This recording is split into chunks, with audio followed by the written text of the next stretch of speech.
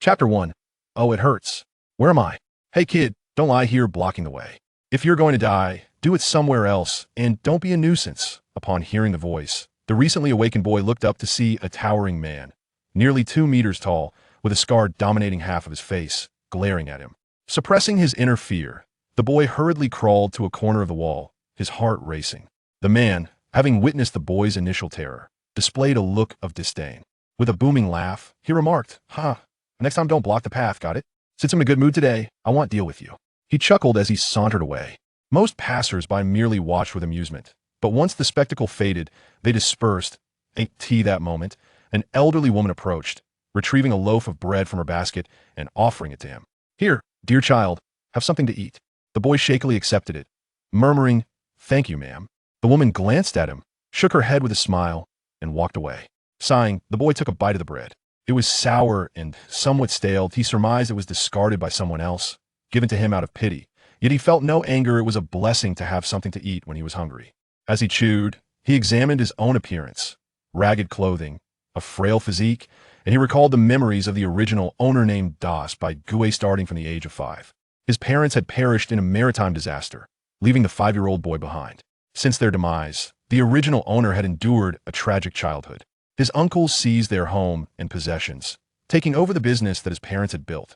The boy was coerced into signing over the property, under the false promise that his uncle would care for him until he grew up and then return it. At such a tender age, oblivious to the deception, he naively inscribed his name, only to find tragedy unfolding a week later. He faced daily beatings and insults, relegated to a status lower than that of servant, forced to wash and clean the house. The uncle's children were merciless, treating him however they pleased, lashing out with fists and words. If his chores were deemed unsatisfactory, he was denied food, sometimes only receiving a meager meal every 2 days, often consisting of discarded leftovers. Eventually, he fled to the streets, scavenging through dumpsters for scraps when hunger struck and seeking a place to sleep when fatigue overwhelmed him. The townsfolk referred to him as the little ghost, and thus he stumbled through life, bewildered, until the age of 12. Today, while wandering the streets, he had succumbed to hunger, collapsing at the feet of that very man. Now he understood why those onlookers had regarded him with such amusement. Was he not merely playing the role of a victim? Surely that man must have wanted to teach him a lesson, chuckling at his misfortune. So, was this the moment when the original owner perished, and he had taken his place?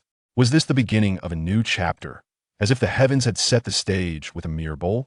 Alas, he realized he didn't even possess a bowl. It was now certain that he had entered a world of pirates, though he remained clueless as to the current year of the maritime calendar. That moment, 2 individuals suddenly rushed past, both of similar age, one with fiery red hair and the other with a crimson nose, hurriedly darting by. Trailing behind them was a person clad in a chef's uniform, cursing as he followed. The white ghost exclaimed, "Goodness, isn't that the Face King and the Conqueror's Hockey King?" So, this is the year 1498 in the sea calendar. As he watched the Face King Shanks and the Conqueror's Hockey King Buggy hastily flee, he realized that this year marked the execution of Roger. He would soon witness the Pirate King Roger himself, and as a devoted fan of the sea, he would also catch a glimpse of Mihawk, Moria, and a youthful Doflamingo.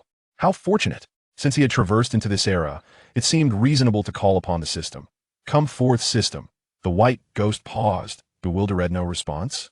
Was his approach incorrect? "Come forth, system daddy, system son, dog system." "Oh dear," he muttered, realizing that starting with nothing but tattered rags left him reliant on thievery for survival. He felt a wave of despair. The white ghost meandered aimlessly, hoping to stumble upon some sustenance, primarily driven by an insatiable hunger that left no room for anger. As he wandered, he spotted an individual increasingly resembling a character from his memories, Monkey D. Dragon. "Goodness, the big shot has arrived," the white ghost exclaimed with delight, rushing up behind Dragon and calling out, "Hey there, handsome, do you have any food to spare?" Dragon turned, puzzled, and regarded the frail boy before him, who stood approximately 1.3 meters tall. Upon noticing the boy's eyes, Dragon suddenly paused. "Do you recognize me?" The white ghost shook his head. "No, sir." Dragon's piercing gaze bore into him. "Yet I see confusion in your eyes. The CP organization? Have they found me so quickly, the defected Navy officer? Well, the world government should not be underestimated." That moment, the white ghost felt a chill. Dragon's gaze seemed to scrutinize him as if he were already a corpse. "Goodness, brother, please don't speak nonsense. I am neither a CP agent nor affiliated with the world government. Just look at my ragged appearance. Could I possibly belong to their ranks? This is terrifying. I must take my leave. Your gaze frightens me. With that, the white ghost turned and fled, realizing that staying could lead to his demise. Only then did he comprehend the harsh reality. This was a world where might dictated authority, where survival hinged upon strength. How had he been so reckless? After running for a while, exhaustion overwhelmed him, and he found a corner to sit down, gasping for breath, his expression gradually settling. The white ghost silently vowed, "By all that is holy, I must endure. Otherwise, I won't last beyond 3 episodes." Unbeknownst to him, Dragon had perched himself atop a nearby wall, observing him intently. Watching the boy mutter to himself, Dragon found the scene amusing. In truth, Dragon had already deduced that such a frail and tattered individual could not possibly belong to any significant faction. Without the need for advanced observation, it was evident that this boy would crumble beneath a mere swipe of his claw. "Hey, kid." With that, he jumped down in front of the white ghost. The white ghost stared at the suddenly appearing Dragon. "Goodness, big brother, you nearly scared me to death." Dragon disregarded the fellow's tone. "Hey, kid, are you hungry? Would you like to come with me? I can offer you some food." "Come with you? To overthrow the world government and challenge the heavens?" The white ghost vigorously shook his head. "No, please, big brother, spare me. I'm terrified." Dragon's lips curled into a smile. "Huh, it seems you recognize me. What an interesting character you are. A person on the brink of starvation would refuse food? And your gaze seems as if you've known me for ages." Dragon inquired, "Could you enlighten me as to why that is?" The white ghost deflated at once. "To be candid, Mr. Dragon, I am not one for grand endeavors. I fear for my life, am timid as a mouse, and lack any great ambitions. Please, let me be." Dragon regarded him for a moment before asking, "Do you wish to grow stronger?" The white ghost nodded vigorously. Dragon replied, "Then come with me." The white ghost shook his head forcefully. "I fear for my life." Dragon looked at him quizzically. "You fear for your life, yet wish to grow stronger?" "Yes." The white ghost nodded earnestly. Dragon chuckled, shaking his head as he tossed a handful of berries to the white ghost and walked away, the faint echo of his voice trailing. What an intriguing little fellow. The white ghost stared blankly at the pile of money before him, bewildered. Money? Enough to fill his stomach? Could it be that surviving great peril brings subsequent fortune? As he picked up the money, ready to rise and buy something to eat, he suddenly felt something lodged against his back. Turning around, he discovered a small notebook, densely filled with writing. "Oh dear, I can barely read, and I can only write my name. What a loss." This must be the cultivation method left by Dragon as he departed. Curse it. With no other option, he decided to tuck it away for later examination. The white ghost made his way to a bakery, purchasing bread to satiate his hunger. After a hearty meal, he exhaled deeply, feeling revitalized. Lying on the ground, gazing at the sky, he pondered what he should do in this world. Become a pirate? Why did that thought arise first? The Navy? Or perhaps follow in Dragon's footsteps and challenge the heavens? Lost in thought, fatigue overcame him. A full stomach often leads to drowsiness, and he dozed off. The next day, he awoke, rubbing his eyes and feeling much refreshed, suddenly recalling how carefree he had been to fall asleep without realizing it. Yet, remembering the original owner of this body also slept soundly for years, he thought little of it. Checking his belongings, he confirmed the money was still there, along with Dragon's notes. He got up, washed his face, and hastily made his way to the street. There he saw a multitude of people, navy, pirates, a diverse array of clothing styles. The white ghost recalled vaguely hearing that today marked the execution date of Pirate King Roger. Observing the throngs heading towards the square, he surmised the event was about to commence. The white ghost followed the throng, eager to witness the denouement of a myth and the ascent of a new era. Road Town. The square was teeming with people. The white ghost had arrived, yet his frail form could not penetrate the gathering. He sought a vantage point to observe, careful not to ascend too high, for he could vaguely discern the white-clad navy standing guard. Perched upon a shelf, he scanned the crowd in hopes of spotting potential future luminaries, but after searching for a considerable time, he found none. While he was preoccupied with his observations, a group of high-ranking naval officers convened in a nearby building. At the head of the table sat the bun-headed Admiral Sengoku, flanked by Vice Admiral Tsuru and Vice Admirals Akainu and Kizu, with a multitude of others present for the meeting. Kizuru remarked, "How alarming. Admiral Sengoku, it seems some significant figures have arrived." Akainu replied curtly, "Regardless of who comes, we shall execute our plans and eliminate them all." Kizu interjected, "We must separate the civilians, otherwise innocent lives will be at stake." With the demeanor of a hardened leader, Akainu retorted, In dire circumstances, we cannot afford to hesitate otherwise. Those accursed pirates will escape and endanger more. Citizens, you fool. Your recklessness will jeopardize countless innocents. Akainu. Kizaru countered vehemently. Are you suggesting we allow the majority of pirates to flee like you would, Kizaru? Akainu shot back, disdain evident in his voice. As their argument escalated, Admiral Sengoku slammed his hand on the table, commanding their attention. Enough. This cacophony is unbecoming. You are vice admirals, not vendors bickering on the street. Kizaru and Akainu exchanged glances, then fell silent, each taking their seats without another word. Sengoku, weary, rubbed his temples as their ranks increased, their divisions deepened, subtly forming two factions. Vice Admiral Tsuru spoke up. Let us discuss the execution of Roger and how to address the incoming pirates thereafter. Akainu suggested, I propose we blockade the sea routes and surround them, ensuring not a single one escapes. Kizaru countered, I recommend dispersing the civilians and targeting the pirates once they are at sea. How frightening, Kizaru remarked. The sound of crunching snacks interrupted the meeting, causing Sengoku's brow to furrow in irritation. Carp, could you refrain from eating during such a serious discussion? He scolded. Come now, Sengoku. There's no need for such gravity. My fists do the thinking for me. Ha ha ha, replied Vice Admiral Monkey D. Garp, as he continued munching on his rice crackers. Damn you, Carp, Sengoku thought, resigned to the antics of the old rascal, for this had been his behavior for as long as anyone could remember. The meeting resumed, with the naval officers discussing various strategies, treating Garp as if he were merely a I in the streets. As the throngs of people increased, the White Ghost glanced at the time, feeling a sense of calm as he observed the various factions. Gradually, the sky darkened and the wind ceased, creating an atmosphere as if the heavens were awaiting the arrival of a significant figure. Suddenly, an eerie silence enveloped the crowd, where even the sound of a pin dropping could be heard at the square's entrance, as the escorting personnel led Roger's arrival. Nearly everyone silently parted to create a path leading straight to the execution platform. The White Ghost fixated on the Pirate King, Roger, scrutinizing him closely. With his jet black hair and imposing stature, an aura of intimidation radiated from him, instilling fear within the White Ghost.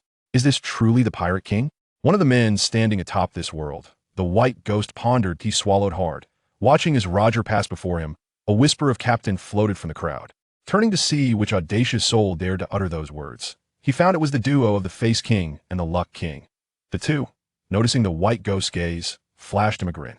Yet, witnessing their smiles, reminiscent of those mourning a deceased father, the White Ghost silently turned his attention back to Roger, who was gradually ascending the execution platform. A.S. Roger sat upon the platform, a mysterious smile gracing his face. The White Ghost understood that the climax was imminent. The dawn of the grand age of pirates was about to commence. All factions were fixated on the man upon the execution platform. Some swallowed hard, others laughed maniacally, some remained silent, while others wept.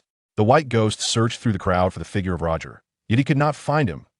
He began to suspect that the individual might be an impersonation of Carp, for he bore an uncanny resemblance, which would clarify the confusion for the fans back in their homeland.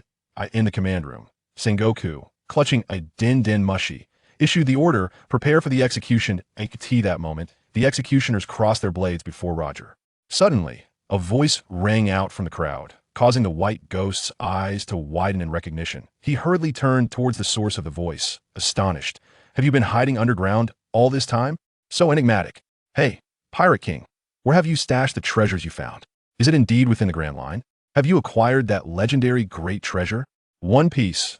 Everyone was startled by the sudden exclamation, their mouths agape as they stared at the speaker that on the execution platform. Roger erupted into laughter. Ha ha ha, my treasure. The executioners quickly directed their swords towards Roger, admonishing him, do not speak without permission. Sengoku's expression shifted dramatically as he immediately ordered, proceed with the execution. If you desire it, I shall grant you all of it. The two executioners lunged at Roger with their blades. Go seek it, I have hidden all my treasures there. In that instant, the weapons pierced Roger's body, and a profound silence fell over the scene. The crowd erupted in chaos. The great treasure is mine. Ha ha. Pirate King, I have arrived. The White Ghost remained an observer amidst the turmoil. Silent, he watched as some individuals laughed heartily and departed.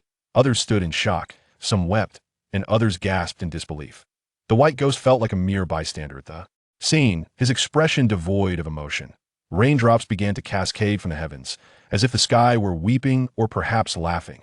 The white ghost found himself at a loss regarding his own emotions. He turned to gaze upon the lifeless body of Roger, who had departed with a smile. What a remarkable pirate king he was, orchestrating such an elaborate scheme. Did he trade his final breath for the dawn of an era? Should he be regarded as a hero, or the greatest villain of all? A flash of lightning traversed the sky, illuminating the entire square. In that moment, he beheld figures of youthful prominence he had not noticed before. Nightmare Moria, the clown Don Quixote da Flamingo, the swordsman Dracula Mihawk, the Yonko Shanks, Buggy. Master, let us proceed with the test. I yearn to experience it, Tang San implored. Observing this, Su Yuntao reluctantly retrieved the crystal ball for Tang San to test, as there was nothing to lose. However, upon grasping the crystal ball, it emitted a dazzling radiance. Innate full soul power. Remarkably, it was indeed innate full soul power. Though regrettably, it manifested as the blue silver grass, a rather lackluster martial spirit. Evidently, after so many years in this profession, Su Yuntao had never encountered anyone with innate full soul power. Wow, little San, does this mean you can become a soul master? Tang Yu expressed her delight. Is that so, Master Su Yuntao? Tang San gazed at Su Yuntao with hopeful anticipation. Theoretically, yes. However, I have yet to witness any battle prowess from the blue silver grass. Su Yuntao conceded that Tang San could indeed become a soul master. Next in line was Tang Yu, who stepped into the center of the formation. I wonder what martial spirit I will possess, she mused. Soon, a force unlike any magical energy entered Tang Yu's body, seemingly searching for something, only to be swiftly drawn into her unique space by another force. Outside. As the formation radiated its brilliance, a battle spear materialized before Tang Yu. I have awakened once more. A resounding and clear voice emanated from the spear. What kind of martial spirit is this that can speak? Su Yuntao was taken aback. In his extensive experience, he had never encountered a talking martial spirit. Perhaps we should first test the martial spirit. Tang Yu redirected Su Yuntao's attention. Yes, let us first assess the soul power, Su Yuntao replied. Handing the crystal ball to Tang Yu. Grasping the crystal ball, Tang Yu felt a pull drawing the energy within her. However, she realized she possessed no soul power. A wave of urgency washed over her, yet she quickly devised a solution, channeling her magical energy to mimic the soul power that had just entered her. Due to the haste of her transformation, the crystal ball's luminosity was considerably dimmer than that of Tang San's earlier reading. It is level 5 soul power. And the martial spirit is indeed a battle spear. A promising future lies ahead. Su Yuntao appeared quite satisfied with this outcome. Although the soul power was only level 5 and did not rival Tang San's innate full soul power, the martial spirit was commendable. Thus, the awakening of the martial spirits concluded, and Su Yuntao escorted the children out of the awakening chamber. Upon seeing Su Yuntao emerge, village chief Jack hurried over. Master Su Yuntao, what were the results? Are there any little ones with the potential to become soul masters? The testing results were quite favorable. 2 individuals possess the potential to become soul masters, one of whom has innate full soul power, albeit with a less impressive martial spirit. Su Yuntao expressed his satisfaction with the results. Who are those 2 children? Village Chief Jack inquired with curiosity. They're the siblings, Tang San and Tang Yu. With Tang San possessing innate full soul power, though regrettably, his martial spirit is the blue silver grass.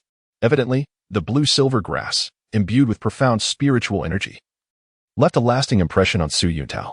They are indeed exceptional talents. However, it is regrettable that our village has but 1 quota for a work-study student. What shall we do? The thought of this limitation caused Chief Jack's brow to furrow in concern. This is simple. None of the recent village leaders have produced promising candidates. I will notify the authorities and transfer the quota to you. Su Yuntao, wishing not to let talent go to waste, agreed to this allocation.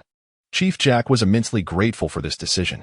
Soon, the parents of the less gifted children began to take them home one by one, and ultimately, Chief Jack returned to the blacksmith shop with Tang Yu and Tang San. At that moment, Tang Hao had already risen and was moving firewood from the woodshed into the house. Tang Hao, good news. Your family has produced 2 little geniuses. I have taken the liberty of assigning our village's recently acquired work-study student quota to these 2 youngsters. Chief Jack was evidently pleased that the village had produced 2 soul masters, and his demeanor towards Tang Hao improved considerably. This is unacceptable. If they go to the academy, who will cook for me? What Chief Jack did not anticipate was Tang Hao's outright refusal, which greatly angered him. Your life is already ruined. How can you also jeopardize your children's futures? With 3 months until the start of school, I am giving you an opportunity to reconsider. I shall return in 3 months. With that, Chief Jack stormed off in frustration. Chapter 4. A new chapter: preparations before school after Chief Jack's departure. Tang Hao led Tang Yu and Tang San back inside. Show me your martial spirits. Tang Hao sat heavily on a stool, his tone imbued with a sense of despair. Tang San stepped forward to reveal his blue-silver grass martial spirit. As Tang Hao gazed upon the blue-silver grass, his eyes reflected both disappointment and a sense of resignation, accompanied by a deep nostalgia. Father, I have another martial spirit. At this moment, Tang San spoke again, uttering words that astonished Tang Hao. He extended his other hand, and there materialized the Haotian hammer. Tang Hao's gaze fell upon the small hammer, igniting a glimmer of hope within him. However, Tang San's spiritual energy was beginning to wane. Little San, remember, you must protect this blue-silver grass with that hammer. Furthermore, you must promise me that unless absolutely necessary, you shall never reveal this hammer martial spirit. At this moment, Tang Hao's eyes were sharp and resolute. Tang San sensed his father's seriousness and nodded earnestly. Having assessed Tang San's martial spirit, it was now Tang Yu's turn. Father. Mine doesn't seem to be a martial spirit. Tang Yu spoke hesitantly, struggling to articulate her thoughts. At that moment, I sensed a surge of spiritual energy being absorbed by my weapon, and then it manifested. Master Su Yuntao regarded it as my martial spirit.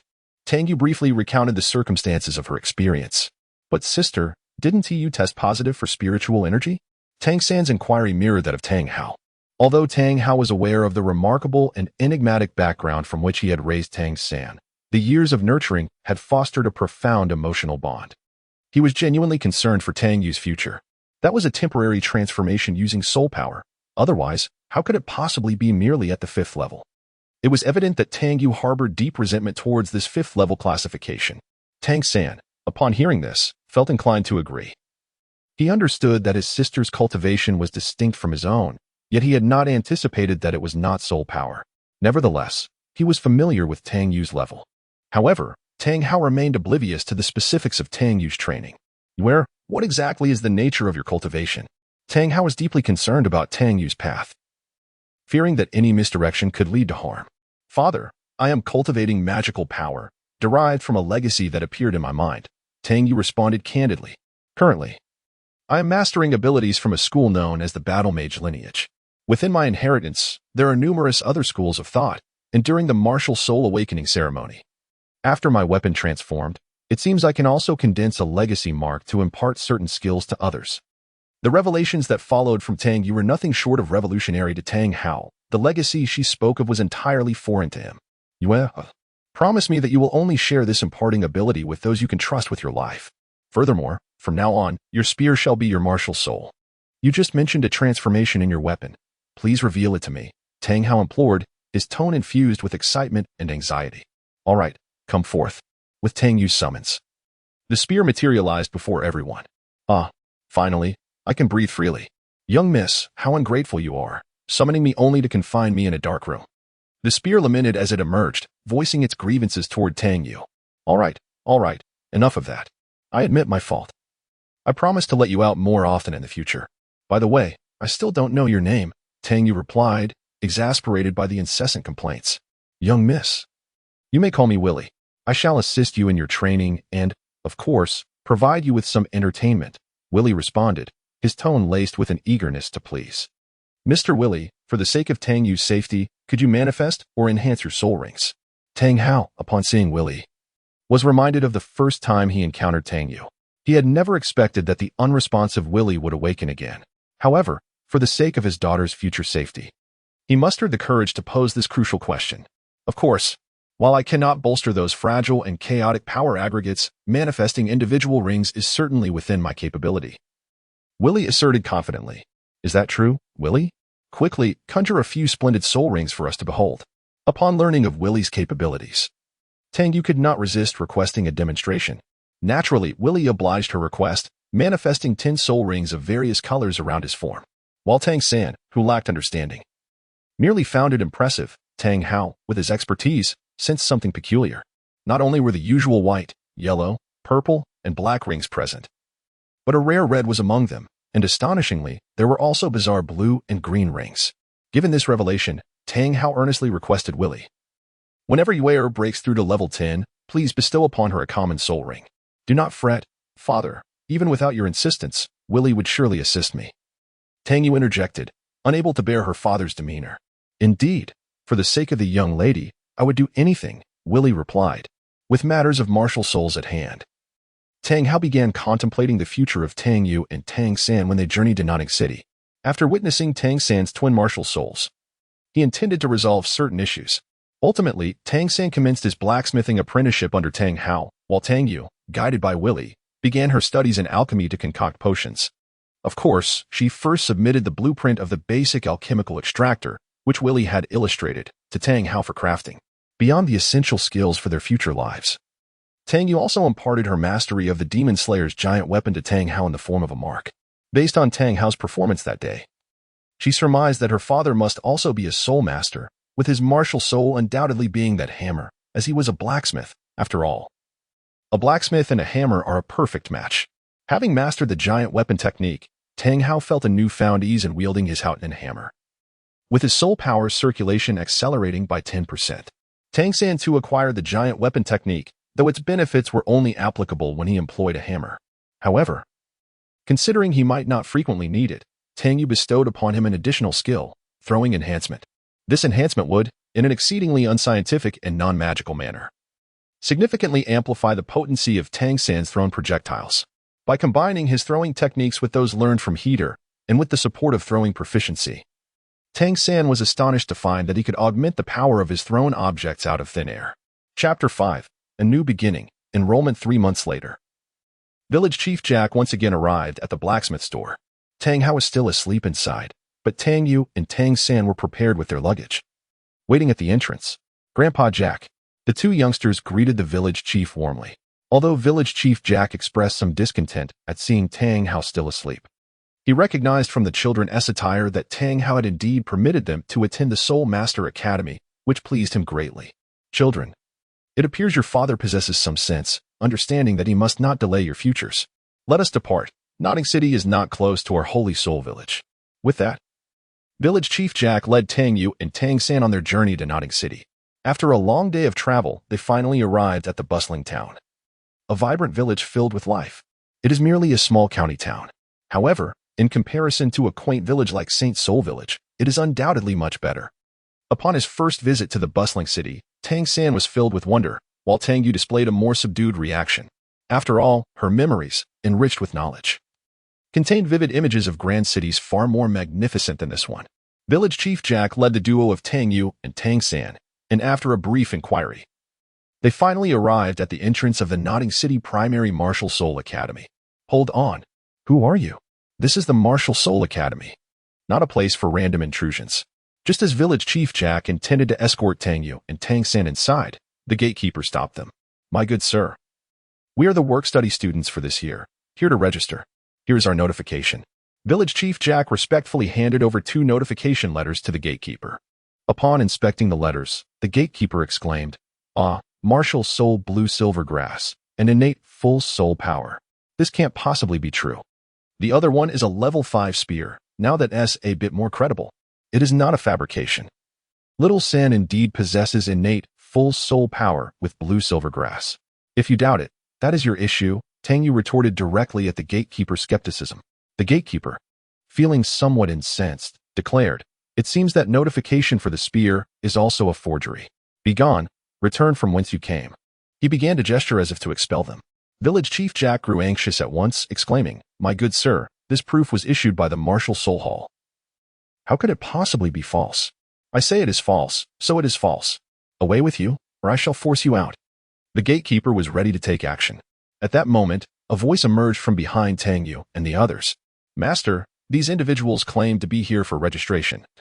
But I suspect their proof is forged," the gatekeeper stammered. "Not forged at all."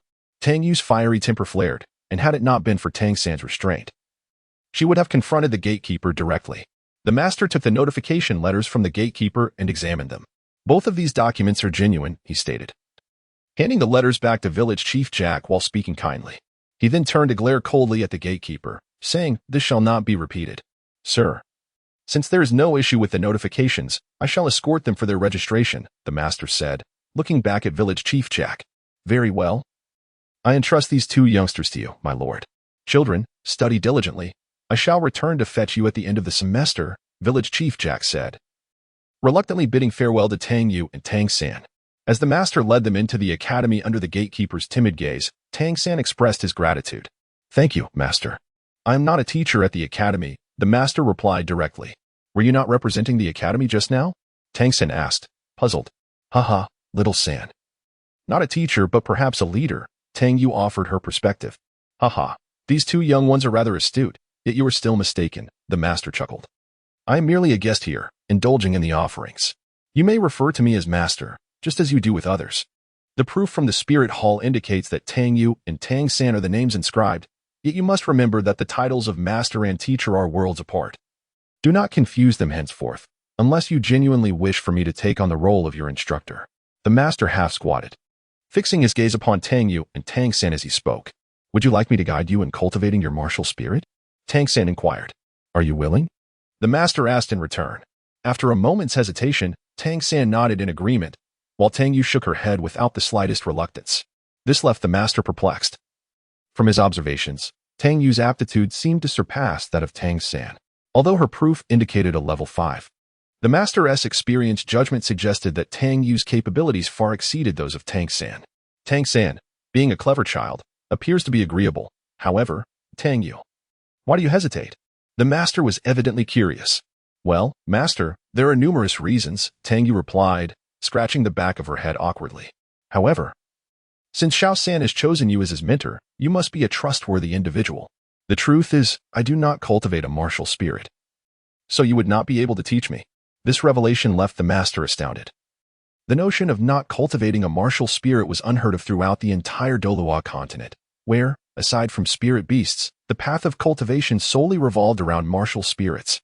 Such an unconventional method of cultivation was indeed shocking, far more astonishing than a direct breakthrough to title Douluo. If that is the case, I truly cannot instruct you. But since you are Xiao San's sister and I am his teacher, you may seek my assistance whenever necessary, the master conceded, his gaze filled with hopeful anticipation, albeit with a hint of reluctance. Xiao San must also strive diligently, for you are the third individual in a century to possess twin martial spirits, he added. Upon hearing this, Tang Yu expressed her astonishment, while Tang San grew increasingly anxious, clutching the first piece of security he had forged at home. Are you curious as to how I know about your twin martial spirits? The master turned to face Tang San, producing the proof in his hand.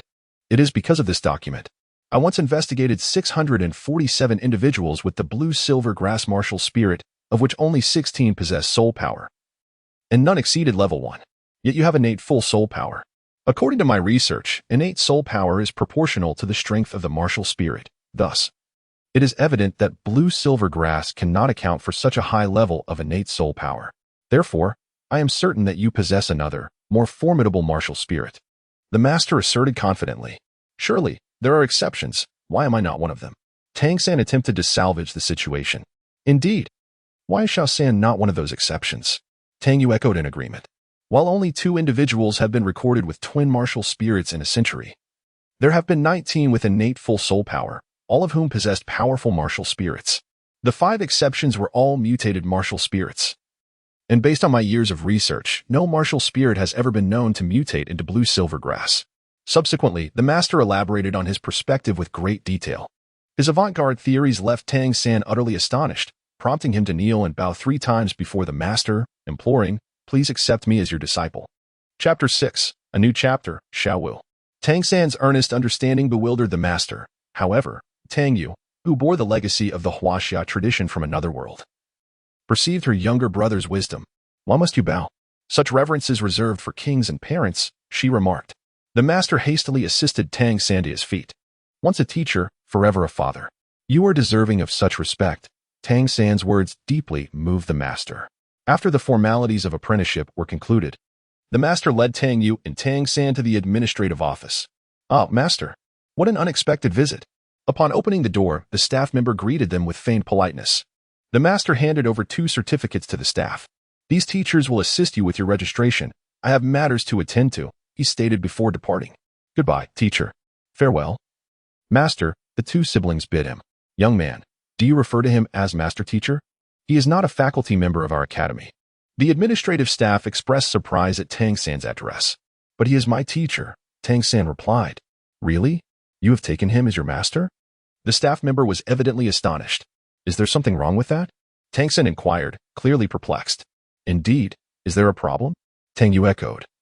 Although she knew the master could not formally instruct her, she still held a deep respect for his extensive knowledge. No, I simply did not expect the master to take on disciples. The staff member responded with a hint of resignation, passing the task to a colleague before stepping away. The other staff member, retrieving the acceptance letters, addressed them. So, you are Tang Yu and Tang San? As faculty, I must remind you that choosing a master is not a trivial matter. We are aware of that, they replied in unison. In that case, here is your uniform, provided free of charge by the school. You are a work-study student residing in Dormitory 7. After this, he dismissed them without further engagement. Once they exited, the laughter of the two staff members, laced with disdain for the master, echoed behind them. Tang San clenched his fists tightly upon hearing this. Xiao San, do not be angered. The ignorance of the uninformed should not be your source of frustration, lest you succumb to daily vexation, Tang Yu consoled, patting his shoulder. After inquiring further, Tang Yu and Tang San arrived at their dormitory, number 7. Upon opening the door, they were met by a youth who leaped into the air, launching a powerful punch towards them. In an instant, Tang Yu reacted, executing a graceful falling flower palm to meet the attack, channeling her magical energy into her palms. She deflected the assault while simultaneously sending the youth flying with a formidable strike. Her instinctive combo allowed her to swiftly follow up with the dragon tooth strike, driving forcefully into the youth's abdomen while he was suspended in midair. The youth was propelled backward with remarkable speed, landing stiffly on the ground. Ouch, that was too harsh. It hurts terribly. With the assistance of his classmates, the young man slowly rose, letting out cries of agony. What on earth is happening? Tang San, witnessing the ambush on the two of them, was evidently incensed. This is the rule of our dormitory. Newcomers must face the former leader in a challenge. If victorious, they shall assume the mantle of leadership.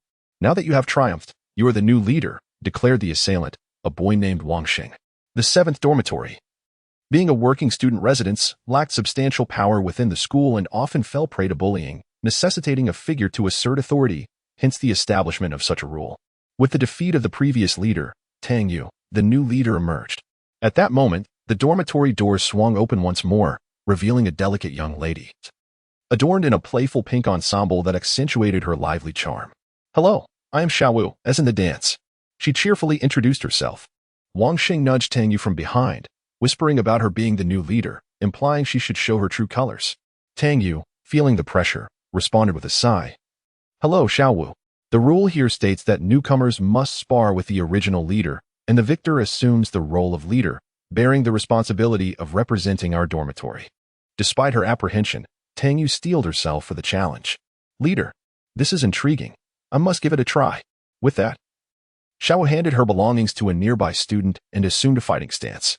Not to be outdone, Tang Yu mirrored her pose. In an instant, Xiaowu charged forward, aiming to employ grappling techniques against Tang Yu. However, having reached level 18, Tang Yu had already mastered the Nyowu combat style. Activating her falling flower palm with a faint golden aura enveloping her berserker state.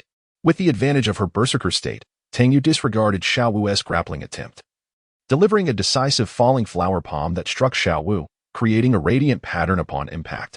Without hesitation, Tang Yu unleashed a subsequent attack, seamlessly transitioning into Heavenly Strike and Dragon Tooth. The failure of Xiaowu's grappling maneuver exposed her vulnerability, leaving her open to Tang Yu's follow-up strikes. The combination of Heavenly Strike and Dragon Tooth generated yet another radiant pattern as they connected. Ultimately, Tang Yu executed a final move, the circular dance staff, sending Xiaowu crashing to the ground. Xiaowu lay there momentarily dazed, but soon regained her composure, her eyes glistening with unshed tears, struggling to suppress her emotions. Observing this, Tang Yu felt a pang of guilt. Please don't cry. This is merely a spar. She stammered, flustered, and at a loss. I'm not crying, Xiaowu retorted, clearly upset. After an extensive effort, Tang Yu finally retrieved a magical crystal from her belongings to soothe Xiaowu. Once everything settled, staff members arrived to deliver 2 bedsheets. Yet, Xiaowu remained troubled, sensing that further chaos was imminent. Ultimately, Tang Yu agreed to share a bed with Xiaowu, thus facilitating an introduction among them. The following day, Tang Yu and Tang San proceeded to meet their master. Xiao San, as a soul master with innate full soul power. You must hunt soul beasts to acquire soul rings if you wish to continue your training. Prepare today, for tomorrow I shall guide you in the hunt. Upon hearing the master's intention to take Tang San alone, Tang Yu's displeasure surfaced. This is absurd. Hunting soul beasts is exceedingly perilous. Protecting Xiao San is already the limit of my abilities. Adding you into the mix may overwhelm me, leading to danger. The master unequivocally rejected Tang Yu's request. Please. I am quite formidable. I am already at level 18, with combat prowess nearing level 20, capable of defending myself. Tang Yu sought to plead her case further. What? Level 18? How old are you this year? Xiao San, is this true? The master was astounded by Tang Yu's level of achievement. Indeed. My sister has indeed reached level 18, Tang San confirmed, though he remained unaware of the distinctions between Tang Yu's level and that of an ordinary soul master. As did the master. Nevertheless, Tang Yu was granted the opportunity to join in the hunt for soul beasts the next day. Chapter 7. A new chapter, the soul hunting forest at dawn the next day. Tang Yu accompanied a weary Tang San to the master's office. Upon entering, the master immediately noticed Tang San's lackluster demeanor and inquired, Xiao San, what troubles you? Master, after spending the night playing outside with Xiao Wu, when I finally went to bed, they had yet to return. It is only natural for him to appear this way, Tang Yu remarked with irritation directed at Tang San. Tang San, at a loss for words, recognized that his predicament was indeed of his own making. Oh well, let us set off. I will brief you on the precautions during our journey, the master said, ushering Tang Yu and Tang San into the carriage as they departed for the soul-hunting forest beyond the city. To break through their limitations, soul masters must acquire soul rings, which vary according to the age of the soul beasts. A 10-year-old soul beast yields a white 10-year soul ring. A 100-year beast produces a yellow 100-year soul ring. A 1,000-year beast generates a purple 1,000-year soul ring. A 10,000-year beast results in a black 10,000 soul ring. And the nearly mythical 100,000-year soul beast produces a red 100,000 soul ring. The master provided Tang San with a detailed explanation of these distinctions. As for Tang Yu, she was unconcerned with the nuances of soul rings since she did not cultivate a martial soul in the traditional sense. However, all this was to be learned by Willie. Summoned by Tang Yu. Master, could you elaborate on the optimal soul rings for each level? Willie inquired. For it was his task to assist Tang Yu in selecting the finest soul rings for disguise. The best combinations of soul rings, you say. The master, mid-sentence, suddenly realized that it was Tang Yu's weapon, the spear, that had spoken. Goodness, I have never encountered a talking martial soul before. Wait, this does not seem like a martial soul at all. In summary, it is truly marvelous. This is the moon, and regarding Willie's existence, the master finds it utterly incomprehensible. Master, this is my companion, Willie. He functions akin to a martial spirit, and I can bestow upon others unique abilities through Willie, which you may interpret as soul skills. Tang Yu elucidated, simultaneously clarifying Willie's capability to simulate soul rings. This revelation led the master to abandon his previous considerations on how to conceal Tang Yu's extraordinary inheritance. With an understanding of Willie established, the master continued his explanation. According to my research, the upper limit for a soul master's first soul ring is 423 years. Exceeding this threshold poses a significant threat to the soul master. The second soul ring has a limit of 764 years.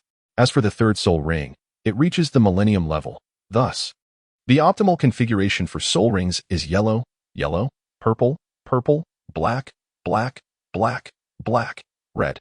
Ah, I see. Therefore, the young lady's first ring is yellow, he concluded.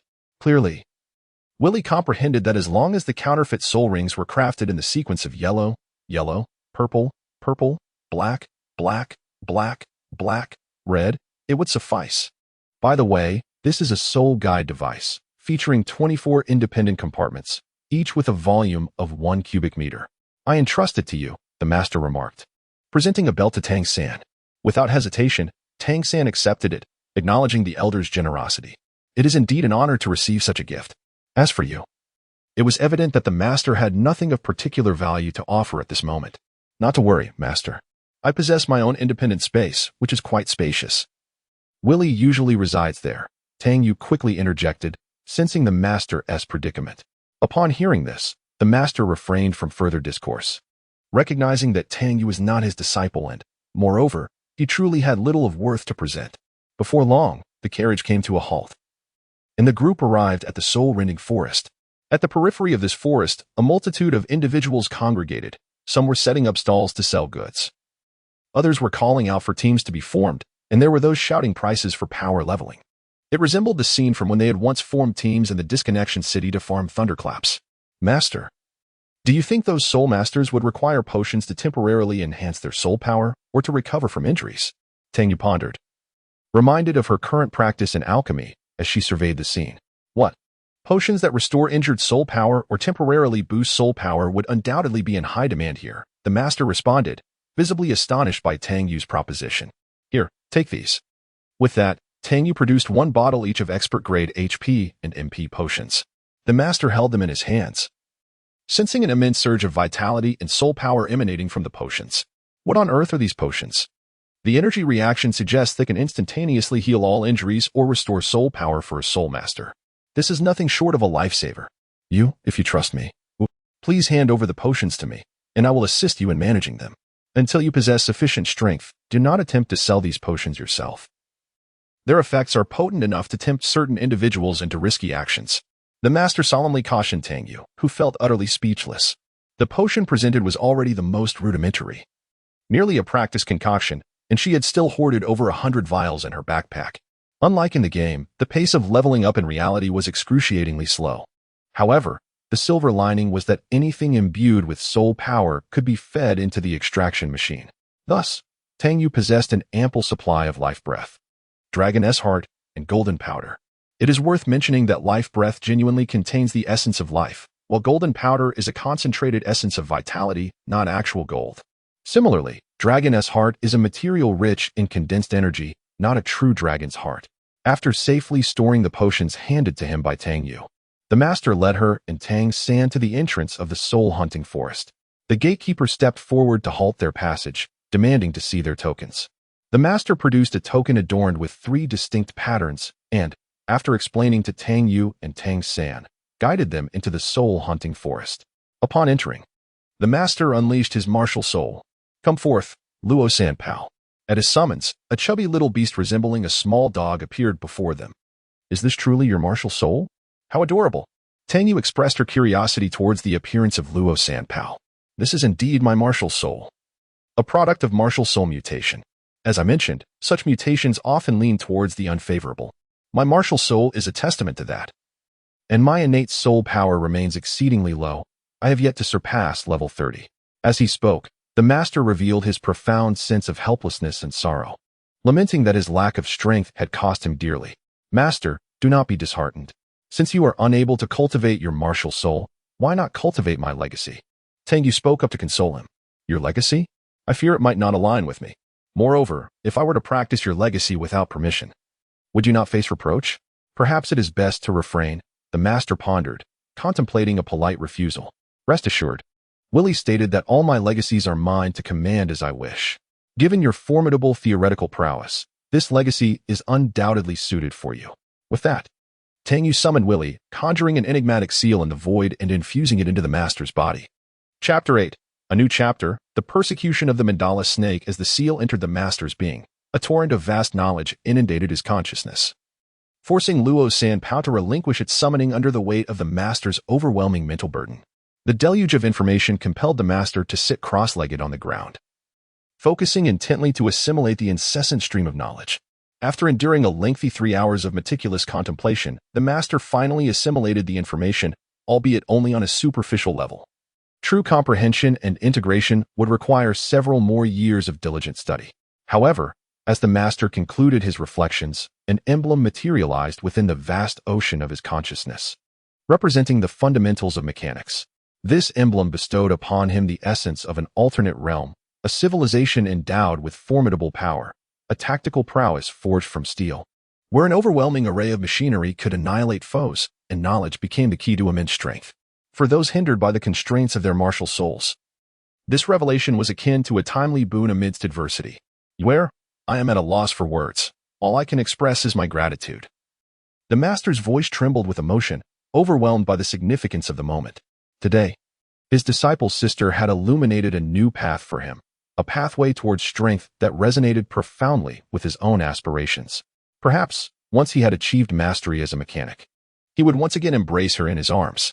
Master, you are my brother's teacher, which makes us kin. Is there any need for gratitude when aiding one's own? Tang Yu's words deeply stirred the master once more, reinforcing his conviction that taking Tang San as his apprentice was the most righteous decision of his life.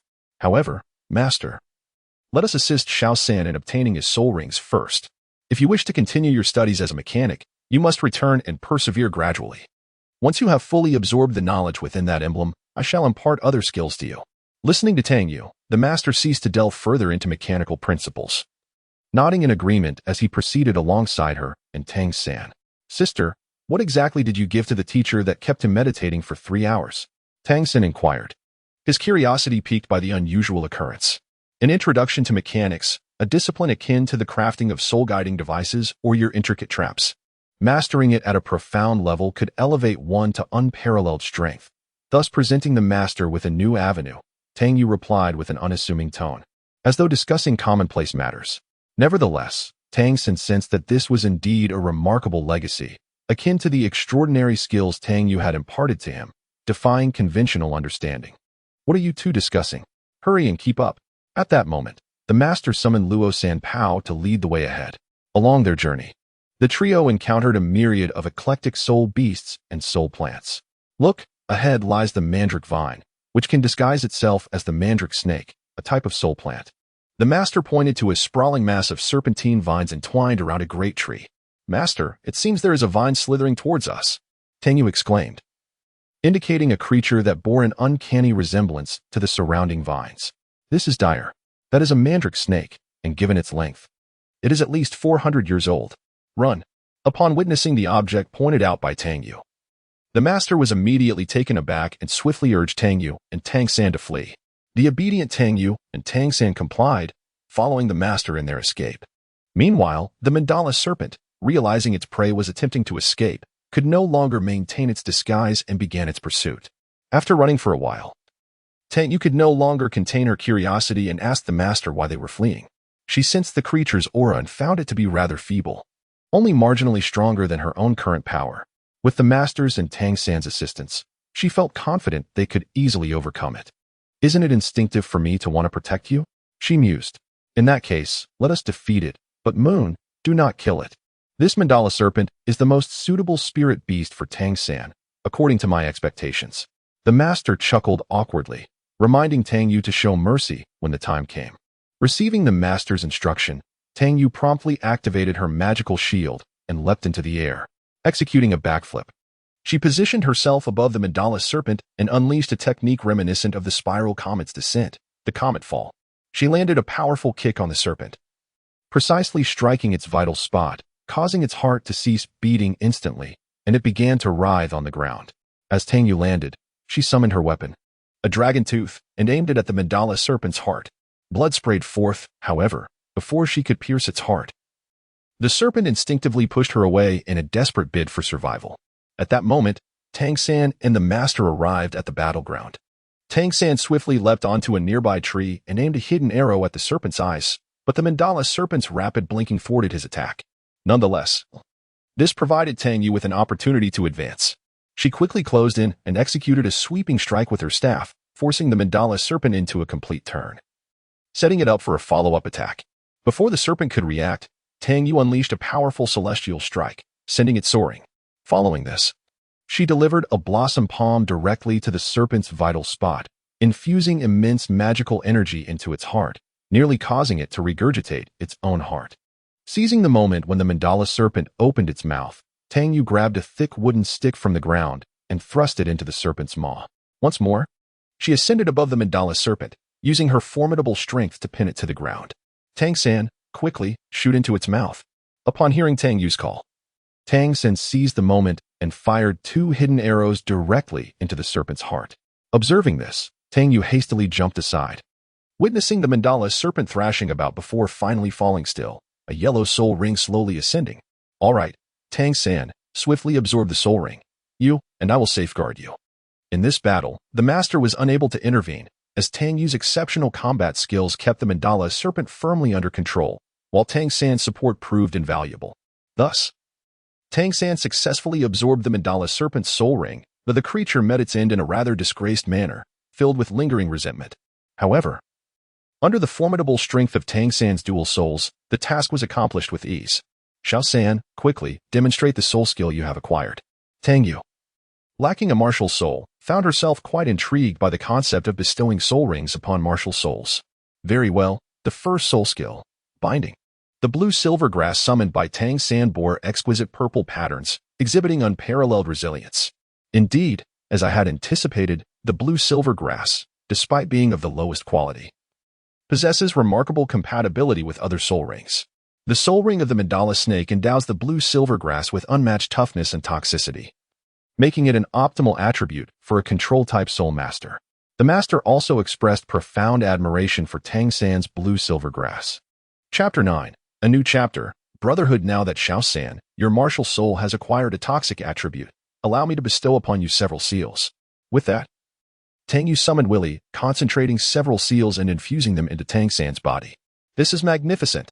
It suits me perfectly, thank you, sister. Tang San felt an overwhelming joy as he experienced the new abilities granted by Tang Yu. The seals bestowed upon Tang San included mastery of toxic attacks, a reserve pocket, and automatic replenishment. The mastery of toxic attacks significantly enhanced the potency of his toxins, providing a substantial, albeit straightforward, increase, while also greatly augmenting Tang San's resistance to toxins. Subsequently, the auxiliary pocket inexplicably grants Tang San's hidden weapons the ability to randomly receive enhancements for their throwing capabilities, with an exceedingly high probability. The automatic reloading mechanism allows all of Tang San's missed projectiles to be effortlessly retrieved into his pocket, a notion that seems utterly absurd. With Tang San's soul ring successfully acquired, the trio planned to return to the Soul Master Academy. It is worth mentioning that following the battle with the mandala snake, Tang Yu amassed a considerable amount of experience, reaching level 19, and it is anticipated that he will attain level 20 before the semester concludes. Upon their return to the academy, the master accompanied Tang San and Tang Yu to register as soul masters. Notably, the overseer of the Spirit Hall expressed astonishment at Tang Yu's acquisition of a soul ring, although the early stages of cultivation tend to progress swiftly. After completing the registration and receiving their remuneration, Tang Yu returned to the academy, presenting the master with a dozen expert-level potions.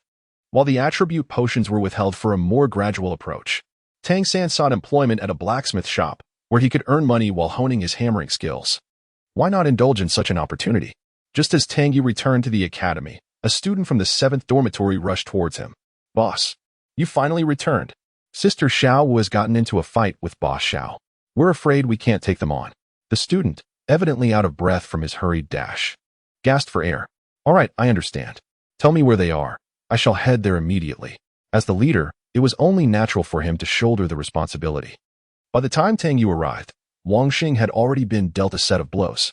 Ah, Sister Yu, you must help me. They are bullying me.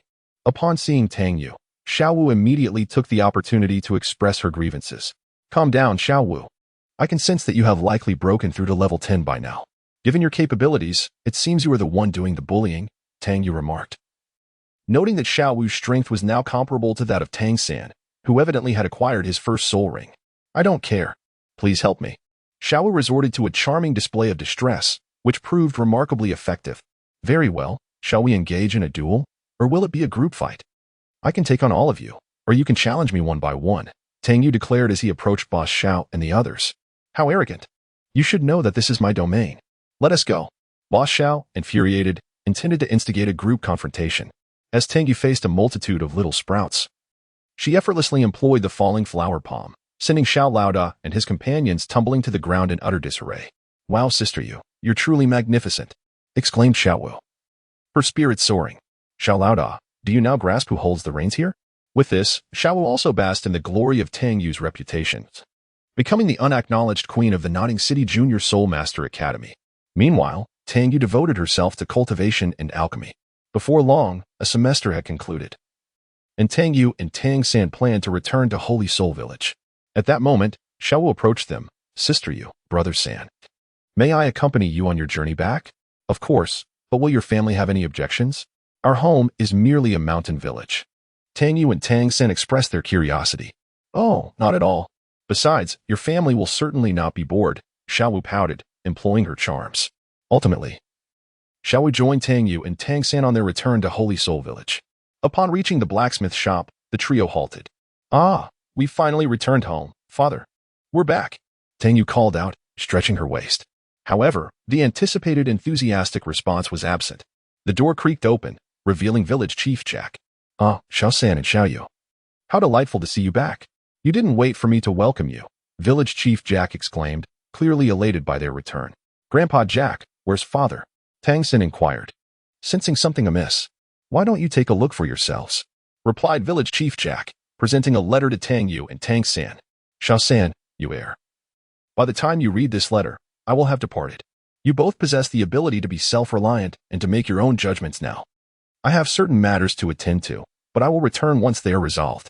Focus on your cultivation and strive to become powerful, determining your own destinies. Do not worry, Tang Hao.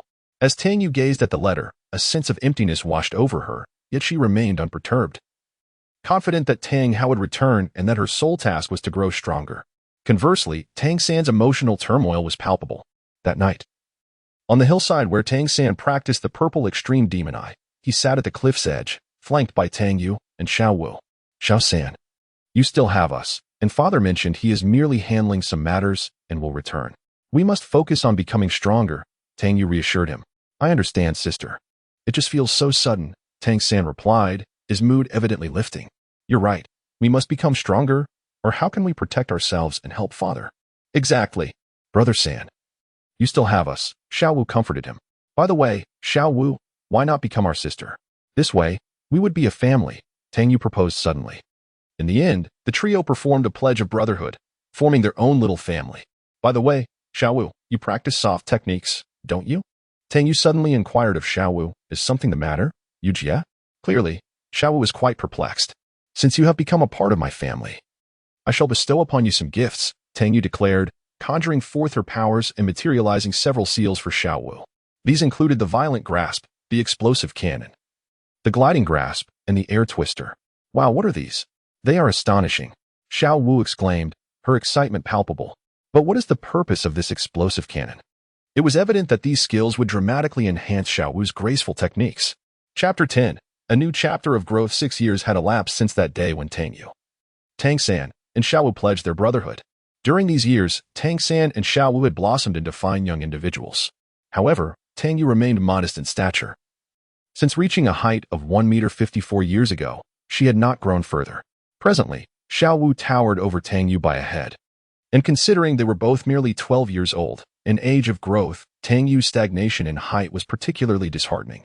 As a result of her diminutive stature, passers-by often assumed Tang Yu was the younger sister, while Tang San and Xiao Wu were regarded as the elder siblings, which left Tang Yu feeling quite vexed. Nevertheless, aside from her height, their strength had seen considerable advancement. Tang San had broken through to level 20 several years prior and had now ascended to level 29. While Xiao Wu similarly reached the same level, Tang Yu had astonishingly reached the remarkable level of 36.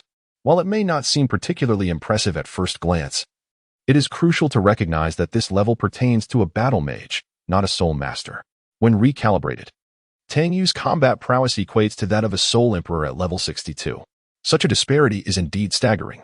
This is primarily due to Tang Yu's power being derived from the degradation of magical energy, which fundamentally suppresses lower-tier forces such as soul power and magical energy by approximately 10 levels. Consequently, Tang Yu's tangible strength is roughly at the realm of a Soul King. When fully unleashed, she can achieve combat capabilities equivalent to a Soul Emperor for 30 seconds, a revelation that thoroughly astonished Master and Tang San among others. Xiao-san, when will we arrive? At this moment, Tang Yu and her companions were en route to Soto City in the Barak Kingdom. Sis, we're almost there. Besides, we're the ones walking, while you're flying on Willy, Tang San retorted, exasperatedly gazing at Tang Yu. Indeed, Tang Yu was perched sideways on Willy, who had taken on a broom-like form. Ever since she discovered that Willy could levitate in this form, she had opted to fly rather than walk on long journeys. This was chiefly because, after Tang San and Xiao Wu surpassed Tang Yu in height, she often found herself inadvertently lagging behind, feeling a pang of frustration at her shorter stature. Moon Sister, you're flying on Willy while I'm still walking. I haven't complained about being tired. Xiao Wu chimed in. You have even less right to complain. How much longer do you intend to stay on Xiao San's back, Xiao Wu? Tang Yu bluntly pointed out a more accurate reality. Soon, amidst their playful banter, the grand gates of Soto City, which dwarfed those of Notting City, came into view. Wow, what an enormous city gate! Xiaowu exclaimed excitedly. Indeed, in comparison, Notting City feels like a small village. Soto City is clearly a prosperous place, teeming with affluent individuals. Tangyu mused, her interest piqued by the prospect of encountering more wealthy patrons in Notting City due to the exorbitant prices of her potions. The purchasing power was severely lacking, resulting in a significant decrease in her earnings, most of which had been allocated to fund Tang San's forging and Master S mechanical research. All right, let us find an inn to rest for the night. Tomorrow marks the day of admissions, Tang San suggested, redirecting their thoughts. Upon entering Soto City, they were greeted by bustling streets lined with an array of charming shops. Xiaowu immediately set her sights on an inn adorned with roses. Their brother. Can we stay there? She pointed excitedly at the establishment. Tang San glanced at it, realizing it was a couple's hotel. Though he was unaware of the implications, he instinctively felt something was amiss. Nevertheless, he was drawn inside by Xiaowu's enthusiasm. Tangyu was indifferent, as long as there was a place to stay. She was content. Once inside, Tang San and Xiaowu approached the counter attendant to request a room. Is it just the two of you? The attendant politely inquired. There are 3 of us. Due to her height, Tangyu found herself obscured by the counter, prompting her to rise on her toes and yell in frustration. Oh, my apologies. The attendant quickly apologized and was about to hand the key to Tang San. Hold on, that room is reserved for me. A tall, golden-haired man entered, flanked by 2 young women. He approached the counter and addressed the attendant. You must be new here. Fetch your manager. Excuse me, sir, but it seems we arrived first. Tang San interjected, unable to restrain himself from reasoning. What do you intend to do about it? The golden-haired youth, Dai Mubai, retorted with a flippant tone. At this, Xiaowu's temper flared. How dare you speak to us like that? Get lost. Very well, if you dare to speak to me in such a manner. I suppose you are soul masters too. Come at me, all of you. I will grant you the opportunity to make me leave, Dai Mubai declared confidently, his bravado palpable. How dare you speak to my younger siblings like that? Today, I shall teach you a lesson. Tang Yu's voice rose from below. Dai Mubai initially looked around, unable to locate the source of the voice, only to discover an irate little girl glaring up at him. This guy is doomed. Sister Yu despises anyone who mocks her height, Xiaowu remarked gleefully. I hope he doesn't get hurt. Tang San sighed, feeling helpless. The last one who provoked Tang Yu was a soul beast that ultimately chose to end its own life after being defeated. How dare you look down on me, Willy? Tang Yu commanded, summoning Willy in an instant, with 2 yellow and 1 purple soul rings appearing. Dai Mubai was taken aback. How could someone so young have reached level 30?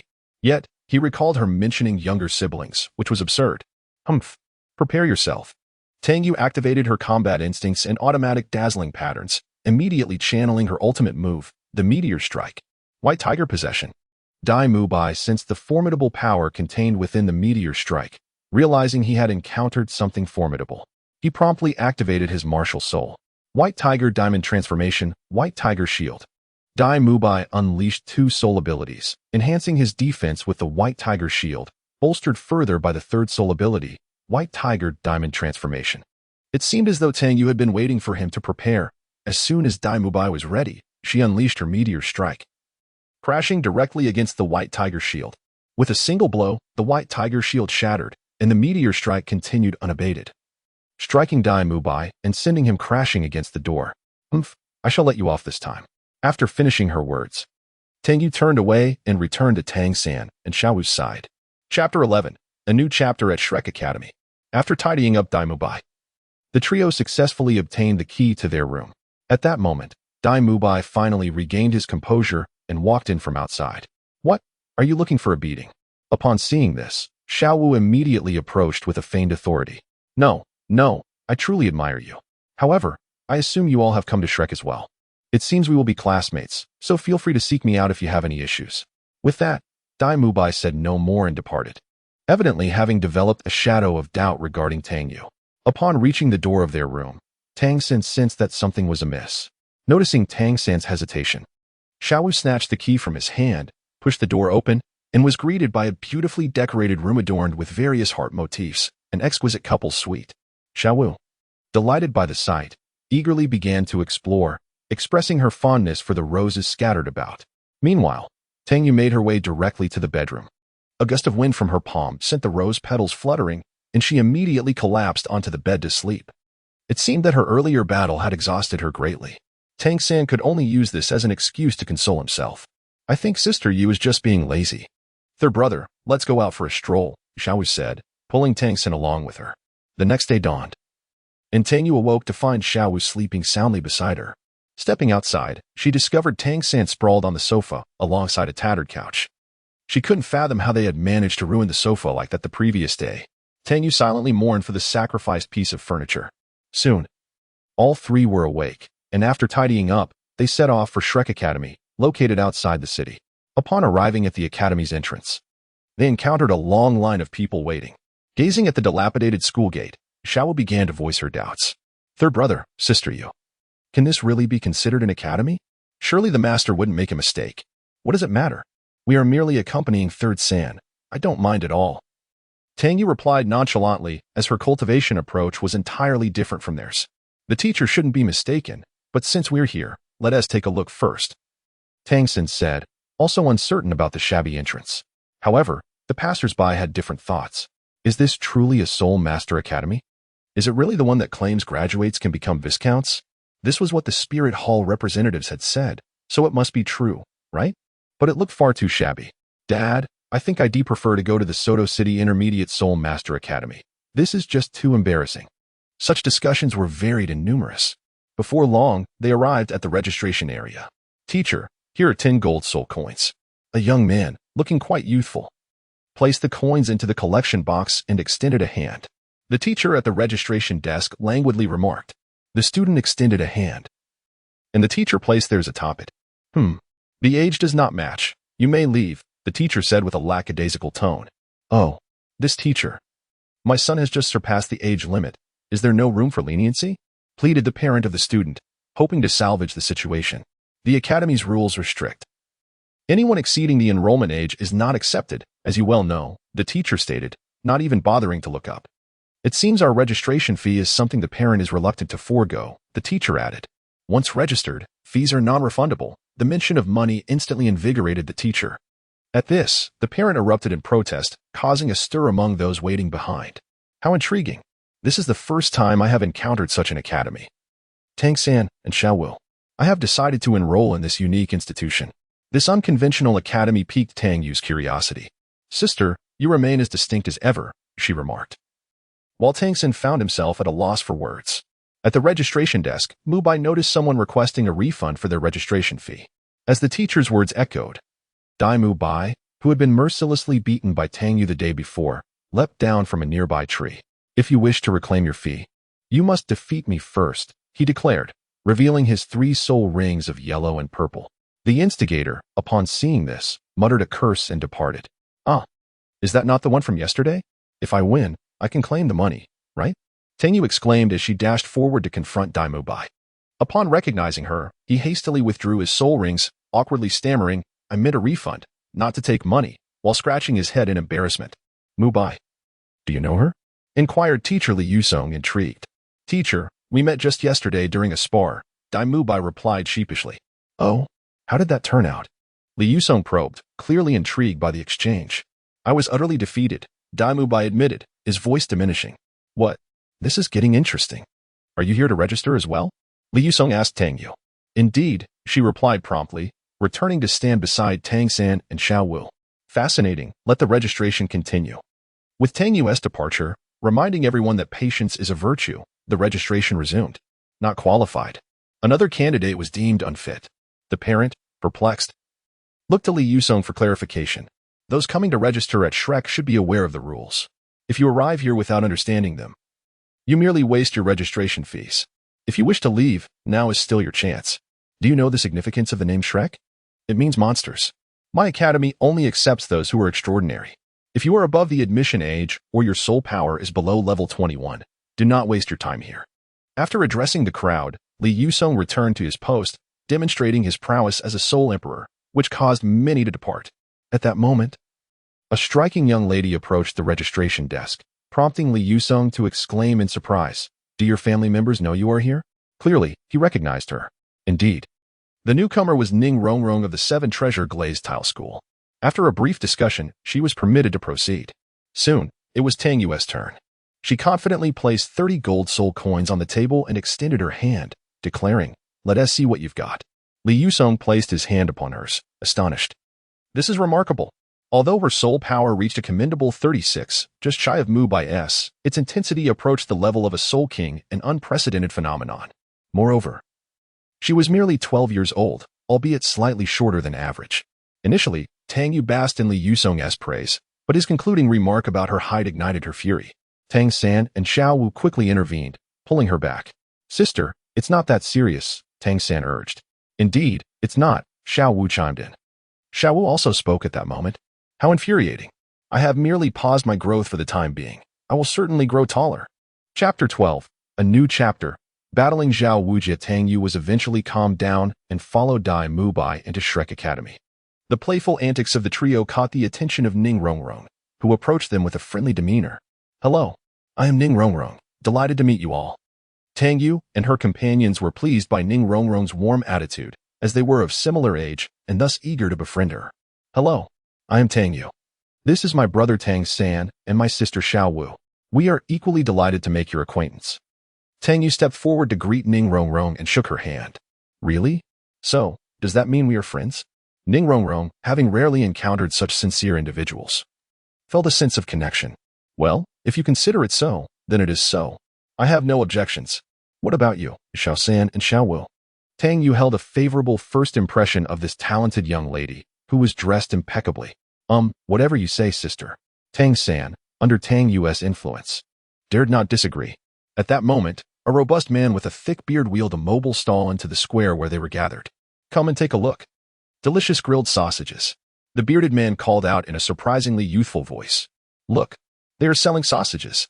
To commemorate our newfound friendship, I shall treat you all. Xiao San. Xiao Wu, would you like some? Upon seeing Oscar's sausage stall, Tang Yu intended to buy a few sausages to enjoy. Then I shall count on you. Tang San and Xiao Wu did not decline, as they were all family. Excuse me, sir. I would like 4 sausages, please. Tang Yu immediately placed her order with Oscar. Sir? Little sister, I am only 14. How can you call me uncle? Oscar was taken aback by the comment from the petite girl, who was barely taller than the sausage stall. How rude. I am 12 this year. Do not mention my height. With that, she slammed down the silver coin, snatched the sausages, and stormed off. Oscar, startled by Tang Yu's boldness, glanced at the coin she had just placed. It was wedged firmly into the stall, utterly impossible to retrieve. Once again, Oscar was taken aback. At that moment, Dai Mubai, who had been temporarily called away, returned with a group of people. Upon seeing Oscar selling sausages, he approached swiftly. Oscar, did we not agree that selling sausages on campus was prohibited? Quickly, put them away. Dai Mubai immediately began to admonish him, then turned to Tang Yu and the others. By now, Tang Yu had already distributed the sausages among them and was preparing to take a bite. You cannot eat that, Dai Mubai exclaimed loudly to prevent her. However, he was too late. Tang Yu had already taken a hearty bite. The others paused at Dai Mubai's shout.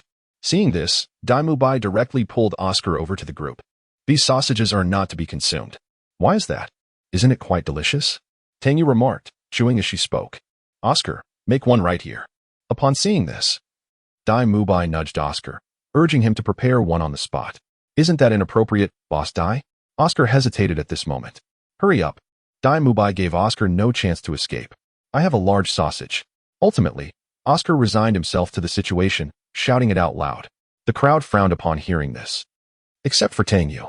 Then, Tang San, Ning Rongrong, and Xiao Wu all handed the sausage back to Oscar. Noticing this, Oscar could only manage a wry smile, clearly accustomed to such reactions. So, what is the problem? I think it's quite good, Tang Yu remarked, perplexed by their behavior. Tang Yu, is there truly no issue with this? It's just two. Ning Rongrong exclaimed, utterly flustered. Isn't it fine? Traditional sausages are made using casings, while this sausage is crafted directly from soul power. How pristine. Tang Yu expressed her differing viewpoint. Finally, someone appreciates my sausage. Oscar felt a surge of joy from Tang Yu's words and leaped to embrace her leg. Hey, let go. Tang Yu, clearly displeased, kicked him away. Well, if that's the case, it seems there truly isn't a problem, Tang San conceded, agreeing with Tang Yu's perspective. Hey, you can't genuinely accept this strange creation, can you? Ning Rongrong found it hard to accept. All right, let's move on. I'll take you to the 4th challenge now. With that, Dai Mubai intended to lead everyone into the academy. However, The examinees still at the second challenge were disgruntled, questioning why Tang Yu and her group could skip ahead while they had to endure the assessment slowly.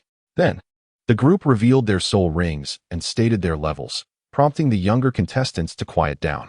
The second rings of Tang San and his companions were acceptable, but Tang Yu's third ring, coupled with her height, placed immense pressure on those who had been boasting. Soon, under Dai Mubai's leadership, they arrived at the fourth challenge, where they found a sturdy middle-aged man, around 165 meters tall, resting on a lounge chair. "Teacher Zhao, I have brought the candidates," Dai Mubai reported upon seeing Zhao Wuzhe. "Oh, interesting. This time, 5 little ones have skipped ahead. That piques my interest. You have a stick of incenses time to prepare. If you can endure for that duration under my supervision, you pass. Mubai, do a thorough introduction of my information to them," Zhao Wuzhe remarked, visibly intrigued by the 5 candidates. As Dai Mubai listened, his expression shifted dramatically, prompting him to promptly introduce Zhao Wuzhe to the group. "Alas, it was originally intended for me to conduct this assessment. However, for reasons unbeknownst to me, Teacher Zhao has chosen to personally partake. Time is of the essence. So allow me to introduce Teacher Zhao Wuzhe." Zhao Wuzhe. Could it possibly be the immovable king of wisdom, Zhao Wuzhe? Clearly, Ning Rongrong possessed some knowledge. Indeed, Teacher Zhao Wuzhe holds a formidable rank of 76 with a beast martial soul and an impressive defense, embodying the great strength diamond bear. You all should confer quickly. With that, Dai Mubai fell silent, watching the others intently. "Let me begin. I am Tang Yu, a 36th level soul master. However, defeating a soul king poses no challenge for me, as my martial soul is a battle spear. I possess numerous soul skills, but it's challenging to enumerate them all, most of which I have developed independently." Tang Yu was the first to introduce herself. "Next, I shall go. I am Tang San, a 29th level control system soul master with the martial soul blue silver grass. Xiao Wu, a 29th level assault system soul master, wields the martial soul of a rabbit. Zhu Zhuqing, a 27th level agile attack system soul master, possesses the beast martial soul of the nether cat. Ning Rongrong, a 26th level support system soul master, is equipped with the 7 treasure glazed tile martial soul. The mention of the 7 treasure glazed tile elicited gasps of astonishment from those present. It is not something particularly praiseworthy, though. Tang Yu has already reached 36 levels. Ning Rongrong felt a swell of pride, yet maintained her humility. Following this, Tang San began to strategize, outlining the plan. Sister Yu would lead the assault, with Xiao Wu and Zhu Zhuqing providing flanking support, while I would assist from the side, and Ning Rongrong would offer her enhancements. Chapter 13. A new chapter. The assessment concludes with the tactical discussion concluded. It was time to welcome Zhao Wuzhe's evaluation. "Teacher, we are prepared. Please impart your guidance." The voice belonged to Tang San, the only male among the 5 present. Hence it was fitting for him to shoulder the responsibility. "Very well. Gather around, everyone. Let us commence," Zhao Wuzhe proclaimed, igniting an incense stick and deftly inserting it into a nearby tree. Tang San, adept in the art of concealed weaponry, immediately discerned the intricacies involved, marveling at the skill that nearly rivaled his own mastery of enhanced throwing techniques. "Let us engage. Battle instinct. Auto glimmer. Magic shield. Magic show." Tang Yu took the lead, charging forth and instantly casting 4 buffs. 4 runes began to swirl above her head, encircled by a halo of concentrated magical energy, mitigating damage through a systematic force. Simultaneously, under the influence of auto glimmer, vibrant patterns began to manifest behind her. With the enhancement of battle instinct, waves of power rippled around her.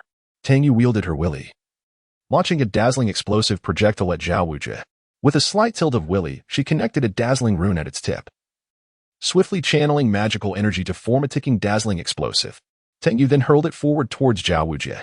As the figure surged forward, the willy spear radiated a spectrum of colors, a manifestation of the power of rules, clearly a result of the NW combat technique, embodying an inherent dominance in its attack. Meanwhile, Tang San unleashed his blue-silver grass martial spirit from behind Tang Yu, rapidly extending it toward Zhao Wuzhe. Xiao Wu and Zhu Zhuqing also dashed forth, intent on flanking Zhao Wuzhe from both sides. The 7 treasures, also known as the Force and Speed, saw Ning Rongrong immediately bestowing her buffs. Upon the display of her martial spirit, Zhao Wuzhe resolved to neutralize the support first, aiming to deal with Ning Rongrong as a priority, and promptly launched an attack in her direction. Confronted by Zhao Wuzhe, Tang Yu would not allow him to escape her combat sphere so easily. She executed a sweeping strike with her staff just as Zhao Wujia was about to pass her by. The powerful controlling capability of the staff, enhanced by her dominant state, intercepted Zhao Wujia midair and sent him hurtling towards the dazzling pattern explosion. Zhao Wujia, caught off guard by Tang Yu's unexpected maneuver, was instantaneously restrained, colliding with the dazzling explosion while also enduring the impact of her sweeping strike. Concurrently, under the acceleration provided by Ning Rongrong, Tang San's blue-silver grass ensnared Zhao Wujia. While Xiao Wu and Zhu Zhuqing seized the opportunity to close in on him, Zhao Wujia unleashed his first soul skill, the unmoving king body, immediately channeling his soul power to sever Tang San's blue-silver grass, simultaneously repelling Xiao Wu and Zhu Zhuqing. Tang Yu, driven by her instinctive combat prowess, quickly retaliated with a shattering strike, engaging Zhao Wujia in a fierce confrontation. In her empowered state, she remained undeterred. Seizing the moment, Tang Yu executed a floral palm strike, following it with a heavenly strike that sent Zhao Wujia airborne. Observing this, Tang San promptly activated his second soul skill, Parasite, entrapping the airborne Zhao Wujia to further restrict him. Tang Yu, seizing this opportunity, leapt high to deliver a dragon tooth strike, seamlessly transitioning into a double hammer blow that sent Zhao Wujia crashing to the ground. The instant Zhao Wujia landed, Tang Yu began to gather her dazzling energy, preparing to unleash a powerful pressure. Sensing the immense force coalescing at the tip of Tang Yu's spear, Zhao Wujia felt a sense of foreboding. This power rivaled that of a peak soul king. He couldn't help but think, this young girl, despite her tender age, can unleash such formidable attacks. Given her ease, this cannot merely be a trump card. Truly, the younger generation is to be reckoned with. However, just as Zhao Wujia was lost in his thoughts, Tang Yu completed her gathering of energy and unleashed the dazzling pressure. It had been quite some time since she had demonstrated her power before Tang San after reaching the 35th level, and now it was the first time Tang San and the others witnessed her dazzling pressure.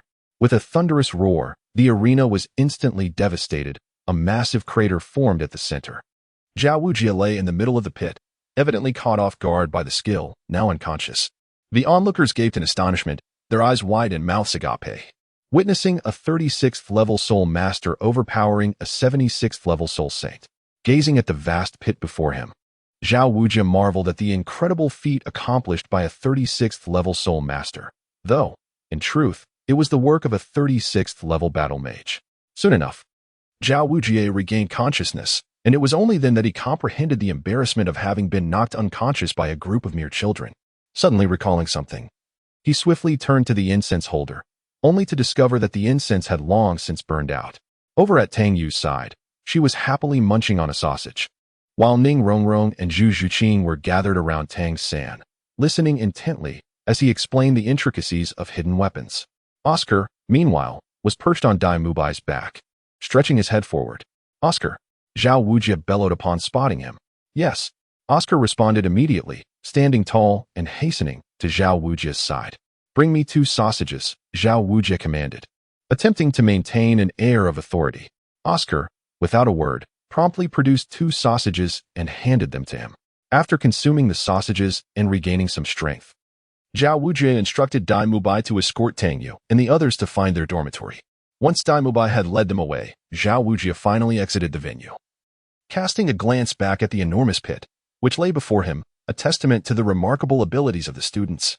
Meanwhile, under Dai Mubai's guidance, Tang Yu and the others found their respective dormitories. Tang San and Oscar shared a room, while Xiao Wu and Zhu Zhuqing occupied another, leaving Tang Yu to room with Ning Rongrong. Once the rooms were assigned, Tang Yu took a moment to organize her almost non-existent luggage. In stark contrast, Ning Rongrong was busily unpacking a plethora of belongings from her spatial soul guide. "Let me assist you. We are friends, and now we are roommates," Tang Yu offered. Seeing Ning Rongrong's plight, Ning Rongrong's face brightened at the suggestion, perhaps because Tang Yu was her first friend, and she refrained from displaying any displeasure, likely due to the disparity in their combat prowess. After tidying up their belongings, the group headed to the Academy's dining hall for a meal. Following their dinner, Tang Yu and the others returned to their dormitories to rest, exhausted from the day's events. For tomorrow marked the beginning of their new academic journey. Chapter 14, a new chapter. The opening address. Early the next morning, Tang Yu awoke and, upon turning her head, noticed that Ning Rongrong was still asleep. Not wishing to disturb her, she quietly left the dormitory.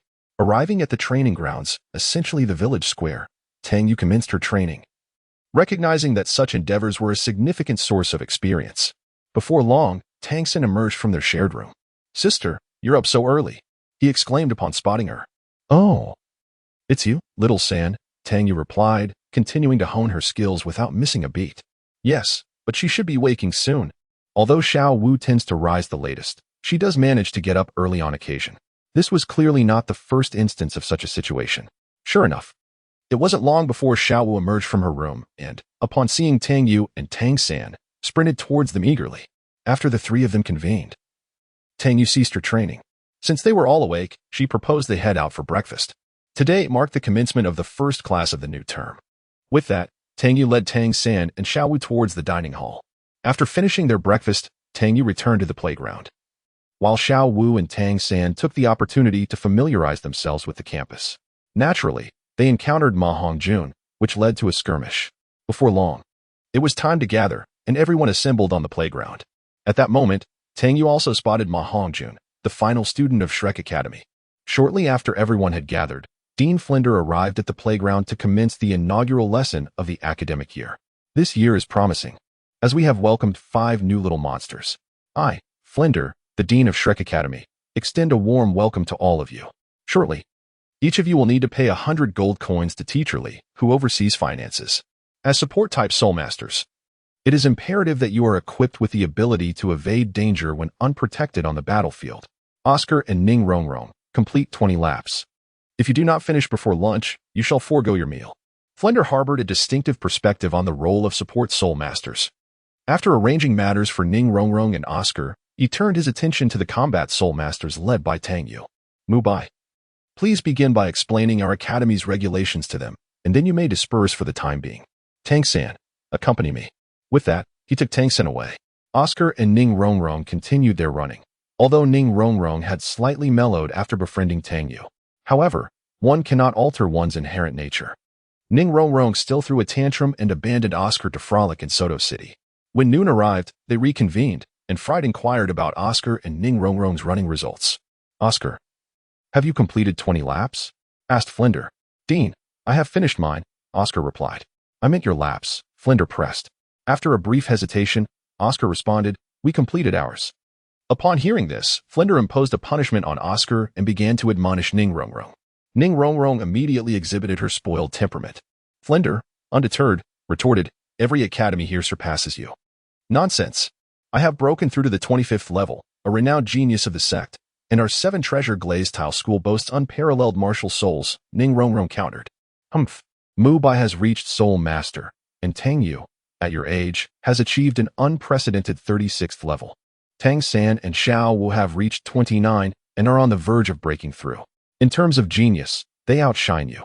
Although Ma Hongjuan's martial soul has flaws, it is a top-tier beast martial soul, and Zhu Zhuqing's soul power is comparable to yours, yet she possesses the determination to grow stronger." Ning Rongrong retorted, "I am an auxiliary soul master. Naturally, I cannot compare in battle, but my role on the battlefield is far more significant." "Significant? With your lack of resolve and discipline, you would be the first to perish in battle. With your arrogance, do you truly believe you can find partners you can trust? Enough. What about Oscar? Surely, I am better than him." Ning Rongrong shouted in anger. "Have you ever seen a food-type martial soul with innate full soul power? Among all the students, you are the weakest." Ultimately, Ning Rongrong left in tears, and Flinder instructed Oscar to stop and comfort her. That evening, Flinder led Tang Yu and the others to the Soto City Great Spirit Arena. Upon returning to Soto City, Tang Yu had not had the chance to truly enjoy her previous visit. This time, under Fried's guidance, they were headed to the Great Spirit Arena. Much to Tang Yu's delight, it is well known that engaging in battles can yield experience, and with experience comes the prospect of leveling up. Upon arriving at the arena, no one spoke up, prompting Flinder to wonder, "Aren't you curious about what the Great Spirit Arena is?" "Hee, we were just waiting for you to speak." Ma Hongjun chimed in, buttering up Flinder. "Enough of the flattery. Let me clarify the situation. Each participant will receive an Iron Spirit badge upon registration. For each victory, you earn a point. For each defeat, you lose a point. Accumulating 100 points will allow you to upgrade to a Copper Spirit badge. Before graduation, you are required to obtain at least a Silver Spirit badge. Mubai will lead them to register." Flander began to elucidate the situation to the gathered crowd, promptly assigning Dai Mubai to escort everyone to their respective ranks, while he himself intended to indulge in leisure. At what level is the Silver Soul? Tang Sen inquired of Dai Mubai. The Silver Soul resides at the 3rd level. Initially there is the Iron Soul, followed by the Copper Soul, then the Silver Soul, and subsequently the Gold, Platinum, Sapphire, Ruby, and Diamond levels. Dai Mubai expounded in detail on the specific circumstances of the Soul Arena. Silver Soul at the 3rd level. That seems manageable, Xiao Wu remarked. It's not as simple as it appears. I began participating in the Grand Soul Arena at level 29. And my current record stands at 29 victories and 27 defeats, accumulating 2 points, Dai Mubai retorted, dousing their enthusiasm. Mubai, with your prowess, how could that be possible? Tang Sen expressed his skepticism. Xiao San, nothing is impossible. The competition format in the Soul Arena follows a high-tier matching system. I barely won any matches as a Great Soul Master before I ascended to the Soul Sage level, and subsequently faced opponents of higher ranks and lost consistently. Dai Mubai clenched his fists, evidently troubled by the recollection. The competitions here are primarily divided into 3 categories: strategic battles, deathmatches, and wagered contests. With our focus being on strategic battles, primarily for practice. Each participant may compete only once per day, yet there are no restrictions on the types. One can partake in 1-on-1, 2-on-2, and team battles on the same day. Dai Mubai elaborated on the specific rules of the contests. All right, let us proceed to register. I can hardly wait to floor those unfortunate opponents, said Tang Yu, leading Tang San and the others towards the registration desk. Having witnessed Tang Yu's relentless onslaught against Zhao Wujie, Zhu Xing, Dai Mubai, and Xiao Wu could vividly imagine the scene. Tang Yu could easily contend with a soul saint like Zhao Wujie. While it was conceivable that Zhao may have held back, the feat was nonetheless remarkable. After all, this was a clear display of capability to battle beyond 1's rank. I assume Xiao San and Xiao Wu will form a team. So I shall partner with Zhu Shiqing. Come, Shiqing, let us soar together, he declared, guiding Zhu Shiqing to team up. Without further ado, Tang Yu took Zhu Shiqing to the registration desk. Upon arrival, they swiftly completed their registration and received the Iron Soul badge. In a moment of whimsy, Tang Yu registered the title Demon Realm Dweller, pondering if it was perhaps fate. Having completed our registration, let us also sign up for the duo battles, Tang Yu said, pulling the considerably taller Zhu Shiqing towards the 2-on-2 registration area. The registration fee is 10 gold coins, announced the well-trained receptionist. Here, 10 gold coins for the team. Let us call ourselves the Miao Dual Duo, Tang Yu said, completing the registration before Zhu Shiqing could interject.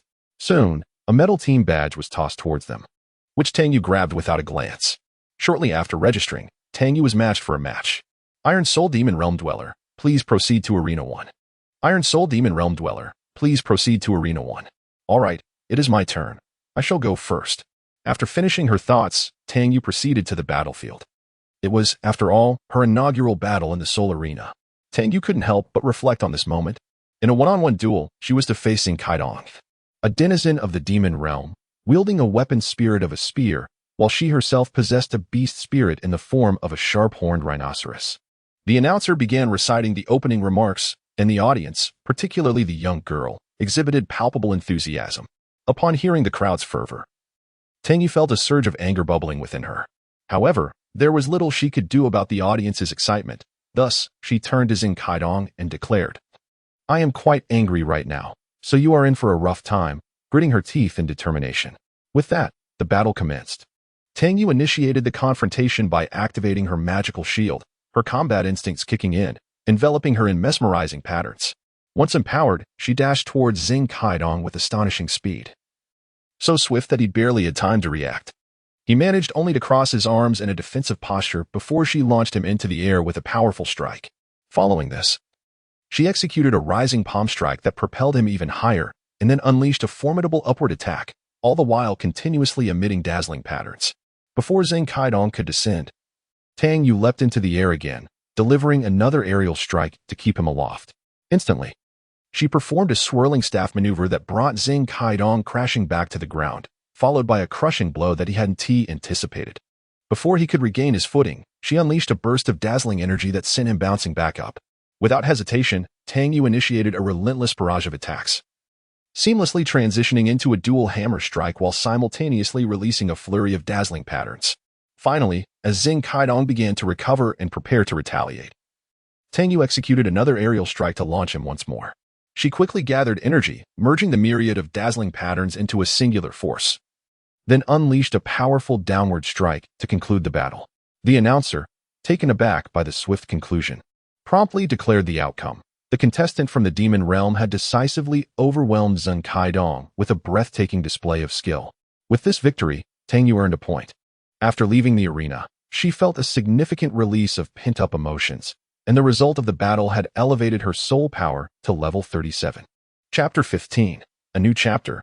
Ning Rorong's transformation. Miss contestant from the demon realm, please proceed to the front desk to register your points.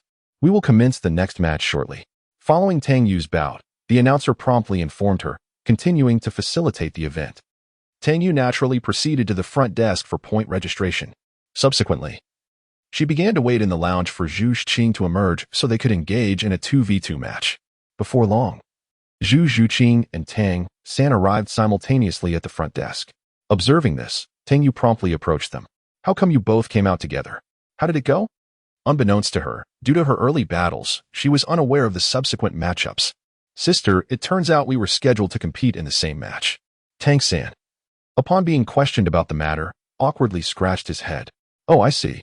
What was the outcome? Who won? Let me guess, it was little San, right? After all, the control system has a distinct disadvantage against agility types. It was at this moment that Tang Yu learned the full details. Indeed, I won. However, this means Zhu Zhuqing's points are now -1. Tang San, directly exposed by Tang Yu, responded candidly. That's all right. Next, I'll help Zhu Zhuqing secure a victory. Come on. Zhuqing, let me take you to victory. With that, he took Zhu Zhuqing towards the waiting room. Before long, it was time for Tang Yu and Zhu Zhuqing to battle. Next up was the Miao Duo against the Mu duo. The host's enthusiasm remained high. Opposing Tang Yu and Zhu Zhuqing were the Mu brothers, Mu Yu and Mu Ji, whose martial spirits manifested as wooden staffs. The brothers bore an almost identical appearance, suggesting they were twins. Zhuqing, just keep an eye out. If I miss something, please assist me, Tang Yu said. I'm going in. With that, Tang Yu charged forward. During her sprint, she simultaneously activated 4 buffs, propelling herself directly in front of the Mu brothers. The Mu brothers, having summoned their martial spirits, took their stances. Noticing this, Tang Yu grinned and exclaimed, Sky Strike. She executed a diagonal upward swing, astonishingly lifting both of them off the ground. Tang Yu offered no opportunity for the Mu brothers to counterattack. With a dazzling burst of energy, she leaped high into the air, using her staff to gather the two together before forcefully slamming them down. Immediately, Tang Yu concentrated her energy and unleashed a powerful pressure attack, capitalizing on the momentum of her descent to deliver a devastating blow. This unexpected display of strength from the dazzling energy was clearly insufficient for a decisive victory, prompting Tang Yu to follow up with a double hammer strike. She swiftly executed a meteor flash, launching a finishing move that sent the Mu brothers flying out of the arena. The entire sequence unfolded with astonishing rapidity. Zhu Zhuqing was still poised, ready to support Tang Yu, when she was left stunned by the swift conclusion of the bout. Congratulations to the Miao Duo for winning this match. Please proceed to the front desk for registration.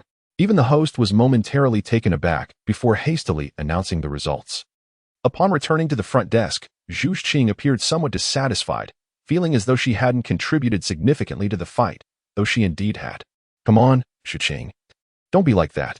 I had no idea they would be so weak that they couldn't even withstand a single combo from me.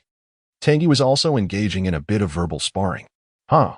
Isn't it true that Master Zhao Wuji couldn't withstand your flurry of attacks either?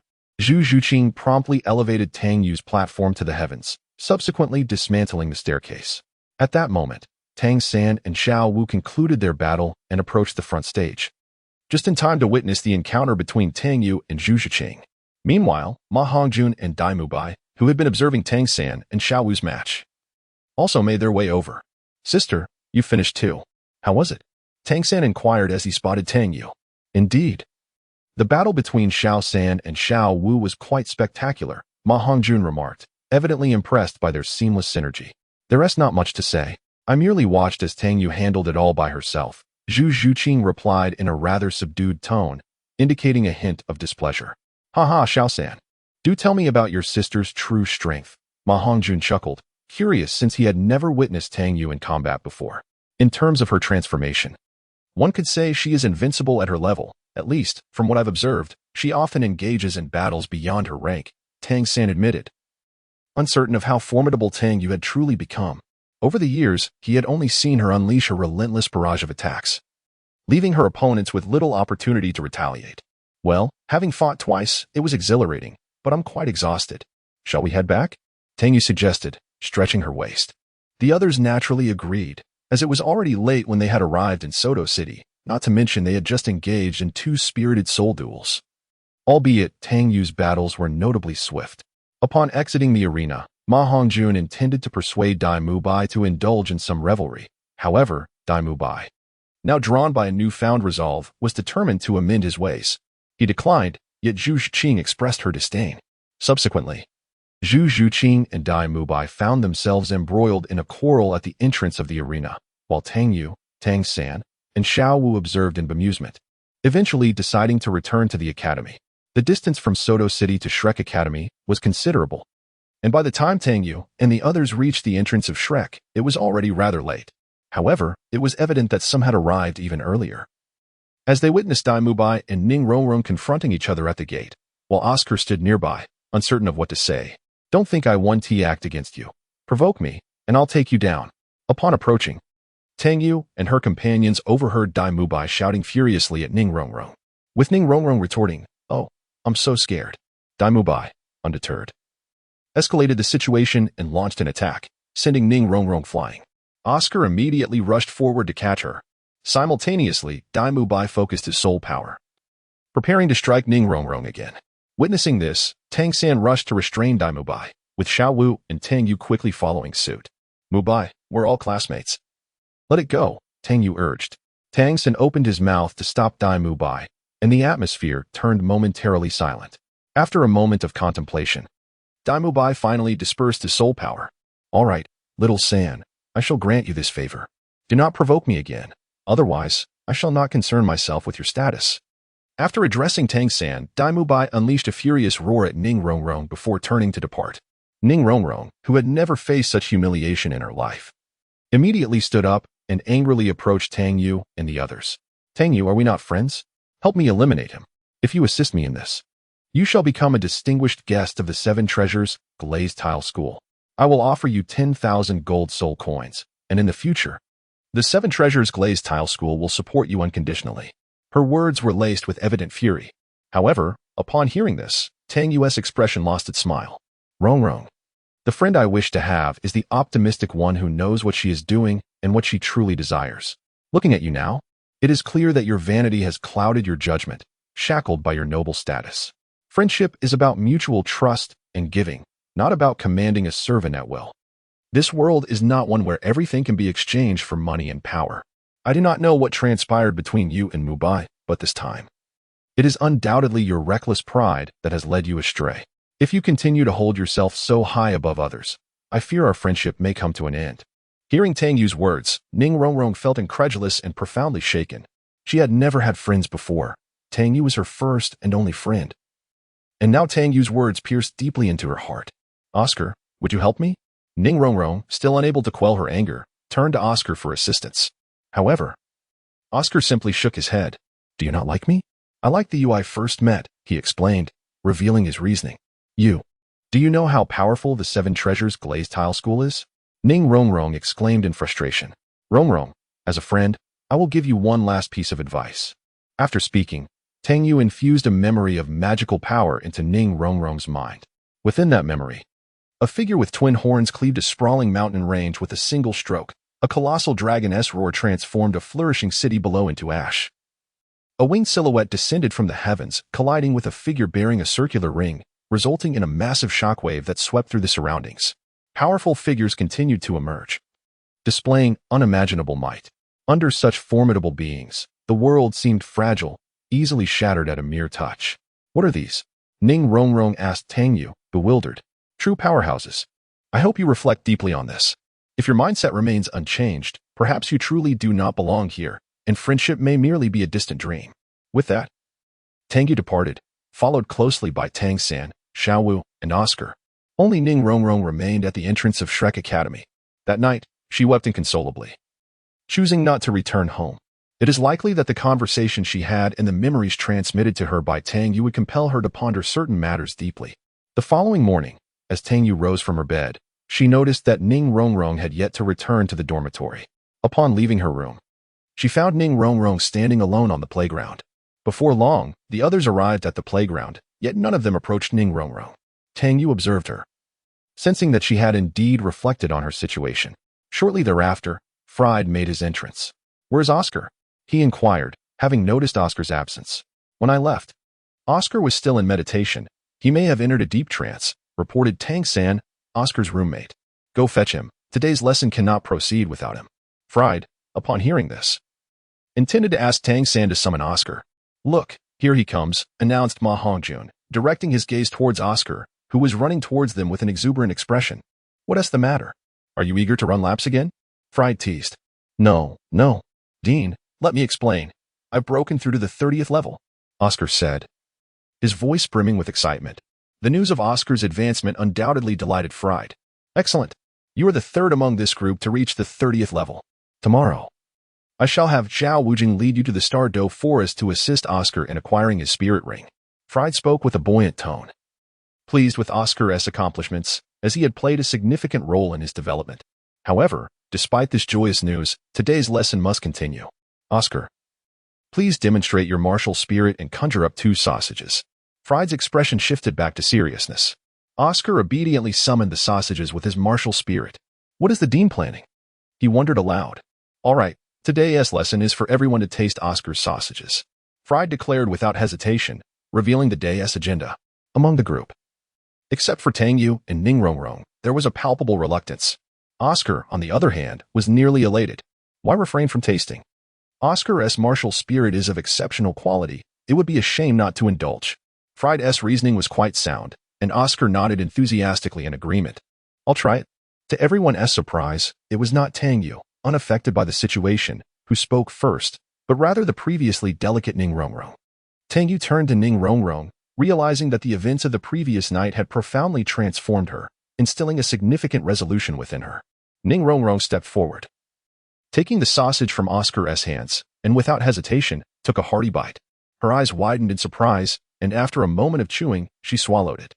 "The flavor is quite delightful. Indeed, I share your sentiment. These sausages are a rare delicacy." As Tang Yu spoke, she seized the freshly made sausage from Oscar's hands and began to indulge in it. Fried observed Ning Rongrong, feeling a sense of relief. It seemed that this rebellious spirit had been quelled. Tang Yu's performance had certainly captivated Oscar's attention. Noticing that even Ning Rongrong had partaken in the sausage, the others felt compelled to join in, each taking their share to savor. Among them, Tang San and Xiao Wu, having been nurtured by Tang Yu's culinary preferences over the years, expressed their admiration for the sausage's flavor. Indeed, there are only 2 possibilities, 0 or countless attempts. After this experience, it was likely that everyone would no longer resist Oscar's sausages. Thus, the lesson concluded, and everyone was instructed to return and prepare for their journey the following day. Fried was highly satisfied with the session and promptly dismissed the group. Soon, the next day arrived. Early in the morning, the 8 gathered at the entrance of Shrek Academy. It wasn't long before Zhao Wuji appeared, though it was evident that he had recently endured an unforeseen misfortune, as his face bore faint traces of distress. Misfortunes seldom come alone. After being thoroughly defeated by Tang Yu on their first day, he had also been met with another beating from Tang Hao, who had come to protect his offspring. "Well, since everyone is here, we shall set forth. Let me clarify. I will only protect you in times of danger. The hunting process is entirely up to you," Zhao Wujia stated before leading the way. The 8 promptly followed suit. After traversing mountains and rivers, they arrived at an inn to rest. As the instructor, Zhao Wujia managed his own meals while Tang Yu and the others gathered at a table to eat. Tang Yu was wholly engrossed in her meal, and just as she finished, she noticed that the other 7 had already stood up, preparing to leave. "Tang San, what is going on?" she inquired, slightly puzzled. "Sister, you were so absorbed in your meal. We just had a skirmish with the Tsanghui Academy, and now we are set to spar with their lead instructor," Tang San briefly explained. "How wonderful. Just finished eating, and now I can burn off some calories. Step aside, let me take the lead."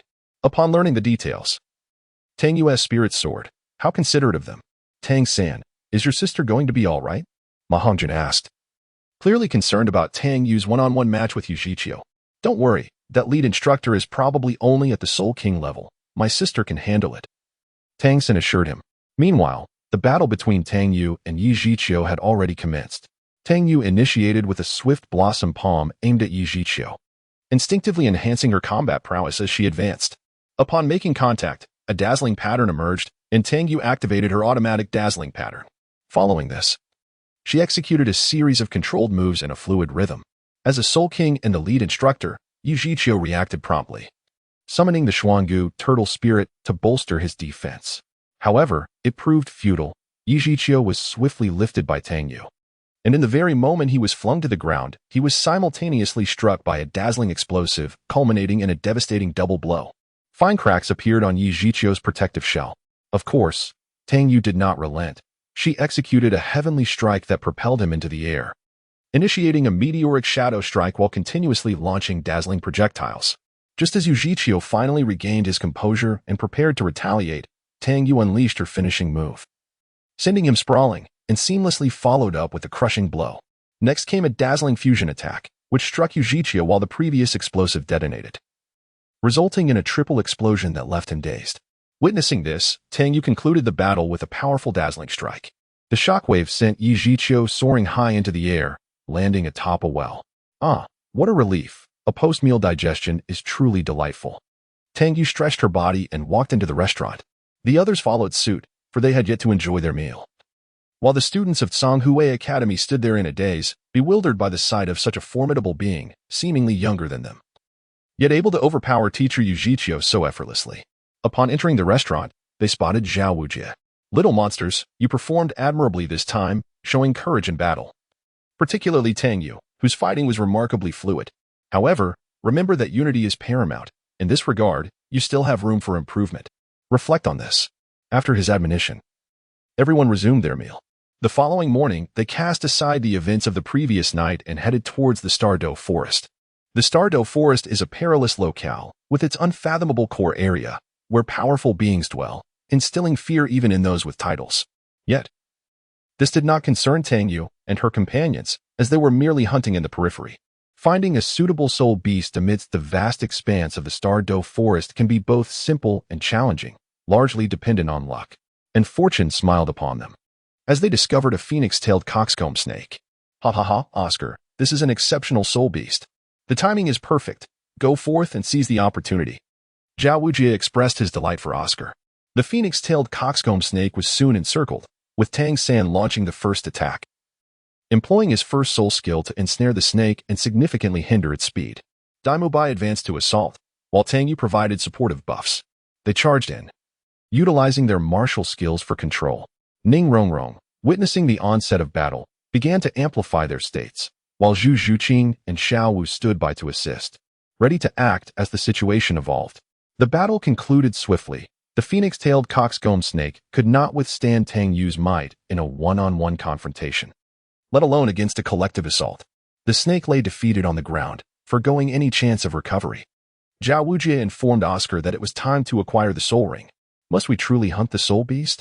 Xiao Wu, being a soul beast herself, felt a pang of compassion. Survival of the fittest is the very essence of existence. If it were stronger than us, do you think it would spare its prey?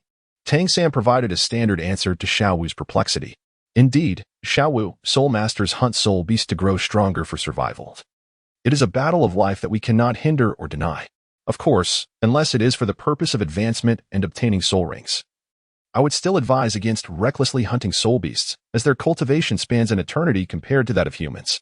Tang Yu also sought to enlighten Xiao Wu, and the crowd present resonated with Tang Yu's words. Certainly, we pursue soul rings for survival, and aside from grievances, it is best to refrain from indiscriminately hunting soul beasts. The group expressed their agreement. However, Oscar still needed to claim his soul ring. Yet, challenges arose. Just as Oscar prepared to conclude the tragic life of the phoenix-tailed coxcomb snake, a voice of an elderly woman interrupted, commanding him to halt. Everyone turned towards the source of the voice, where an old lady, leaning on a long staff and accompanied by a little girl, approached them. The old woman, known as the Snake Matriarch, revealed 6 soul rings, indicating her status as a soul emperor. Zhao Wujing, upon seeing this, unveiled his 7 soul rings, showcasing his soul sage prowess. It was finally time to flex their muscles. Is there something you need? Zhao Wujing broke the awkward silence. Greetings, esteemed soul sage. You cannot give this phoenix-tailed coxcomb snake to this child, spoke the snake matriarch, drawing the attention of the crowd. Why not? Because we discovered this snake first. As soon as this was uttered, the situation took a peculiar turn. The unthinking Tang Yu had already leaned against a nearby tree, cradling Willie. After some discussion, it was ultimately decided to adhere to the customs of the Soul Master community and engage in combat. However, since Oscar was a support type with no compatibility, at least not yet, Tang San volunteered to fight in his stead. Upon hearing that a contest was to ensue, Tang Yu immediately became invigorated, rushing to join the others and cheering for Tang San. After an intense battle, the two began to clash their soul power, resulting in a stalemate.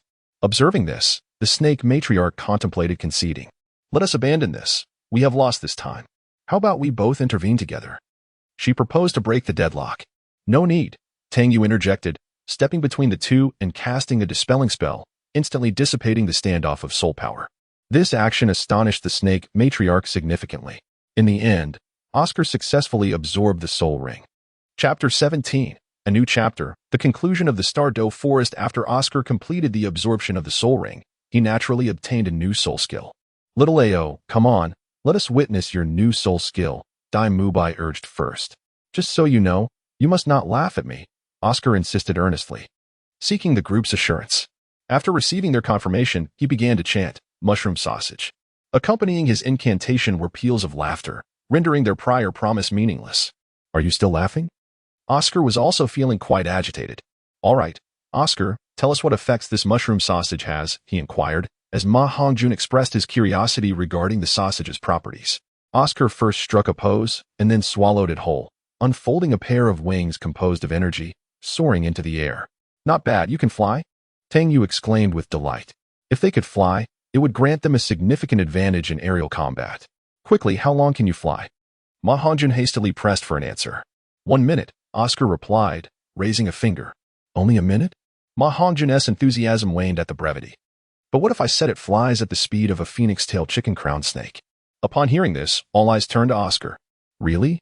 The intensity of the speed immediately compensated for the fleeting duration. All right, little ones. The StarCraft forest is fraught with dangers. Since Oscar has completed his soul ring absorption, we should head back, Zhao Wujie declared, intending to lead everyone back. I fear we cannot return just yet, Tang San interjected, having just completed his meditation. Why not? Zhao Wujie did not scold him directly. Because I also need a soul ring, Tang San stated calmly. Zhao Wujie and the others nodded in understanding, ready to move on. Only to suddenly realize, what? You've also broken through to level 30? Zhao Wujie's expression turned one of profound joy. This truly was the best group he had ever guided. In that case, let us hurry. Everyone, scatter. Zhao Wujie commanded, but before he could finish, he bellowed. The group reacted swiftly, dispersing immediately. However, Tang Yu's direction was slightly off, and she, along with Xiao Wu, was seized by a large hand.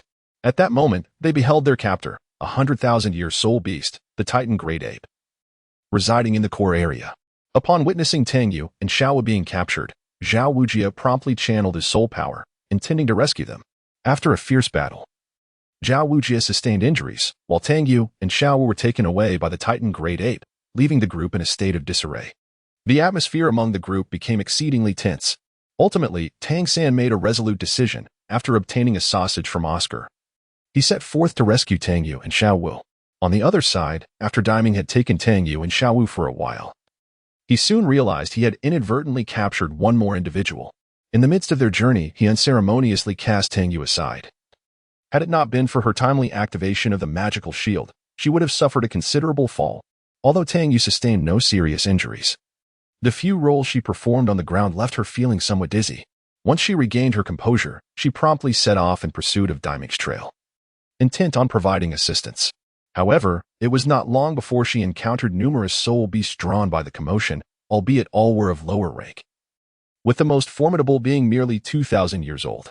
Undeterred, Tang Yu boldly pressed forward. Meanwhile, upon acquiring the sausage, Tang San immediately set out. After a relentless chase, he discovered the remnants of Tang Yu's passage, numerous soul beasts rendered unconscious, including quite a few that were over 1,000 years old. Yet, by this time, the effects of Oscar's sausage had worn off, forcing Tang San to proceed on foot. The soul beasts had all been incapacitated, indicating that his sister was likely responsible. It seemed she had diverted danger to pursue Xiaowu.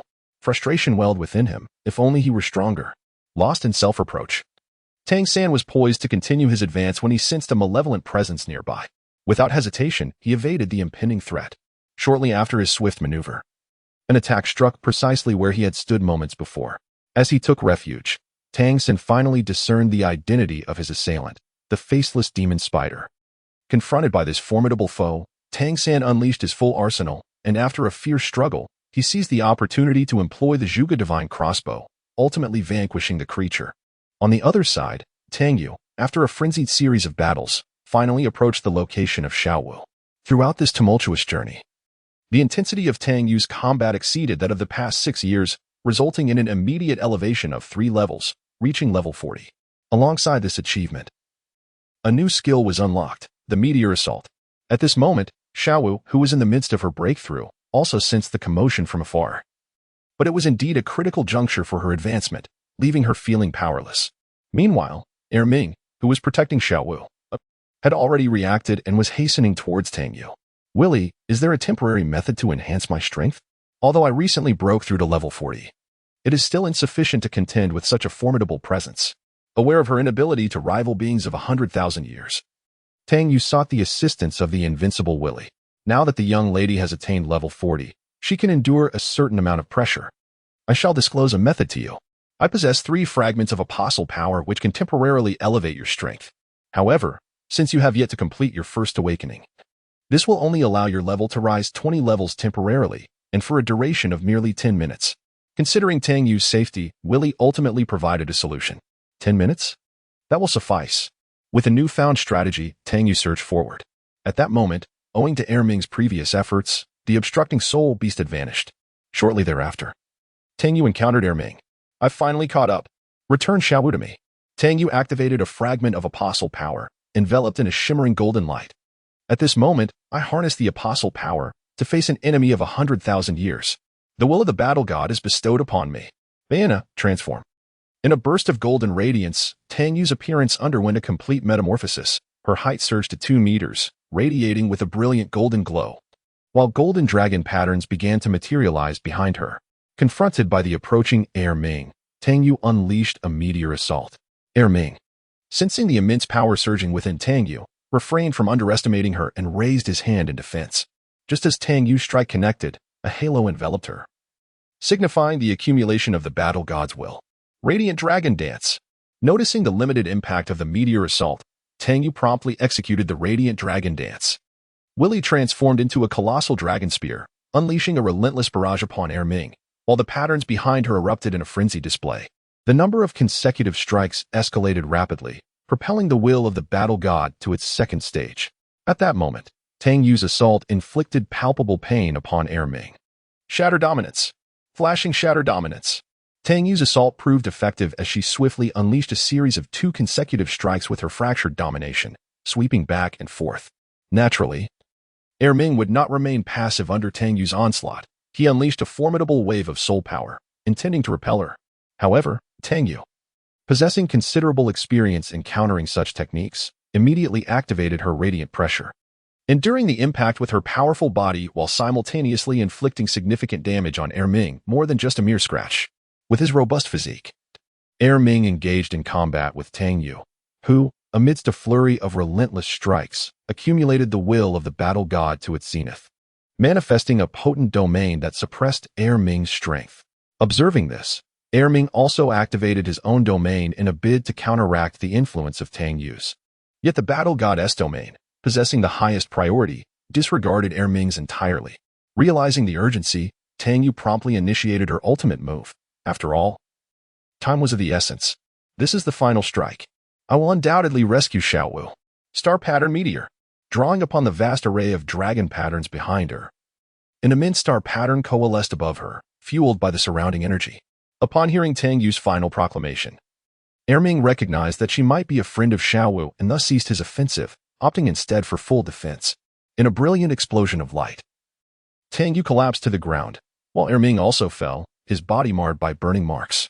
The energy fluctuations were so potent that even the distant Zhuo Wuzhui and the others, who were pursuing Tang San, along with the Dragon King and Serpent Lady, took notice, marveling at the sheer power displayed.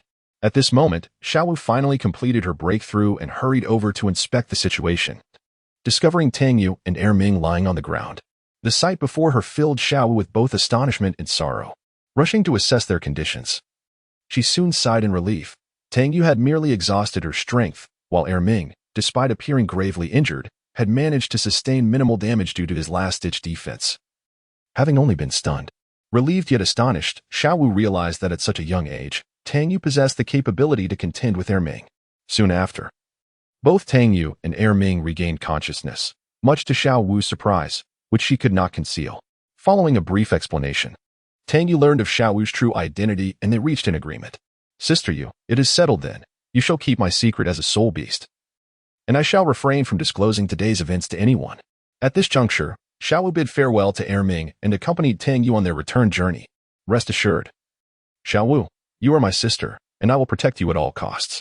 Besides, I have no need for soul rings. With that, Tang Yu demonstrated a mesmerizing neon soul ring with Willie's assistance. Upon reuniting with the main group, Tang Yu and Xiaowu found the others gathered around Tang San, who bore a pained expression. As they returned, expressions of surprise lit up the faces of the crowd, who were eager to inquire how they had extricated themselves from danger. The reasons are largely similar to those of Xiaowu, but specifically, Tang Yu was left behind, then fought her way through, ultimately discovering Xiaowu, who had escaped, and assisted her in obtaining a soul ring. Chapter 18. A new chapter, the Super Shrek. While the others were discussing Xiaowu's breakthrough, the situation on Tang San's side also improved. He had completed the most arduous phase and was in the final stages of his breakthrough. However, a turn of events occurred. Tang San suddenly erupted in the last phase, revealing his external spirit bone, startling everyone. Tang Yu observed the ethereal purple aura surrounding Tang San, clearly laden with toxins. Everyone, stand back. Xiao San is now enveloped in deadly poison, especially you, Xiaowu, come back. Tang Yu promptly urged the group to retreat, particularly pulling Xiaowu aside. But Brother San, Xiaowu remained anxious. Rest assured, I bestowed upon Xiao San a powerful mark when he acquired his first soul ring. I believe he can handle the poison. As Tang Yu spoke, the mark began to exert its influence within Tang San, and he felt the newly acquired poisonous abilities becoming more manageable, no longer as wild as before. Soon, the chaotic aura calmed, and Tang San awakened. Upon seeing Tang Yu and Xiaowu, the weight on his heart lifted. Zhao Wujin also breathed a sigh of relief. Excellent. This time, the expedition in the Stardew Forest went remarkably smoothly. Oscar, Tang San, and Xiaowu have all achieved breakthroughs. Teacher, I have also broken through. Just as Zhao Wujin was about to continue, Tang Yu's words interrupted him. What do you mean by breakthrough? You leveled up? Clearly, Zhao Wujin, eager to take credit due to Tang Yu, lacked composure and silently noted a poor rating in his heart. No, I've advanced to level 40. Tang Yu bluntly stated, sensing Zhao Wujin's misunderstanding. What? Level 40? This revelation astonished not only Zhao Wujin but also Xiaowu, who had already been aware. Achieving level 40 in the Soul Master realm at merely 12 years old was unprecedented. Moreover, with Tang Yu's exceptionally high soul power concentration, it was akin to the level of a soul emperor, truly a monster among monsters. Wonderful, wonderful news. Let us hasten our return. Zhao Wujin, at a loss for words to express his astonishment, led the group back to Shrek Academy. Yet, at that moment, an unexpected turn of events occurred. A swarm of faceless spiders surrounded them. In facing this predicament, Tang San produced his crafted hidden weapons to aid the group in overcoming the peril. Of course, with her newfound level 40, Tang Yu activated her magic shield and single-handedly defeated nearly a quarter of the faceless spiders. After resolving the threat, the group grew intrigued by Tang San's hidden weapons. Subsequently, there were no significant incidents. Throughout their journey, the group remained somewhat silent, contemplating Tang Yu's extraordinary rate of advancement and Tang San's display of hidden weaponry. Before long, they returned to Shrek Academy, but it was already nighttime. After several days of travel, everyone was fatigued and retired to rest. Zhao Wujie went to report to Fried and coincidentally encountered the master.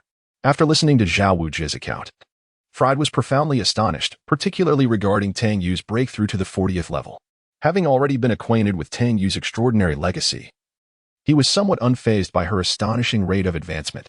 After all, with 6 years of dedicated research into mechanics and the skills provided by Tang Yu, his combat prowess had already reached a level comparable to that of a soul sage. The following morning, upon the arrival of everyone at the dining hall, they were taken aback by the opulence of the breakfast laid before them. Additionally, the appearance of a certain individual caught the attention of Tang Yu, Tang San, and Xiao Wu. It was the master who had come to Shrek Academy, evidently having completed his procurement in the imperial capital. After breakfast, the group gathered on the playground, with the others expressing curiosity about the master. Naturally, as a student, Tang San stepped forward to greet him. Once everyone was assembled, Fried introduced the master, stating that he would be responsible for guiding their training. At this moment, the master took over Fried's introduction, acknowledging that he was already familiar with everyone's profiles and expressing his hope that they would be prepared for the forthcoming training. Tang Yu raised her hand high, indicating she had something to say. The master, noticing her gesture, invited her to speak. Master, after spending this time together, I believe each of you is a friend worthy of my trust. Therefore, I intend to share my legacy with all of you. What do you think, Master? Tang Yu's proposal left everyone, except Xiao Wu and Tang San, perplexed. Legacy?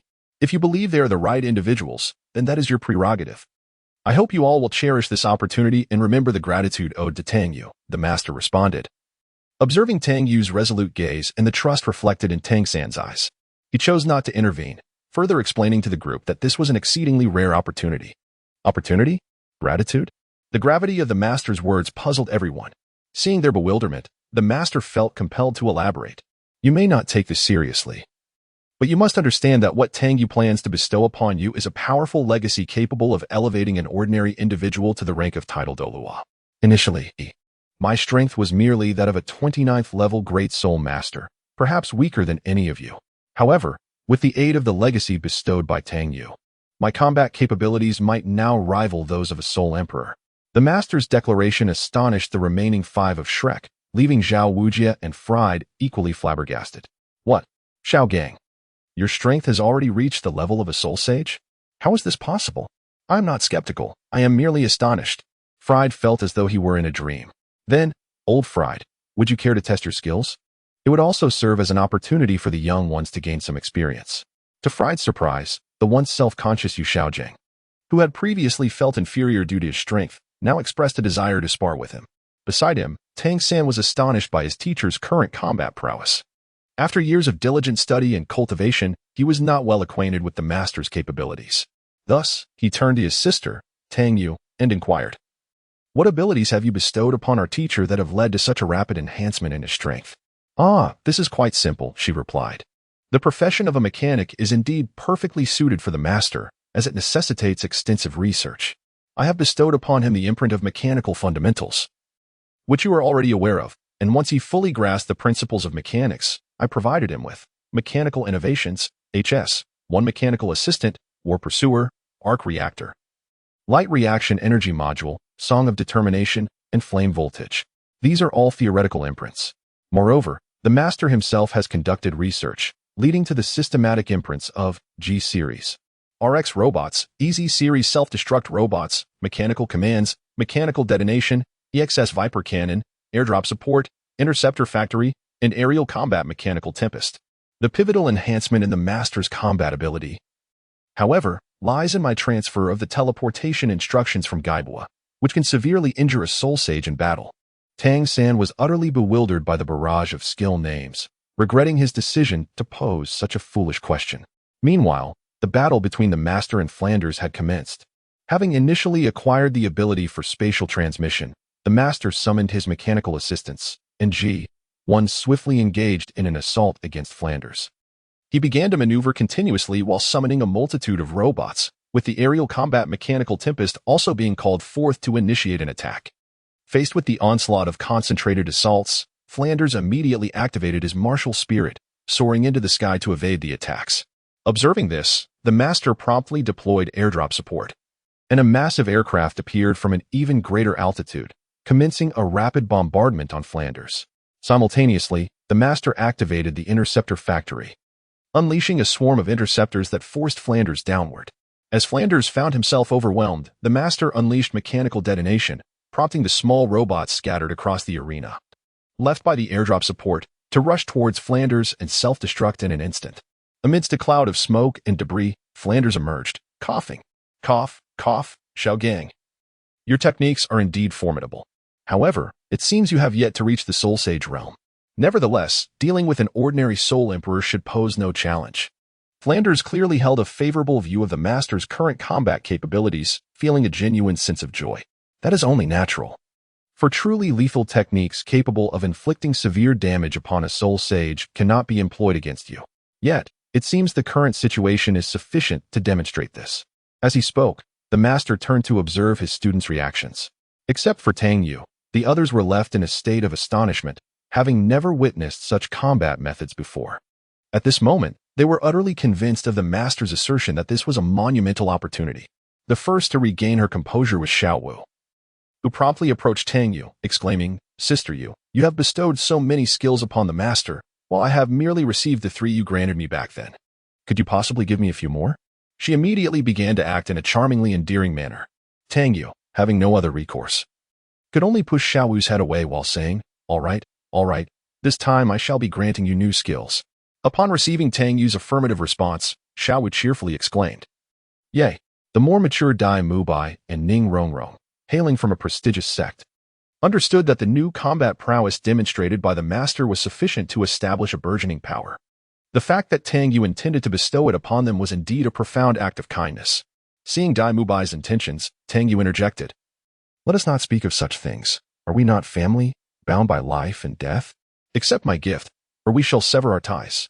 Faced with Tang Yu's words that brooked no refusal, Dai Mubai and the others had no choice but to cherish this kindness, further solidifying their bond of friendship. At this point, the Master also retracted the machinery and approached the group. "Very well, when the time comes, Tang Yu will individually impart skills to you. For now, you are dismissed. Begin your training." Subsequently, the group returned to their dormitory, their hearts brimming with excitement as they awaited Tang Yu's favor. Chapter 19. A new chapter, a splendid transformation. Now that the news had been disseminated, it was time for Tang Yu to seek out each individual for their inheritance. Naturally, the first was Ning Rongrong, her dormitory mate. "Rongrong, are you ready? This time, I plan to grant you a magnificent inheritance, the power of the Seraphim." Before commencing, Tang Yu intended to introduce the concept to Ning Rongrong. "What? The Seraphim? I recall my father mentioning that angelic martial spirits only manifest within the martial spirit hall. This is too. Wait, Tang Yu, the angel you refer to, is it the power from the war in that memory you once transmitted to me?" Ning Rongrong expressed astonishment at Tang Yu's possession of the Seraphim inheritance, which was monopolized by the martial spirit hall, before suddenly recalling the images from that time. "Indeed.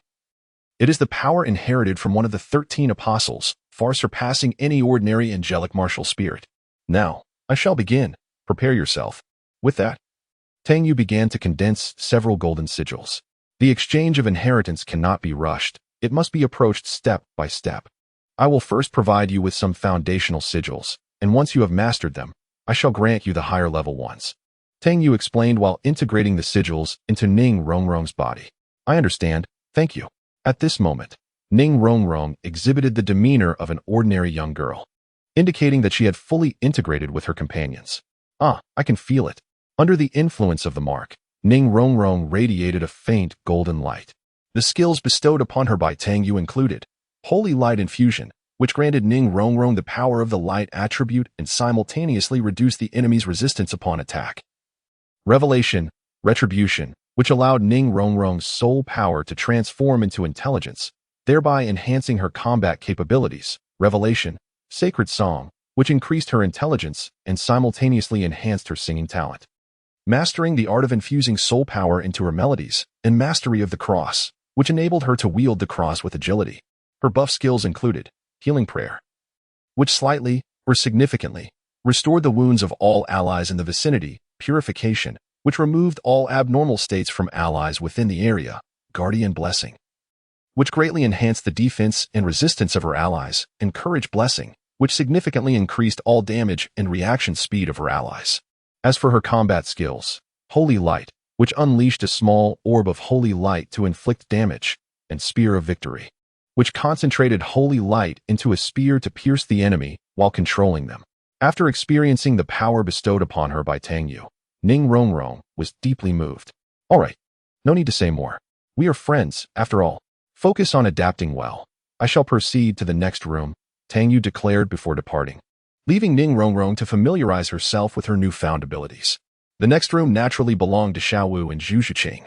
Upon opening the door, Xiaowu excitedly leaped forward. Wonderful. Sister Yu, you have finally arrived. I was waiting so long the flowers have wilted. Tang Yu promptly caught her. Luckily, Tang Yu possessed extraordinary strength. All right. Now that I'm here, please sit properly, Tang Yu instructed, and Xiaowu obediently returned to her bed, eagerly awaiting the transfer of knowledge. Meanwhile, Zhu Zhiqing maintained her graceful demeanor, refraining from excessive words. Since you are both prepared, I shall not keep you in suspense any longer. Let us begin. With that, Tang Yu gathered two distinct marks in her hands, one bright silver and the other silver tinged with gold, and infused them into the two. Xiaowu received passive skills, throw enhancement, which fundamentally increased her soft skill damage, powerful grapple, which elevated the damage of her grappling moves, and combat specialization, allowing non-throwing skills to also benefit from soft skill enhancements. Her active skills included Gale Chase, Back Slam, Throw, Neck Break, Savage Charge, Thunder Elbow Strike, and Thunder Impact. How about it, Xiaowu? You should be satisfied now. Practicing these skills will keep you busy for quite some time. Tang Yu added with a reminder after imparting the knowledge to Xiaowu. Zhu Zhiqing's inheritance lies in the realm of the assassin. Her passive and buff skills include Pillage, which grants her the power of combo, allowing her to acquire this strength through exceptional technique, and to expend it for a unique finishing move, Arc Flash, which increases the number of consecutive hits of Arc Flash while unlocking Aerial Arc Flash, Shadow Flicker, enabling Zhu Zhiqing to gain combo power upon hitting with her active skills, while significantly enhancing her agility. Her active skills comprise Arc Flash, Finishing Pursuit, a skill that consumes combo power, Twirling Slash, Aerial Leap, a double jump, Swift Charge, and Spinning Blade. How does it feel, Zhiqing? Tang Yu inquired eagerly after completing Zhu Zhiqing's inheritance. It feels quite remarkable. It is an incredibly powerful ability. Perfectly suited for an agile attack-oriented soul master, Zhu Zhiqing expressed her gratitude. Since that's the case, you two should take your time to familiarize yourselves. I shall proceed to the next location, she declared before heading towards the boys' dormitory. Her first stop was the dormitory of Dai Mubai and Ma Hongjun. Upon entering, she was warmly welcomed by Ma Hongjun. All right, Ma Hongjun, if you keep this up, I might just cancel your inheritance, Tang Yu threatened, clearly exasperated by his antics. Don't. Sister Yu, can I call you sister? Ma Hongjun immediately softened. Enough, Tang Yu, don't scare Hongjun, Dai Mubai interjected, attempting to comfort Ma Hongjun's fragile spirit. Now, tell us what kind of inheritance you have prepared for us. Very well, Dai Mubai is easy to handle. I already have a plan in mind for him. As for Ma Hongjun, I haven't decided yet, so it's up to you to choose. Would you prefer something majestic and imposing, or graceful and stylish? Tang Yu ultimately placed the challenging decision in Ma Hongjun's hands. Of course, the graceful and stylish option befits my handsome demeanor, Ma Hongjun declared, striking a pose he believed to be charming. Quite nauseating, Tang Yu remarked. All right, since you are boys, I shall proceed directly. With that, a white mark and a red mark infused into Dai Mubai and Ma Hongjun's bodies. For Dai Mubai, a gentle white mist enveloped him, causing his muscles to undergo a transformation, aligning in a more scientifically natural manner. In contrast, Ma Hongjun experienced a dramatic reaction, engulfed in roaring flames. Interestingly, while these flames were the malevolent fire that had long plagued him, this time they did not go berserk but instead circled around him obediently. Thus, Tang Yu bestowed the inheritance upon Dai Mubai. Passive and buffs, Strong Fist, significantly enhances Dai Mubai's striking power. Invincible Armor allows Dai Mubai to temporarily don invincible armor, rendering him immune to standard control effects, level suppression, while also mitigating a portion of damage. Muscle Softening transforms muscles into a state of extreme flexibility, enabling the forced interruption of any currently executed skills. Weakness Perception grants Dai Mubai a faint awareness of his opponent's soul energy flow and vulnerabilities. Active skills, Bone Shatter, Iron Mountain Lean, Crushing Fist, Inch Punch, Dragon Rising Fist, all classic techniques. Dance of Lightning. While these techniques are typically accessible, the legacy from Tang Yu bestows an enhancement, allowing for a percentage increase in damage with each strike, akin to a windfall. After experiencing this, Dai Mubai expressed his satisfaction. The legacy of Ma Hongjun is that of a ninja, indeed a ninja, while the other is undoubtedly the leader, the Heretic Inquisitor. Buffs and passives. Flame Mark. This condenses the spark of Ma Hongjun, granting him complete control over it, allowing him to entirely rid himself of the malevolent fire's side effects, while significantly purifying his flames, resulting in higher temperatures and more formidable power. Fire Escape. Crimson Lotus consumes soul power to condense 5 flame marks, which will be expended when releasing other skills, thereby enhancing their potency. Mastery of Ninjutsu enables Ma Hongjun to strengthen skill power through hand seals. Active skills. Ninjutsu. Shadow Clone summons a shadow clone which, upon its disappearance or destruction, explodes, causing minor fire damage. Fire Escape. Grand Fireball Technique. Sealing Movement Technique. Fire Escape. Phantom Shuriken summons numerous clones to simultaneously launch shurikens forged from condensed flames. Fire Escape. Substitution Technique. Fire Escape. Hurricane Slash. Upon sensing the malevolent fire within himself coalesce into a flame mark, freeing him from its torment, Ma Hongjun immediately leapt up in excitement, gazing deeply at Tang Yu, causing her to break out in goosebumps. In a swift motion, she executed a flying spinning kick and promptly left, arriving in the room of Tang San and Oscar. She found the calm Tang San and the exuberant Oscar. Xiao San, let me clarify. I currently do not possess a legacy to offer you. Compared to those peculiar projectiles in the legacy, referring to throwing goblin, your own hidden weapons would serve you better. When the opportunity arises, I shall impart a few poison-related marks to you. At this moment, Tang Yu had yet to decide what skill to bestow upon Tang San. Thus she opted to postpone the matter. All right, Oscar, you're the last one remaining. What kind do you desire? Tang Yu inquired, turning to Oscar. Is there still a choice? Although my primary wish is for combat capabilities, I suppose I shall content myself with being a support, aiding you all in the future. Initially brimming with determination, Oscar soon appeared hesitant. Oscar, you must muster your spirits. Do you not have feelings for Rongrong? Remember, both of you are support soul masters. If you lack combat abilities, how will you protect her in the future? Tang Yu's words only deepened Oscar's insecurities. Moreover, I genuinely possess a legacy that encompasses both combat and support, and it is indeed paired with Rongrong. Upon hearing Tang Yu's words, Oscar immediately became invigorated. Naturally, the legacy entrusted to Oscar was that of the paladin, the healer. Moreover, Tang Yu thoughtfully provided him with 2 sets of skills, support and apocalypse. Buffs and passives included. Hammer of the Holy Spirit compresses all of one's support capabilities to significantly enhance personal combat power. Vengeance of Light. Steadfast Belief greatly amplifies Oscar's soul power, energy, while the enhancement of soul power will substantially strengthen his physique. Guardian's Blessing significantly fortifies Oscar's physique, while the enhancement of physique will reciprocate with an increase in soul power. Gift of Courage. Attacks will augment soul power, drastically enhancing offensive capabilities. Celestial Melody summons the voice of angels, greatly boosting the physique and soul power of surrounding allies. Holy Light Guardian. Guardian's Blessing, based on one's own levels of soul power and physique, enhances the defense and resistance of teammates. Blessing of Honor increases attack power according to one's own soul power and physique levels. As for offensive skills, Holy Light Cross, Spear of Victory, Holy Light Shield, Holy Light Sphere, Holy Light Convergence, and Blade of Pure White. Feeling the information contained within the legacy, Oscar shed tears of excitement. Thus, the transformation of Shrek was complete. Chapter 20. A new chapter. Shrek's first training session after a night of practice. Everyone had begun to digest the knowledge imparted by Tang Yu.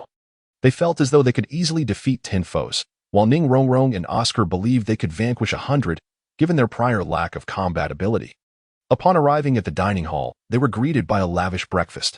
After a delightful meal, they gathered on the playground, awaiting the master's instructions. Excellent. It appears you have all accepted the legacy and gained some understanding, the master remarked. Tang Yu, please tell me what legacies they have received. The master requested Tang Yu to elaborate, facilitating the formulation of a subsequent training plan. Seeing this, Tang Yu began to introduce each person's legacy. After acquiring detailed information, the master expressed his admiration. Remarkable! What a powerful legacy this is. Now that I am aware of the specifics, I will devise a training plan. For now, we shall commence today's training. I have prepared some weights for each of you, and you must not use soul power. Complete your runs before today ends. While your marks have yet to take effect, these weights are still useful. Once the power of the marks fully integrates, I fear none of you will match Rongrong's strength. The master broached a harsh topic, as it is well known that healers possess the greatest strength. However, Master Rongrong is currently unable to convert her intelligence attribute into strength. She must at least reach the Soul King level to do so. But by then, I doubt anyone, save for myself, will rival Rongrong's strength, one replied, eliciting awkward sweat from the group. To discuss the legacy of the Seraphim, it is indeed absurd how the balance of strength and intelligence appears so simplistic. Ah, I recall now that I neglected to grant the third mark. I had completely forgotten. The set of marks for the third can also harmonize attributes of intellect and power, which could significantly enhance the third's throwing capabilities and the potency of poison. At this moment, Tang Yu suddenly remembered that the Poison King also possesses a balance of strength and intelligence, a detail I had overlooked myself. Indeed, the power of this legacy is truly remarkable, and it is fascinating that the intelligence attribute derived from it can augment both soul skills and the efficacy of toxins. Not to mention that even mechanical energy attacks can benefit from this enhancement. How peculiar. The Master, being a profession primarily centered on intellect, has indeed conducted some research on this unique attribute that does not correlate with IQ. Well then, let us commence. I shall await you at the supply point ahead. With that, the Master leapt directly onto the summoned transport vehicle and departed. How convenient. Ma Hongjun, watching the Master ride away on the transport, couldn't help but express his admiration. No need for admiration. Once you grow stronger, you too can travel with skills, for instance, like Zhu Qing, who can effortlessly glide to her destination, Tang Yu remarked.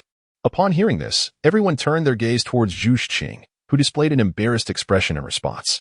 Soon, the group adjusted their states and arrived at the academy's entrance, where they encountered 8 baskets, each labeled.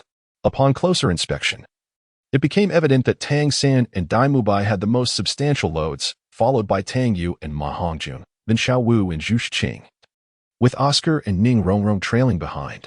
However, before the group could ponder why Tang Yu's amount was so minimal, Tang San approached to lift one of the baskets but struggled to do so, leading everyone to realize something was amiss. The materials were indeed different. While the quantity seemed lesser, the quality was, in fact, the greatest. Subsequently, to the astonishment of the onlookers, Tang Yu effortlessly lifted the basket that even Tang San could not manage. As Tang Yu's level continued to rise, the concentration of her magical power also increased. Previously, Willie had mentioned that Tang Yu's magical energy was a product of a higher-tier energy diluted, and as her physical constitution level continuously improved, its essence gradually returned to its primal state. This explains why Tang Yu, even at level 40, can contend with Soul Emperors 2 levels higher. The increasing concentration compensates for the disparities between higher levels. Concurrently, the elevated magical concentration has also enhanced Tang Yu's physical attributes, thereby boosting her fundamental stats.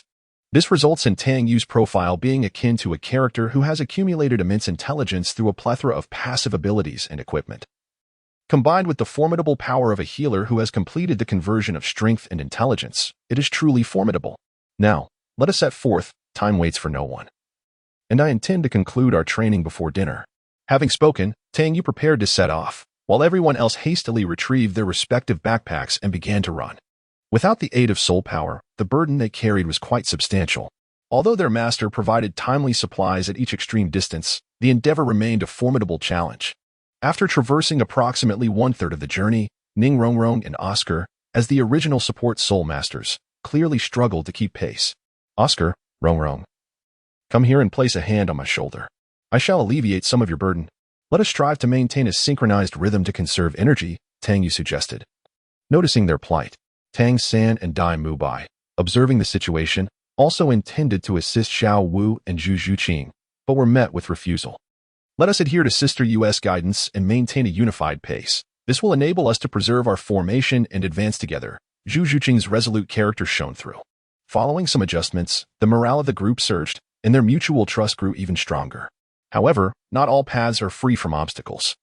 Their round trip from Shrek to Soto City caught the attention of Songhui Academy, who sought retribution. Yet, they were unprepared for the formidable wall that awaited them. Little did they anticipate that Tang Yu had retained a powerful assistant, Heater.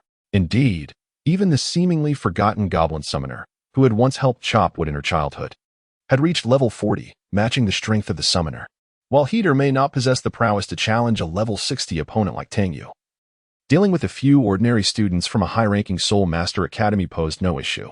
With the advantage of his elevated level, Heater's throwing skills had reached an extraordinary level of mastery, showcasing a dazzling array of techniques. The hail of stones rained upon the troublemaking students, leaving them utterly dispirited. Had it not been for Tang Yu's command, the situation would have escalated beyond mere stones. Heater was capable of hurling bombs, augmented with magical energy, capable of devastating even titled soul masters. This revelation opened the eyes of the group. Had it not been for this incident, they would have remained unaware of Tang Yu's formidable companion, Heater. However, having already witnessed Tang Yu's remarkable heritage, they were not entirely surprised by Heater's capabilities. Thus, training progressed day by day, with the burden steadily increasing. Oscar's load, in particular, exhibited a geometric increase. Although the enhanced physique did not significantly amplify his strength, it greatly improved his endurance, allowing him to match the training outcomes of others despite the considerable weight he bore. Indeed, the most immediate effect of this rigorous training was the swift adaptation of the group to the physical changes brought about by the mark they bore. This also serves as preparation for the master to embark on the second phase. Well, this period of training has allowed you to acclimatize to your new bodies. And the next step involves further training. First, Daimubai. Your subsequent training will focus on mastering all martial skills, honing your techniques, and enhancing your energy application. The most crucial aspect is to learn to utilize softening techniques at any moment, as this can catch your opponent off guard and disrupt their formation. Finally, you will engage in duels with others to cultivate combat skills and reflexes. This is mandatory for everyone. Next, Mahongjun. You must become proficient in forming seals swiftly while also honing your movement techniques to ensure optimal release of your soul skills. Of course, practical combat training is equally essential. Now, for Xiao Wu, your task is to master the art of soft techniques and adapt to the use of the grab bomb, which is a true marvel for someone like you who employs soft techniques. Be aware that many defensive soul masters tend to select stable self-generating soul skills. Much like Zhao Wuji's immovable king, when faced with such adversaries, the grab bomb can unleash the full potential of your abilities. Following that, Zhu Qing. You are similarly required to master the technique of interrupting moves and incorporating finishing attacks into simpler skills. Additionally, you must train your reflexes. I have gathered from Yuer that the inheritance you received will undoubtedly make you a high-speed agility-type soul master, where exceptional speed necessitates equally extraordinary reflexes.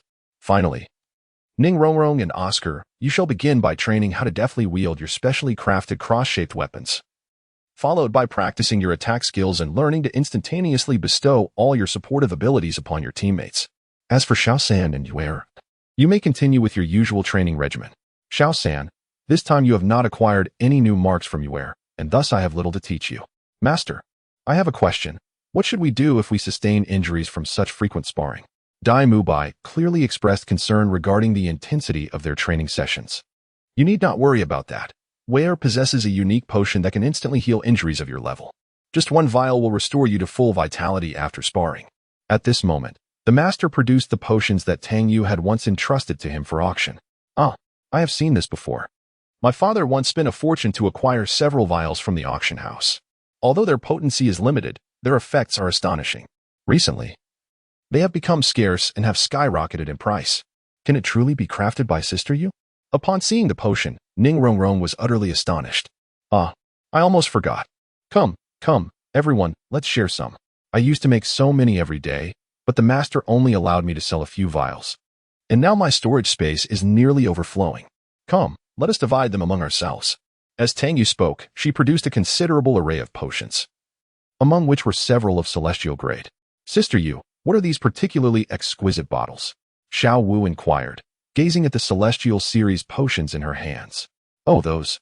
They are likely potions that even a titled Douluo could consume to instantly restore their full state. I've crafted these in abundance, but you may find them unnecessary for now. So I shall dispense only a few, Tang Yu replied nonchalantly while continuing to extract potions. Upon hearing this, everyone was rendered momentarily speechless, including the master himself. Chapter 21. A new chapter, Spirit Battle Training. In the end, the group only took a modest selection of potions, ensuring each received a vial from the Celestial series as a contingency, yet they dared not request more. Instead, they gathered a significant number of the most commonplace potions, which were essential necessities. After collecting the potions, the time for rigorous training commenced. Everyone diligently followed the Master's directives for enhanced training, yielding fruitful results. Tang San, in addition to the practical exercises, continued his research on hidden weapons and soul power cultivation, tirelessly working throughout the day. As for Tang Yu during this period, she was occupied with the Master's mechanical research, which had reached a level of initial awakening. However, the energy devices he developed were somewhat lagging behind, resulting in the Master being capable of utilizing the second awakening mechanical overlord abilities on a technical level, yet unable to manifest them due to the high concentration of energy required. This predicament also stemmed from Tang Yu not having fully transferred the hyperdimensional protocol to the Master. Currently, Tang Yu is delving into the realm of energy. Building upon the foundation laid by the Master's research, she has embarked on the study of decomposition machines. After dedicating 6 years to elevating her alchemist rank to that of a divine alchemist, she has now commenced her exploration of a secondary profession, the decomposer. This vocation is paradoxically both the simplest and the most challenging. Its simplicity lies in the necessity to merely enhance the decomposition machine, while its difficulty resides precisely in this very task.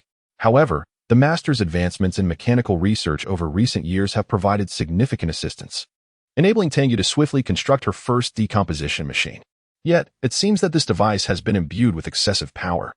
Anything that can be inserted into it is subject to decomposition, provided it possesses energy and the energy intensity is not excessively high. Once perfected, it is conceivable that a divine-level decomposition machine could directly disassemble a titled Douluo's martial spirit. The novelty of this contraption has piqued the interest of many, who eagerly present various items for experimentation. Swords, spears, and halberds are tossed into the machine, and after a cacophony of grinding sounds, a few colorless, transparent crystal fragments emerge. Moreover, equipment imbued with attributes yields corresponding attribute crystals upon decomposition, each containing astonishingly pure energy. The Master's research has concluded that these small crystals serve as high-quality soul power supplements. They can replenish vast amounts of pure energy when crushed or ingested, provided they are colorless or of a specific attribute. With the advent of these crystals, the Master's journey as a mechanic can progress further. Are you prepared, Master? With your current comprehension, while you may not yet attain the recognition of the transcendental protocol, you should grasp the other mechanical knowledge, Tang Yu states, as she conjures several seals in her hand. Following a burst of radiance, the Master acquires the last skill. Aside from the second awakening, the TX-45 Special Ops and the TN-80 Terminator. Very well, Master. Your next task is to establish an energy network through machinery, enhancing your physical attributes with energy. Once you reach the level of a Soul Douluo, I shall transfer the Transcendental Protocol to you. After that, the journey of exploration will be solely yours. Should you achieve instantaneous enlightenment, you may ascend to title-level combat prowess, ultimately reaching the realm of the Celestial. Upon concluding her remarks, Tang Yu exits the Master's chamber, leaving him in deep contemplation. He now possesses power and can shoulder the responsibilities he once cast aside. Yet, it remains early. Having completed the second phase of training, the group must now prepare for the third phase. At last, Flander had shed all his tears and exhausted the treasury. Well, children, you have performed admirably during this training period. Now we embark on the third phase of training, true combat training. You may have felt that your combat abilities were rather mediocre during this time, perhaps even helpless against wear. However, remember that you are all prodigies, extraordinary beings. Your talents are unquestionable. The next stage of training will take place at the Soul Arena in Soto City, where you will engage in soul battles. Each of you must complete 3 battles daily across all categories. This is designed to instill confidence in you and familiarize you with the harsh realities of society, while also alleviating the Academy's financial burdens. My words conclude here. And the group comprehended the forthcoming training, regaining a modicum of faith in their abilities. Indeed, throughout this period of practice, they finally recognized just how formidable Tang Yu's combat prowess truly was. Although they had all accepted the inheritance of strength, they found themselves at a loss against Tang Yu's formidable control skills. Even the body fortification armor could not withstand her relentless onslaught. They were left with the illusion that they were merely ordinary individuals, while Tang Yu stood alone as the sole genius. Eventually, they found themselves surrounding Tang Yu, practicing strategies as if she were a formidable boss. However, their lack of confidence in battle was soon to come to an end. Under the guidance of Flander and the Master, they arrived at the Soul Arena. Now, let me outline the specific requirements. Each person must complete 3 soul battles daily, 1 solo, 1 doubles, and finally a team battle. You are required to wear masks and use code names. There is no time limit for this training. It concludes once you acquire the Silver Soul Badge. Isn't that simple? With new skills, we can achieve invincibility at the same rank. Victories in soul battles will be almost guaranteed. Douluo appeared particularly elated. He vividly recalled his initial struggles upon promotion, yet now the collective combat strength had significantly increased, making the Silver Soul Badge a mere formality. Indeed, however, my stipulation is that you should strive to achieve this without relying on the inheritance provided by you.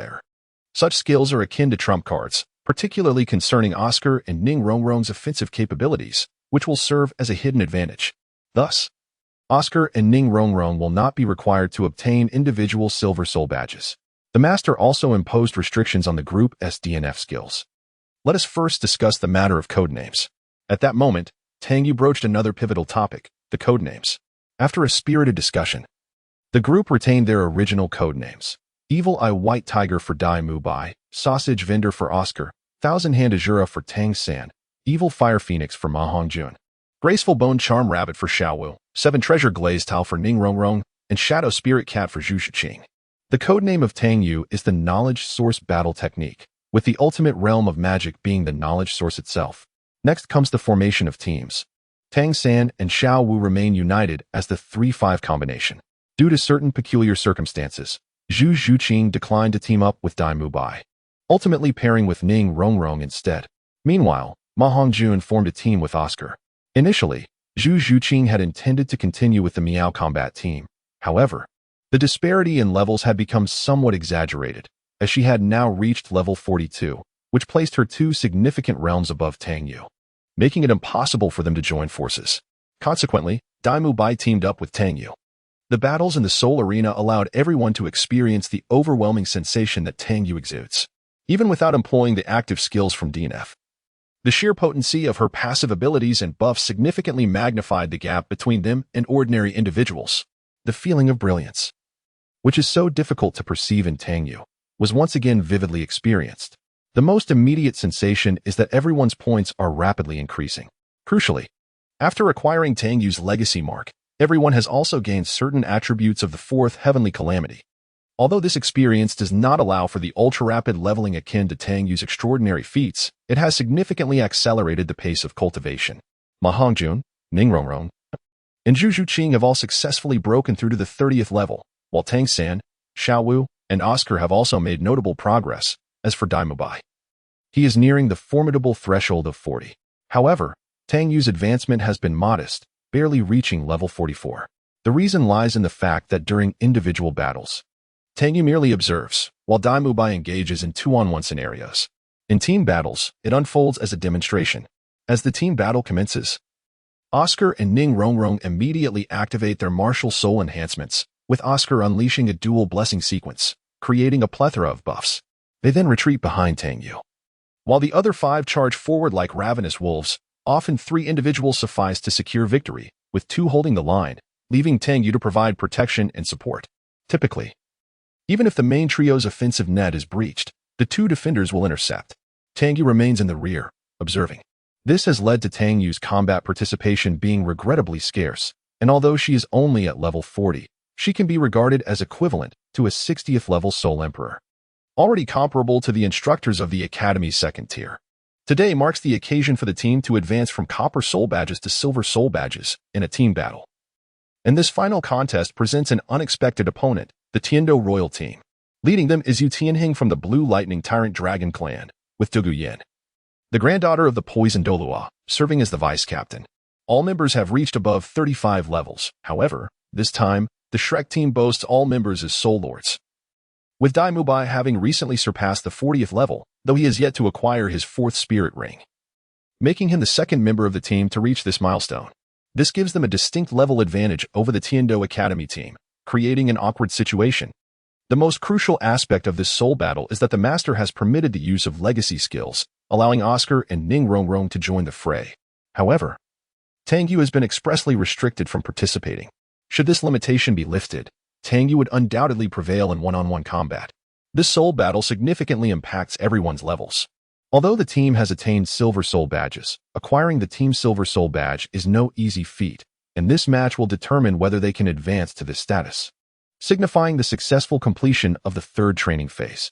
As the competition commences, the participants enter the arena, positioning themselves on either side, each team possessing a solid understanding of their adversaries.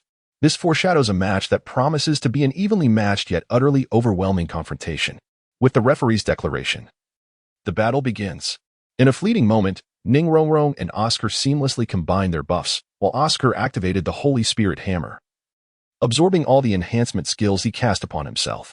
Instantly, a formidable power surged through Oscar's being, and Ning Rongrong's enhancement effects enveloped all members of their team. Concurrently, the others completed their respective buffs as well. This strategy made Yu Tianheng acutely aware of his target, with Ning Rongrong, clearly the primary enhancer, standing out as the main focus. However, before the Emperor fighting team could orchestrate their response, Dai Mubai charged forward. Empowered by the buffs, his fists and feet were enveloped in ethereal soul power. As Dai Mubai barreled toward him, Dong Guiyin intended to unleash her martial soul to impede Dai Mubai's advance. Yet, this proved futile. Dai Mubai activated his dominant armor, completely disregarding the effects of poison, and surged directly to Yu Tianheng's side. Meanwhile, the healer of the Emperor fighting team, Jiuxing Haitang, found herself overwhelmed. Long before Dai Mubai had drawn the attention of Yu Tianheng and his companions, Zhu Zhuqing had already executed a series of 3 arcs, positioning herself within the back line of the Emperor fighting team. Simultaneously, Xiao Wu teleported in close, signaling impending doom for the back line of the Emperor fighting team. Indeed, Xiao Wu unleashed her air strangle hammer, propelling Yi Lingling high into the air, while Zhu Zhuqing's final arc struck true, immediately transitioning into a finishing blow. With her soul power activated, she executed the Phantom Claw, and finally, the Phantom Slash severed Yu Lingling's combat capabilities. At this moment, Dai Mubai engaged with Yu Tianheng, launching a powerful strike known as the Collapse Fist that repelled Yu Tianheng's assault. He swiftly executed the Dance of Lightning, darting through the ranks of the Imperial battle team with remarkable agility. Tang San, responsible for control in the central formation, seized the opportunity to ensnare Dai Mubai's target with his web-binding technique amidst the momentary paralysis inflicted upon the Tian-Do team. It was then that Ma Hongjun, renowned for his area of effect attacks, made his entrance. He ascended into the air with the Phoenix Wing Ascension, unleashing a devastating fire escape, hurricane kill upon the adversaries below. The colossal fiery tornado enveloped the members of the Imperial battle team, simultaneously incinerating the toxins wielded by Du Guyan. Dai Mubai's Dance of Lightning culminated in a final assault, and as the flames subsided, only 2 members of the Xuanwu Turtle Martial Soul remained standing from the Tian-Do team. The outcome of this battle was thus rendered inevitable. The children displayed commendable mastery over their skills, effectively integrating their soul techniques, suggesting that their practical training had reached a satisfactory conclusion. The master observed the results of the match with evident satisfaction. Meanwhile, Flender wore a solemn expression, as the conclusion of the 3rd phase signified that Shrek's teachings were nearing their end. Unlike the light-hearted reception of the Golden Soul Emblems from the Soul Arena by Shrek's team, everyone had indeed reached the level of the Golden Soul Emblem through this battle, indicating that an upgrade was in order. On the other hand, the Royal Combat team appeared quite dejected. Initially, they were swiftly ambushed, resulting in their healer being eliminated almost instantaneously. Subsequently, the majority of their team fell victim to a devastating combination attack, truly illustrating what it means to encounter genuine talent. Given their nearly flawless team configuration, they should have been able to handle any situation. However, their opponents astonishingly exploited extraordinary mobility to breach their back line, an utterly unprecedented occurrence. Ultimately, it was their mentor who provided guidance. There's no need to be so disheartened. You are facing prodigies in their own right, even veritable monsters, he reassured them. The average level of their team is also 35, with their captain reaching level 40, albeit without having acquired a spirit ring yet. Moreover, their most formidable member, who has achieved level 42, could easily overpower spirit masters nearing level 50, has yet to take the stage. Upon hearing Qin Ming's words, Yu Tianheng and the others felt even more disheartened. Their adversaries had already gained a significant advantage, and the strongest among them had yet to make an appearance. I understand this is disheartening for you, but do remember that their academy is renowned as a haven for prodigies, exclusively admitting the exceptional. I too hail from that illustrious Shrek Academy. Qin Ming's words gradually lifted the spirits of the Royal Combat team. Even their remarkable mentor originated from that academy, which seemed somewhat easier to accept. Afterward, Yu Tianheng visited the master and engaged in various discussions. For instance, it was revealed that Tang San was his disciple, and the formidable Tang Yu could single-handedly overpower the entire Imperial fighting team. This revelation astonished Yu Tianheng, leading him to firmly remember the siblings, Tang San and Tang Yu. However, During this encounter, the master appeared less constrained than before, as he now possessed the strength of a soul saint. This newfound confidence allowed him to speak with authority. And Tang San's remarkable growth validated his years of research, marking a dual triumph in both career and power. Once his physical enhancements were complete, he would attain the strength of a titled Douluo. The conditions for unlocking the superdimensional army were tied to the superdimensional agreement, enabling Gubo Jia to unleash his full power in combat, sufficient to injure a titled Douluo-level warrior with full defensive capabilities. Following the conclusion of the third phase of training, everyone was granted a half-month leave. Tang San chose to tinker with his hidden weapons, while Tang Yu focused on improving the disassembly machine. Each individual busied themselves with their respective tasks, and finally, Flinder resolved to take the entire Shrek family to the Tiando Royal Academy. Naturally, Tang San distributed the Flying God Claw, an impressive gadget, to everyone. After a grueling journey, they approached Tiando City. Along the way, the group engaged in fierce battles at Sylvis's Soul Arena, where they felt considerable discomfort, except for Tang Yu, who remained unaffected. Her intrinsic will led to a perception of death that equated human demise with that of soul beasts, viewing death as the most egalitarian aspect of nature.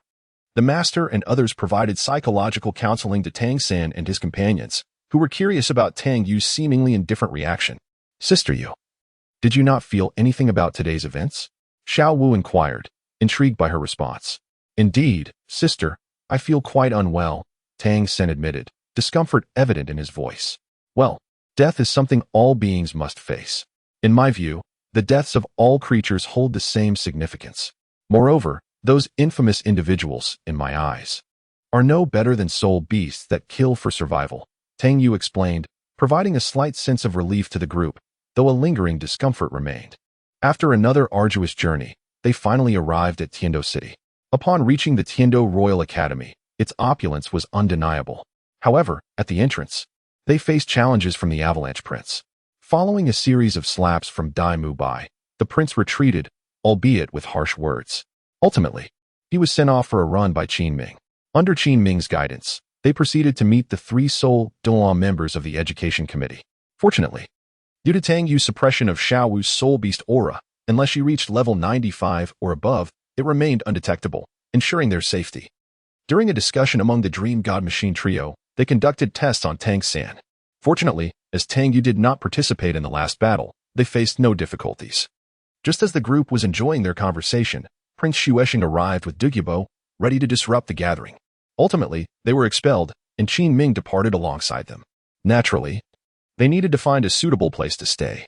After a brief exploration of Heaven-Do City, they stumbled upon a recruitment advertisement for the Blue Tyrant Academy.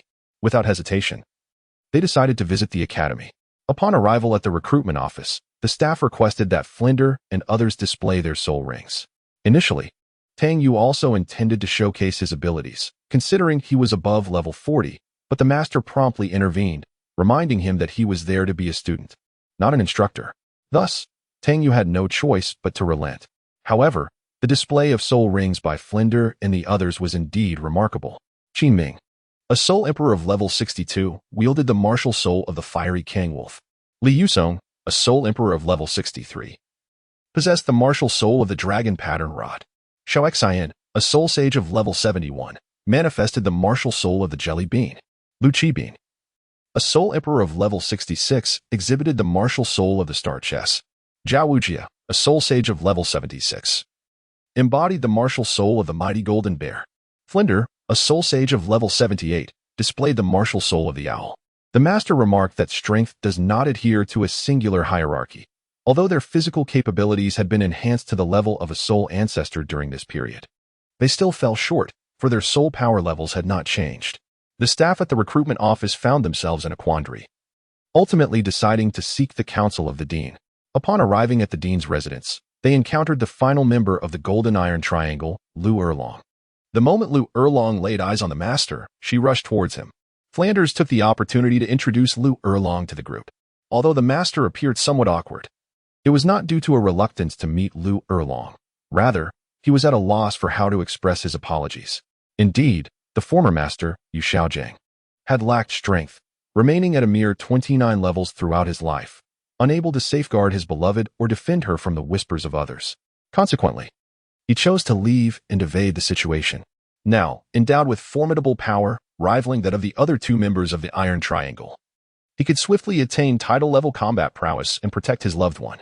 Thus, while still at Shrek Academy, he resolved to seek out Lu Erlong to apologize after Tang Yu and Tang San's graduation, and to confront Bibi Dong to clarify the events of the past once he achieved title-level strength. Xiaojing, is that truly you?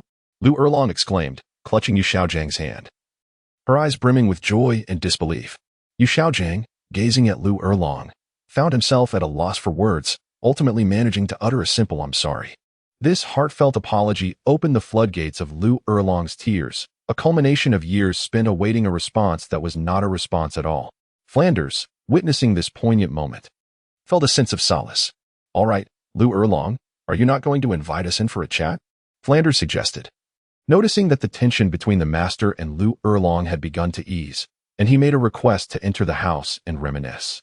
Naturally, Lu Erlong expressed her disbelief that her modest abode could accommodate so many individuals. Yet, in the end, she permitted everyone to enter her home to discuss their lodging arrangements in detail. It was utterly preposterous. The Tiando Royal Academy was truly overstepping its bounds. Once her emotions calmed, Lu Erlong once again revealed her explosive temperament. She slammed her fist onto the table, and had she exerted any more force, the table might have met an untimely demise. How dare they even bully the esteemed Flander? Beside her, Flander wore a look of indignation upon hearing this. "Flander, let us not speak further. My space is indeed your space. Everyone shall remain here. This shall be your sanctuary henceforth." The group fell silent, acquiescing to her arrangement. Flander glanced at Yu Xiaojing, who remained unresponsive, seemingly indicating that Flander should devise a plan on his own. After a moment of contemplation, Flander spoke. "Our demands for treatment are quite lofty. Can you bear that?" He took a sip of tea as he spoke. "The matter of treatment now rested upon you, Flander. You are the leader of our Golden Iron Triangle, and from this moment, this academy shall belong to you. Tomorrow, I shall convene a meeting for all faculty and students to announce the renaming of the academy to Shrek." The expressions of the crowd were filled with astonishment, and Flander nearly choked on his tea. Lu Erlong, not one to procrastinate, promptly arranged for the staff accompanying them to return to the academy with this news. Flander, now somewhat indecisive, turned to Yu Xiaojing, saying, "Let everything unfold according to Longer's wishes." At this point, Yu Xiaojing had begun to relax. His utterance of "I'm sorry" was perhaps the beginning of his atonement. During mealtime, Yu Xiaojing called Tang San and Tang Yu aside, intending to have a discussion. This time, Flander did not object. He recognized that Yu Xiaojing had finally chosen to confront his past avoidance rather than evade it, thus he felt no concern. Lu Erlong perceived a hint of progress as well, though she remained slightly apprehensive, for it had been 20 years, and some anxieties lingered. Once outside, Yu Xiaojing began recounting the story of years past to Tang San and Tang Yu. "Little San, you error, I have let Longer down for an entire 20 years. In my earlier days, I was too weak to face such a blow. Now, I possess the strength to shield her from the slings and arrows of outrageous fortune. Yet, societal conventions still stand as an obstacle before us. I have incurred too many debts. What should I do now?" Yu Xiaojing felt lost. Although he had resolved to take responsibility and rekindle their past feelings, he lacked a suitable approach, burdened by the weight of his past. "Teacher, if you truly love each other, why should you concern yourselves with the opinions of society?" Tang San articulated the crux of the issue, which was the weight of societal judgment. "Indeed, master, if society is unyielding, then why heed its gaze? If society continues to create obstacles, we shall simply unleash our power and sweep them away, employing physical persuasion." Tang Yu was also gesturing in the air. "Indeed, teacher, you now possess the strength to transcend worldly fears. It is essential to cultivate a harmonious relationship with Aunt Lu Erlong, as this must be her deepest desire. If you are still burdened by psychological barriers, then a spiritual connection would suffice." Tang San's words illuminated Yu Xiaojing's thoughts. Indeed, this was the optimal solution. Now, he wielded strength, impervious to worldly harm, and the lofty mountains of bloodline could be traversed through the spirit, rendering all conflicts resolvable. At that moment, Lu Erlong emerged, and Yu Xiaojing stepped forward to embrace her deeply. It appeared that their issues had been resolved. After providing psychological guidance, Tang San and Tang Yu intended to allow Yu Xiaojing and Lu Erlong to nurture their relationship, thus excusing themselves to avoid being a third wheel.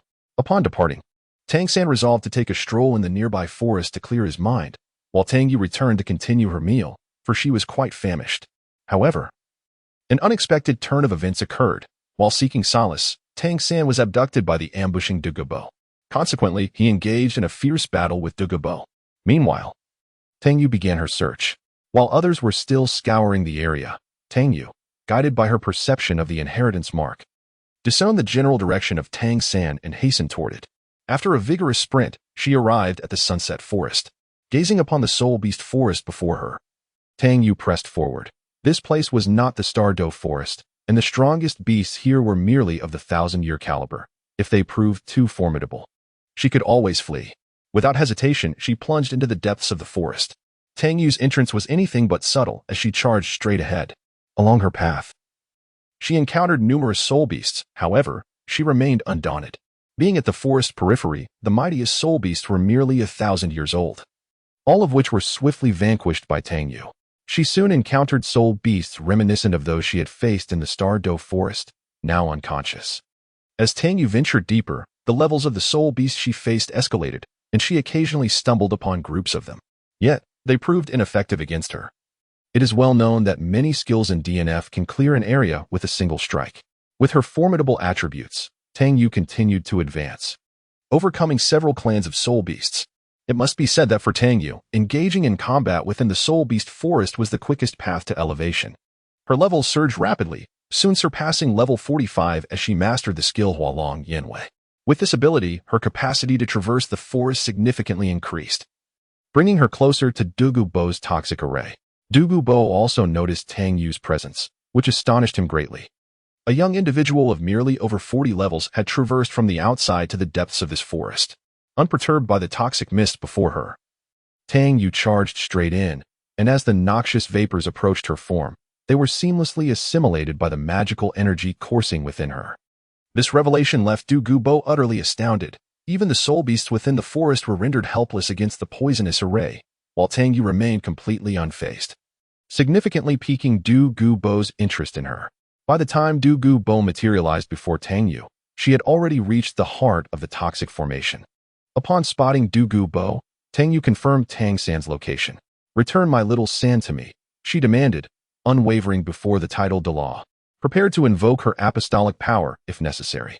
Now at level 46, she was no longer comparable to her former self in the StarCraft Forest. With her current physical prowess, she might just stand a chance. "My dear child, you are quite the enigma," Douluo remarked, intrigued by this young one who could navigate the Sunset Forest with ease despite her modest soul power. "What is your connection to Tang San?" "He is my brother." "Where is Tang San?" "Bring him back to me," Tang Yu asserted, unwilling to prolong the conversation. "What grants you the audacity to speak so boldly before a title Douluo?" Douluo responded, curious about her courage. "Since you wish to see Tang San, I shall take you to him." Tang Yu, bemused by Douluo's intention to lead her to Tang San, ultimately followed him to the periphery of the Eye of Ice and Fire.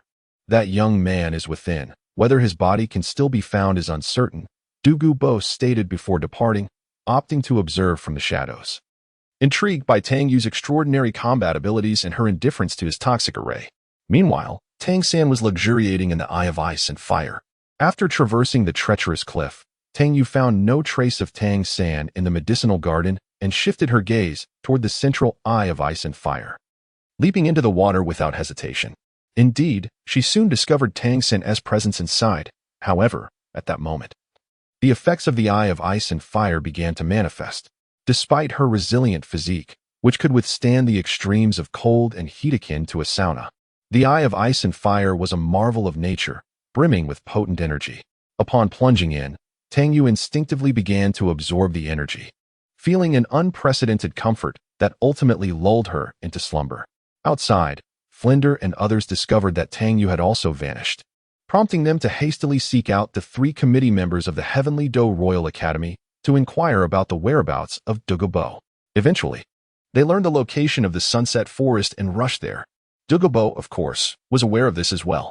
A fierce battle unfolded above, where Yu Xiaojiang and his companions first unleashed their martial soul fusion technique and engaged Douluo in a fierce clash. The formidable Holy Golden Sacred Dragon exhibited astonishing combat prowess, matching Douluo blow for blow. However, they were ultimately defeated.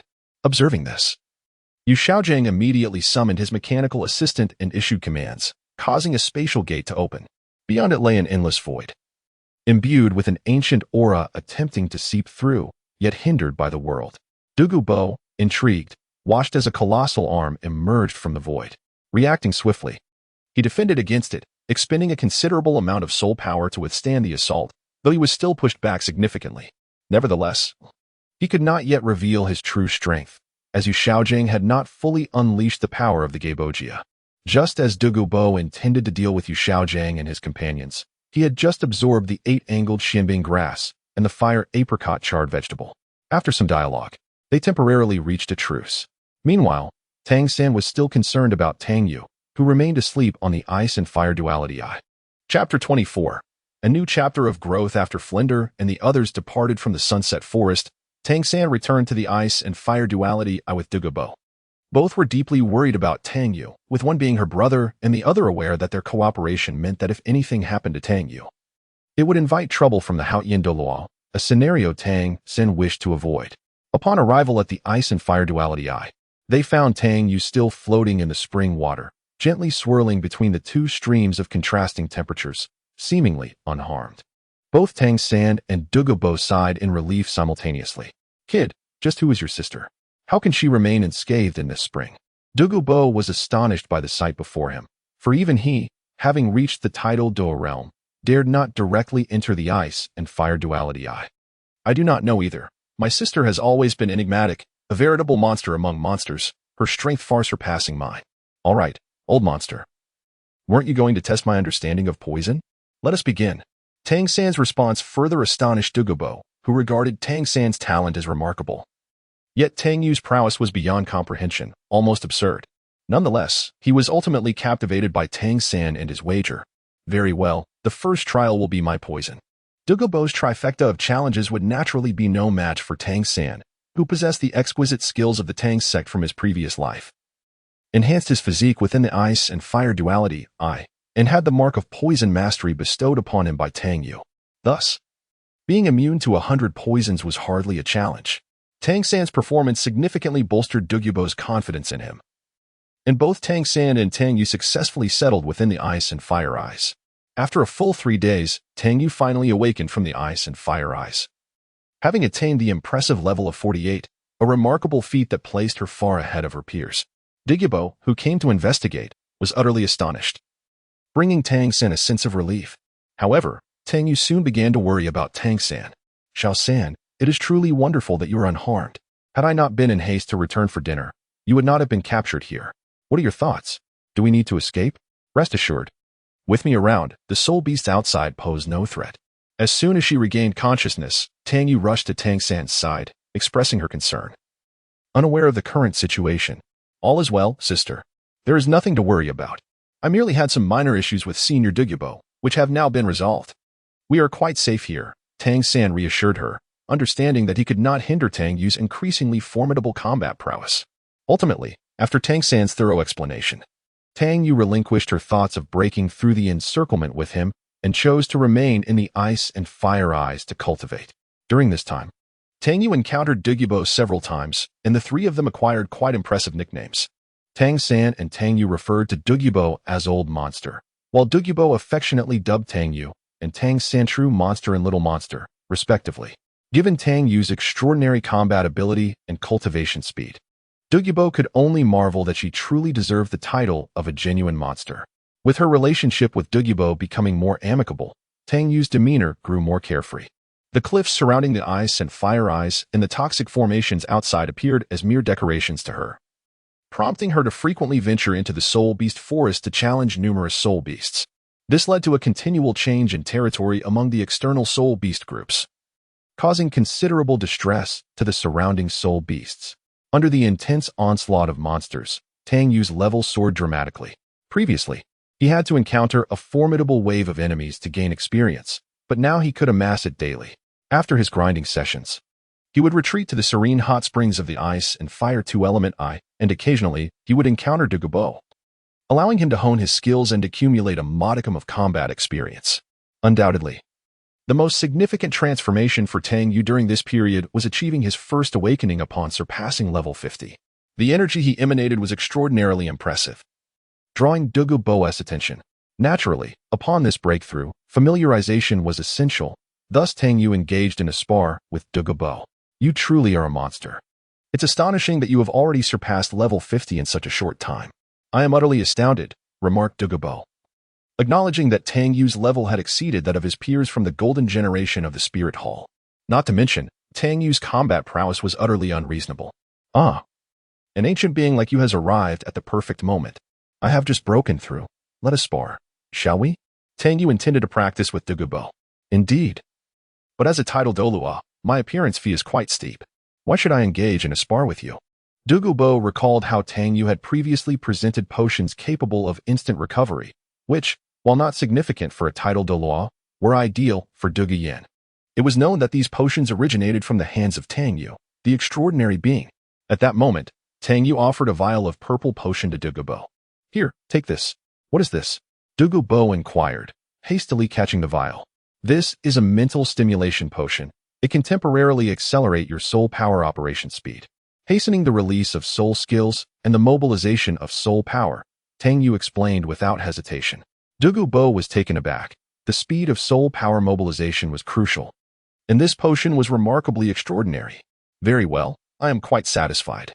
Let us proceed to our usual place, Douluo replied, carefully storing the potion before leading the way. Tang Yu promptly followed, and the two soon arrived at an open area, the center of which bore numerous pits, while the fringes were in disarray. Let us commence. I shall demonstrate the power of the Beiyana Do God, Tang Yu declared, and though he spoke casually, the mention of the Do God piqued Douluo's interest. What kind of power dared to bear such a divine title? Waves of energy began to swirl around Tang Yu. And unlike the azure magic of before, his current magic was interwoven with strands of golden luminescence, signifying an evolution toward a higher tier of energy. The potency and concentration had significantly intensified.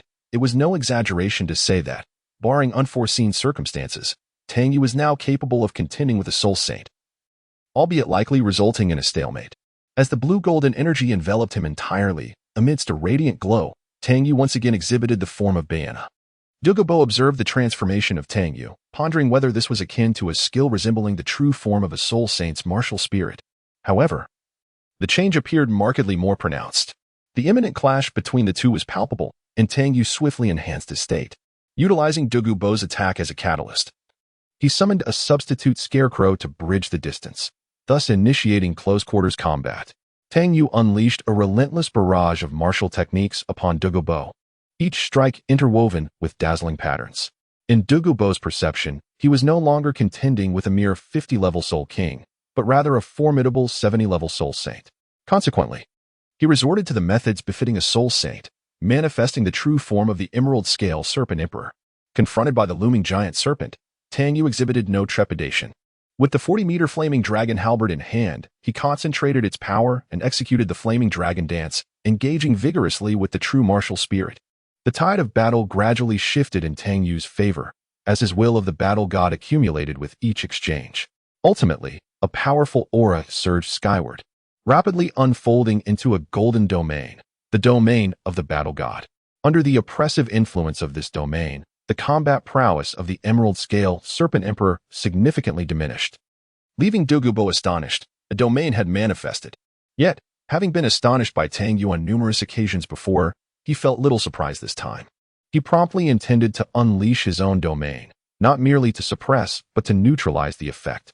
However, an unexpected occurrence transpired. Douluo's domain proved entirely ineffective, failing to counteract Tang Yu's domain of the battle god, which continued to exert its oppressive force unabated.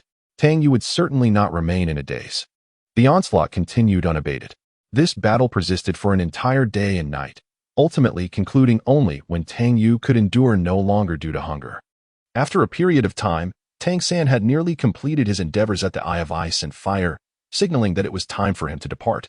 On this particular day, as Tang San was concocting the Hell King's tablet within the Eye of Ice and Fire, Tang Yu unusually sat beside him, observing attentively. Little San, how have you been adjusting to your new mark? Indeed, just days prior, Tang Yu had once again bestowed upon Tang San a new insignia. The Blood of Venom. Having consumed 2 divine herbs, Tang San's resistance to poison was already formidable, and with his mastery over toxic attacks, it was time for him to embrace this skill.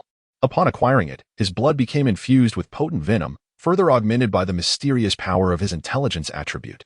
Additionally, there was an active skill, a significant enhancement to Tang San's third spirit ability, Heavenly Net, which granted his web both physical and magical control. Moreover, the deathly poison fog was another skill at his disposal, though Tang San had yet to fully unleash its potential, as his level had not yet reached the necessary height. Nonetheless, with his constitution, he could still manage to wield it, albeit with limitations. Tang San had reached level 33. When he broke through the 40th level, Tang Yu, who had been asleep, took him to the Sunset Forest to capture a 10,000-year-old cave spider. At that time, the spider, transformed by Beiyana, was utterly at her mercy, ultimately losing all hope for survival. When Tang San delivered the final blow, it met its end with a sense of relief. Once we finish refining this, we should be ready to return to Shrek Academy, Tang San mused, his thoughts already drifting to his companions back at the academy as he gazed into the cauldron filled with spring water. Chapter 25, a new chapter. Returned to Shrek early the next morning, Tang Yu was hurriedly pulled along by Tang San. Initially, she was still in a state of confusion, but soon after, the furious roar of Douluo echoed from behind them. Little San, what on earth did you discuss with that old monster yesterday, and what did you do to make us run like this? Tang Yu had returned to rest while Tang San continued his work, conversing with Douluo about various matters. Nothing much. Just convinced the old monster to become an honorary professor at Shrek, which grants our academy a title Douluo level background. Clearly, Tang San's response did little to clarify why they were being pursued so fervently. And what else? I refused to believe that old monster would chase us down just for that. Tang Yu, now fully awake, had regained her sharp intellect. Also, I gathered some medicinal herbs. That makes sense. It seems you must have taken quite a bit to provoke him so. Just as they were speaking, Douluo caught up with them. You little rascal. Stop right there. Douluo, brimming with anger, pursued them from behind. But you said I could take whatever I wanted. As Tang San ran, he called back to Douluo, saying, I said to take whatever you like, but I did not imply you should deplete my entire fortune. Upon hearing Douluo's words, Tang Yu realized just how much Tang San had actually taken and silently gave him a thumbs up. I have kept the roots and seeds. It won't be long before they sprout again.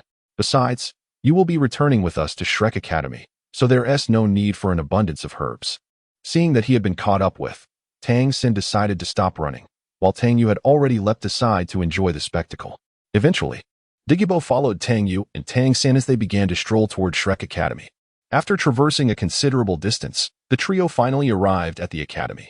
Following a round of announcements, a group of teachers came to the entrance. Upon spotting Yu Xiaojiang, Tang San immediately rushed over to greet him, while Tang Yu walked leisurely behind. Flander and the others, seeing Tang San and Tang Yu, quickly approached to express their concern. How are you, Xiaosan anywhere? Are you both unharmed? He didn't trouble you, did he? The teachers all voiced their worries. No, Senior Douluo treated us very well, Tang San reassured them. Indeed, the old monster did not trouble us. He often engaged in sparring with me, Tang Yu added, alleviating any lingering doubts Flander and the others had about Douluo. By the way, Dean Flander, Senior Douluo has come to our academy as an honorary professor. This announcement left the teachers in a state of shock. After Tang San explained the details to the group, Flander enthusiastically welcomed Douluo and took him to find suitable accommodations. Xiao San, how did you manage to persuade that old monster to join our academy? It's simply unbelievable. Lu Erlong expressed her astonishment at Douluo's willingness to come to Shrek, turning her gaze toward Tang San and Tang Yu. Don't ask me. Ask Xiao San. He is the one close to the old monster. I merely engage in sparring with him. Tang Yu quickly deflected the attention back to Tang San as Lu Erlong and others looked at her expectantly. This might be due to our shared affinities, Tang San offered as an explanation. Having a title Douluo among us is indeed a boon for our academy, the master concurred. Let us not dwell on that, master. I just observe that you should have nearly merged your energy. In due time, I will be able to present you with the temporal agreement, enabling you to contend on equal footing with title Douluo level experts. Our academy will then possess title Douluo level combat strength. Tang Yu's words astonished Lu Erlong, who was unaware of the situation, while Tang San, who was informed, felt surprised, though mostly it was joy for Yu Xiaojiang. Let us not rush this matter. It has been a while since your return, and everyone else has been eagerly waiting. I will take you to meet them and share their updates along the way. With that, Yu Xiaojiang led Tang Yu and Tang San toward the gathering place, noting that they had all made significant progress over the past 6 months. During this period, Daimubai has reached level 48, and perhaps soon he will begin to strive for level 50. The others are also grappling with the bottleneck of level 40. How has your cultivation been during this time? You must not fall behind them. The master's words were filled with joy. After receiving the mark bestowed by Tang Yu, everyone's cultivation speed has significantly increased. Oscar and Xiaowu have already surpassed level 40, while Ning Rongrong, Ma Hongjun, and Zhu Zhuqing are also intensifying their efforts to break through, planning to hunt soul beasts together to acquire soul rings. Oscar and Xiaowu are currently practicing the abilities of the mark while accumulating strength in preparation for their breakthroughs. Rest assured, teacher, I have also reached level 43. My sister recently surpassed level 50 and is now approximately at level 54. It was she who assisted me in obtaining a soul ring from a 10,000-year-old cave spider. Upon hearing Tang San's introduction, Yu Xiaojiang was astonished, particularly by the fact that the 4th soul ring was of such caliber, and he was especially surprised by Tang San, as Tang Yu had already exceeded his comprehension. Please elaborate on the matter of the 10,000-year soul ring. It was evident that Yu Xiaojiang was quite interested in Tang San's 10,000-year soul ring. Interestingly, due to that soul beast being struck down by my sister and losing its will to survive when I ultimately killed it, it surprisingly displayed gratitude without generating a soul shock. The process was remarkably smooth. Tang San's words plunged the master into contemplation. Interesting. It seems you were fortunate. All right. We have arrived. They are waiting for you inside. With that, Yu Xiaojiang opened the door before them, revealing Xiaowu and the others seated within. As the door swung open, Xiaowu, facing the entrance, immediately spotted Tang San and rushed towards him, embracing him. Xiao San, you have finally returned.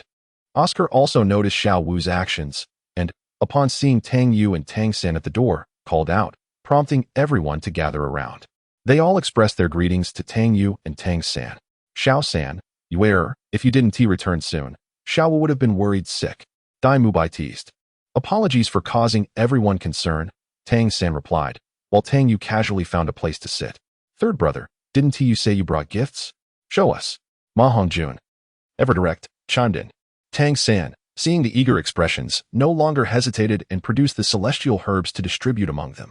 To Dai Mubai, I present the heavenly mushroom chrysanthemum. To Xiao Ao, the 8-petal celestial orchid. To Fatty, the coxcomb phoenix sunflower. And to Rongrong, the chilotulip. Tang San first distributed the celestial herbs to the 4. Seeing this, Yu Xiaojiang expressed his doubt. Xiao San, the herbs you brought are from Douluo. Given your talents, there is no need for such shortcuts, especially with Tang Yu's inheritance. Rest assured, teacher, all these celestial herbs have been selected based on everyone's characteristics. Their primary function is to strengthen the foundation and eliminate impurities, ensuring no harm will come to anyone. Tang San noticed that Yu Xiaojiang appeared puzzled, so he took it upon himself to provide an explanation. Very well, I trust you possess discernment, Yu Xiaojiang conceded, refraining from further inquiries. Zhuqing, the celestial herb I have chosen for you is a treasure among the divine, capable of resurrecting the dead and transforming the very fabric of existence. However, partaking of this herb requires a sacrifice. I hope you are prepared for that. Tang San's words immediately captured the attention of the assembly, weighing heavily on Zhu Zhuqing. I understand. Thank you, third brother. Observing that Zhu Zhuqing was ready, Tang San produced the heartbreak red flower and began to recount its tale. This extraordinary blossom chooses its master. To pluck it, one must hold the image of their beloved in their heart, shedding a drop of blood upon its petals. Should your resolve falter, even unto death, you shall be unable to harvest it. Once gathered, it will never wilt as long as it remains near its master. With that, he extended the flower, still encased in stone, towards Zhu Zhuqing. Yet, as she attempted to shed her blood, her thoughts drifted to Dai Mubai, resulting in her inevitable failure. I apologize, third brother. My heart was divided, and I am not fated to have this flower. This incident left Dai Mubai feeling somewhat embarrassed. Tang San then turned to encourage Yu Xiaojiang to give it a try, but he too was unsuccessful. Although Yu Xiaojiang had resolved Lu Erlong's emotional turmoil, he still faced the formidable challenge of Bibi Dong. Ultimately, it was Xiao Wu, filled with affection for Tang San, who successfully harvested the heartbreak red. However, she chose not to consume it, which turned out to be fortuitous. With the heartbreak red and the enhancement of her legacy mark, Xiao Wu could effectively mask her spirit beast's essence, provided she did not make any mistakes. Zhu Zhuqing ultimately received the Water Fairy's Jade Skin Bone as a substitute, while Yu Xiaojiang acquired the 9th rank Purple Ganoderma. As for Tang Yu, Tang San found no celestial herb that would benefit her. He had tried various remedies at the Ice and Fire Yin Yang Eye, but whether poisonous or divine, all she consumed merely transformed into energy, rendering the other effects moot. Giving Tang Yu celestial herbs proved less effective than allowing her to soak in a spring. Nonetheless, the herbs were not entirely in vain, as they significantly enhanced her physical constitution.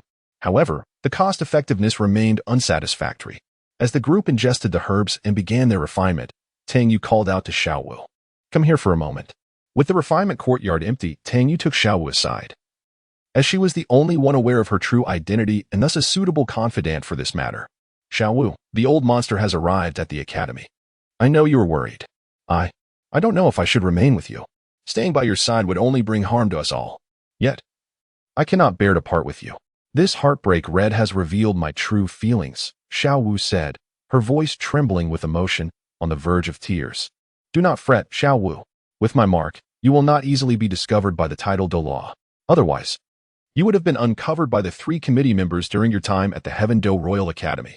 Moreover, now that you possess this heart-wrenching red, as long as you carry it with you, your safety is assured. Rest assured."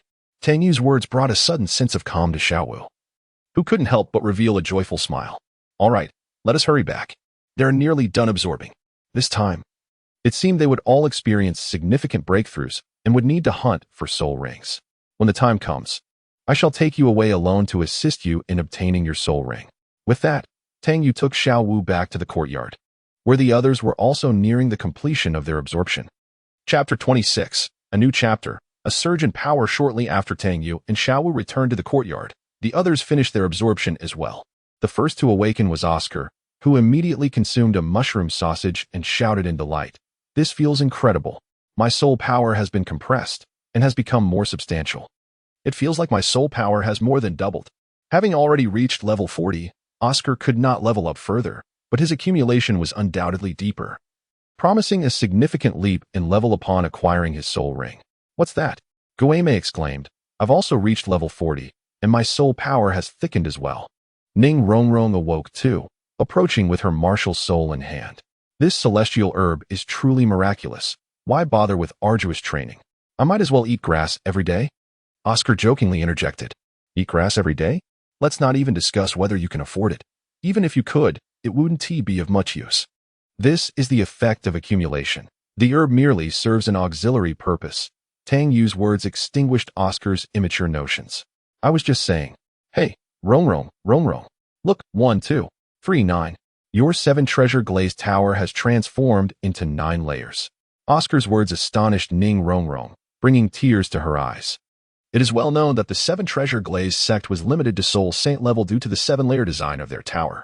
Now that her martial soul had reached 9 layers, she had the potential to attain the title of a title Douluo, breaking through the sect's cultivation limits. At that moment, Tang San also completed his absorption. As he approached, Ning Rongrong enveloped him in a warm embrace. "Brother San, thank you, truly thank you. I don't know how to express my gratitude." Tang San reassured her that there was no need for such formality. Meanwhile, Tang San's purple extreme magic was passively activated, its ominous light radiating around him, revealing Xiaowu's unusual aura. Upon noticing Tang Yu, he also beheld the immense magical power enveloping her, with the azure energy increasingly infused with gold, prompting Tang San to quickly close his purple extreme magic eye. It seemed prudent to avoid looking at Tang Yu carelessly in the future, otherwise it would be overwhelming. At that moment, Zhu Zhuqing and Ma Hongjun also completed their absorption, both reaching level 40. Ma Hongjuan's flames became purer, the original characteristics of his evil fire completely absorbed by the flame mark, allowing all his soul skills to carry additional effects. After expressing concern for the two, Daimu Bai also finished his absorption, successfully breaking through the significant barrier of level 50. Ultimately, it was Yu Xiaojiang who completed the absorption, his soul power successfully breaking through the 30th level under the influence of the 9th rank Purple Ji. Simultaneously, his body, aided by the effects of the celestial herb, fully harnessed the extraordinary energy bestowed by the mechanic's mark, thus possessing the qualifications to receive the ultimate inheritance. It was truly unexpected that the bottleneck that had plagued me for 30 years was shattered today. though it seems that my cultivation of soul power is no longer constrained. Yu Xiaojiang could not help but express his sentiments. That is splendid, master. Moreover, it appears your body is now fully prepared. Tomorrow, I shall commence your ultimate inheritance alongside the secondary inheritances of others. Tang Yu sincerely rejoiced for Yu Xiaojiang. Very well, then let us all return to rest. Tomorrow, we shall prepare to receive Yuer's inheritance. After 7 days, we will journey to the Sunset Forest to acquire your soul rings. With that, Yu Xiaojiang dismissed the gathering. As night fell, Zhao Wujie decided to test the strength of the group. Naturally, he was met with a thorough beating from Tang San and the others. Primarily because Zhao Wujie did not exert his full strength. Had he done so, Tang Yu would have intervened. Presently, Tang Yu was capable of directly contending with the Soul Saint. The following day, everyone, along with Flinder and Lu Erlong, arrived at a secure and concealed location. Master, please prepare yourself. This will mark the first time this world encounters transcendent power. As Tang Yu's words resonated, 2 profound marks coalesced into Yu Xiaojiang's body. A torrent of immense energy surged through him, causing beads of sweat to instantly form on his brow as he endured the excruciating pain of bodily transformation. The physique of a celestial being was indeed extraordinary, a magnificent result of the pinnacle of genetic technology, deserving of the title of divine body. Fortunately, Yu Xiaojiang's body had already undergone the adaptation process, allowing the ultimate inheritance to proceed smoothly. Upon awakening, Yu Xiaojiang appeared invigorated. How extraordinary! I feel remarkably light, and my perception of space has become incredibly acute. Congratulations, Master. You have now acquired the Transcendent Protocol, enabling you to summon the Transcendent Army. Furthermore, the power of Guboijia has been fully unleashed. Once you become entirely familiar with it, you should be able to contend with title Douluo. If you achieve the ultimate understanding of the fleeting moment, you may even surpass title Douluo. Tang Yu's words left everyone in disbelief. The title Douluo, once a rare symbol of strength, seemed inconsequential in Tang Yu's discourse. Indeed, the final 2 skills of the Master are naturally the Transcendent Army and the Transcendent Protocol, the complete liberation of the authority for temporal transport, acquiring the ultimate inheritance of the mechanical war god. As the inheritance of Yu Xiaojiang comes to a close, the focus shifts to others. After a period of diligent cultivation, the levels of the group have indeed progressed, warranting an elevation of their inherited abilities. Firstly, Daimubai, having reached level 50, is poised to acquire his first awakening power. His passive skill, Divine Warrior's Step, enhances his power during movement, significantly augmenting both damage and speed. His active skills, Chaotic Shadow Kick and Divine Warrior's Strong Kick, are formidable techniques that can decisively influence the outcome of battles, greatly enhancing his close-quarters offensive capabilities. Yet, the true essence lies in the immense amplification provided by Divine Warrior's Step. Next is Oscar, who, despite still being at level 40, is eligible for upgrades as his level cap has risen to 45. His skill, Life's Fountain, allows him to recuperate a substantial amount of health upon sustaining severe damage. His active skills, Hammer of Repentance, Holy Wind of Healing, and Judgment of Justice, not only bolster his support capabilities, but also significantly enhance his combat prowess. Following Oscar is Xiao Wu, whose situation mirrors his. Her active skills, Thunderous Impact, Spiral Comet Fall, Hell's Cradle, and Earth-Shattering Strike, are all powerful grappling techniques or formidable soft skills, perfectly suited for her.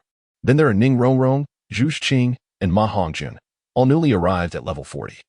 Ning Rongrong possesses the skill Divine Instruction, which greatly amplifies the effectiveness of her first soul skill while simultaneously reducing its consumption.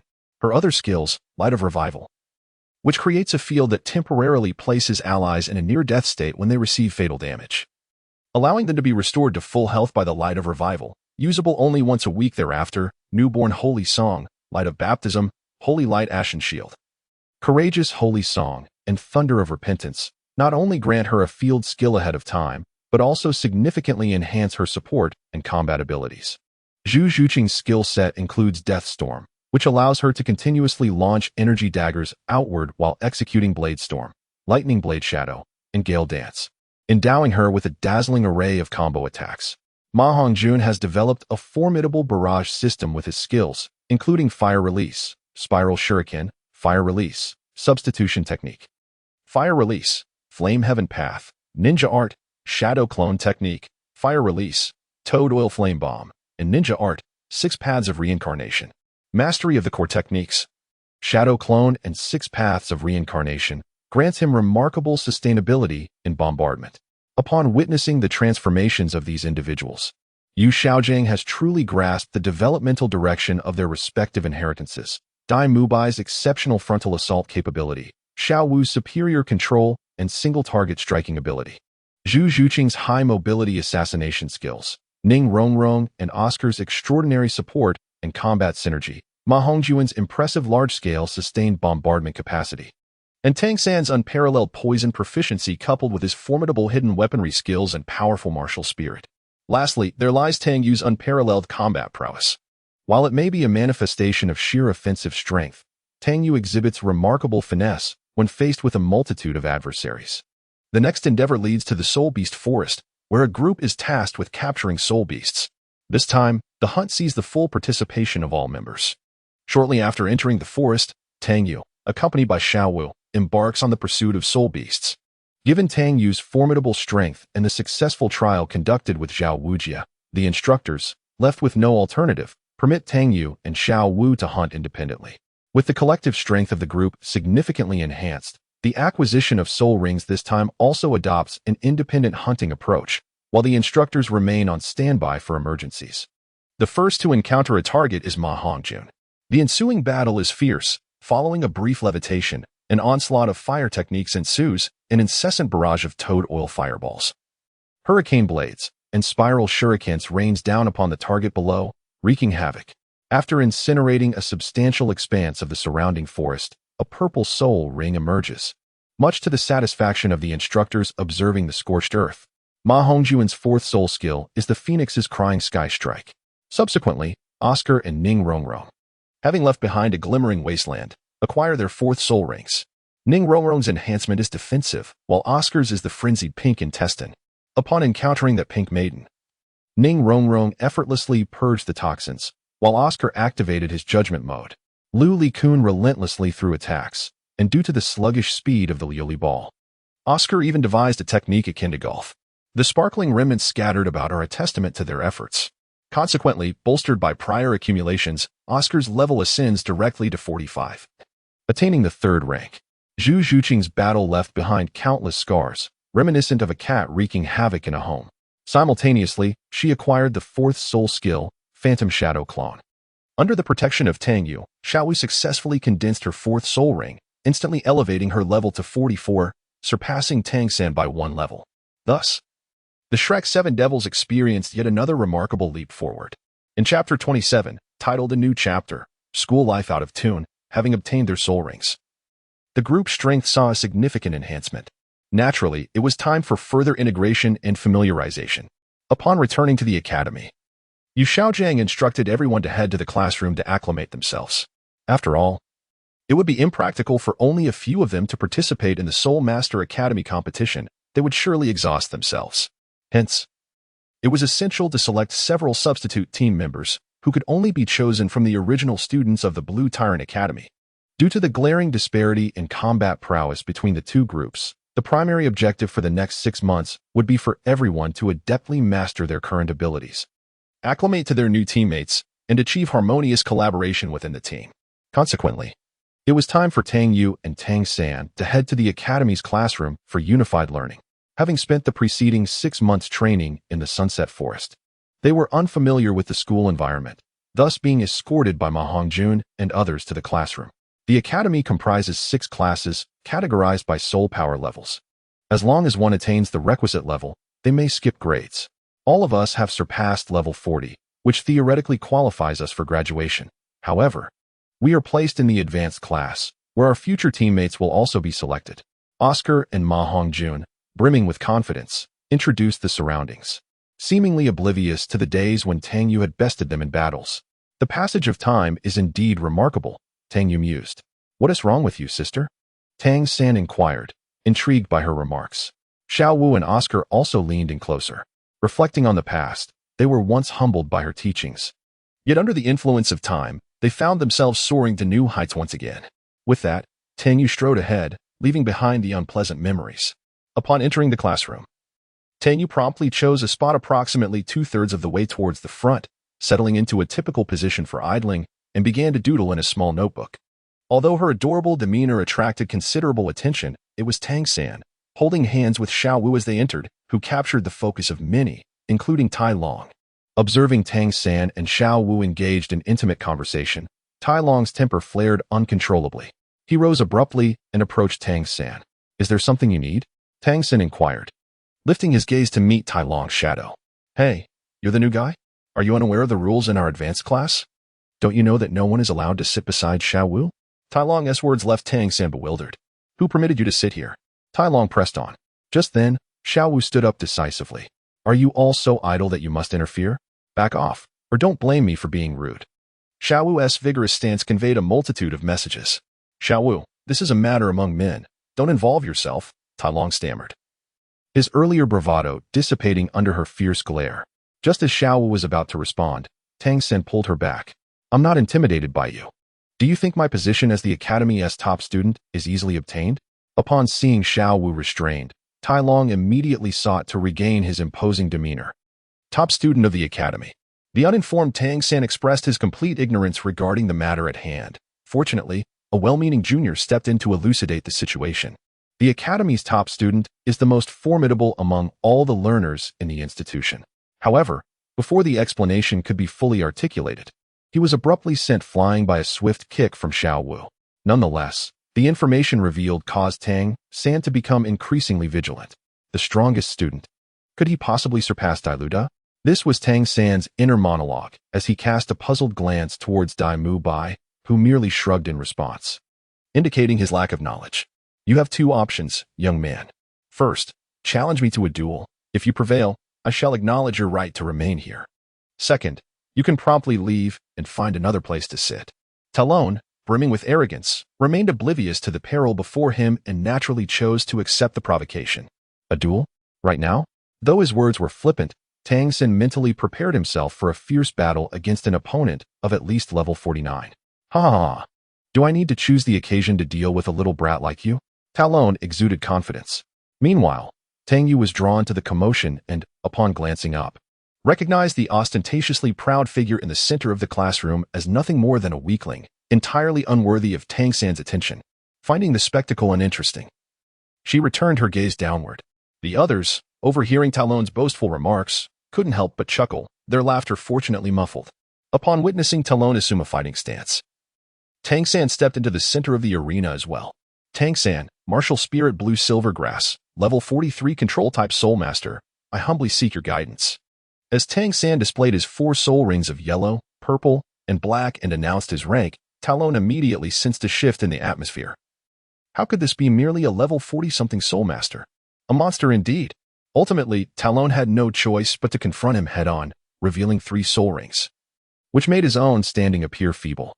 Talon, Martial Spirit Mighty Gorilla, level 37 Assault Type Soul Master, I humbly seek your guidance. His voice lacked the earlier confidence. Despite the overwhelming disadvantage, the fight was unavoidable. Tang San realized he had misjudged the situation, having been intimidated by a mere title. As the battle commenced, Talon aimed to strike first. However, within moments, he found himself ensnared by Tang San's blue silvergrass, rendered immobile at the center of the arena. Tang San then returned to his seat, leaving the onlookers in a state of bewilderment. "What's all this noise? We're in class." At that moment, Teacher Xiao Xian entered and observed Talon bound tightly on the floor. "Tang San, why are you bullying your classmates on your first day?" Tang San immediately apologized and released Talon from his binds.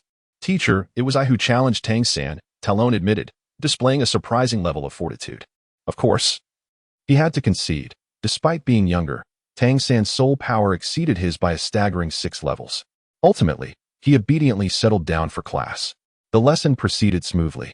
Though Talon, seated in the back, was incessantly fed dog food by the front row Tang San and Xiao Wu. This incident greatly infuriated Talon, whose mind is predominantly occupied by muscle. Ultimately, at the end of class, he confronted Tang San, intending to engage in a physical contest. The outcome, as one might expect, was that he was thoroughly beaten by Tang San. After administering a sound thrashing to Talon, Tang San and Xiao Wu proceeded to enjoy a meal. Yet, this matter was far from over. Upon returning from their meal, and after perusing the auction house and making the acquaintance of Ning Rongrong's father, Ning Fengxi, they were confronted at the entrance by a furious Tino, who had learned of his son's defeat. "Which one of you is Tang San?" Tino inquired as he approached Tang San and Xiao Wu upon their return. "That would be me," Tang San replied, displaying no sign of fear. However, for Talon, this was no trivial matter. It was tantamount to social annihilation. In the face of Tang San, Tai Nua was resolute and spoke little, opting for direct confrontation. He unleashed a left jab and a right whip kick, both of which were deftly parried by Tang San. At that moment, Tang San realized the identity of the visitor. "Indeed, I am the formidable Tai Nua," he declared. "Having struck my son, I have come to demand an explanation." Such words, uttered in a tone of unwavering defiance, were undeniably embarrassing. Beside him, Tai Long covered his face in dismay. "Tai Long, if we were to take on your father as well, wouldn't your grandfather inevitably come seeking retribution?" Xiao Wu's comment struck a nerve, as given his grandfather's temperament, he would certainly seek vengeance should that occur. After an intense exchange, Tai Nua revealed his 5 spirit rings, at which point Tang San truly comprehended the combat capabilities of a spirit king. With his unique agility and martial arts prowess, he should be able to triumph over this spirit king. Simultaneously, he discerned that Tang Yu, another spirit king, was decidedly unorthodox. Ultimately, after ensnaring Tai Nua in his heavenly net, Tang San dispatched him with the venom of his 8 spider lances.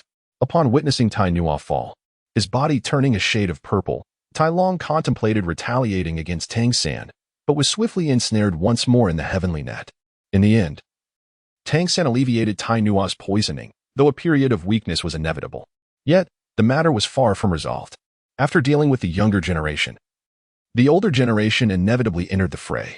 The following day, Tai Long faced social annihilation as both he and his father were escorted into the academy. And it would not be long before the entire institution was aware of the incident.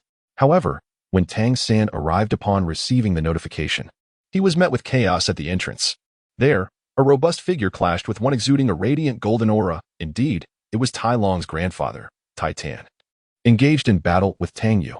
As for how the confrontation began, it stemmed from Tang Yu's intention to procure materials for upgrading the decomposition machine that morning, only to find 3 individuals blocking the door. Although Tang Yu did not recognize Tai Nua and Tai Tan, Tai Long certainly did. "You are Tai Long. What is the situation today?" Tang Yu inquired upon noticing Tai Long. "Well, you seem to be a newcomer alongside Tang San. This matter is rather complicated." Tai Long stammered, feeling quite embarrassed. Meanwhile, Titan is quite straightforward. "There is nothing to conceal. My grandson and son were assaulted by that scoundrel Tang San. So I naturally must seek retribution." "Ah, so you're here to confront Tang San, are you? Then I shall take on this challenge." Upon witnessing this, Tang Yu certainly would not allow her brother to be bullied.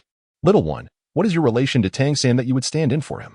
Titan, intrigued by Tang Yu's motivations, inquired. "I am his sister. Let us proceed." With that, Tang Yu summoned Willie, enhancing her state as she advanced into the fray. Chapter 28, a new chapter. Matters of the Academy. Tang Yu commenced with the formidable Huang Long Yanhua, raising her hand to unleash her most potent conventional skill, aiming to seize the initiative. However, she was confronted by a soul Douluo of over level 80. Although Tang Yu could presently withstand a soul saint, she still fell slightly short of the necessary prowess to contend against a soul Douluo. Titan, embodying pure strength akin to a powerhouse, braced himself to confront the onslaught of Tang Yu's dazzling dragon dance. To his astonishment, the might emanating from the enormous dragon moonblade wielded by the petite girl approached his own formidable level. It was truly astonishing. How intriguing. This young girl is quite the prodigy, her strength nearly rivaling my own at such a tender age. This revelation left both Talon and Tano in utter disbelief, for they were acutely aware of the terrifying power of their grandfather, a force that could rival that of a title Douluo. Yet now they had heard what? This diminutive girl, scarcely 5 feet tall, had garnered Titan's admiration for her strength. Good heavens, how immense must that power be? "It appears you are quite a formidable opponent as well." With that, 5 soul rings, yellow, purple, and black, manifested, cloaked in a radiant golden light, revealing a towering golden figure of 2 meters in height. It was Tang Yu, transformed through the Beiyana metamorphosis. The 3 members of the Leaf family were further astonished upon witnessing Tang Yu's soul ring, which signified her rank.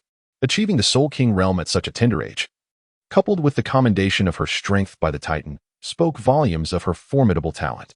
"Come." With a commanding voice imbued with magnetic resonance, Tang Yu once more confronted the Titan. This time, The Titan did not underestimate her. He sensed a pressure equivalent to that of a soul sage emanating from Tang Yu, leaving him once again in a state of astonishment. As the Titan faced the relentless and tempestuous flurry of strikes from Tang Yu, the intensity of their battle escalated with each exchange, leaving the surrounding arena in ruins. This was the scene that Tang San encountered upon his arrival. Please, pause for a moment. At Tang San's words, both combatants ceased their assault and retreated to opposite sides of the vast crater. Xiao San, what brings you here? The golden figure's mature and resonant voice filled the air, leaving the uninformed Xiao Wu, Oscar, and Ma Hongjun in a state of bewilderment, as the others had not accompanied him. This is my sister, Tang Yu. It dawned on Tang San that the others had yet to witness Tang Yu's transformed state. As he spoke, Tang Yu reverted to her original form, standing at a modest height of 1.50 meters. Good heavens, this is truly astonishing. The spectacle rendered Oscar and Ma Hongjun nearly speechless. You are Tang San? The Titan, leader of the Li Ji clan, addressed him directly. Yesterday, you wounded my son and grandson. Their incompetence does not reflect the capabilities of my clan. Your sister is undoubtedly one of the strongest beings of our time. A true prodigy. I shall not take advantage of your youth to engage in battle. Furthermore, your sister has demonstrated her remarkable talents before me. How about we make a wager? The Titan, recognizing the potential in both Tang Yu and Tang San, expressed a newfound admiration for their talents. First, allow me to thank you, revered leader, for overlooking my sister's earlier rudeness. May I inquire about the wager? Tang San sought to maintain decorum before delving into the specifics of the bet. Upon hearing this, the Titan casually tossed a fragrant stick, enveloped in soul power. The fragile incense was driven into a stone pillar forged from iron. This feat astonished the onlookers. If you can endure the pressure of my soul power until the incense burns out, you shall win, and I will have my descendants bow in apology. However, should you fail, you must join our Li Ji clan. With Oscar's mediation, the Titan's terms were slightly modified, granting Tang San an opportunity to rebuild the Tang sect, and he accepted the challenge. As they arrived at the duel's arena, the incense had begun to smolder. Yet it was evident that the Titan remained unconcerned. The competition commenced, with the Titan's formidable soul power pressing down on Tang San, while Tang Yu stood nearby, gripping her weapon tightly, prepared to intervene at the slightest indication of danger. She also instructed Xiao Wu to summon Flinder and the others. Upon receiving the news, Flinder and his companions rushed to the scene. Upon encountering the Titan, they felt a sense of helplessness. After all, the Titan was a formidable soul Douluo, a powerhouse of pure strength, beyond the capabilities of their group of soul saints. While the current Yu Xiaojiang might stand a chance against the Titan, it would require a prolonged battle, and by then, the school could very well be in ruins, given the devastating nature of their skills, such as the space-time march and the fully unleashed Gobojia. Nonetheless, the presence of multiple soul saints in attendance instilled a degree of caution in the Titan, who not only expressed respect for these powerful individuals, but also recognized the exceptional talents of Tang Yu and Tang San. Tang San was resolutely persevering, and under the immense pressure of soul power, he summoned the 8 spider lances for support, as the previous blue-silver grasses had long since succumbed to the overwhelming force. The appearance of the external soul bone further heightened Titan's expectations of Tang San. However, it was evident that the presence of the 8 spider lances alone was insufficient for Tang San to triumph in this gamble. The only recourse left was to summon the Haotian hammer, which would allow him to unleash a more formidable soul power to resist Titan's oppressive force. Yet, the admonitions of Tang Hao and Yu Xiaojiang echoed ceaselessly in his mind, urging him not to reveal his twin martial spirits before others. In a critical moment, as Tang San exuded a faint aura of the Haotian hammer, Titan took notice. Nonetheless, the duel was ultimately concluded due to the intervention of an outsider, Ning Rongrong, who had returned from a family visit, accompanied by her father and a titled Douluo named Guest Qing, who served as a protector, arrived at Shrek Academy. I wondered who it was. It turns out to be Bone Douluo and the esteemed Master Ning. I pay my respects, Titan acknowledged, showing deference to the title Douluo and the 7 Treasures Glazed Tile School. Although he had halted the soul power pressure upon noticing the Haotian hammer, Tang Yu promptly approached and administered an entire vial of Heaven's healing potion to Tang San. Truly, one must commend the efficacy of Heaven's potion, as Tang San's complexion improved rapidly after consuming it. Old gorilla, grant my brother some favor. Let this duel be forgotten, Bone Douluo suggested in an attempt to mediate. Surprisingly, the The stubborn Titan readily acquiesced to Douluo's request. Such grace. Old gorilla, this is not in line with your usual style, others remarked, though they hesitated to speak further. Yet Douluo, as a title Douluo, spoke candidly. Old Bone, do you see what that lad holds in his hand? While Tang San had quickly recovered due to Tang Yu's potion, he had not yet retracted the Haotian hammer during the adjustment. The crowd beheld the Haotian hammer in his grasp, though the unrelated personnel had been dismissed by Tang Yu well in advance. Faced with a classmate capable of matching a soul-fighting Douluo, the students dared not provoke him. As for Ning Fingxi and Douluo, they had arrived later, and Tang Yu temporarily had no means to deal with them. The other teachers and the 8 monsters were already privy to the situation. Douluo, upon glancing, also recognized the Haotian hammer. This is Haotian. Good to know. I suppose this is akin to a flood overwhelming the Dragon King's temple. You may only end up embarrassing yourselves, he remarked. Although Titan was a power-type soul master, he was not devoid of intellect.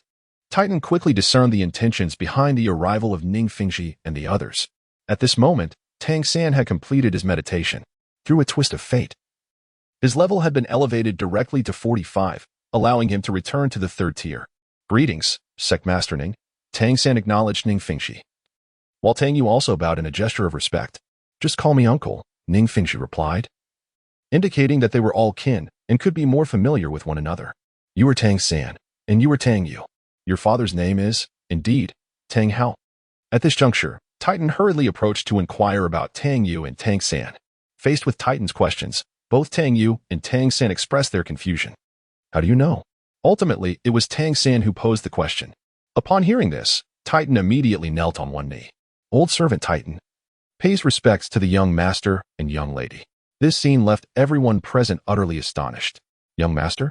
Senior, what are you doing? Please rise. Tang San quickly stepped forward to assist Titan, recognizing him as a formidable figure. In Tang San's eyes, Tang Hao had always been merely an ordinary man. Only Willie and the Academy's teachers were aware of Tang Hao's true identity, while Tang Yu harbored vague suspicions. Given that Tang Hao's performance had shown little improvement after receiving the mark, at that moment, Flinder and the other teachers finally seized the opportunity to step forward, inviting everyone to discuss matters further at the Academy. Titan promptly requested a quiet room to engage in a detailed conversation with Tang Yu and Tang San. Flinder and the others arranged for discussions in the conference room on the 4th floor. Since the affairs concerning the 7 Treasure Glazed Tile School were intended specifically for Tang San, he decided to first accompany Tang Yu to meet Titan and resolve matters here. Upon arriving at the conference room, Titan and the others could hardly contain their anticipation. As soon as they entered the room, the 3 approached them, expressing their apologies. The old servant has harmed the young master. Please punish me, young master and young lady. Titan's immediate request for punishment vividly displayed his own identity. Senior, please rise. I am not the young master you speak of, Tang San insisted, reiterating that his previous injuries had already healed under his sister's medicinal care and were of no significant concern. Observing this, Tang San once again helped Titan to his feet, asserting that he was not a young master. The honored father, Tang Hao, is indeed the master of this old servant. Moreover, the young master possesses the Haotian hammer in hand. Although the young lady's martial soul is inexplicably not the Haotian hammer, her talent remains remarkable. How could this old servant make a mistake? The weapon held in the young master's left hand is precisely the unique martial soul of the Haotian school, the Haotian hammer. Titan's words plunged Tang San into deep contemplation, simultaneously confirming Tang Yu's suspicions regarding Tang Hao, albeit only vaguely. No need to elaborate, little San. It seems our father has concealed much from us. He must be a formidable soul master indeed. He has his own burdens. And what we must do now is to strive to grow stronger, so that we may assist father in the future. Tang Yu's remarks temporarily quelled Tang San's desire to investigate Tang Hao and further solidified their resolve to become stronger, not solely for themselves, but also to aid their father as soon as possible. Indeed, our master has not disclosed specific matters to the young master, as he likely has his own plans. The young master should continue to cultivate diligently. If it would not be too much trouble, please convey this past experience to the old servant. Titan, too, was reluctant to speak at length. From Tang San and Tang Yu, he learned of Tang Hao's continued decline after that letter, which left him lamenting Tang Hao's descent. Ultimately, the Li family chose to join the Tang sect in service of Tang San, and both Tang San and Tang Yu began to refer to Titan as Grandfather Titan. Afterward, Tang Xin went to discuss matters of hidden weapons with Ning Fengji. Chapter 29. A new chapter. Pre-competition preparations. Another 6 months of arduous training ensued, during which everyone's progress was significant, with notable advancements in their levels. Although Tang Yu's improvement was modest, this was in comparison to the daily troubles they faced with the group hunting soul beasts in the Sunset Forest. After half a year of cultivation, Tang Yu's level reached 57. Meanwhile, the second tier, Dai Mubai, attained 53, and both Tang San and Oscar reached 49 and 51, respectively. Xiao Wu achieved a level of 48. Zhu Zhuqing, Ning Rongrong, and Ma Hongjun fell slightly behind but still reached 47. As their strengths continued to grow, the gap in levels began to diminish. Originally, everyone possessed exceptional talents, and under the influence of Tang Yu's inherited mark, their training speed soared as if augmented by external means, considering that these marks themselves were akin to enhancements. After Oscar reached level 50, with the assistance of Tang Yu, Flinder, Lu Erlong, and Zhao Wujin, he discovered a remarkable soul ring in the Sunset Forest. That 10,000-year soul beast, under the increasingly brilliant blue-golden magical assault from Tang Yu, was left utterly battered. Not to mention it was further pummeled by 3 soul saints, ultimately succumbing in a state of profound resentment. The final, devastating blow was Tang Yu's star-pattern meteoric explosion, which violently tore the soul of the beast, leaving only fragmented remnants of its spirit hanging by a thread. Upon Oscar's slaying of the beast, it yielded a soul bone, a remarkable driving soul bone with impressive effects. Oscar's 5th soul skill, the limit-breaking dark green intestine, bore the side effect of debilitating weakness for a day. Intriguingly, the skill associated with this soul bone perfectly alleviated that side effect, granting 3 opportunities each day to negate all forms of weakness in a target. Weakness is not strictly considered a negative status but rather an overexertion, thus cannot be purified. As for Oscar's ability to successfully absorb the soul ring without experiencing soul shock, this was naturally due to Tang Yu having obliterated it completely, leaving no consciousness behind. One must note that the original author, Master, seems unaware of the concept of soul shock, which feels rather implausible, not to mention the resources available to the Spirit Hall under Bibi Dong's influence. Just considering that the Iron Triangle of Flinder and Lu Erlong once made a name for themselves across the continent, having certainly dealt with 10,000-year soul rings, it stands to reason they would know better. Of course, after Oscar reached level 50, he also completed his awakening under Tang Yu's guidance, becoming capable of exclaiming, "A bocal." The time for cultivation has concluded, and it is now time for the continent-wide Soul Master competition to commence. Next, they would assess the fruits of everyone's training during this period. This time, the examiner is Tang Yu, serving both to provide the audience with a first-hand understanding of her prowess and to allow her to comprehend what constitutes a typical Soul King. The initial test features Tang Yu pitted against both Dai Mubai and Oscar. Indeed, it is a 1 versus 2 scenario, primarily designed to impart to Tang Yu a sense of the relatively standard strength exhibited by Soul Kings. As the battle commences, Tang Yu immediately activates her Beiyana transformation, unleashing her automatic dazzling patterns, magical shield, and combat instincts, charging directly at Dai Mubai and Oscar.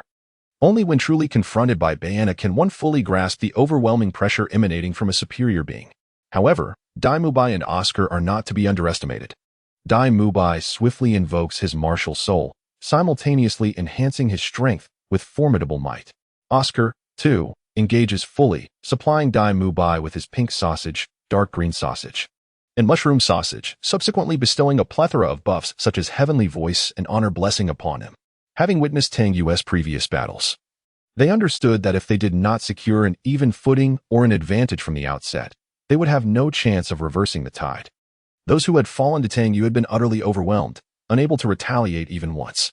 The reality is that Dai Mubai and Oscar's strategy proved to be astute.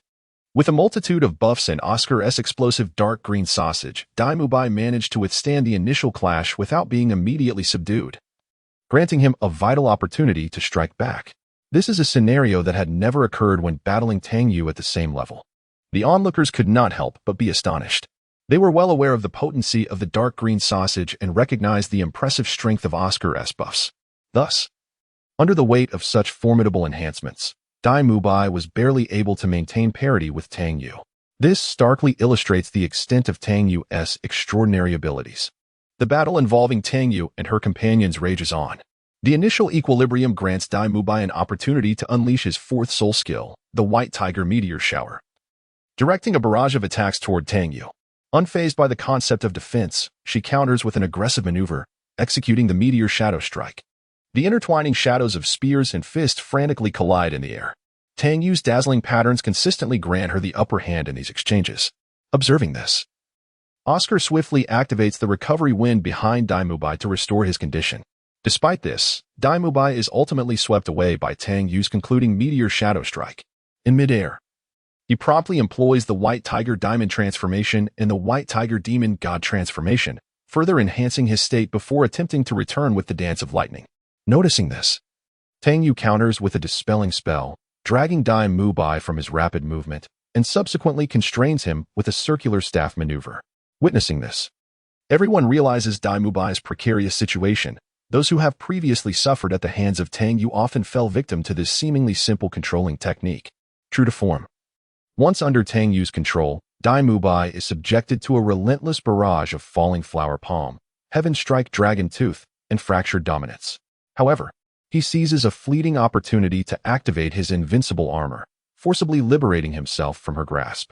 Following this, Taizhan approaches and executes a series of swift kicks. Oscar seizes the moment to strike Tang Yu with his confession hammer from Dai Mubai's side. Upon realizing that her control had faltered and facing a pincer attack, Tang Yu decisively invokes the Radiant Dragon's Dance, leveraging the vast range of her assault to encompass both Oscar and Dai Mubai within her attack radius. After this exchange, both sides accumulate formidable momentum. During this period of confrontation, Dai Mubai's martial god steps and Tang Yu's battle god will reach their zenith, manifesting the golden battle god domain. Simultaneously, a blazing platinum aura ignites around Dai Mubai, signifying the true embodiment of his martial god domain. Oscar, aware that the moment of reckoning has arrived and the effects of the mottled intestine are waning, prepares for a final gamble. Abokir, with a resounding shout, a golden sphere of holy light ascends. Under the radiance of this golden glow, Dai Mubai experiences a significant enhancement across all attributes. Both Tang Yu and Dai Mubai stand ready. Star Pattern Meteor Explosion, Martial God's powerful kick. The two extraordinary attacks collide, unleashing an intensely brilliant explosion from the arena. As the light and dust settle, Tang Yu remains steadfast, while Dai Mubai and Oscar lie exhausted. This battle has illuminated the extraordinary prowess of the participants and the sheer absurdity of Tang Yu's capabilities. From the aftermath of the clash, it is evident that with Oscar's full support, Dai Mubai's final strike could have decisively overcome a Soul Emperor, confronting him head-on. Yet, such a powerful attack fails to defeat Tang Yu, merely grazing her. A single potion restores her completely. It is evident that Tang Yu's forceful advancement of 20 levels is comprehensive rather than merely one-dimensional.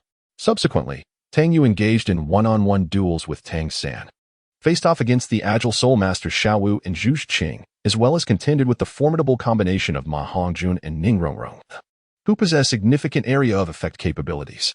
Despite the challenges posed by Tang San's control abilities, the exceptional mobility and close combat prowess of Zhu Qing and Xiao Wu, along with Ma Hongjun's extensive bombardment, Tang Yu adeptly resolved each of these difficulties.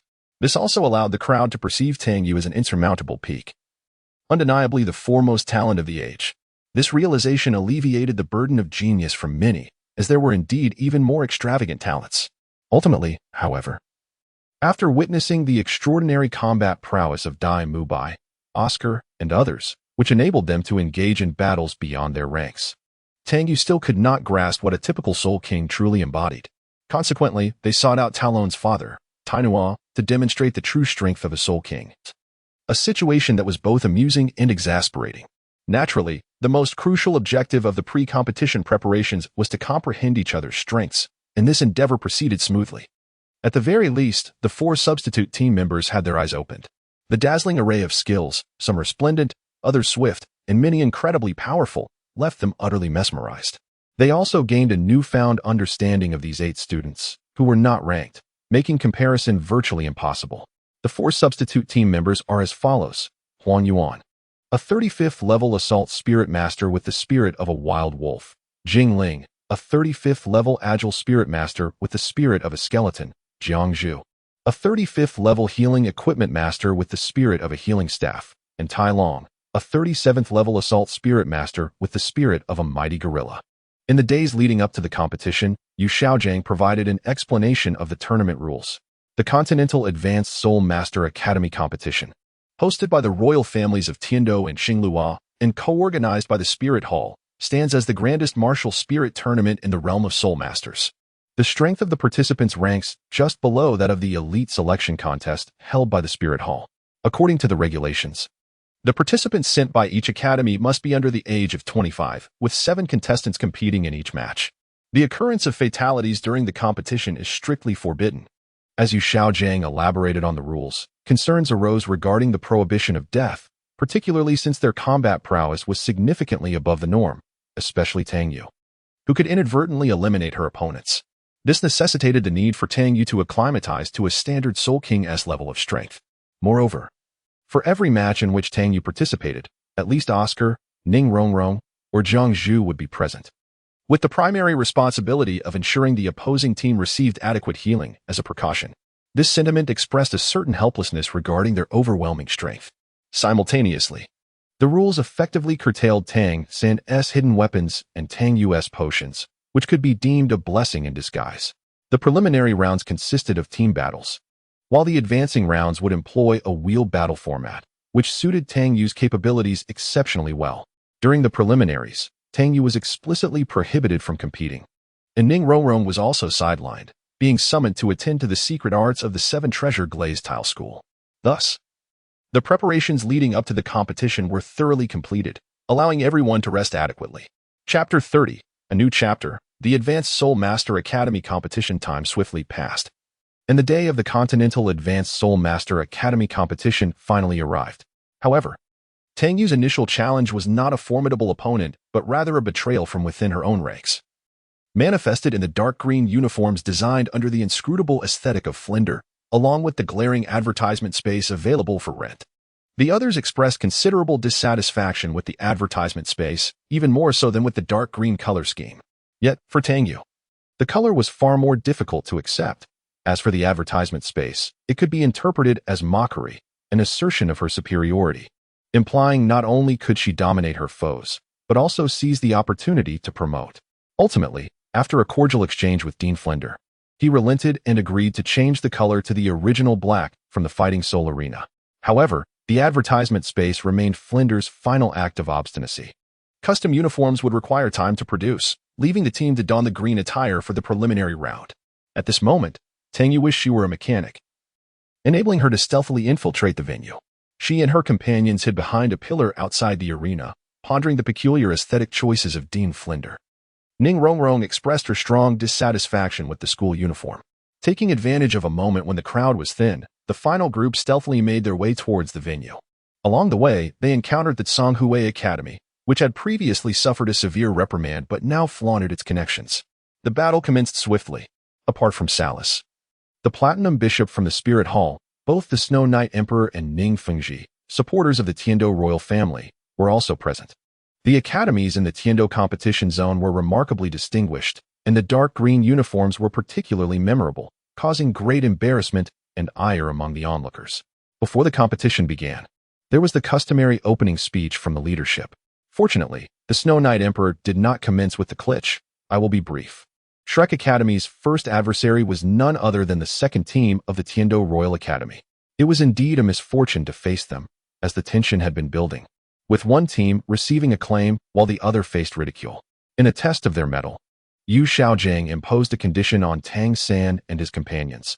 They must conclude the battle within 1 minute, a challenge they deemed manageable. The participants for this match included Tang San, Dai Mubai, Xiao Wu, Jiang Zhu, Tai Long, Jing Ling, and Huang Yuan. It must be noted that the Tiandou Royal Academy's second team made a flamboyant entrance, greeted by enthusiastic cheers. As the countdown concluded, Tang San and his teammates promptly activated their spirit rings. Not to mention Tang San's ominous 4th spirit ring, Dai Mubai's 5 spirit rings astonished the audience. The members of the education committee were left lamenting their grave regrets.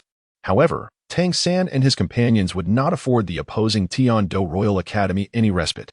Each of them swiftly activated their enhancement skills and charged forward with fervor, particularly under the influence of Dai Mubai's martial god steps. He truly seemed to be propelled by the very wind beneath his feet, leading the charge with remarkable vigor. This commanding presence effectively drew the attention of the second team from Tian-Do Royal Academy, prompting their control-type Soul Master to unleash the Soul skill, Brass Ring, ensnaring Dai Mubai. Just as they perceived their control to be effective and allowed themselves a moment of complacency, Dai Mubai unleashed his fifth Soul skill, White Tiger Demon Transformation, shattering the bindings with explosive force.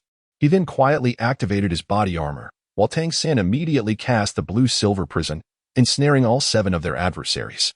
Before Talon and his comrades could respond, Xiao Wu leapt high into the air and executed a spiral comet towards the center of their foes. Meanwhile, Dai Mubai, having long since freed himself, unleashed the White Tiger Meteor Shower upon them. Under the onslaught of these 2 formidable area of effect attacks, the adversaries found themselves unable to escape the Blue-Silver Prison, swiftly rendered incapable of further combat. Of course, Jiang Zhu had already been providing support to the opposing team from the very beginning. Ultimately, although the leader of the second team from Tian-Do Royal Academy claimed that this was nothing short of murder, such a justification was utterly unfounded. This battle concluded in less than half a minute, with most of the time spent merely supporting Jiang Zhu. After enduring such a tumultuous experience, the collective discontent among the crowd had somewhat dissipated. However, with the arrival of new uniforms scheduled for tomorrow, the dreadful attire of their current school uniforms would soon be a thing of the past. Following the conclusion of the competition, Ning Fengji sought out Tang San to introduce him to Xue Qinghe. Initially, he intended to bring Tang Yu along, but she had not participated in the event and was instead eager to unwind in the Sunset Forest. As for the competition, she had no obligations to attend. It is worth noting that Xue Qinghe was, in fact, a guise crafted by Qian Rengshu, likely due to her mastery of one of the 4 great evil arts, the art of disguise.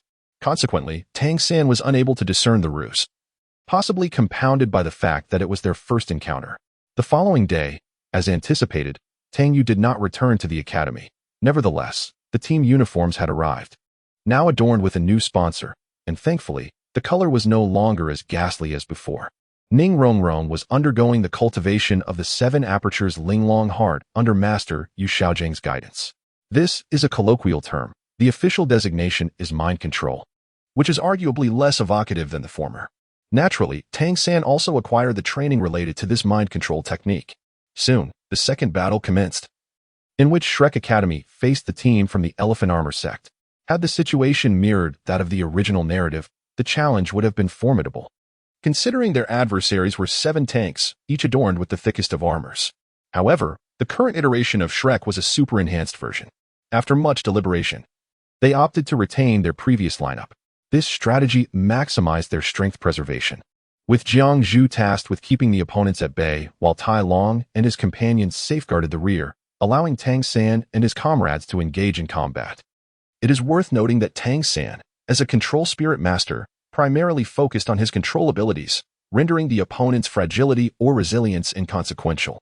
Xiao Wu utilized soft techniques to counter the hard, while Dai Mubai launched a powerful punch, effortlessly shattering any defenses. Hence, Yu Xiaozhang's pre-match advice emphasized that they could afford to be somewhat less restrained, given the opponent's renowned defensive capabilities. As the match commenced, the Elephant Armor Academy's fully defensive formation proved formidable. Both sides activated their spirit rings at the onset of the battle. The uniformity of mammoth spirits on the Elephant Armor sect's side was pleasing to those with obsessive tendencies. Their strategy was straightforward. Upon the battle's initiation, they collectively erected a shield wall, forming a diamond barrier that advanced forward with impressive momentum. Yet today, they faced an unorthodox team enhanced by Tang Yu. Dai Mubai activated the White Tiger Transformation and the White Tiger Demon God Transformation, followed by a powerful punch aimed directly at the shield wall. Contrary to expectations, that seemingly indestructible barrier was obliterated.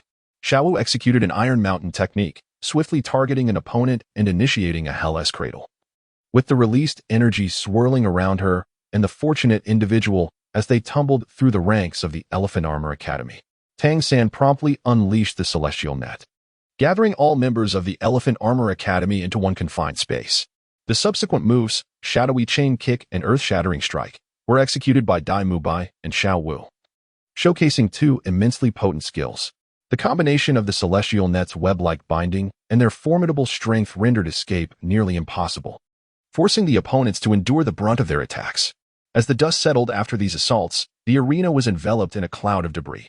Indeed, following Xiao Wu's earth-shattering strike, a significant portion of the arena had been reduced to rubble, now drifting as dust in the air. As the smoke and dust settled, what emerged before the crowd were the fallen forms of the 6 other members of the Xiangjia Academy, alongside the manifestation of Hu Xieli's soul bone. In light of this situation, Dai Mubai swiftly approached and delivered a decisive punch, incapacitating him instantly. Thus, the second battle concluded with a resounding victory for Shrek Academy. The subsequent skirmishes posed little challenge, as the likes of Jiang Zhu and Tai Long could easily handle them, with some academies even opting to forfeit. On that day, after engaging in a discussion with Yu Xiaojiang about various topics concerning the academy's factions, Tang San intended to return to the academy to practice his mind control techniques. However, on his way back, he encountered the leader of Tsanghui Academy, Shinian, who ensnared him into a nightmarish illusion. Yet, this sequence of events was merely a series of fortuitous coincidences. At the moment when Xiao Wu sensed Tang San was in peril and rallied everyone to investigate, Tang Yu, who had been blissfully relaxing in the Sunset Forest for several days, decided to return to observe the competition. Coincidentally, she sensed Tang San's presence and approached to check on him, only to discover Shinian engaged in some unspeakable actions towards Tang San. "Stop! What are you doing to Xiao San?" Tang Yu exclaimed, immediately drawing Shinian's attention. "Ah, yet another little prodigy. Let you experience the power of my 7th soul skill, Nightmare," Shinian declared, launching an eerie mental wave towards Tang Yu. However, in an unforeseen turn of events, as his soul power intertwined with his mental energy made contact with Tang Yu, a vast and overwhelming surge of consciousness surged back through Shinian's mind. His eyes glazed over, clearly entrapped in a profound illusion. Seizing the opportunity, Tang San immediately unleashed a Yama's decree upon Shinian, who was then forcibly integrated with nature within that unknown dreamscape. In that year, the soul bone was successfully unleashed by Tang San. It was indeed a soul bone. Tang San felt a sense of astonishment. "Wow, Xiao San, what is this remarkable item? It's incredibly powerful." However, Tang Yu showed little interest in the soul bone, instead focusing on the King of Hell's token. "It's pointless to discuss it with you. After all, sister, you are completely immune to all toxins. Although this item has the potential to defeat a title Douluo, it poses no threat to you." This left Tang San quite troubled, as toxins, in Tang Yu's peculiar constitution, could be perceived as a type of energy that could be directly decomposed and absorbed, rendering her entirely toxin-proof. Chapter 31. New Chapter, The Advanced Soul Master Academy Competition 2. Following the confrontation with the Xiangjia sect, the preliminary battles were rather uneventful, as they were effortlessly crushed. It wasn't until they faced the Blaze Academy, a school entirely dedicated to fire attributes, that things took an unexpected turn. Blaze Academy had intended to exploit their fiery powers to counter Tang San's blue silvergrass. However, they were caught off guard by Tang San's unique ability to be immune to both fire and ice, thanks to the ice and fire yin-yang eye. Additionally, Tang San showcased his remarkable agility, further complicating matters for them. It seemed to be a case of unfortunate timing, as Tang Yu nearly dozed off while watching the match, pondering whether it would be better to seek out some adorable soul beasts for amusement. The subsequent battle, however, was worth discussing, as they were to confront the Tsanghui Academy, a school with a complicated history with them. Tang Yu fervently requested to participate, expressing her desire to take the stage. Ultimately, she was granted the opportunity to compete, under the condition that she would not exceed the power of a Soul King and would rely solely on her basic skills. Welcome to the 12th round of the preliminary matches, featuring Tsanghui Academy and Shrek Academy. Notably, Shrek Academy has replaced the team members Xiao Wu with a new addition, Tang Yu. What could this change signify? As the host announced the start of the match, Tsanghui Academy set up a distinctive formation right from the outset. In a surprising move, Shrek Academy positioned all its members to protect the support Soul Master, Jiang Zhu, ensuring she could provide healing without disruption. Ladies and gentlemen, it is evident that Shrek Academy has adopted an unusual strategy. Aside from the newly introduced Tang Yu, the other members are safeguarding Jiang Zhu. What could be the intention behind this arrangement? The phenomenon noted by the host did not escape the attention of the judges. Master Ning, does this new member of Shrek Academy possess any unique attributes? How can they execute such a tactical arrangement? The Emperor of Snow Knight seemed quite curious about this.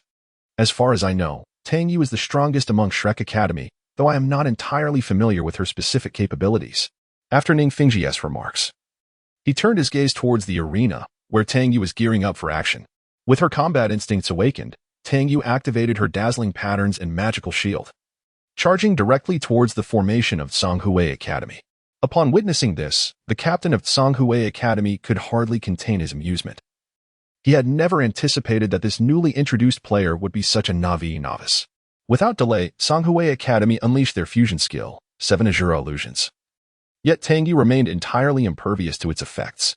Ignoring the soul skill's influence, she charged directly towards the most ostentatious individual and delivered a decisive strike, sending him soaring into the air.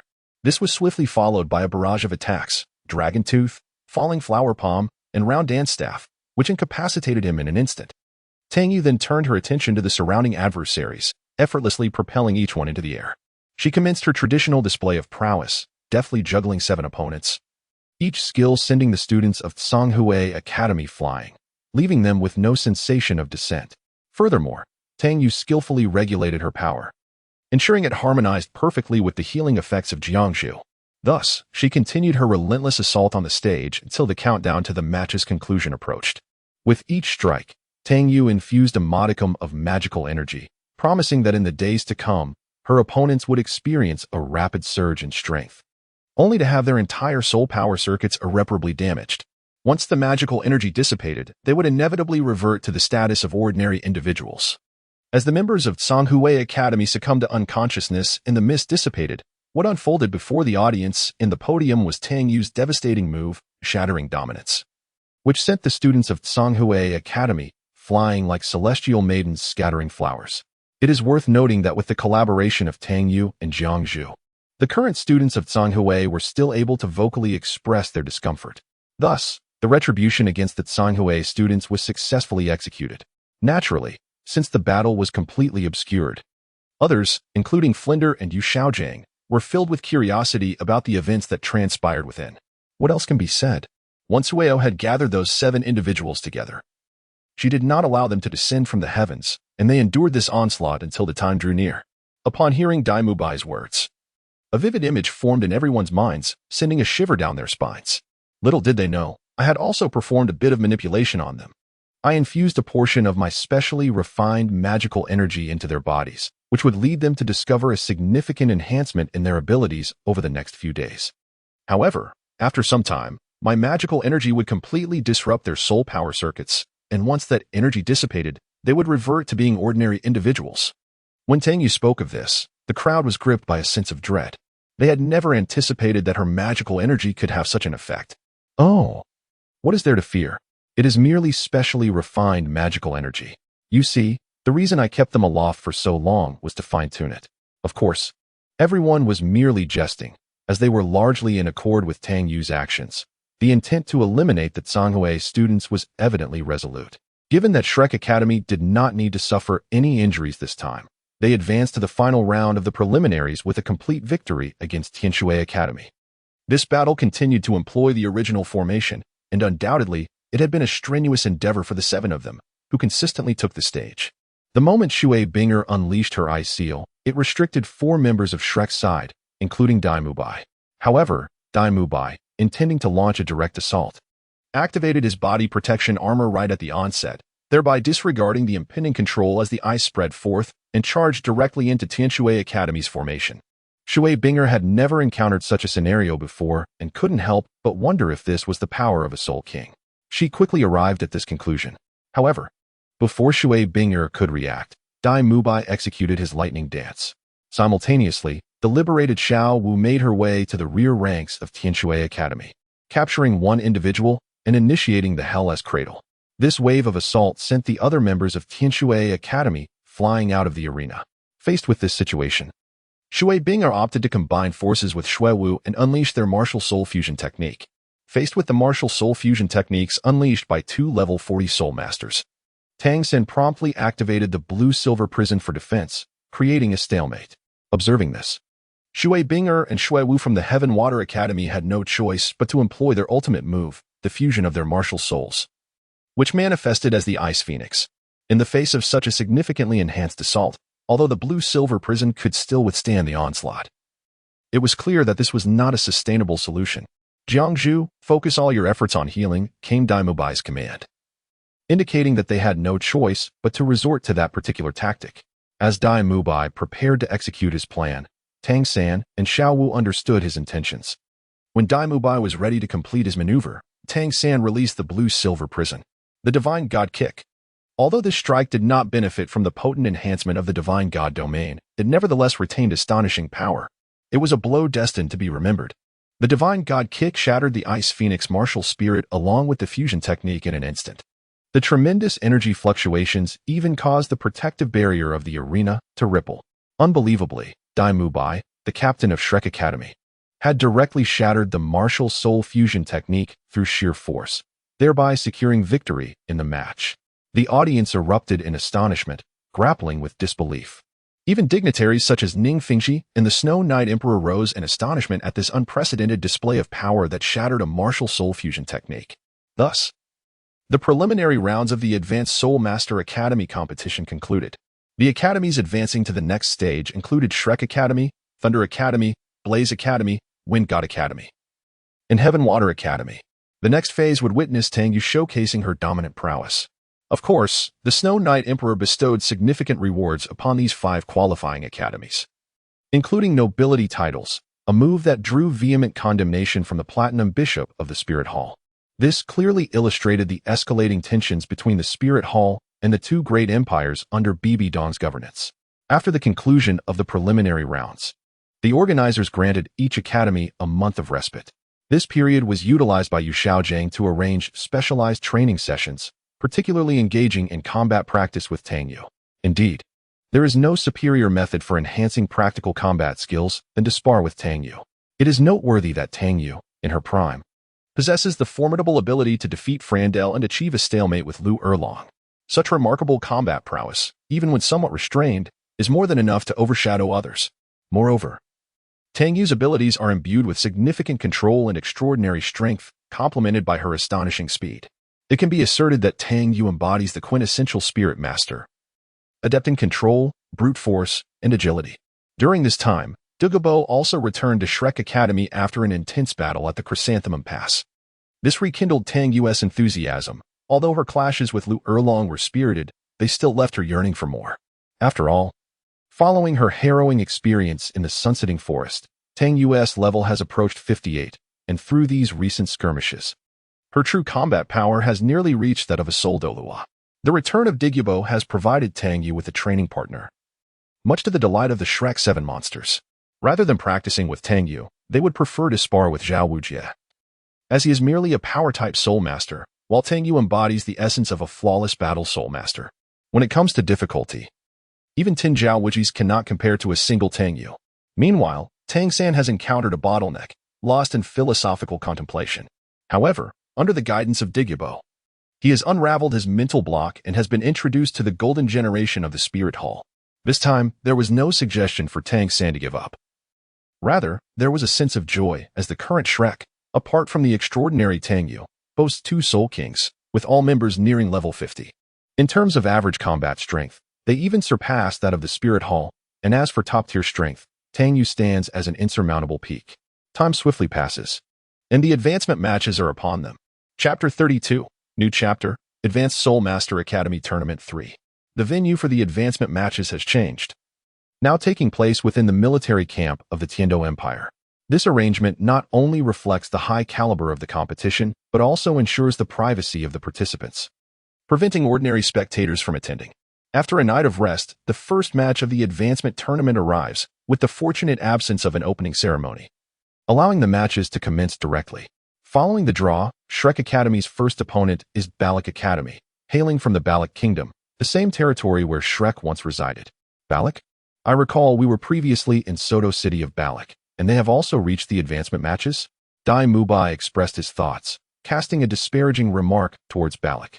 In the preliminary rounds, aside from the 5 slots from the Tiando Empire, there are 10 slots from other affiliated nations and principalities, totaling 15. With Balak being one of the 4 major affiliated nations.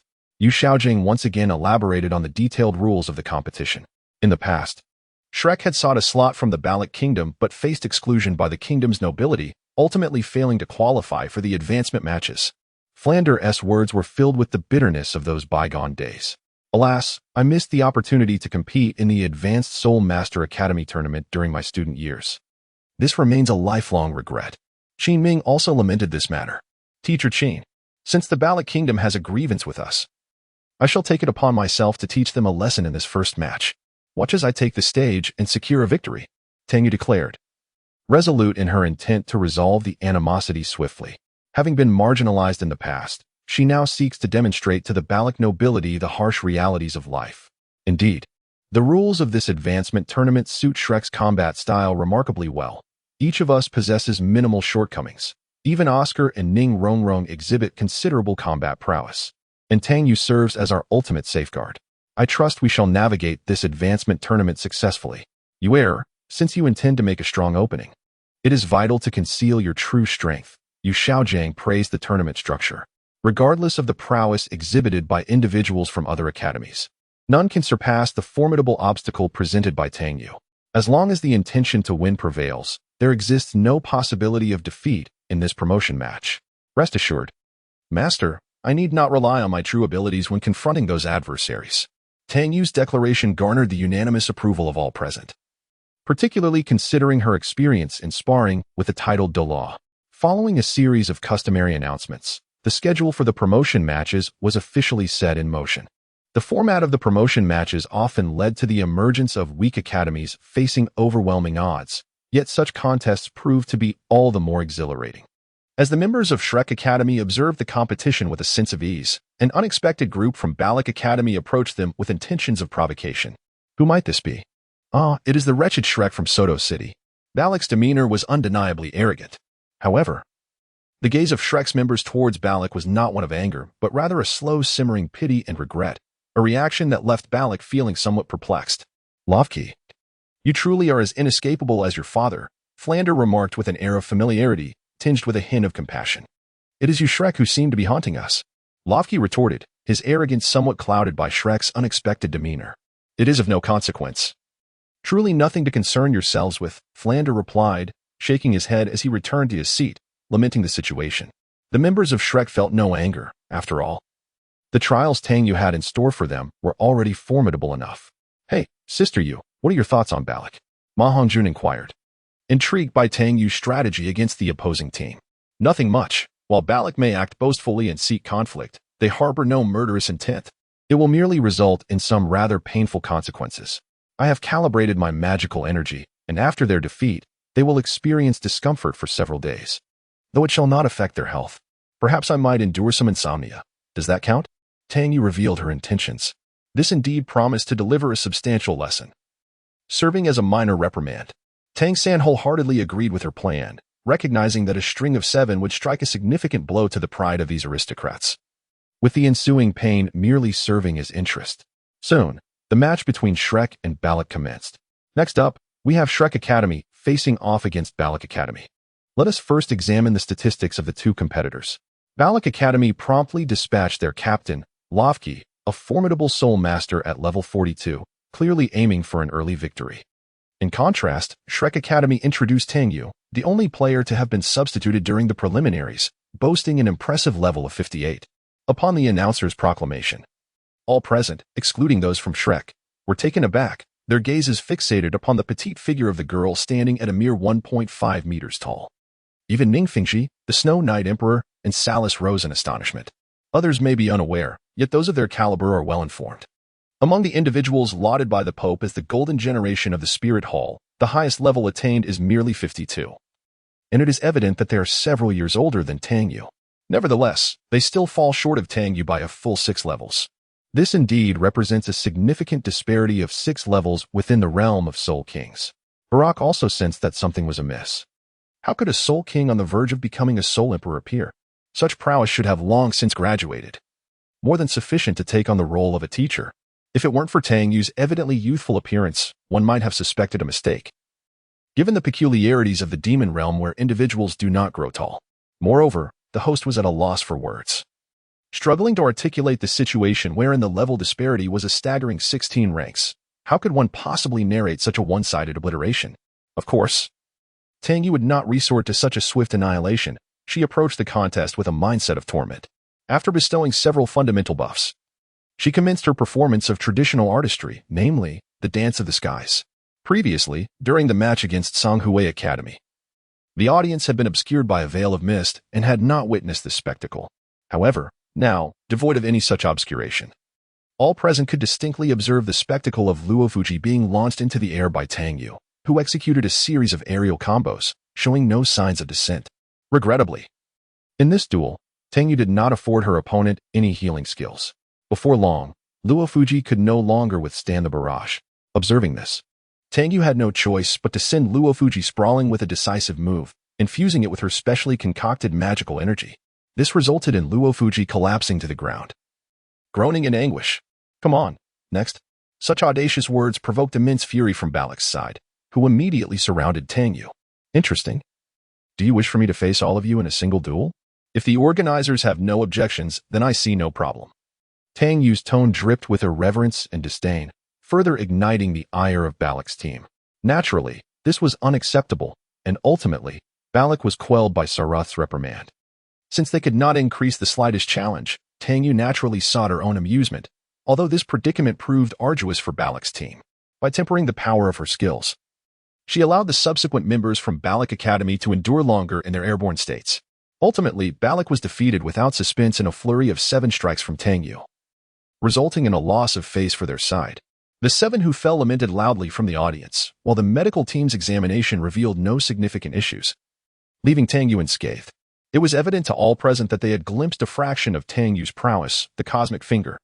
Having successfully completed the first match of the qualifying rounds, the next challenge awaited in the form of the Blazing Fire Academy.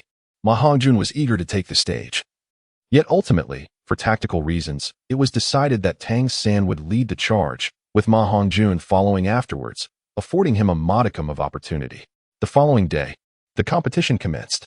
The first bout featured Tang San against Huo Wushuang. Given their previous encounter with the Blazing Fire Academy, Tang San's fire immunity had been revealed, prompting Huo Wushuang to devise a countermeasure, explosion. This placed Tang San at a disadvantage from the outset. Yet this was not the cause of his impending defeat. Tang San swiftly unleashed the web of the celestial net, ensnaring Huo Wushuang and subsequently executing a grappling throw, culminating in the formidable Tiger King's fist. Indeed, it is the Tiger Strike of the Overlord. Previously, Tang Yu had been troubled by the fact that, despite mastering the celestial net, she could not grasp the Tiger Strike, which exacerbated her obsessive tendencies. Consequently, in the month leading up to the finals, she entrusted the technique to Tang San. The results, as it turns out, have been rather impressive, though the execution was somewhat lacking in elegance. Ultimately, Huo Wushuang was defeated beneath the formidable techniques of the Tang sect. To be frank, had it not been for the employment of poison attacks, the potency of the Tiger Strike would have been significantly diminished. In the end, the Qihua Academy fell to Tang San in a sweeping 6 victories, leaving only Huo Wu standing. Tang San's remarkable achievement of 6, although somewhat overshadowed by Tang Yu's previous 7, nonetheless stirred considerable controversy among the other academies, particularly given the context of the 5 Elements Academy. This scrutiny compelled the final competitor, Huo Wu, to prepare herself to exert every ounce of her strength.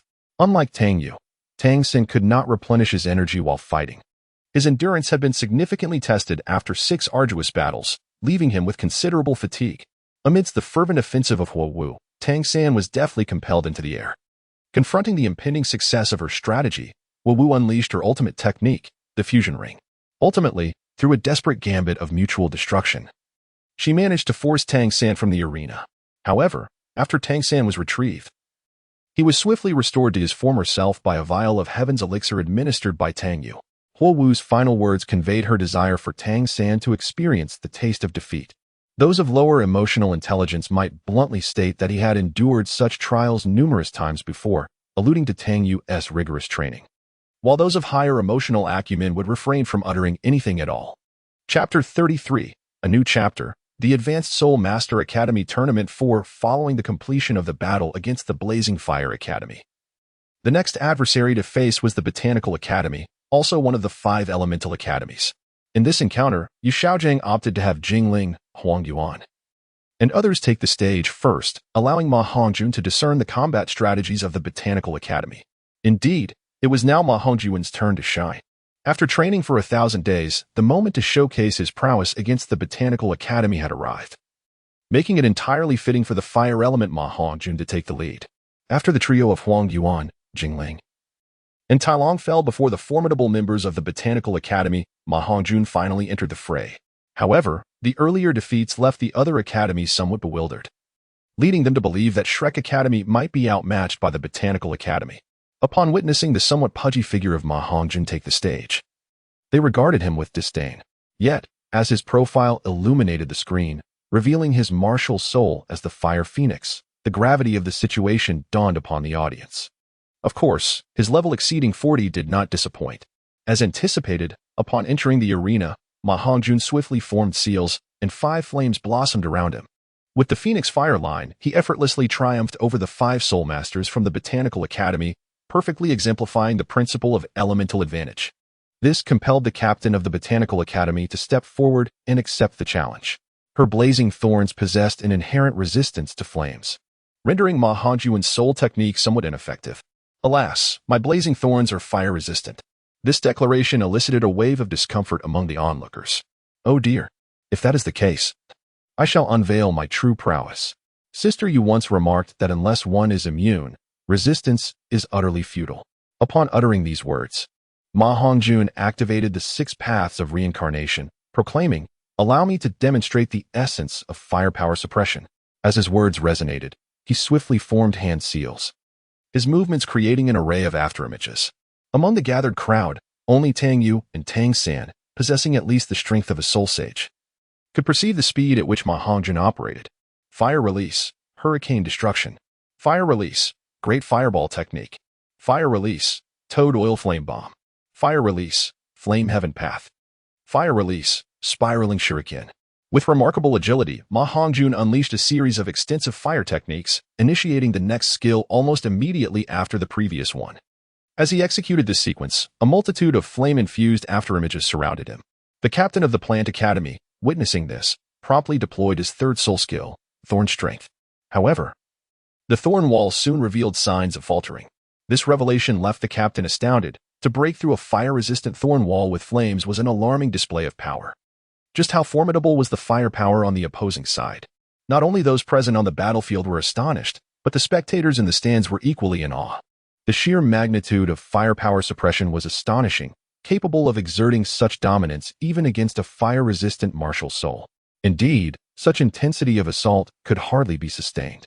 Yet, just as this thought crossed a bystander's mind, Ma Hongjun's 6 paths of reincarnation activated once more, conjuring an afterimage beside him that began to replicate his previous skills. This dual-layered assault effectively doubled the firepower, shattering the Thorn Wall entirely. In this precarious moment, Tang San and Dai Mubai urgently implored Ma Hongjun to hold back. He complied, retracting the flames just in time. However, the searing heat wave rendered the captain incapable of continuing the fight. The final member of the Plant Institute, upon witnessing the scene, had no choice but to concede. After all, even the captain, who was adept at fire resistance, had been forcibly overwhelmed. Thus, the remaining member chose to forfeit without contest. Consequently, Shrek Academy achieved yet another consecutive victory. In the subsequent battles, they faced opponents of lesser prowess, prompting Yu Xiaojiang to field Zhu Zhuqing and Dai Mubai. Whether it was Dai Mubai's formidable transformation, augmented by his robust armor and powerful punches that penetrated directly, or Zhu Zhuqing's rapid combat techniques that showcased a dazzling display of finishing combos, both effortlessly secured a string of victories. Dai Mubai and Zhu Zhuqing each attained 2 consecutive wins. Thus, Shrek Academy completed an impressive streak of 11 victories, 6 of which were achieved with a string of 7. However, it was evident to the discerning eye that both Tang San's string of 6 and the remaining 3 could have easily been strings of 7. Yet Shrek opted for rest, thereby avoiding any further strings of 7 in their records. Such achievements serve as a testament to the formidable combat prowess of Shrek Academy. Currently, among the Shrek 7, an ensemble commonly recognized to comprise 8 members, only Ning Rongrong and Oscar have yet to take the stage. Of course, even if Ning Rongrong were to acquire combat capabilities, it would primarily be for her self-preservation. In the upcoming battle against Thunder Academy, it is Oscar's turn to showcase his combat abilities, a prospect he eagerly anticipates. Recently, Ning Rongrong had enlightened Oscar on the regulations of the 7 Treasure Glaze Tile School. However, this time is different. Oscar possesses formidable combat strength, and now is the moment to demonstrate his prowess to his future father-in-law. As Oscar stepped onto the arena, Ning Fengji, seated in the VIP area, was taken aback. "Lord Ning, is there a problem?" inquired the perplexed Snowy Knight Emperor, curious about what could elicit such astonishment from Ning Fengji. "Your Majesty, to my knowledge, Oscar is a food-type soul master.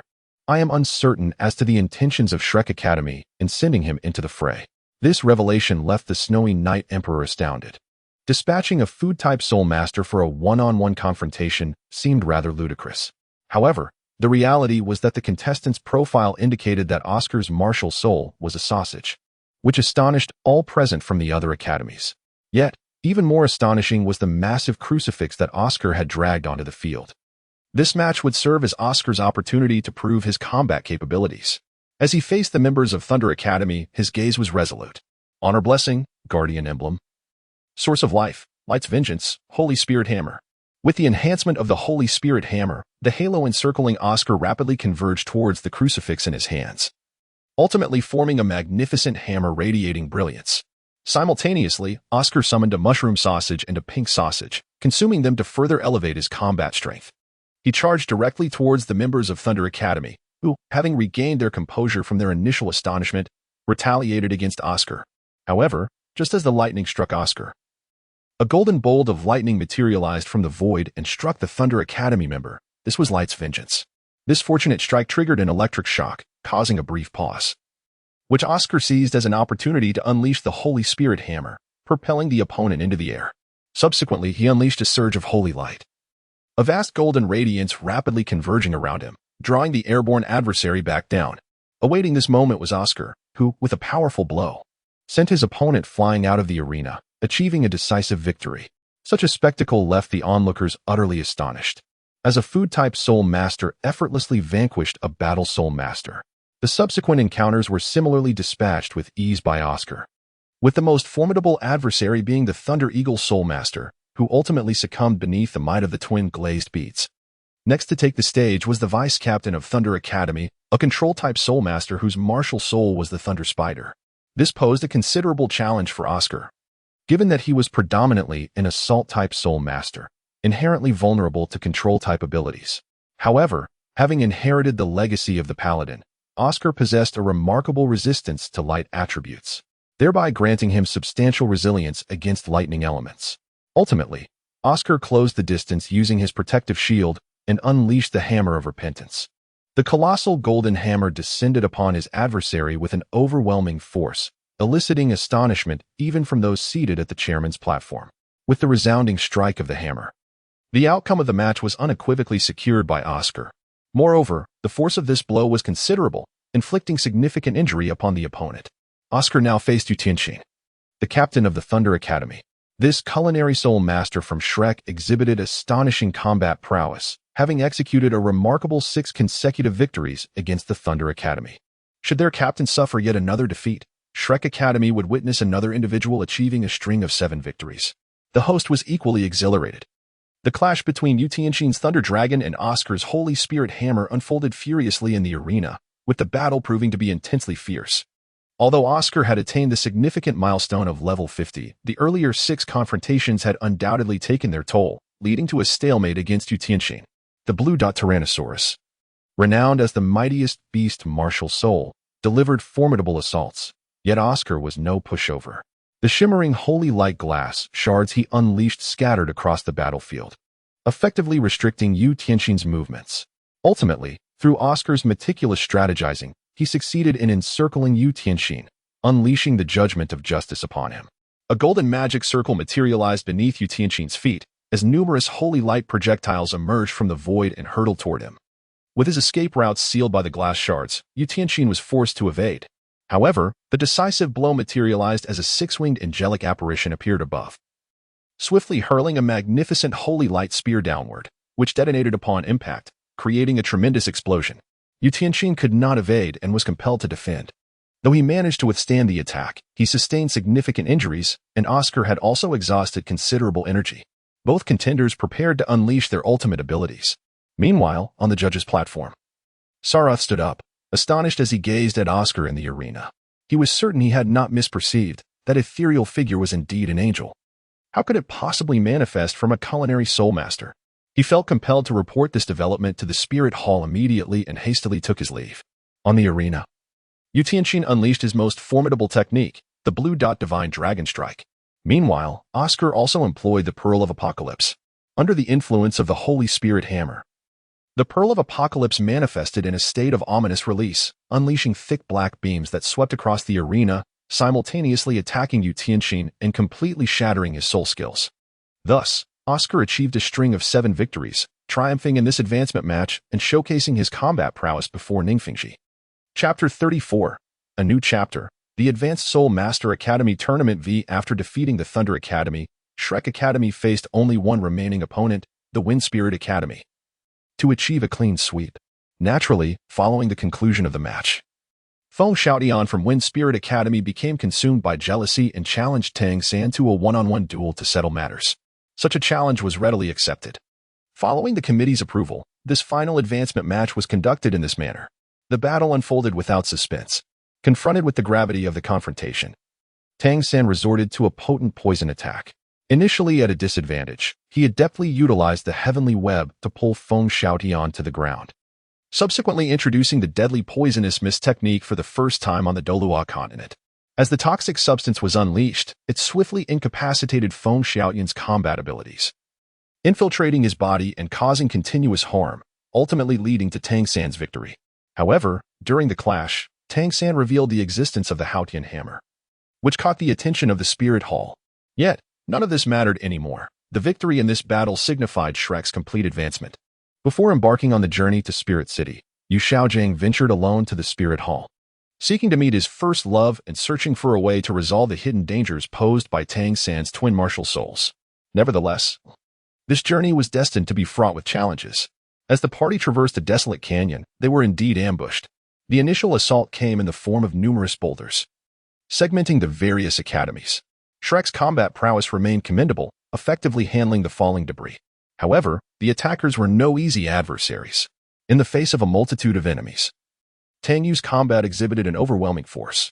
Although the attackers were generally formidable, they could not withstand Tang Yu's onslaught, as her extensive area skills rapidly cleared the field.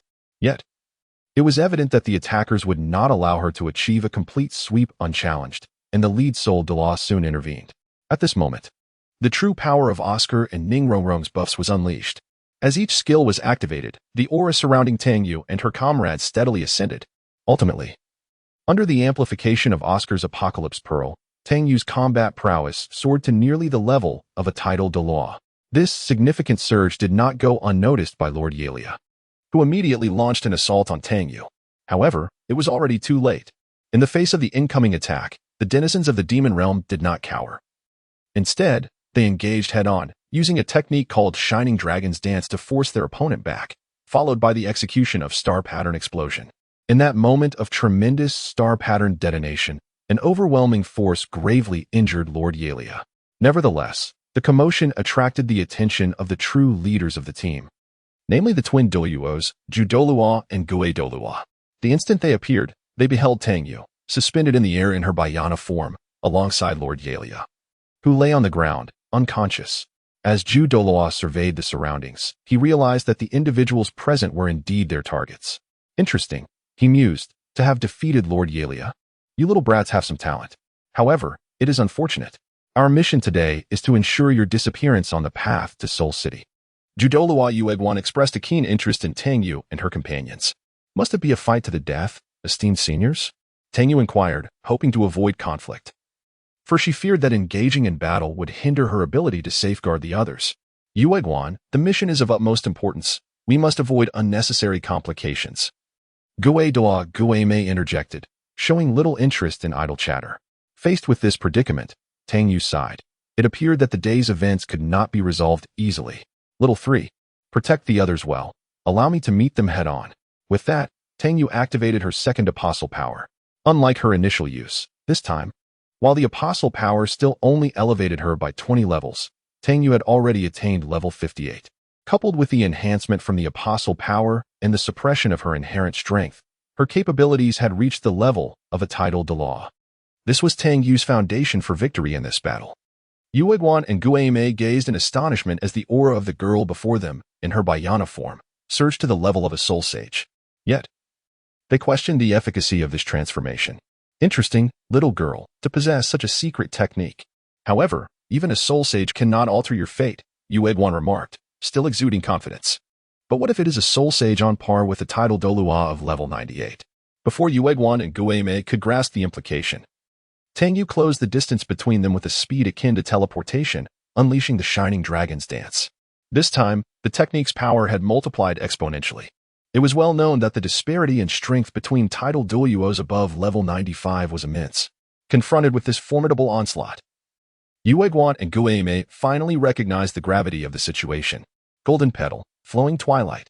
Yueguan retaliated with a counterattack. Simultaneously, the Spectre launched an assault on Tangwei.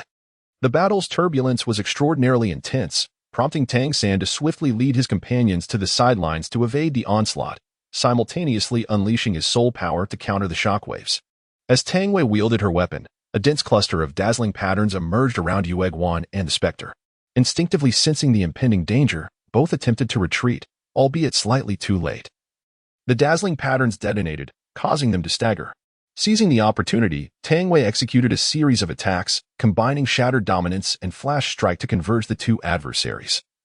Before unleashing meteoric thunder, the peculiar currents paralyzing Yueguan and the Spectre, rendering them unable to break free, forcing them to rely solely on their soul power for defense. Following Tangyue's relentless barrage, both Yueguan and the Spectre bore numerous injuries. Just then, calamity compounded upon misfortune as Tangwei activated her domain of the fighting god, enveloping the entire canyon, and indeed the world, in a radiant golden light. This was a domain. Old Ghost. In mere words. The years of collaboration between the two allowed the Spectre to grasp Yueguan's intentions, prompting them to execute their weapon spirit fusion technique, Polar Stillness Domain, which had previously elevated them to the upper echelons of the Spirit Hall. However, to their astonishment, the once invincible Polar Stillness Domain was utterly ineffective. No, it would be more accurate to say it was not without effect. As the initiators of the fusion technique, they could distinctly sense that their domain had indeed activated. Yet, the current circumstances could only be explained by one possibility. Their domain was completely overpowered and overshadowed by Tangyue's. Within the domain of the fighting god, Tangwei experienced tremendous enhancements in both power and speed, her continuous strikes becoming increasingly swift. Yet, it was Tangwei who felt the urgency. Her state was temporary, and time was of the essence. Thus, she resolved to conclude the battle swiftly. With this in mind, Tangwei ceased her hesitations. Gathering a star pattern imbued with terrifying power above her head, Yueguan and the Spectre sensed the immense force contained within the star pattern. Facing it head-on would yield but one outcome: death. They had to flee immediately. Their synchronicity was remarkably high. Confronted with such a scenario, they turned to escape without delay. However, Tangyue's star pattern had already coalesced, and with a blinding flash and the instantaneous obliteration of surrounding matter, a brief vacuum was formed. The scene fell into an eerie silence, punctuated only by the fierce light that underscored the terror of this strike. Although Yueguan and the Spectre had fled in advance, they were still caught in the explosive aftermath of the star pattern, sustaining severe injuries that would likely prevent them from exhibiting strength beyond the Soul Saint level for some time. Fortunately, they managed to retain their lives and fled at breakneck speed. Shortly after the blinding light dissipated, Tangwei, suspended high above, reverted to her 1.5-meter form and began to plummet. Tang San and the others promptly consumed Oscar's mushroom sausage to ascend and catch her. Meanwhile, the previously injured Flender and others approached to assess Tangyue's condition, utterly astounded by the earlier spectacle. They had never witnessed such a momentary eruption of power akin to that of a top-ranked title Douluo from Tangwei. At this moment, the formidable fluctuations of power sensed by the likes of Dugabo, Ningfengji, and Jianshin drew them to the scene. Today's encounter left everyone in astonishment. In a land where the number of title Douluos is exceedingly scarce, witnessing 4 of them in a single day was nothing short of extraordinary. Furthermore, 2 of them were repelled by Tangyu alone, shattering their previously held perceptions. The retreat of Yueguan and the Spectre signifies the failure of the Spirit Hall's assault. Once the massive boulders obstructing their path were cleared, the group intended to continue their journey, although many subtly suspected that the attackers hailed from the Spirit Hall. The competition must go on, and currently there was no concrete evidence. With this matter seemingly resolved, Tang Yu successfully navigated this ordeal at the cost of a portion of her apostolic power.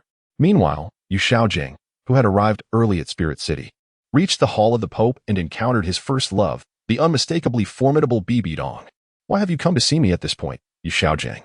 Bibi Dong inquired, her gaze betraying a flicker of emotion, yet she knew she could not turn back now. The moment Yu Xiaojing uttered that name, memories of their past flooded Bibi Dong's mind. Those were her most cherished dreams until the day they shattered. "I have come today for 2 matters, Yu Xiaojing stated, outlining his intentions. "Oh? What are these 2 matters?" Bibi Dong's expression remained cold and unyielding. "Firstly, the resolution of the potential conflict regarding your twin martial souls. Secondly, what truly transpired back then.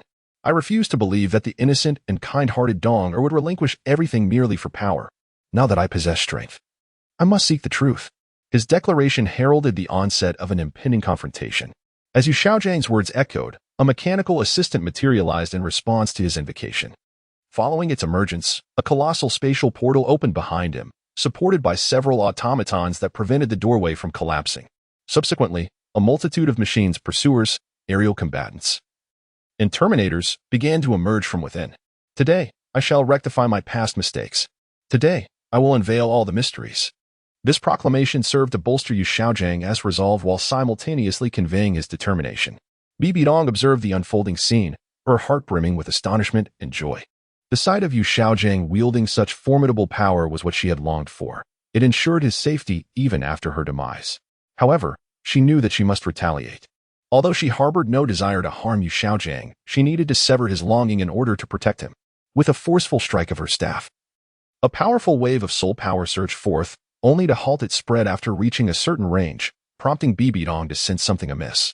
Under the influence of the time-space protocol, the Hall of the Pope had become a temporarily independent realm. Only beings transcending time and space could perceive the circumstances within. One could see directly, but the entrance was very well secured. As Bibi Dong's soul power circulated, soul rings emerged around her, the most striking of which was the Crimson Ninth Soul Ring.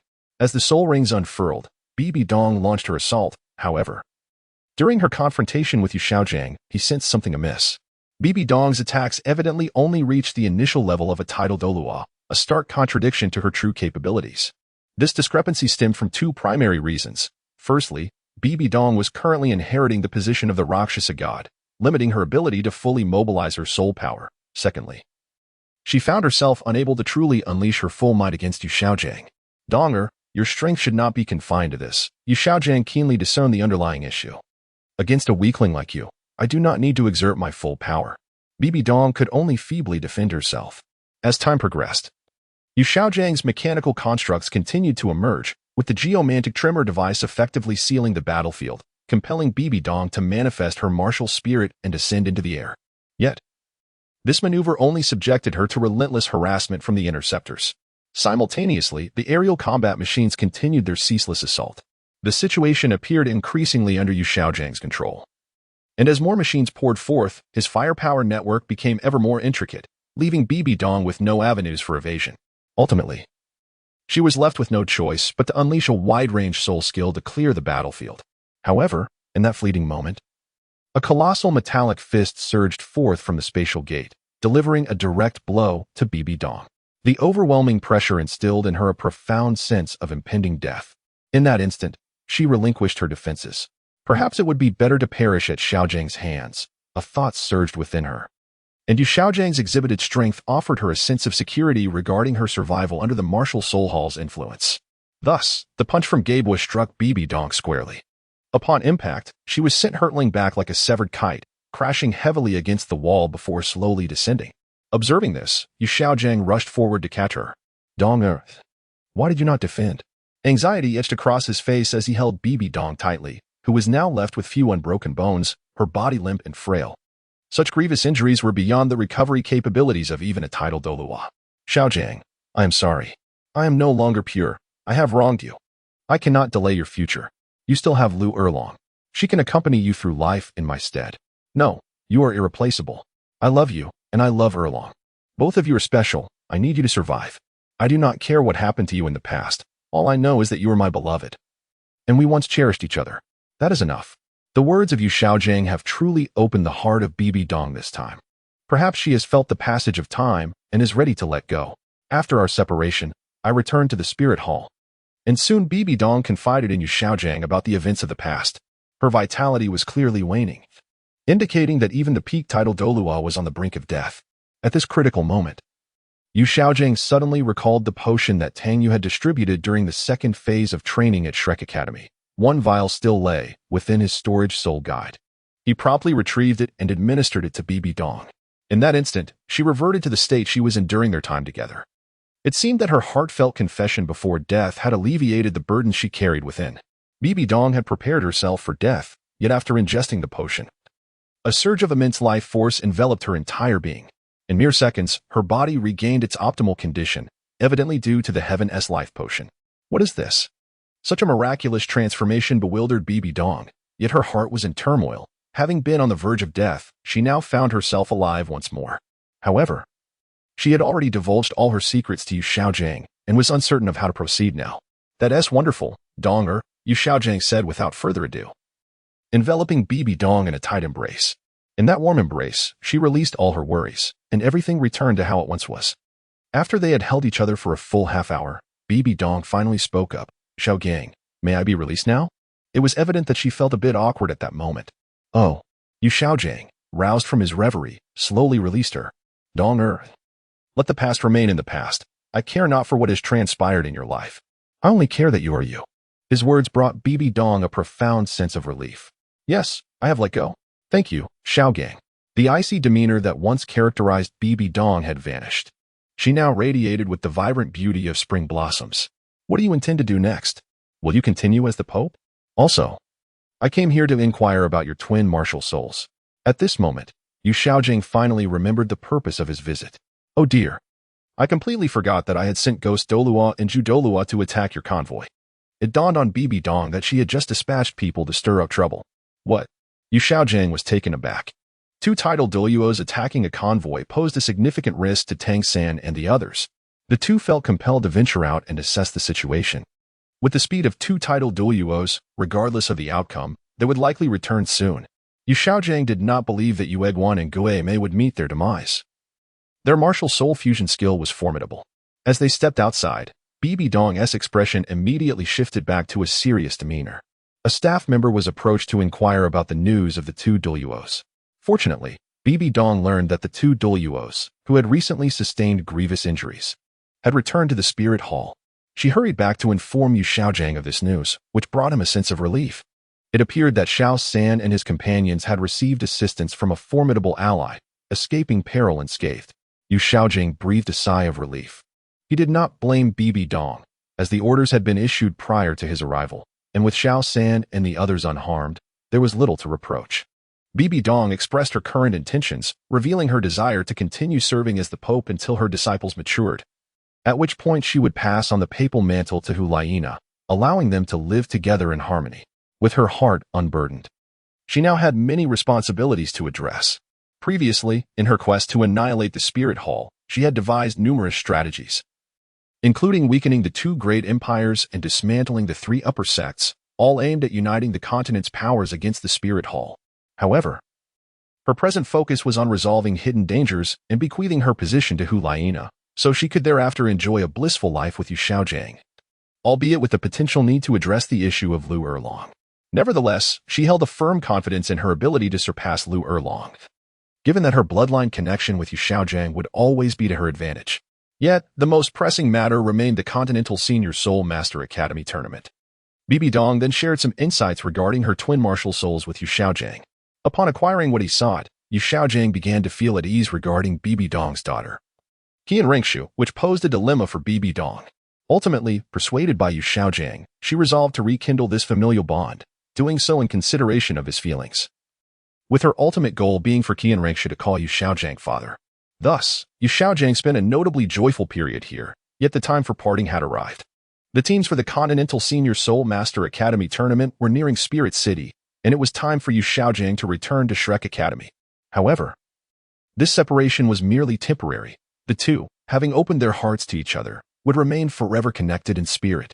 After Yu Xiaojiang's departure, Beiyana came to visit Bibi Dong, and to her astonishment, The usually cold and stern teacher radiated a sweet and gentle aura that day.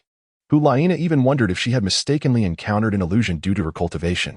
On the other side, Yu Xiaojiang returned to the academy's team, floating with an air of triumph. The others found his demeanor peculiar until Lu Erlong directly pulled him into a room. Chapter 36, a new chapter, the Advanced Soul Master Academy Competition Teacher. You have returned. Upon seeing Yu Xiaojiang, who appeared haggard, rejoined the group. Tang San immediately approached to inquire about the situation. Cough, cough, it's nothing. This time, my mission went quite smoothly.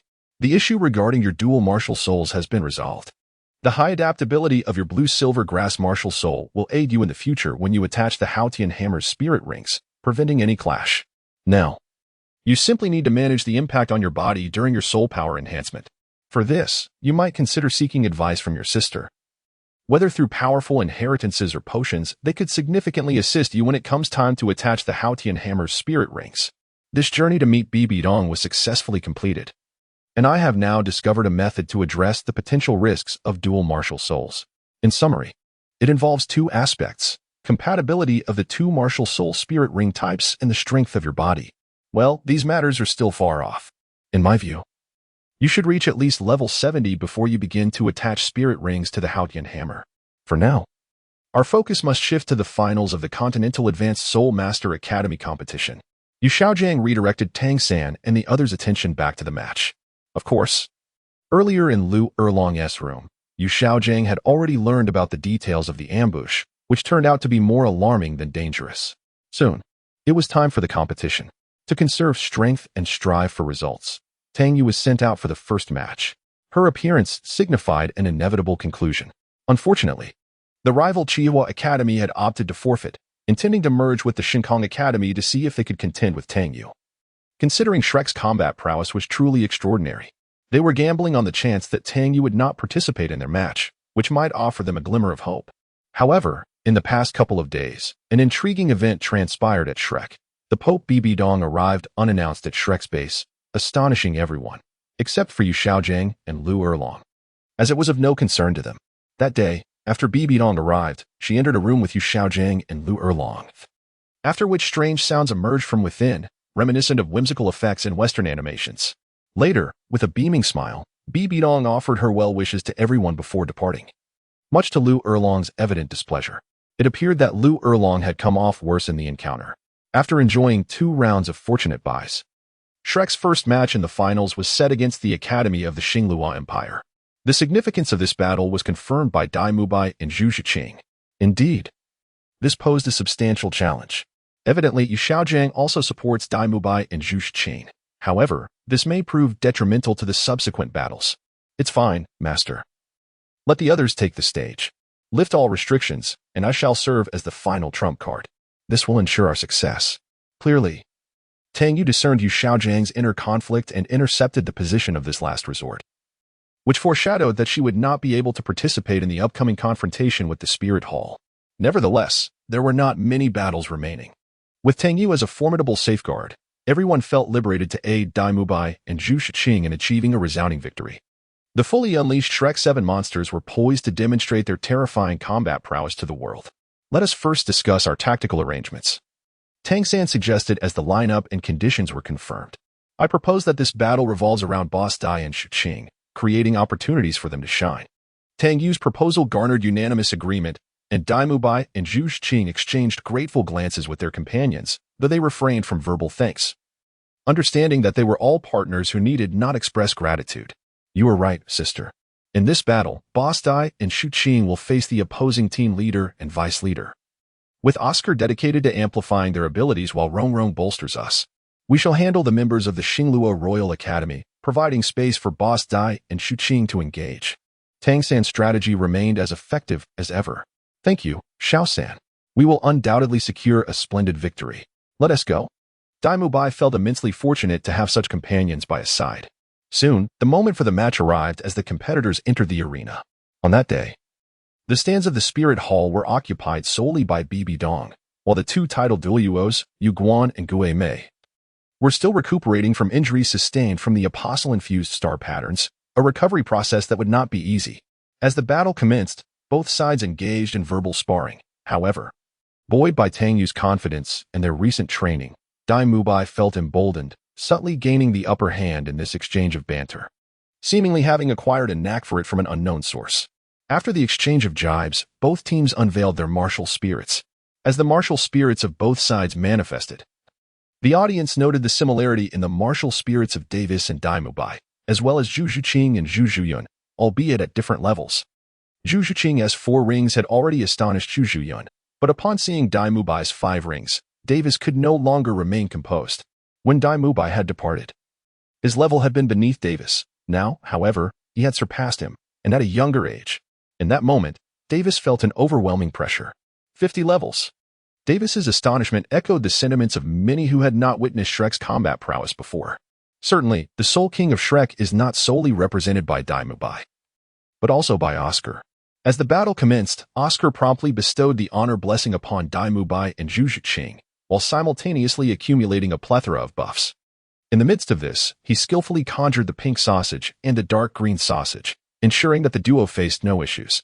Ning Rongrong immediately activated her courage blessing, amplifying the effects of the 9-treasure glazed tile. Beneath her feet, a resplendent golden magic array materialized, and the courage sacred song commenced. The divine melody descended from the void, enveloping the members of Shrek Academy, enhancing their buff effects even further. Onward. Leave the rest to us, Big Brother Dai. Tang San completed his preparations as the blue-silver grass swiftly spread, forming a barrier that enclosed Dai Mubai and his companions. Simultaneously, Xiaowu and Ma Hongjun began to encircle the members of the Xinglua Royal Academy from 2 sides. Empowered, Dai Mubai unleashed his formidable strength, launching a direct assault towards Davis with a powerful punch. Unfazed, Davis responded by conjuring the White Tiger's Radiant Wave, intent on counterattacking.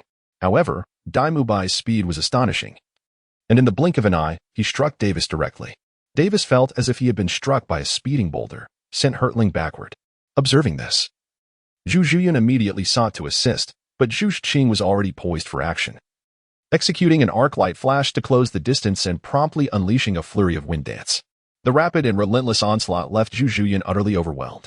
The battle beyond the barrier was equally exhilarating. After an unsuccessful attempt to breach the barrier of the blue-silver grass, I was abruptly interrupted by the swift arrival of Xiao Wu and Ma Hongjun, forcing me to confront them first. In a dazzling display, Xiao Wu executed a sudden teleportation, appearing between the 2 members of the StarCraft Royal Academy. With a thunderous elbow strike and a fierce impact, she ensnared both of them. Subsequently, she hoisted them aloft and unleashed the spiral comet drop, soaring high before crashing down with tremendous force. In the very moment of impact, the 2 competitors sensed their impending defeat. However, before they could react, Xiao Wu initiated the Hell's Cradle, leading to an inevitable loss of their combat capabilities. On the other hand, Ma Hongjun was even more explosive, directly activating the 6 paths of reincarnation. His hands moved swiftly to form seals, creating numerous afterimages in an instant. The Hurricane Kill, Toad Oil Fireball, and Flame Heaven's Path were unleashed in succession, making this battle a spectacle of extraordinary effects. Only those at a higher level could discern the internal situation amidst the dazzling flames that soared to the heavens. Others could only witness the mesmerizing blaze. Once the flames subsided, only 3 fallen team members remained, shrouded in darkness. Of course, Ma Hongjun had restrained his power. Otherwise, there would be nothing left but ashes. Moreover, due to Tang San's blue-silver grass and its defensive properties, Davis and Zhu Zhuyun could only see the towering inferno beside them, followed by an ominous silence. At that moment, Zhu Zhuyun was being suppressed by Zhu Zhuqing, with Dai Mubai's attack closely following. Observing this, Davis immediately activated his 3rd soul skill, White Tiger Shockwave, intending to restrict Dai Mubai's advance. However, Dai Mubai, having undergone rigorous training under Tang Yu's control over the years, instinctively activated his body armor, completely disregarding Davis's soul skill, leaving Davis astonished. Before Davis could react, Dai Mubai engaged, launching a rapid-fire combination of the White Tiger Meteor Shower and Phantom Kicks. The alternating high-speed strikes left Davis overwhelmed, and even a single brush against him would expose him to an unparalleled force. Currently, Davis and Zhu Zhuyun were entirely suppressed, prompting them to unleash their martial soul fusion technique, the Spectral White Tiger. As they merged, a majestic white tiger adorned with purple patterns materialized on the battlefield, significantly boosting Davis's confidence. He believed that even if Dai Mubai and Zhu Zhuqing attempted their martial soul fusion, they would still lack the experience and finesse, leaving a glimmer of hope for victory. However, what Davis and Zhu Zhuyan did not anticipate was that Dai Mubai and Zhu Zhuqing showed no intention of employing their martial soul fusion technique. In a moment of mutual understanding, Oscar invoked the Pearl of Revelation. Under the immense amplification of the Golden Sun, Dai Mubai, propelled by the formidable might of the God of War step, charged toward the spectral white tiger. God of War kick. That breathtaking strike instantly shattered the spectral white tiger, forcibly disrupting its fusion state, and the residual force swept through the battlefield behind Davis and Zhu Zhuan, overturning everything in its path. This battle marked a resounding victory for Dai Mubai and Zhu Zhuqing. Chapter 37, New Chapter, Advanced Soul Master Academy Competition Part 8. The battle between Shrek Academy and Xingluo Royal Academy concluded with Shrek's overwhelming dominance. The prowess displayed by Shrek's team left all spectators in awe. Whether it was Oscar and Ning Rongrong's terrifying support capabilities, Ma Hongjuan's extensive area of effect damage, Zhu Zhuqing and Xiao Wu's pinpoint lethality, Dai Mubai's frontal assault capabilities, or Tang San's exceptional control, each aspect was nothing short of astonishing. Among them, Dai Mubai's final God of War kick was particularly breathtaking. Following this, the Royal Academy of Tiando encountered the Spirit Hall Academy. It was regrettable that the anticipated appearance of 3 Soul Kings failed to astonish, as Shrek also boasted an equal number of Soul Kings. In terms of levels, they were not at a disadvantage. Indeed, Tang Yu's frenzy level of 58 completely overshadowed the competition. Moreover, after the battle with Yue Guan and Gue Mei, Tang Yu achieved yet another breakthrough, reaching level 59, teetering on the edge of another advancement, potentially breaking through amidst the fray. That said, one must acknowledge that Hu Liena and Xie Yu's martial soul fusion technique was quite remarkable. The combat prowess they attained through this fusion reached the level of Soul Sage, unparalleled on the battlefield, had it not been for Tang Yu's presence. This ultimately became the reason for the defeat of the Royal Academy of Tiando. Under the control of Yao Mei, the academy found itself utterly incapable of retaliation. The dense crimson mist obscured the vision of the onlookers, but failed to hinder the perceptions of Tang Yu and Tang San. With Tang San wielding the purple extreme magic eye and Tang Yu disregarding the mist entirely, the red fog appeared to Tang Yu as mere energy, completely ineffective against her. Nevertheless, despite the Spirit Hall's impressive performance, they fell short in the spectacle department compared to Shrek, when it came to the elegance of skills. The prowess displayed by Shrek was unmatched. The subsequent battles offered little of note, as the draw did not present formidable opponents, allowing Shrek to advance smoothly to the top 3. As the contest for the top 3 commenced, the first order of business was to pay homage to the Pope. Among the 3 competing teams, only Shrek refrained from kneeling, having grown accustomed to witnessing Bibi Dong's clandestine visits to Yu Xiaojiang over the past few days. Naturally, the members of the Spirit Hall were unaware of this, leading to their ire directed at Shrek. However, Bibi Dong swiftly dismissed their grievances. Meanwhile, Lu Erlong took the opportunity to stir trouble, capitalizing on Bibi Dong's focus on officiating the competition to flirt with Yu Xiaojiang, much to Bibi Dong's chagrin. The first challenge of the top 3 was an individual elimination round. This time, Shrek opted to decisively dominate the elimination round, advancing straight to the finals. In this inaugural match, Xiao was sent directly into the arena. After much deliberation, it was decided that she would serve as a substitute during the final team competition. Thus, she was allowed to fiercely battle in the individual elimination rounds. When it comes to one-on-one confrontations, aside from Ma Hongjun, who might face some challenges, the other members of the Shrek 7 Devils are exceptionally formidable. Each of them is capable of engaging in a wheel battle with any opponent. As anticipated, whether facing the Spirit Hall contestants or Huo Wushuang, they found themselves utterly dominated by Xiao Wu's agile techniques, leaving them with no opportunity to retaliate. She effortlessly secured 2 victories. Subsequently, Zhu Zhuqing, Ma Hongjun, and Tang San exhibited their formidable prowess, effortlessly overpowering their opponents. Among them, Huo Wu faced defeat at the hands of Tang San once more, leaving her without words, as the reasons were ineffable. The ensuing battle featured Dai Mubai pitted against Yan, who, utilizing his formidable armor and powerful fists, ultimately triumphed by shattering Yan's flame demon with a decisive kick, securing victory in the confrontation. Oscar achieved a remarkable victory by utilizing the Pearl of Apocalypse to combat the malevolent Yu.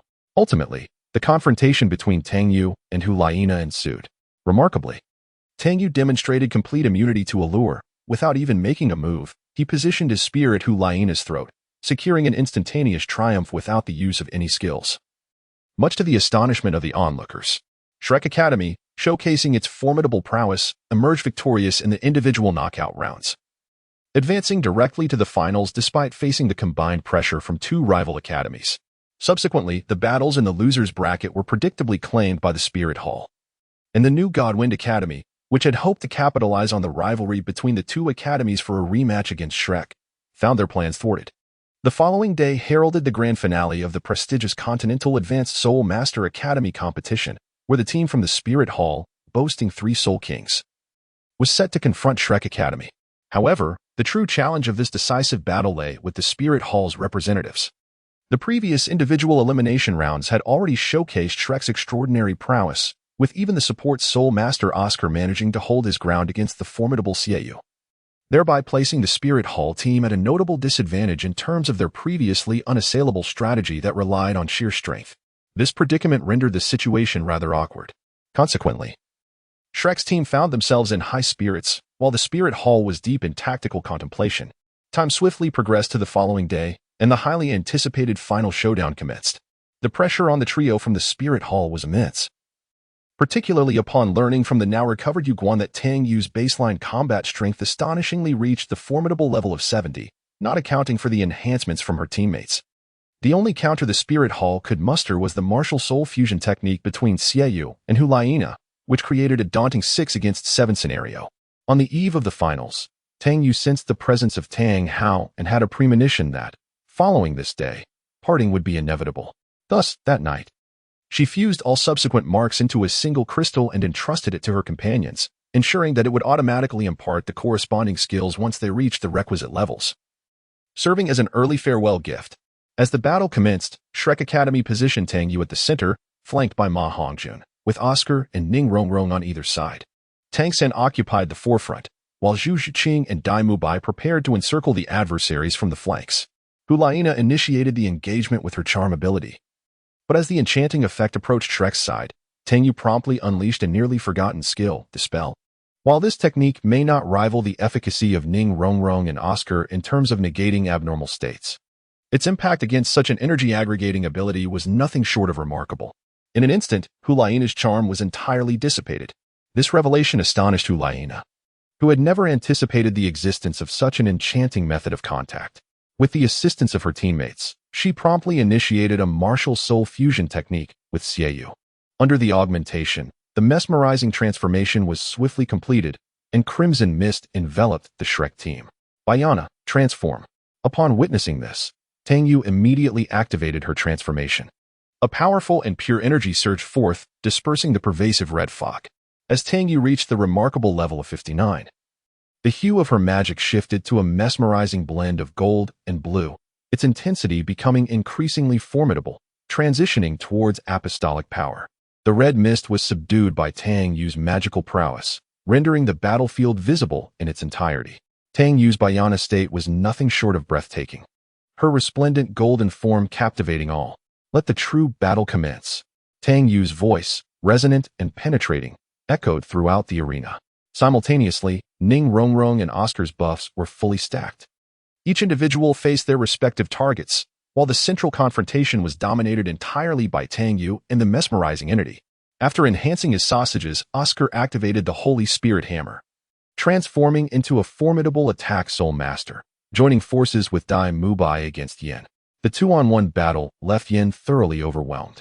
Meanwhile, Zhu Zhiqing's rapid harassment and Tang San's heavenly net, combined with toxic elements, completely saturated the arena.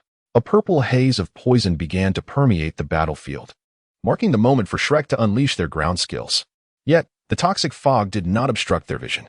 Zhu Zhiqing, with her exceptional agility, completely dominated the other members of the representative team. The auxiliary Soul Master was swiftly eliminated by her rapid approach, falling victim to a seamless combination of attacks. Meanwhile, Ma Hongjun unleashed a torrent of flames that engulfed the entire arena, leaving the restrained team members helpless to resist, forced to endure the onslaught. Yet, was the situation truly as straightforward as it appeared? Certainly not. Just as the flames raged across the battlefield, Tang San detonated the poisonous mist, delivering a surprise assault that caught everyone off guard. No one could have anticipated that the toxic haze could be ignited. This unexpected strike took down the last 3 members of the Spirit Hall team, leaving only Yao Mei and Yin to face the relentless assault from Shrek, abruptly tipping the scales in Shrek's favor. In the midst of the battle, Tang Yu seized an opportunity to unleash a powerful strike known as the Celestial Strike, which immediately lifted the enchanting foe into the air.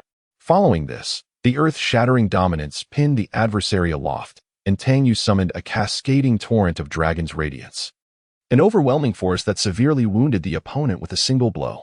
Faced with such adversity, the enchanting being resorted to their self-created soul technique, Crescent Moon, transforming into a blade-like whirlwind. While this might have been sufficient to conquer a level 67 Soul Master under normal circumstances, it was utterly inadequate against Tang Yu. With a flourish, Tang Yu executed the Radiant Dragon Dance, the immense, crescent-shaped blade crashing down directly upon the Crescent Moon, obliterating it completely. The exchanges during this confrontation allowed Tang Yu to elevate the will of the battle god to its final stage. "Let this strike conclude this tiresome battle," Tang Yu declared. And with that, a colossal star pattern coalesced above Beiyana, gathering tremendous energy within a vast sphere, its might nearing that of a Soul Douluo's attack. The spectators were left in utter astonishment. How could it be possible for someone at the Soul King level to manifest an attack of Soul Douluo caliber? Though it was merely akin to a novice Soul Douluo strike, it was certainly beyond the capabilities of the already severely injured enchanting foe and Yin.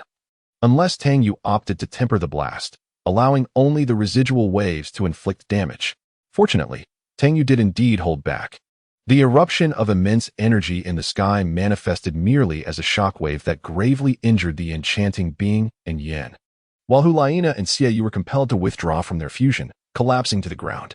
Thus, the grand finale of the Continental Advanced Soul Master Academy tournament drew to a close, with victory claimed by Shrek Academy. Following the shocking announcement of the results, Ning Fengji activated his soul technique to heal the onlookers. However, under the influence of the soul power wind, Xiao Wu's heartbreaking red was swept away.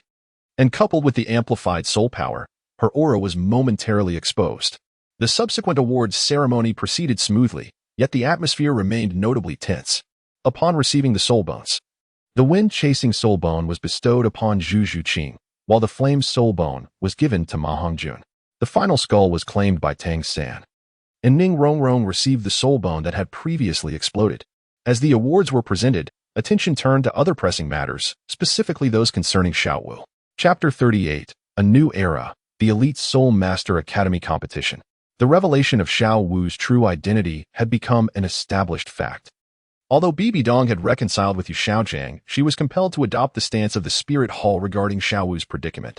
Additionally, it was fortuitous that Yu Guan and Gui Mei had nearly recovered and were present at the scene. Gui Mei, apprehend that young lady, Bibi Dong commanded. Despite her reluctance to oppose these charming young individuals, she understood the necessity of maintaining appearances. If it came to a confrontation, she could always resort to a strategic retreat. Given Yu Xiaojiang's current prowess, alongside the previous outcomes of Yu Guan and Gui Mei's actions, escaping unscathed seemed plausible. Your Holiness, might there be a misunderstanding here? Could you enlighten us about the truth of this matter? Yu Xiaojiang sensed the tension building. Although his combat strength had reached the title Douluo level, his soul power was lacking. If she were merely a student from Shrek Academy, that would be one thing. But what if she is a transformed soul beast? Bibi Dong spoke while casting furtive glances at Yu Xiaojiang and the members of Shrek Academy. The group silently adopted defensive stances, clearly having received the unspoken cue. Upon receiving this confirmation, the crowd was understandably taken aback. Yet, Bibi Dong's heart raced with tumultuous thoughts. Having identified Xiao Wu as the soul beast that had escaped years ago, she realized that the soul ring of Xiao Wu's mother now adorned her. This complicates matters significantly. Rest assured, Xiao Wu, as long as we are here, you shall not come to harm, Tang Yu asserted.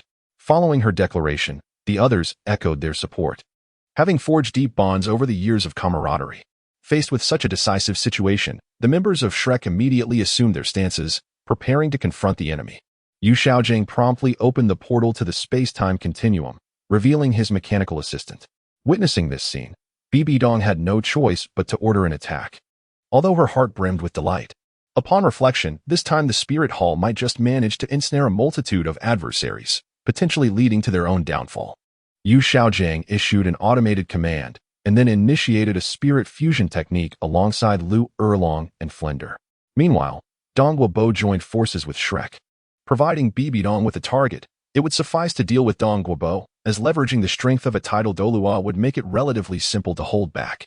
However, when Beiyana showcased her 100,000-year spirit ring, Xiaowu revealed that this spirit ring originated from her mother, causing a tumult of emotions among the onlookers.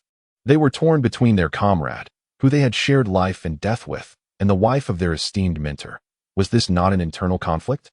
During the century that Ning Fengji had abstained from interference, the battle unfolded with Beiyana relentlessly targeting Douluo. While Yu Guan and Gui Mei engaged Yu Xiaojiang and his companions amidst a barrage of mechanical creations, the scene reached a temporary equilibrium. Yet, it was evident that Beiyana's side could not maintain this for long. At that moment, Xiaowu resolved to sacrifice herself to save Tang San, gradually stepping forward. In her view, this was the only course to rescue Tang San and the others. This act prompted Yu Guan and others to launch their assault on Xiaowu. In light of this, Tang San rushed forward without hesitation, intending to shield Xiaowu, yet he was confronted by two tidal Douluos, albeit less formidable. At that instant, a colossal hammer descended from the heavens, repelling Yu Guan and Gui Mei. Taking advantage of this, Beiyana attempted to withstand the blow, but ended up injuring herself severely. Her acting skills quite lacking. Nonetheless, all eyes were now riveted on Xiaowu, making it entirely reasonable for two tidal Douluos to overpower one. The hammer that fell was none other than the Haotian hammer, and the one who arrived was none other than Tang Hao, the Haotian Douluo. His appearance captured the attention of the worship hall. Tang Yu let out a sigh of relief. She was currently at level 59. Even if she utilized her last trace of apostle power, it would yield little effect, as she had yet to reach a transformative stage. However, she was on the verge of a breakthrough, and Tang Hao's arrival momentarily stabilized the situation. Thus, Tang Yu immediately seated herself in meditation, preparing to break through to level 60 to secure her escape route.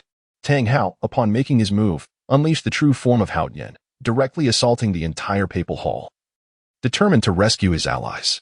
At that moment, two figures emerged from the worship hall, two tidal Douluos, to the astonishment of Beiyana, who was still feigning death. One of the newcomers was none other than the person she greatly feared, Douluo, the supreme pontiff of the spirit hall, holding the rank of 99 level limit Douluo. This predicament left Tang Hao in a difficult position, especially considering the presence of another formidable opponent, the golden crocodile Douluo, who was also a super Douluo. Tang Hao bore hidden injuries and could not contend with either of them. The gravity of the situation dawned on everyone present. The worship hall typically remained detached from worldly affairs, making Douluo's appearance all the more alarming. All at once, Xiaowu's aura was discerned by Douluo. Interesting. A transformed soul beast appears in the spirit city, he mused, intent on capturing Xiaowu to prepare for Qianrenque. Tang Hao, who had initially planned to strike and flee, found himself in a quandary. Securing the safe passage of Xiaowu, Tang San, and Tang Yu had become exceedingly troublesome. However, he had no choice but to confront the golden crocodile Douluo, while Douluo advanced directly towards Xiaowu, leaving Tang Hao preoccupied. Seeing this, Tang San prepared to step forward once more, but at that moment, an overwhelming aura erupted, filling the arena. It was Tang Yu, having completed her breakthrough to level 60. The aura she exuded was akin to a forced elevation to level 80 through the last remnants of her apostle power. Under the catalysis of that final and most potent trace of apostle energy, Tang Yu's energy transformed entirely to gold, albeit a pale gold, reminiscent of diluted apostle power. Upon reaching the esteemed level of 80, Tang Yu has acquired the ability to undergo a second transformation, the apostle metamorphosis. A radiant golden blaze envelopes Tang Yu, swirling majestically around her. Although this transformation does not grant her the height increase akin to that experienced by Beiyana, the golden, halo-like, elongated horns that emerge from her crown exude an aura of power. The overwhelming presence emanating from her compels the martial souls of all present to quiver in response, even causing a subtle tremor in the angelic martial soul of Douluo. Upon hearing the name of the skill uttered by Tang Yu, the only one present fortunate enough to have knowledge of the existence of the apostles, Ning Rongrong, gasped in astonishment. An apostle? The crowd turned their curious gazes towards Ning Rongrong. As Tang Yu completed her transformation into an apostle, she leaped into the air, bringing Douluo along with her. Accompanied by the golden crocodile Douluo, the apostles' dance of chaos. Tang Yu unleashed the apostles' dance of chaos, inflicting severe injuries upon the golden crocodile Douluo, causing him to plummet downwards. Meanwhile, Douluo managed to momentarily endure the onslaught, yet his heart was filled with astonishment. Such combat prowess he had only witnessed in one being, the divine. How could this be possible? Douluo's heart was profoundly shaken. Both the overwhelming aura that made his martial soul tremble and the godlike power now displayed left him utterly astounded. Who exactly is this young girl before him? Today, I shall ensure the safety of my friends and family as we depart from this place. Behold, a single warrior against 1,000, shattering dominance. Accompanied by Tang Yu's fierce roar, the colossal blade of the ship, casting shadows across the sky, was revealed to all below, its immense energy rendering them breathless. As Tang Yu wielded the colossal battleship-slaying blade, the most formidable warrior of the age, Douluo, was grievously injured. Witnessing this, Tang Yu promptly returned. Rushing to the side of Tang San and Xiaowu, grasping both of them firmly, he entrusted Tang San to Tang Hao before soaring into the sky. Heading towards the outside. Master, esteemed teachers, we shall take our leave for now. We shall meet again in the future. Father, let us depart. With that, he led the charge forward. After expressing his gratitude to Yu Xiaojiang, Tang Hao departed with Tang San. Shortly thereafter, the fallen Beiyana rose to her feet and ordered the release of the master and his companions, as everyone present had been utterly overwhelmed by the recent display of power. The only one still capable of action was Yu Xiaojiang, who was directly controlling the mechanical assistants. He then commanded the robots to assist everyone in standing and leaving the spirit city. Beiyana heaved a sigh of relief.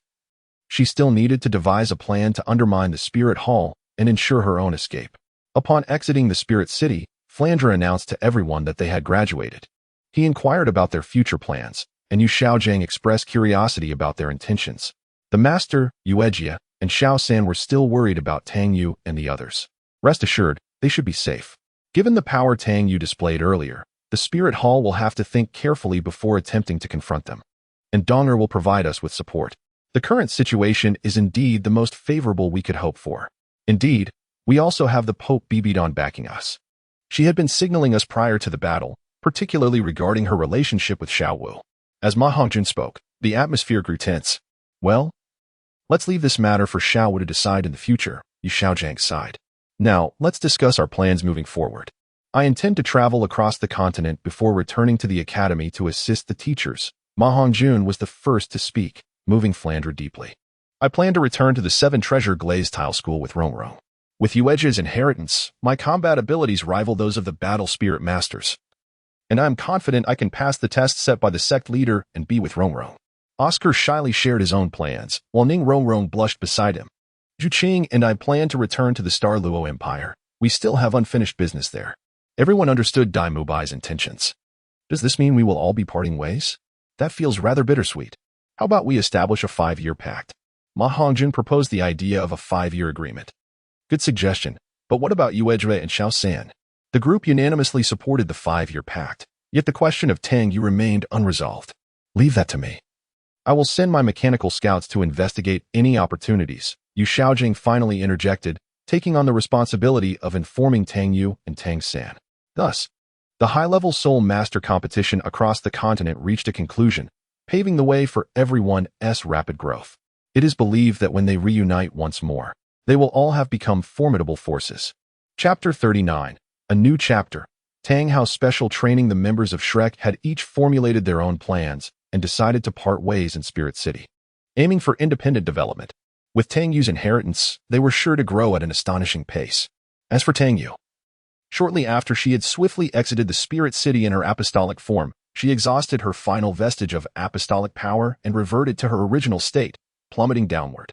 Tang Hao, witnessing this, immediately caught her along with the petite figure of Xiaowu in her grasp.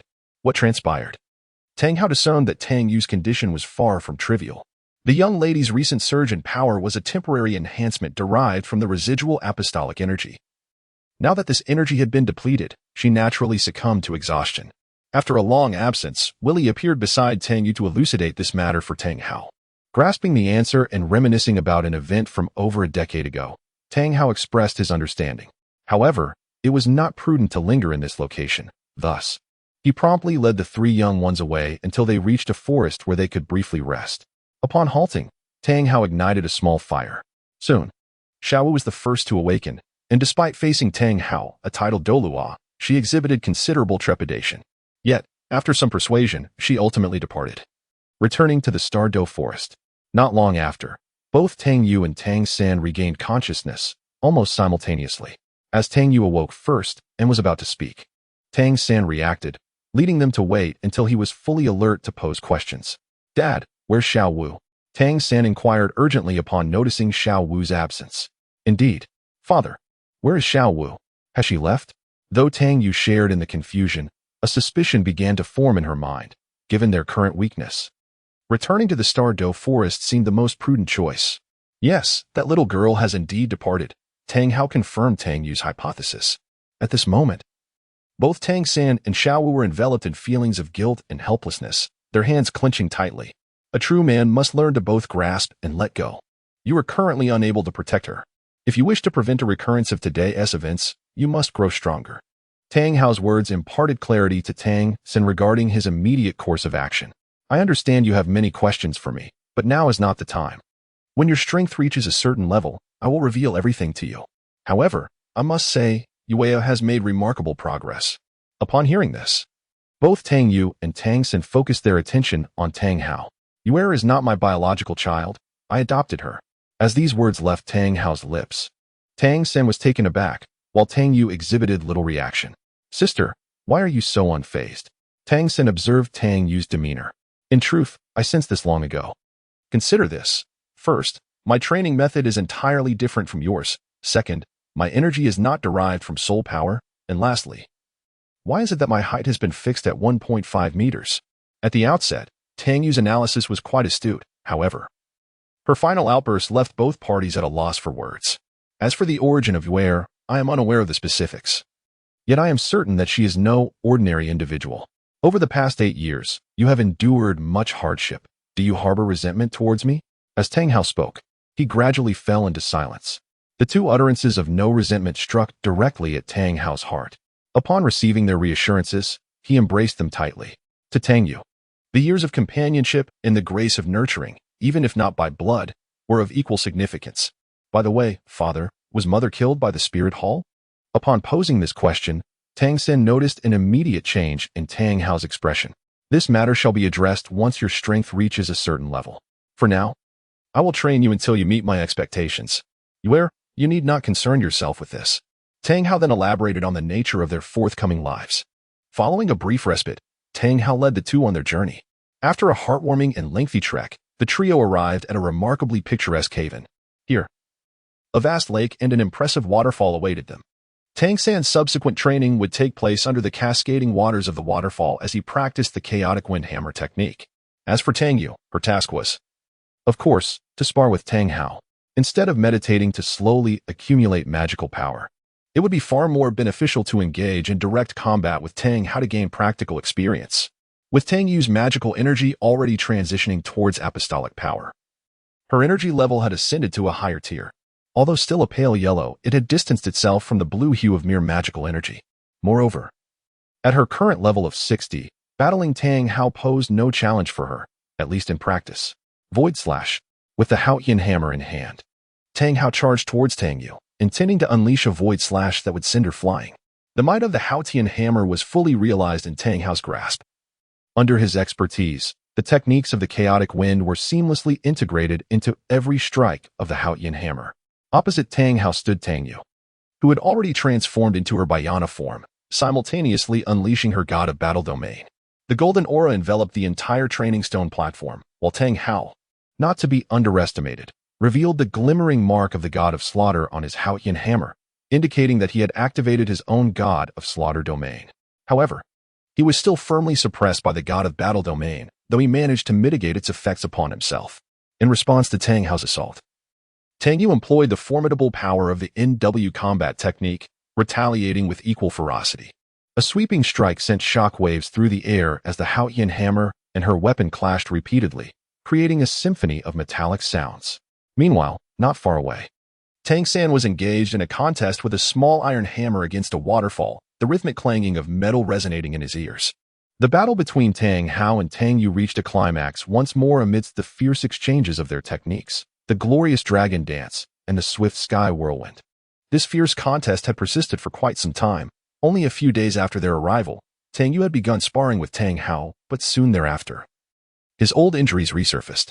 Observing this, Tang Yu immediately administered the heavenly medicine to him, and thereafter, there were no further complications. The heavenly medicine was indeed dependable. With the healing properties of the potion, Tang Hao's latent injuries were restored, elevating his strength to the impressive rank of 97. Although he had been relying on his soul power to suppress his wounds over the years, his soul power had indeed been steadily increasing. Moreover, the formidable techniques imparted to him by Tang Yu and Tang San upon their departure had become the key to Tang Hao's breakthrough against all limitations. And with his injuries now healed, his natural abilities surged dramatically. Concurrently, Tang Yu equipped Tang Hao with several skills suited for the Haotian Hammer, Subtle Dragon, Battle Spirit Emanation, Air Slash Strike, Gale Strike, Void Break Hammer, Starfall Strike, Great Whirlwind, Frenzied Hammer Strike, Swift Sky Whirlwind Break, Unparalleled Strike, Reverse Gale Shock, True Dragon Incinerates Heaven, Hammer Style, and Thunderous Fury, Fire Roars Mountain Collapse. Chapter 40. A new chapter, preparing to journey to the city of slaughter. Time swiftly passed, and the training of Tang San and Tang Yu had spanned several months. Throughout these months of rigorous practice, Tang San had finally mastered the chaotic cloak hammer technique, achieving the pinnacle of its form. Simultaneously, the soul power that had been sealed by Tang Hao, now reaching the impressive level of 50, was finally unleashed. Most astonishingly for Tang San was the fact that, due to a plethora of mental power potions administered by Tang Yu, his purple extreme magic eyes had ascended to the vast realm. It is noteworthy that reaching the vast realm with the purple extreme magic eyes was most challenging due to the requirement of possessing mental power as boundless as the ocean. Even the mental power of a tidal Douluo could only be likened to a mere lake. This highlights the true difficulty of attaining such a state. Naturally, such matters were trivial in the presence of Tang Yu, who had already ascended to the divine realm as an alchemist of unparalleled skill. During this period, Tang Yu not only practiced diligently with Tang Hao, but also frequently ventured outside to engage in battles with groups of soul beasts. Her level surged remarkably, truly reflecting the advantages of possessing an immense experience package at level 97. Consequently, Tang Yu's level rapidly ascended to 75. Presently, Tang Hao found himself unable to compete with Tang Yu, despite his own level reaching 97, classifying him as a super Douluo. Tang Yu's magical power had now attained a concentration of 90% of apostolic strength. Now, Tang Hao is preparing to accompany Tang San in the pursuit of his long-awaited fifth spirit ring. They venture into the depths of the forest, where Tang San, upon unleashing his blue-silver grass martial soul, is captivated by an ancient yet jubilant voice. Drawn by this call, Tang San arrives at the grand assembly of the blue-silver grass. Here, he discovers the nobility of his lineage and realizes that he possesses the bloodline of the blue-silver emperor. Subsequently, he undergoes a bloodline awakening amidst the gathering. When Tang Yu arrives, she is astonished to find Tang San enveloped in a cocoon of blue-silver grass, emanating waves of energetic resonance. The sight before her elicits a sense of wonder. Intriguingly, upon Tang Yu's arrival, the soul beasts present exhibit no signs of wariness. The concentration of apostolic power within Tang Yu has reached a remarkable level. Upon entering this assembly, a trace of her apostolic energy naturally dissipates, causing the blue-silver grass that she passes to grow rapidly in age. It is evident that high-level energy is indeed formidable. Great being, we of the blue-silver grass clan welcome your presence. The venerable blue-silver grass conveys its respect to Tang Yu. Taken aback, she inquires, "What is this? Why do you refer to me as a great being?" At this moment, the previously forgotten Willie reappears to provide clarification. "Miss, your energy has now fully transformed into apostolic power, which is akin to the divine creative force of this world. To the soul beasts, you are undoubtedly a great being now." "How intriguing. I have an immature yet audacious idea," Tang Yu declares, purifying the apostolic power within her and transmitting it into the cocoon Tang San. Faced with this development, the elderly blue-silver grass does not intervene. Rather, it expresses great excitement, truly a sage among its kind. The apostolic power bestowed upon Tang San during this second awakening has catalyzed a remarkable transformation of his martial soul, elevating it to a higher echelon. Following this evolution, two newly birthed soul rings manifested around him, achieving an impressive level of 63. Remarkably, these two black soul rings shimmered with a golden radiance. Upon releasing his martial soul, Tang San discovered that it had undergone a metamorphosis. The once toxin-infused blue-silver grass had now transformed into a striking red-black hue, adorned with intricate golden patterns, some of which glimmered with a golden light. Even the Hautian hammer bore the golden luminescence, all influenced by the apostolic power. Currently, the martial souls imbued with apostolic power possess the ability to suppress all other martial souls, including even the most formidable and divine ones. However, the effectiveness of this suppression is contingent upon Tang San's own soul power level. Having completed his second awakening, Tang San was promptly whisked away by Tang Hao to commence the next phase of training, with Tang Yu accompanying them. The rationale behind their journey to the City of Slaughter was straightforward. Tang San sought to acquire the domain of the God of Slaughter and master the art of wielding killing intent. As for Tang Yu, the reason was equally transparent. Tang Hao could no longer contend with her, and if this continued, he would only find himself on the receiving end of her blows. Tang Hao wished to avoid such a humiliating fate. Thus he planned to send Tang Yu to the City of Slaughter. Although the domain of the God of Slaughter held no utility for her, the city was replete with irredeemable sinners, providing ample opportunity for Tang Yu to unleash her prowess. After traversing a considerable distance, the trio arrived at the entrance of the City of Slaughter, which was marked by a quaint bar. Upon entering, Tang Yu and Tang San immediately sensed the presence of nefarious individuals within. Approaching the bar, Tang Hao ordered 3 cups of yellow spring nectar, a name that resonated beautifully. After a display of intimidation, the 3 cups of yellow spring nectar were successfully procured. Tang Yu eyed the pungent concoction in her hand. Her discerning palate, shaped by her origins from a land of culinary delights, causing her to wrinkle her brow in distaste. Nevertheless, Tang Hao's insistence compelled Tang Yu and Tang San to down the drink. As Tang Yu took her first sip, she was overwhelmed by the taste of a bizarre mixture, rife with an array of unpleasant flavors. This wretched concoction is utterly unpalatable, she thought. Observing Tang Yu's unimpressed reaction, Tang Hao wore a knowing smile. However, Tang San was unwilling to relent. He was immediately enveloped by a chilling aura, followed by a wave of nausea. This spectacle did not go unnoticed by the other patrons, who saw it as an opportunity. Consequently, they swiftly surrounded him. These inexperienced challengers faltered upon witnessing Tang San reveal his 3 black soul rings. Ultimately, with a single strike from his blue-silver spear array, Tang San dispatched them all, which allowed him to appreciate the newfound potency of the blue-silver grass. He understood that he could not afford to spare them. In the City of Slaughter, reliance on anyone but oneself was futile. Of course, he could seek out a sister, yet that would render his training meaningless. He needed to eliminate all threats to his existence, secure the title of annual champion in the Hell Slaughter arena, and emerge alive. As for Ware, he simply wished for her to enjoy herself. Indeed, Tang Hao's sole advice to Tang Yu was to have fun. The night prior to their arrival, he had inquired of Willie regarding the rules of the City of Slaughter, which held no sway over Tang Yu. In this place, where only soul power was confined, the power of the apostles was rendered ineffective. Thus, the City of Slaughter became nothing more than a playground for Tang Yu. Subsequently, Tang Yu and Tang San boldly opened the door and entered the City of Slaughter. Chapter 41. A new chapter in the City of Bloodshed. Upon entering the City of Slaughter, a dense miasma enveloped them, simultaneously activating the yellow spring dew within Tang San, inducing vivid hallucinations where he glimpsed familiar and cherished images.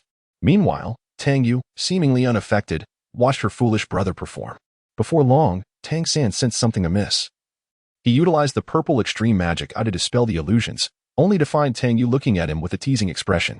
Embarrassed, Tang San scratched his face, intending to brush it off. Fortunately, Tang Yu did not dwell on the matter. Upon seeing Tang San regain his composure, she led the way towards what was unmistakably the entrance. The distance to the grand entrance appeared considerable, yet it was merely a slightly elongated bridge, trivial for a soul master. However, just as the pair approached the threshold of the City of Slaughter, they encountered a formidable guardian. "Stop!" a voice commanded as a heavily armored knight appeared, blocking their path. "I am the terrifying Knight Scott. You have violated the rules. Defeat me, and you shall prove yourselves worthy of entering the City of Slaughter." Upon hearing this, Tang Yu understood the situation. They would engage in battle without hesitation. Meanwhile, Tang San attempted to summon the blue-silver grass, but found himself unable to harness his soul power. While he pondered this predicament, Tang Yu swiftly produced Willie S. Batten and yanked Scott down from his mount. Before the terrifying knight could regain his senses, Tang Yu unleashed a flurry of strikes, sending him flying with a blossom palm, followed by a devastating heavenly strike. Willie spun rapidly beneath Scott, while Tang Yu now adeptly unleashed Beiyana's unique combat technique. a move aptly named Meteor Flash.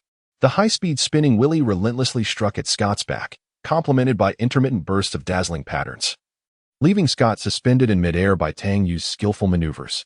Following a spectacular series of aerial assaults, Tang Yu affixed a dazzling explosive to Scott, subsequently transforming Willy into the resplendent Dragon Moon Blade, leaping high to deliver a decisive blow that sent Scott flying.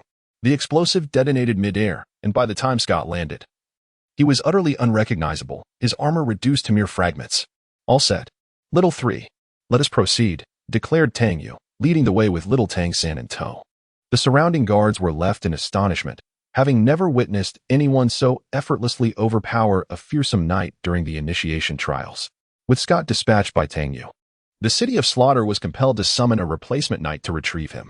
Naturally, the newly arrived knight was keen to test Tang San, who showed no hesitation in engaging, wielding his hammer with determination, ultimately passing the test. The two received tokens from the new knight. Tang Yu's was 9,527, while Tang San's was 9,528. How intriguing, little 3. Does the number on your token signify that there are over 9,000 adversaries to vanquish? I find myself intrigued. Tang Yu mused, her own reasoning igniting a sense of anticipation for the life that awaited them in the city of Slaughter. Upon arriving at the entrance, the thick aura of death and violence enveloped them. There, a figure awaited their arrival. Welcome to the city of Slaughter. To our surprise, we have 2 esteemed guests at once. I am your guide, and within the next 12 hours, you will be under the protection of novice status. I will assist you with any questions you may have. After 12 hours, you will become full-fledged members, the guide explained earnestly. Excuse me, dear guide, where might one dispatch a multitude of foes at once? Tang Yu inquired directly, for her purpose in this realm was to hunt monsters. While engaging in friendly sparring had its merits, Tang Hao had shown reluctance, leaving her no choice but to delve into this dungeon for monster hunting. In response to Tang Yu's candid curiosity, the guide elaborated on the city of Slaughter. When the topic of the King of Slaughter arose, Tang Yu interjected with a question. Is the King of Slaughter formidable? Her inquiry momentarily flummoxed the guide. It is not merely a question of strength. He is the sovereign of the city of Slaughter. Undoubtedly the strongest entity within, the guide replied with pride, unaware that Tang Yu's expression had shifted to one of exhilaration. Hooray! I foresee an opportunity in the future to deliver a resounding defeat to the King of Slaughter. Ultimately, the guide proceeded to elucidate the rules of the hellish slaughter arena. In simpler terms, one must first engage in the grand melee and achieve 100 consecutive victories before embarking on the adventure game. What are we waiting for? Let us venture into the hellish arena, shall we, my foolish brother? Tang Yu's words garnered the approval of Tang San. While the commentator was astonished by the relationship between the two, they were clearly siblings, yet it turned out that she was the elder sister and he the younger brother. Upon entering the inner city of the city of Slaughter, they encountered Beiyana. Although Tang San's appearance had changed, Tang Yu's striking red hair and her petite stature of 1.50 m allowed Beiyana to instantly recognize her as the one who had previously overpowered both of them. You are Tang Yu, and could that be Tang San over there? What a remarkable transformation. What brings you both to the city of Slaughter? You are here for training, are you not? Following the conclusion of the Soul Master competition, Bibi Dong had summoned her most cherished disciple to discuss her relationship with Yu Xiaojiang. Moreover, Tang Yu's departure from Wuhuan City with her stunning display of prowess was nothing short of breathtaking. Ah, it's Beiyana. Xiao San is here for training, while I am here for amusement. My level has now reached 75, and the pace of improvement has slowed significantly. As she spoke, Tang Yu still bore an expression of dissatisfaction. Beiyana felt an overwhelming urge to strike someone. The girl, who was several years her junior, was already formidable enough previously. She had only been a few levels stronger than them, but now she had ascended directly to the rank of Soul Sage at level 70. How is one to contend with such an extraordinary talent? The commentator was also taken aback. Encountering an acquaintance for a chat in the City of Carnage was indeed a rarity. Of course, this observation overlooks the individuals who, while the trio conversed and strolled, rushed in from all directions to launch attacks, only to be casually dispatched by powerful strikes. Upon arriving at the arena, Tang Yu was the first to register. Her battles were remarkably straightforward. She could defeat the remaining 9 adversaries with mere physical attacks, without even resorting to skills. In contrast, Tang San's battles were ongoing. Unlike Tang Yu, who could engage daily, Tang San, having achieved over 60 victories, was required to rest and could no longer compete every day. Meanwhile, Tang Yu fought relentlessly. Completing 90 victories in a mere 3 months, her level soaring like a rocket to 79, just a step away from the second awakening at level 80. Chapter 42, a new chapter, the destruction of the City of Carnage. Since Tang Yu had reached 99 victories, she began to wander about the City of Carnage daily. Initially, she faced mindless attackers, but after an incident where a group of hundreds attempted to encircle her, only to be annihilated by a single star-pattern strike, she found that no one dared to approach her carelessly thereafter. Meanwhile, Tang San continued his arduous training and participated in the arena competitions. Beiyana had also learned of the Huangquan potion issue early on and, under the guidance of Tang San and Tang Yu, consistently achieved victories. Soon, 2 years passed, and both Tang San and Beiyana completed 99 victories, standing just one step away from the 100 required to become the annual champions of the arena. In a few days, it will be my 100th victory. Sister, what do you plan to do? Tang San inquired, glancing at Tang Yu, who was half reclining on her bed, seemingly idle. How would I know? I completed my 100 victories a few days ago, and during this time, I reached level 82, undergoing my second awakening. The power within me has fully transformed into that of an apostle. I dare say there is no one on Douluo continent who can rival me now. Indeed. During this period, Tang Yu had not been idle. Her level had also surpassed 80, completing her second awakening and gaining the ability to manifest her apostle form, allowing her to unleash the strength that once overwhelmed countless opponents. Her current power could be deemed divine. Very well, I will complete my 100th victory tomorrow, and afterward, I plan to venture into Hell's Path with Beiyana. Tang San revealed his plans to Tang Yu. Little San, you handle your own affairs. This is your trial. However, since you intend to challenge Hell's Path tomorrow, I shall confront the King of Carnage the day after, delivering a thorough beating. And then I will dismantle this City of Carnage. After you step out tomorrow, wait for me outside with Father. Tang Yu finally divulged her intentions, surprisingly planning to take on the demolition project herself. Upon learning of his sister's intentions, Tang San could not help but display an awkward expression. Very well. I shall inform Father. I wish you an enjoyable time the day after tomorrow. With that, Tang San began to assess the safety measures and adjust his state. Thanks to his rigorous training in the arena of slaughter and the absorption of soul power, Tang San's level had been steadily increasing. In just a few days prior, he had reached the impressive milestone of level 70. Meanwhile, Tang Yu, having attained level 80, utilized her apostolic power to forge a soul ring for Tang San, a magnificent crimson ring equivalent to that of a 100,000-year-old soul. Remarkably, even Tang Yu herself had not anticipated such success. It was simply that upon reaching level 70, and with no means of obtaining a soul ring in the City of Slaughter, she had approached the endeavor with a spirit of experimentation, ultimately achieving the unexpected triumph. The soul ring, forged from a millennium of the Apostle's power, bestows upon Tang San's blue silvergrass an astonishing embodiment of martial spirit. This formidable force, imbued with the might of the Apostle, exerts an overwhelming pressure, effortlessly disregarding the quality of the opponent's martial spirit and imposing its dominance. Despite being a 7th soul ring, it does not possess 2 skills. However, its immense energy significantly enhances all attributes of Tang San's blue silver emperor. Naturally, as Tang San's level progresses, the acquisition of new skills is inevitable. This time, Tang Yu has equipped him with the remaining abilities of the Poison King, the Sorrow of Venom, the Heart-Devouring Curse, and the Forbidden Technique, the Serpent's Lair of 1,000 Poisons. Furthermore, Tang Yu has entrusted Tang San with the skills meant for Tang Hao, resulting in a display of power that makes the Haotian hammer a force to be reckoned with in the arena of slaughter.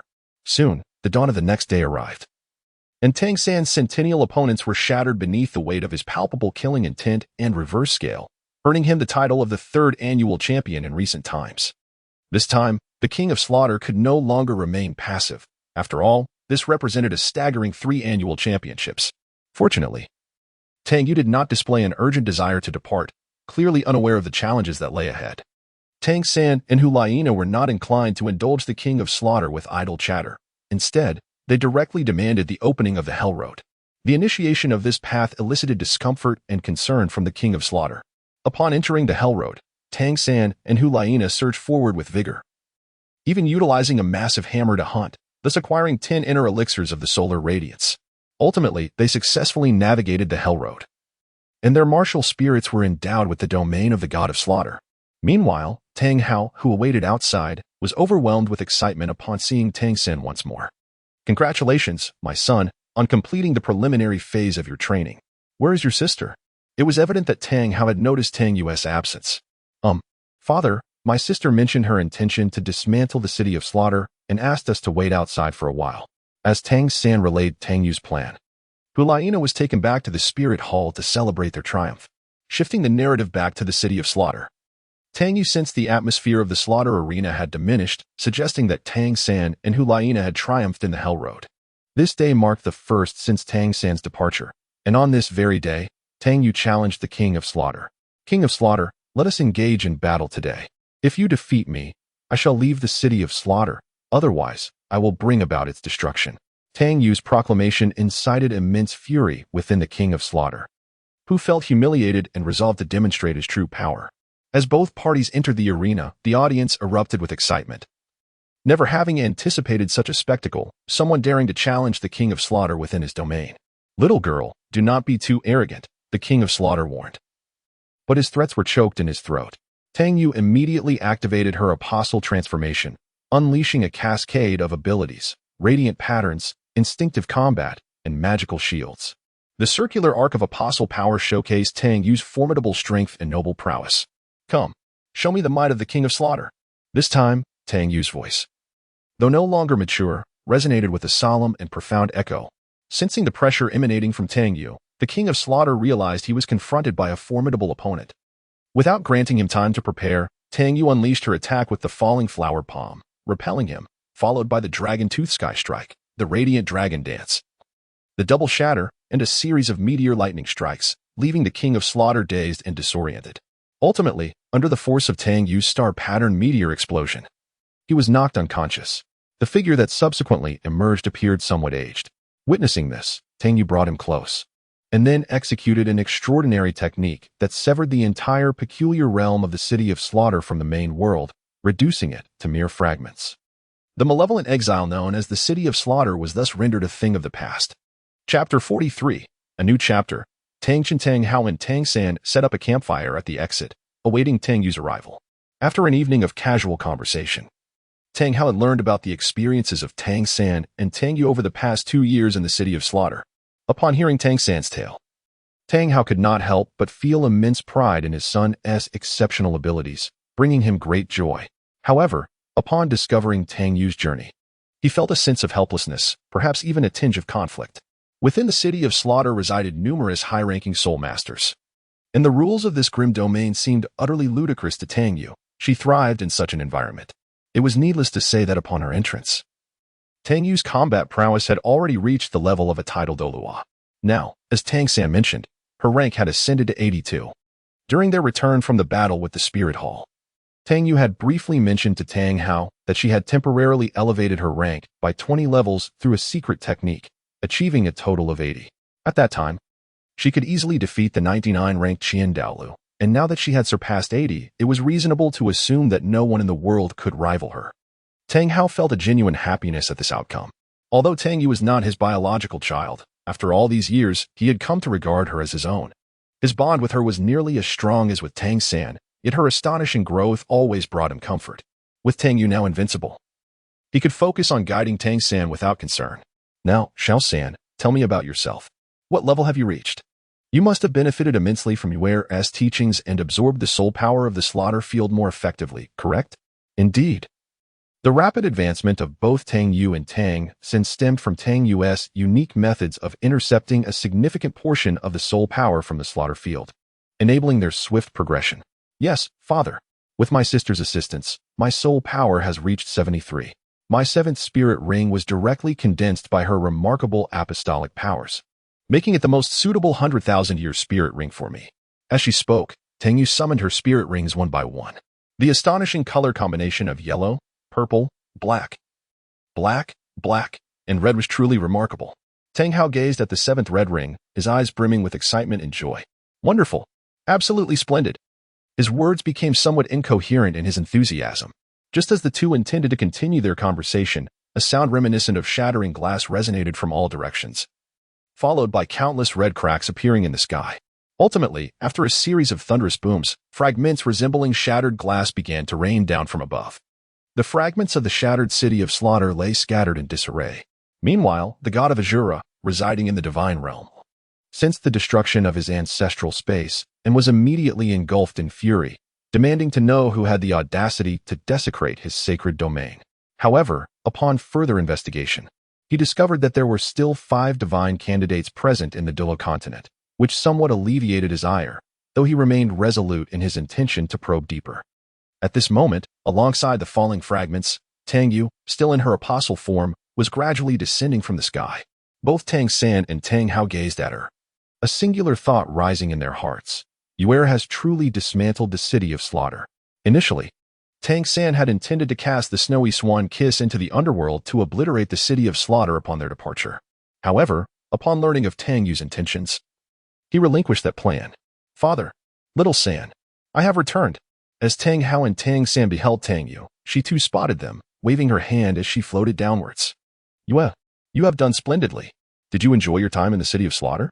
Tang Hao pondered for a moment before managing to utter these words. "Indeed, father. Let me tell you, if I hadn't nearly ruined the city of slaughter, I would have truly hesitated to destroy it. The people there are also reckless, eager to fight despite their inability to win, which has significantly enhanced my strength. And that Slaughter King? He seems far more resilient than you, father." While Tang Yu's initial remarks amused Tang Hao, her final statement left him feeling profoundly embarrassed. Just as the trio intended to converse further while walking, an unforeseen occurrence transpired. From the still falling fragments of space emerged a figure adorned with bat-like wings. It was none other than the Slaughter King. Sharp-eyed, Tang San and Tang Hao immediately recognized the approaching figure.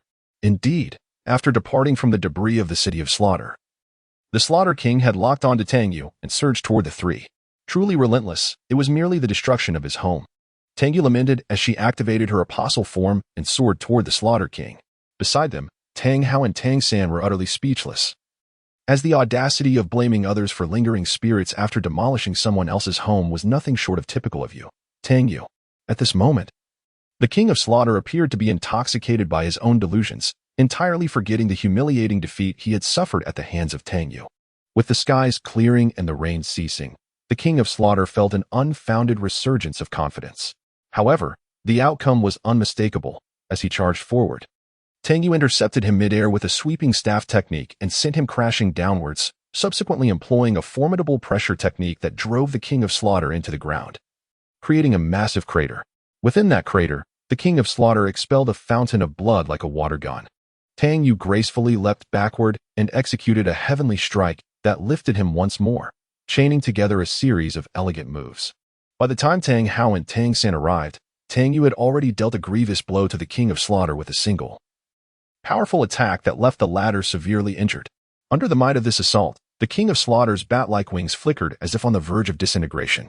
Tang San, with his profound insight from the vast realm of the purple extreme demon eye, immediately discerned the peculiar situation. "Sister, I just noticed something. Those bat wings and the King of Slaughter do not seem to be one entity, but rather parasitic," he remarked.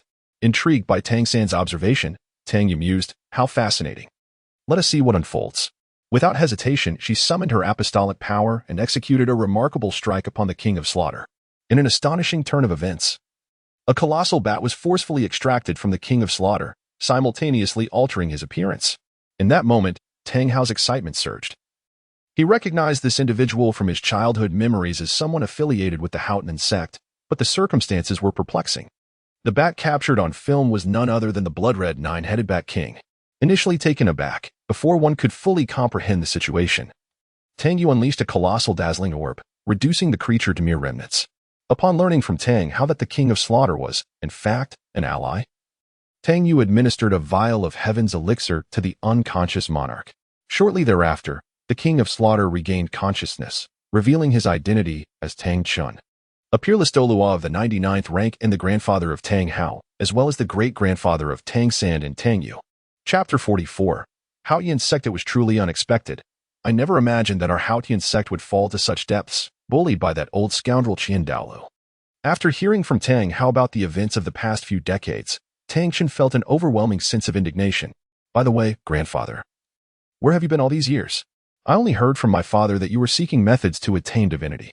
Tang Hao voiced his confusion regarding why their ancestor found himself in the Slaughter City, afflicted by an array of peculiar beings. Simultaneously, Tang San and Tang Yu cast intrigued glances. Tang Shen regarded Tang Hao and Tang San before casting a profound look at Tang Yu, then spoke slowly. As it stands, I have a tenuous friendship with that old scoundrel Douluo. In our youth, we both reached the pinnacle of 99 rank limit Douluo and began to seek opportunities for ascension to godhood. Ultimately, we both discovered Sea God Island. Sea God Island?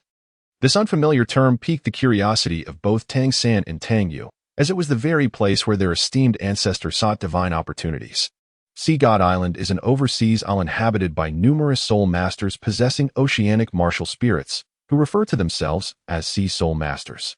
It was there that Douluo and I encountered a remarkable woman, also a 99th rank limit Douluo, with whom Douluo fell in love. She was the Sea God Douluo. Poseidon. Observing the keen interest of his exceptionally gifted descendants, Tang Chun was more than willing to share, especially as he could sense Tang Yu's potential for divinity. Wow. I had no idea grandfather had such experiences. What happened next? Tang Yu expressed her eagerness to hear more. Subsequently, Douluo and I engaged in combat, after which we both vowed that we would not return without achieving godhood. Such a promise was imperative. Tang Chen's voice carried a hint of melancholy, for he now considered himself a failure. Why is that? Tang San inquired. Because Poseidon is the executor of the divine trial, and the final phase requires the executor to sacrifice themselves to commence. To be with her, I must first become a god to negotiate terms with the sea god. I then roamed far and wide, ultimately discovering a divine legacy, the legacy of the Sure God, located within the Slaughter City. What? The Slaughter City? Tang Chen's words profoundly shocked both Tang Hao and Tang San, while Tang Yu felt an overwhelming sense of embarrassment, given that the city of slaughter was her doing. Observing Tang Yu's guilty demeanor, Tang Chen felt a surge of joy. He reached out to tousle her vibrant red hair and chuckled. Ah, little you. There is no need for self-reproach. If it weren't for you, I would still be under the control of that blood-red nine-headed bat king. And I owe my gratitude to your miraculous potion. Otherwise, I would have succumbed to backlash and been on the brink of death by now. Is that so?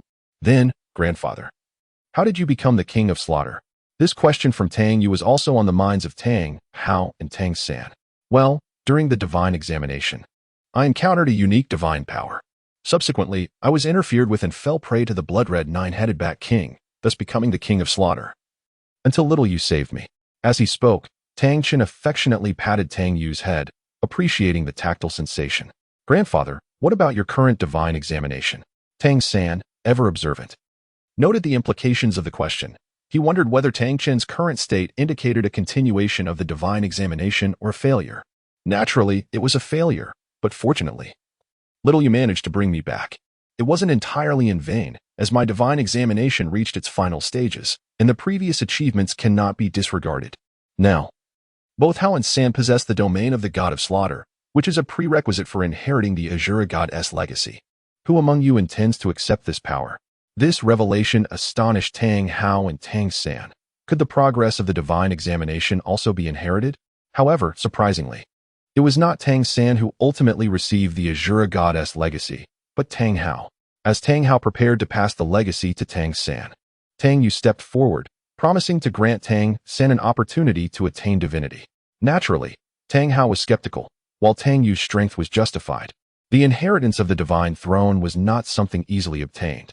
Ultimately, it was a single phrase from Tang Chun that persuaded Tang Hao to acquiesce. I believe, after all, Xiaoyu has already ascended to divinity. Indeed, as a limit Douluo at the 99th level, Tang Chun could distinctly perceive that Tang Yu's prowess had surpassed his own. Such a scenario could only imply one possibility. Tang Yu had indeed attained godhood. This serves as evidence for Tang Chen and finally allows Tang San and Tang Hao to comprehend an important truth. Even when different power systems employ similar methods of classification, the realms they represent cannot be universally equated. After so many years, I must return to the Haotian sect. What about you? Do you intend to accompany me? Or do you have other plans? Having completed their conversation, Tang Chen resolved to return to the Haotian sect. Grandfather, Hao intends to take Xiao San to the Moon Pavilion to learn how to restrain his killing intent. He is currently quite ostentatious. Moreover, as a sinner of the Haotian sect, I should refrain from returning. As he concluded, Tang Hao's expression betrayed a hint of sadness. Nonsense. You have done exceptionally well. Our Haotian sect must possess the resolve to confront all adversaries. Those who choose to submit only bring shame upon the Haotian sect. This remark from Tang Hao displeased Tang Chun, for according to his understanding, only Tang Hao and Tang San possessed the power of the god of death within the Haotian sect. Thus, it was evident that these two could indeed be called his descendants. The rest could not claim such a title. Rest assured, upon my return, I shall properly discipline those ineffectual youngsters. Once you have honed your skills, you may return to the Haotian sect at any time. I shall await you there. With that, he took flight and departed, hinting that Tang Xiao and the elders were in for a challenging time. At that moment, Tang San noticed the glimmer of moisture in Tang Hao's eyes, suggesting that his expulsion from the Haotian sect had indeed left an impact on him. It is nothing. I am merely happy. We shall head to Tiando City now, and once you can skillfully control your killing intent, we will return to the Haotian sect. With these words, Tang Hao took the lead and walked ahead. Tang Yu and Tang San had no choice but to hasten their steps to keep up. Father, what is the Moon Pavilion? What shall we do there? In response to Tang Yu's inquiry, Tang Hao simply replied, you will know once we arrive. With their swift pace, the trio soon reached Tiando City, where the Moon Pavilion came into view, a magnificent structure replete with an air of nobility. Tang Hao's eyes reflected a sense of nostalgia. Chapter 45, The Moon Pavilion. Under Tang Hao's guidance, the three arrived at the entrance of the Moon Pavilion. The entrance was bustling with elegantly dressed individuals, their demeanor exuding refinement and grace, clearly a gathering place for the elite. As they prepared to enter the Moon Pavilion, they were halted by two gatekeepers. Halt!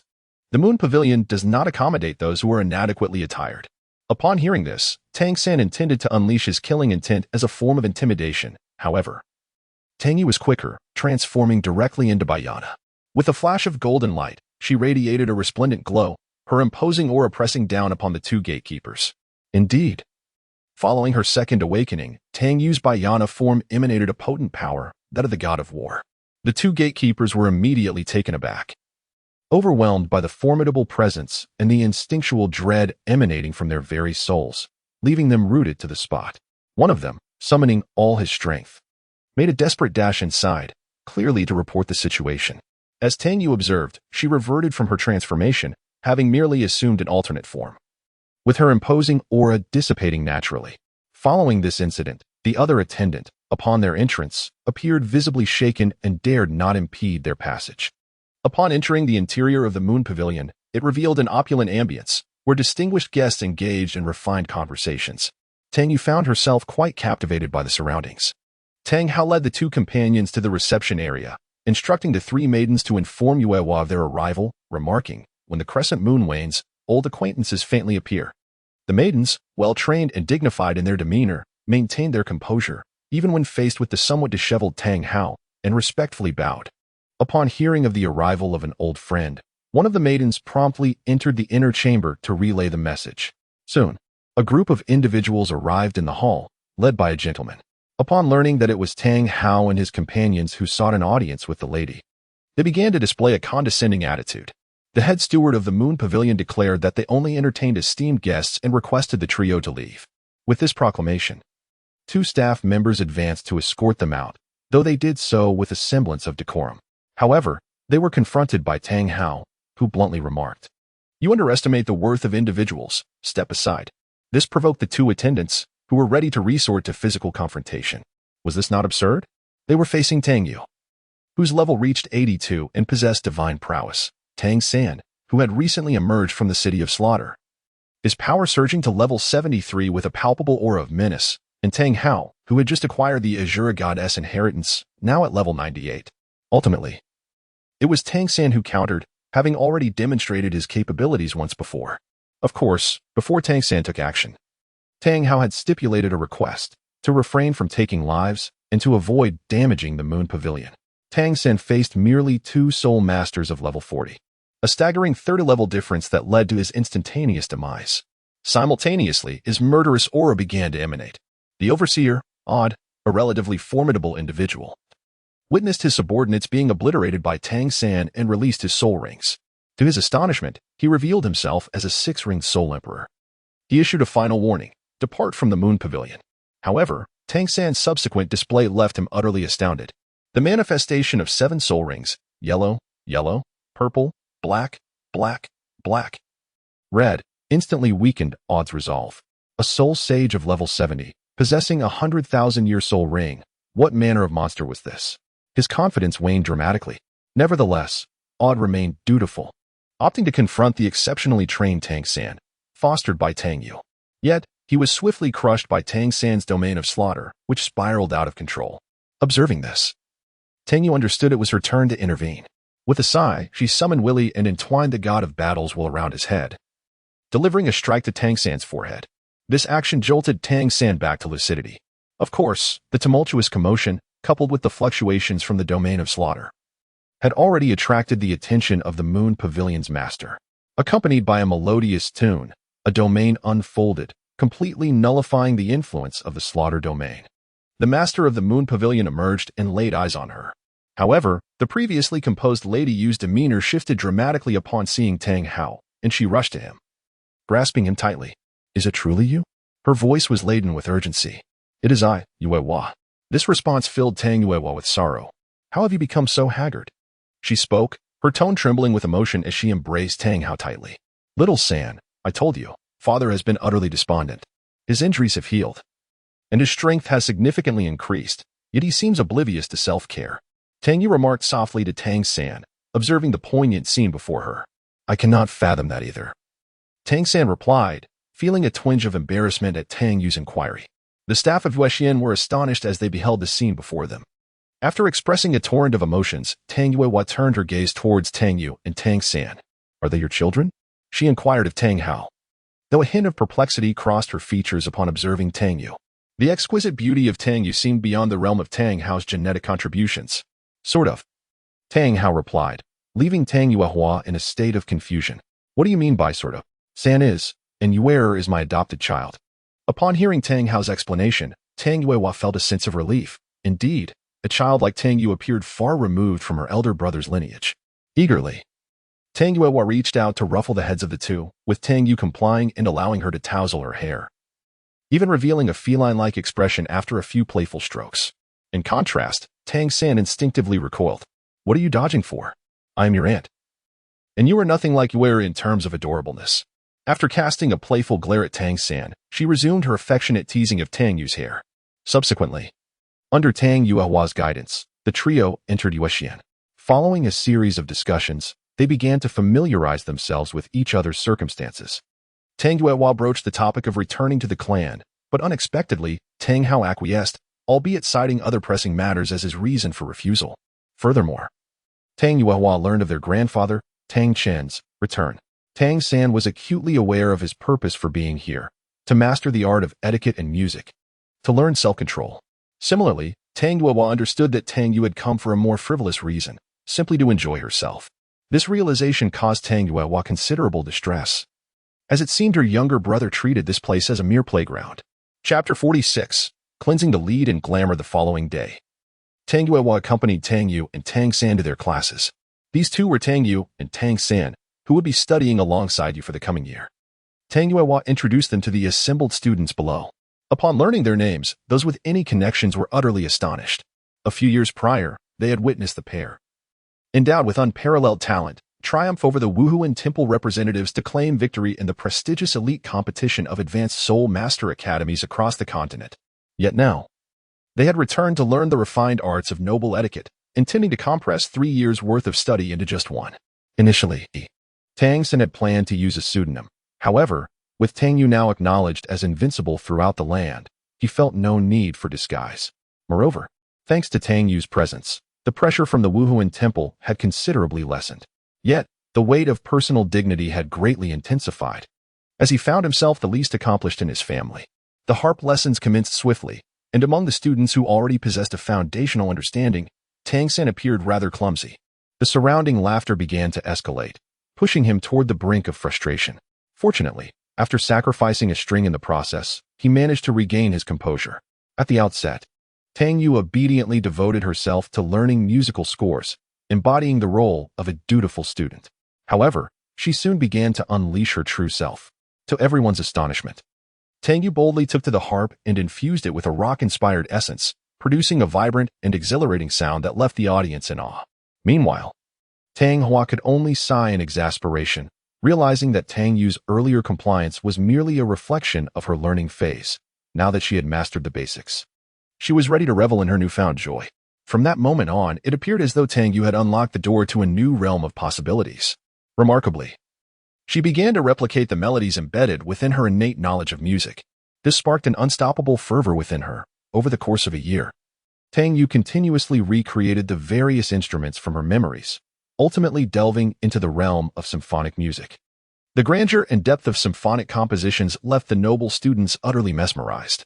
Once again, Tang San marveled at his sister's extraordinary talent, as she effortlessly controlled hundreds of instruments simultaneously with an astonishing mastery of energy. During the span of a year, Tang San has made remarkable progress. His once palpable aura now entirely subdued, exhibiting a demeanor of exquisite elegance. As for Tang Yu, her petite stature of 1 meter 50 renders her a charming young girl. Children, after all, possess certain privileges. Although she is Tang San's elder sister, her identity remains obscure to others. Furthermore, throughout this year, Tang Yu and Tang San managed to return to Shrek Academy, where they reunited with Master, Lu Erlong, and Flinder. At this juncture, Yu Xiaojing's physical prowess had ascended to the level of a titled Douluo.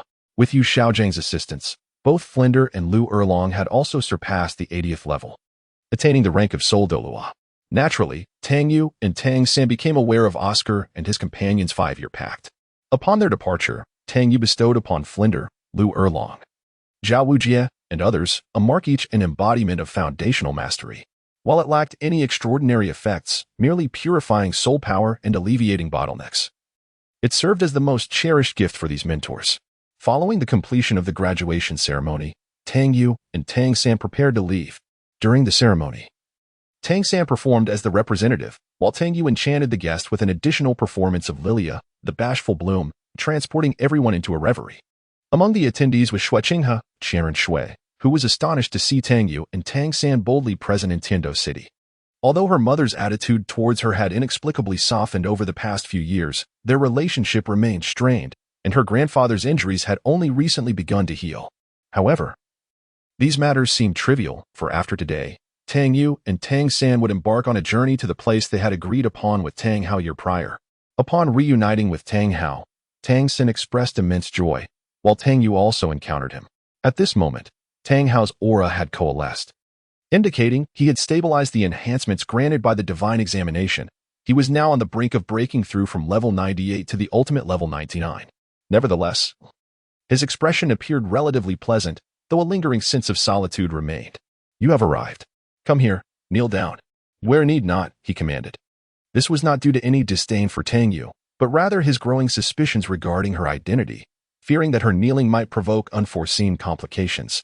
Ultimately, Tang Yu knelt, albeit on one knee, which bore a different significance altogether. As Tang Yu and Tang Sen knelt before the blue-silver grass, its branches and leaves unexpectedly embraced them. Much like arms, it seemed that over the years, Tang Hao had frequently discussed Tang Yu with Ayin, and now he evidently regarded her as his own child. In the face of this scene, both Tang Yu and Tang San felt a profound warmth, reminiscent of maternal love. "Father, is this mother?" Tang Sen inquired of Tang Hao. Ayin's performance indeed offered Tang Hao a glimmer of hope. "Indeed, she is your mother, the esteemed blue-silver emperor, a soul beast of 100,000 years.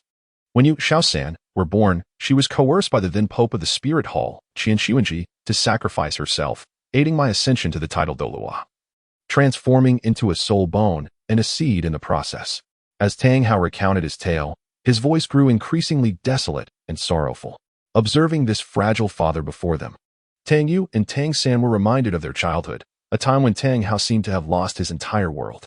After listening to Tang Hao's detailed narration of their past, Tang Yu and Tang San grasped the full story.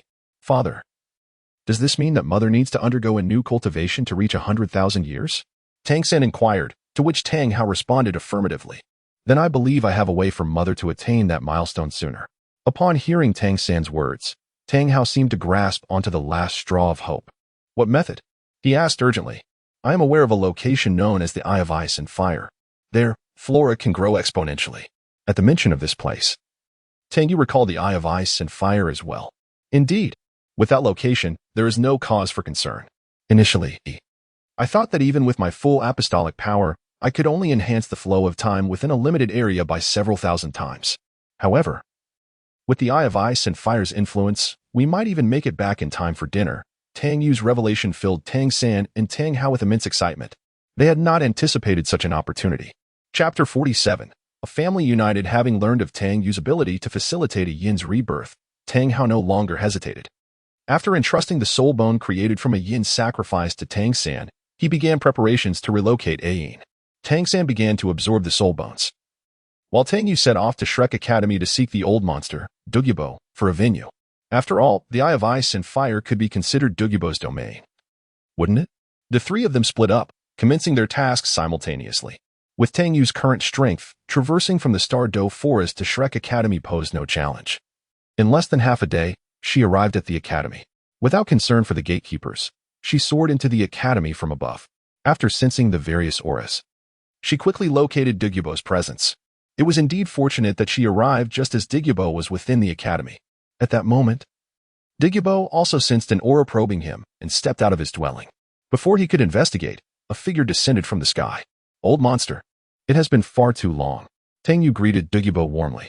The last time she visited the academy to see the dean, Douluo was absent, and she had no idea where he had gone.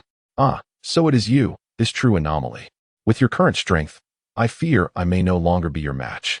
Douluo remarked, sensing the power within Tang Yu that surpassed his own, filled with awe. Indeed, even someone as seasoned as Qian Douluo is no longer a rival of mine. Tang Yu replied, her pride evident as she raised her chin in response to Douluo's words. However, I did not come here today to reminisce. Old monster, I have a small favor to ask of you. Tang Yu suddenly remembered the purpose of her visit and swiftly redirected the conversation. What kind of favor would that be? It must be quite the privilege to receive a request from someone as formidable as you, Douluo quipped, half in jest. After all, if Tang Yu spoke truly, and she possessed the strength that once overpowered the Spirit Hall's high-ranking officials, she would indeed be one of the strongest individuals on the continent. It is not a significant matter. I merely wish to utilize your Eye of Ice and Fire, Tang Yu stated, her request straightforward and uncomplicated. Very well, but this time, you must refrain from plundering my medicinal garden, Douluo acquiesced, aware of the playful nature of Tang San and Tang Yu. However, he never anticipated that this time they intended to experiment with time acceleration, which could potentially yield fruitful outcomes during their endeavor. Upon receiving formal permission, Tang Yu proceeded to the Eye of Ice and Fire, intending to meet up with Tang San and Tang Hao. She did not have to wait long, as Tang San and Tang Hao soon arrived, carrying an enormous flower pot. It was evident that they had procured a gigantic planter from somewhere, and within it was a yin. Due to Tang Hao's influence, a vast area was included, resulting in an exceptionally large pot. Fortunately, both were accomplished soul masters. Otherwise, carrying such a cumbersome object over a considerable distance would have been quite daunting. Father, little San, over here, Tang Yu called out, spotting the two who were struggling under the weight of the massive flower pot. Tang Yu had already excavated a suitable pit, yet it was evident that it was too small. Upon seeing Tang Yu's perplexed expression, Tang San felt a wave of awkwardness and scratched his head. Wasn't this an attempt to avoid harming their mother's root system? Tang San found himself at a loss for words. All right, Xiao San. Hurry and assist your father in placing mother into the pit I have prepared. It is time for us to commence, Tang Yu urged, prompting Tang San and Tang Hao to begin their task. Tang San and Tang Hao exchanged no further words, swiftly placing a yin into the designated pit. Upon arriving at the Eye of Ice and Fire, a yin's plant body evidently experienced a sensation of relaxation. It appeared that their mother truly cherished this place. Witnessing this, Tang Hao felt a surge of joy. All right, father, step aside and keep your distance. The forthcoming period will involve an extraordinarily accelerated flow of time. Until we attain eternal life, do not approach, otherwise you will be reduced to ashes in an instant under the influence of time's power. Tang Yu's admonition prompted the two to retreat promptly, for the force of time is no trivial matter. Tang Yu approached the plant body, and Ayin extended a branch to gently entwine around Tang Yu's ankle. All right, mother, prepare yourself. I am about to begin. If I concentrate on my cultivation, this will soon come to an end. With that, Tang Yu took a step back, providing space for Ayin, who was destined to undergo a dramatic growth spurt. Once Tang Yu was positioned, she activated her apostolic transformation. Entering her apostle form, a vast array of celestial energy began to converge towards them under Tang Yu's guidance. Tang Hao signaled to Tang San that this was an opportune moment for cultivation. Tang Yu closed her eyes, focusing her spirit, for this was her first complete utilization of apostolic power, directly harnessing the forces of time. By my will and my name. May the powers of the universe be at my command. Let the river of time reveal itself once more. Under Tang Yu's manipulation, a river of flowing golden sands materialized in that region. Time accelerated once more. As Tang Yu issued her command, the river of time enveloped the Yin's vicinity, and time began to rush uncontrollably. Within, Yin commenced an intense bout of cultivation, measured in her own years. Outside, Tang Hao observed Yin growing at a visibly astonishing rate.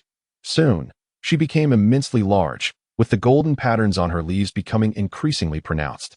After approximately a day and night, the river of time dissipated in that area, and Tang Yu rose from her reclining chair.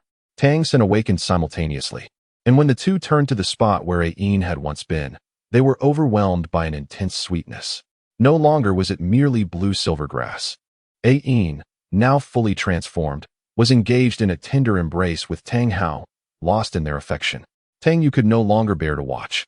Pulling Tang San outside the Eye of Ice and Fire to grant the two some private space.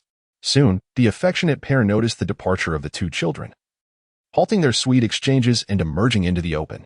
Upon seeing the transformed Yin, Tang Sen approached and received a warm hug, with Yin also drawing Tang Yu into the embrace. However, due to Tang Yu's height, she found herself almost submerged in the embrace of the sweet-scented Yin. It is worth mentioning that Yin, having completed her transformation, had simultaneously absorbed the rich energy drawn by Tang Yu, accelerating her cultivation to the level of a tidal Douluo. Naturally, her soul ring configuration adhered to the standard of yellow, yellow, purple, purple, black, black, black, black, and red. Yet, Tang San remained the least skilled among them. Chapter 48. Return to the Haotian clan. The resurrection of Yin could be seen as a completion of Tang Hao's inner self, unraveling all of his emotional knots. Now, Tang Hao felt rejuvenated, as if he had regained his youth. His rank was now 98. Although Yin was only at the modest level of 91, she was still a tidal Douluo. Ensuring their safety was no longer a concern. With a fulfilling life, Tang Hao planned to return to the Haotian clan with Tang Yu and Tang San to acknowledge their heritage. Originally, Tang Hao had no intention of returning to the Haotian clan, as he had once felt disheartened and burdened by guilt towards his father, which deterred him from going back. Even when he encountered his long-lost grandfather, who insisted he return, he was reluctant. However, circumstances had changed. Now he had a harmonious family and enhanced strength. The only lingering regret was that he had not properly paid tribute to his father. Upon learning they were to return to the Haotian clan, Tang Yu, Tang San, and Yin were all filled with excitement. Brother Hao, we are indeed returning to the Haotian clan, right? I wonder how Xiaogu is doing, Yin reminisced, as if recalling the days of their adventures together not long ago. Mother, could you tell us about the time you spent with father and uncle? Tang Yu, feeling particularly close to Yin, eagerly addressed her as mother. Very well, I shall share those stories with you, Yin replied gently, stroking Tang Yu's smooth head. Tang Hao, wanting to intervene, found himself dissuaded by a mere glance from Yin. Thus, the family of four chatted and laughed as they made their way to the Haotian clan. Upon arriving at the entrance of the Haotian clan, Tang Yu and Tang San could not help but feel a sense of nostalgia at the sight of the weary village. Once the strongest sect, now fallen to such a state.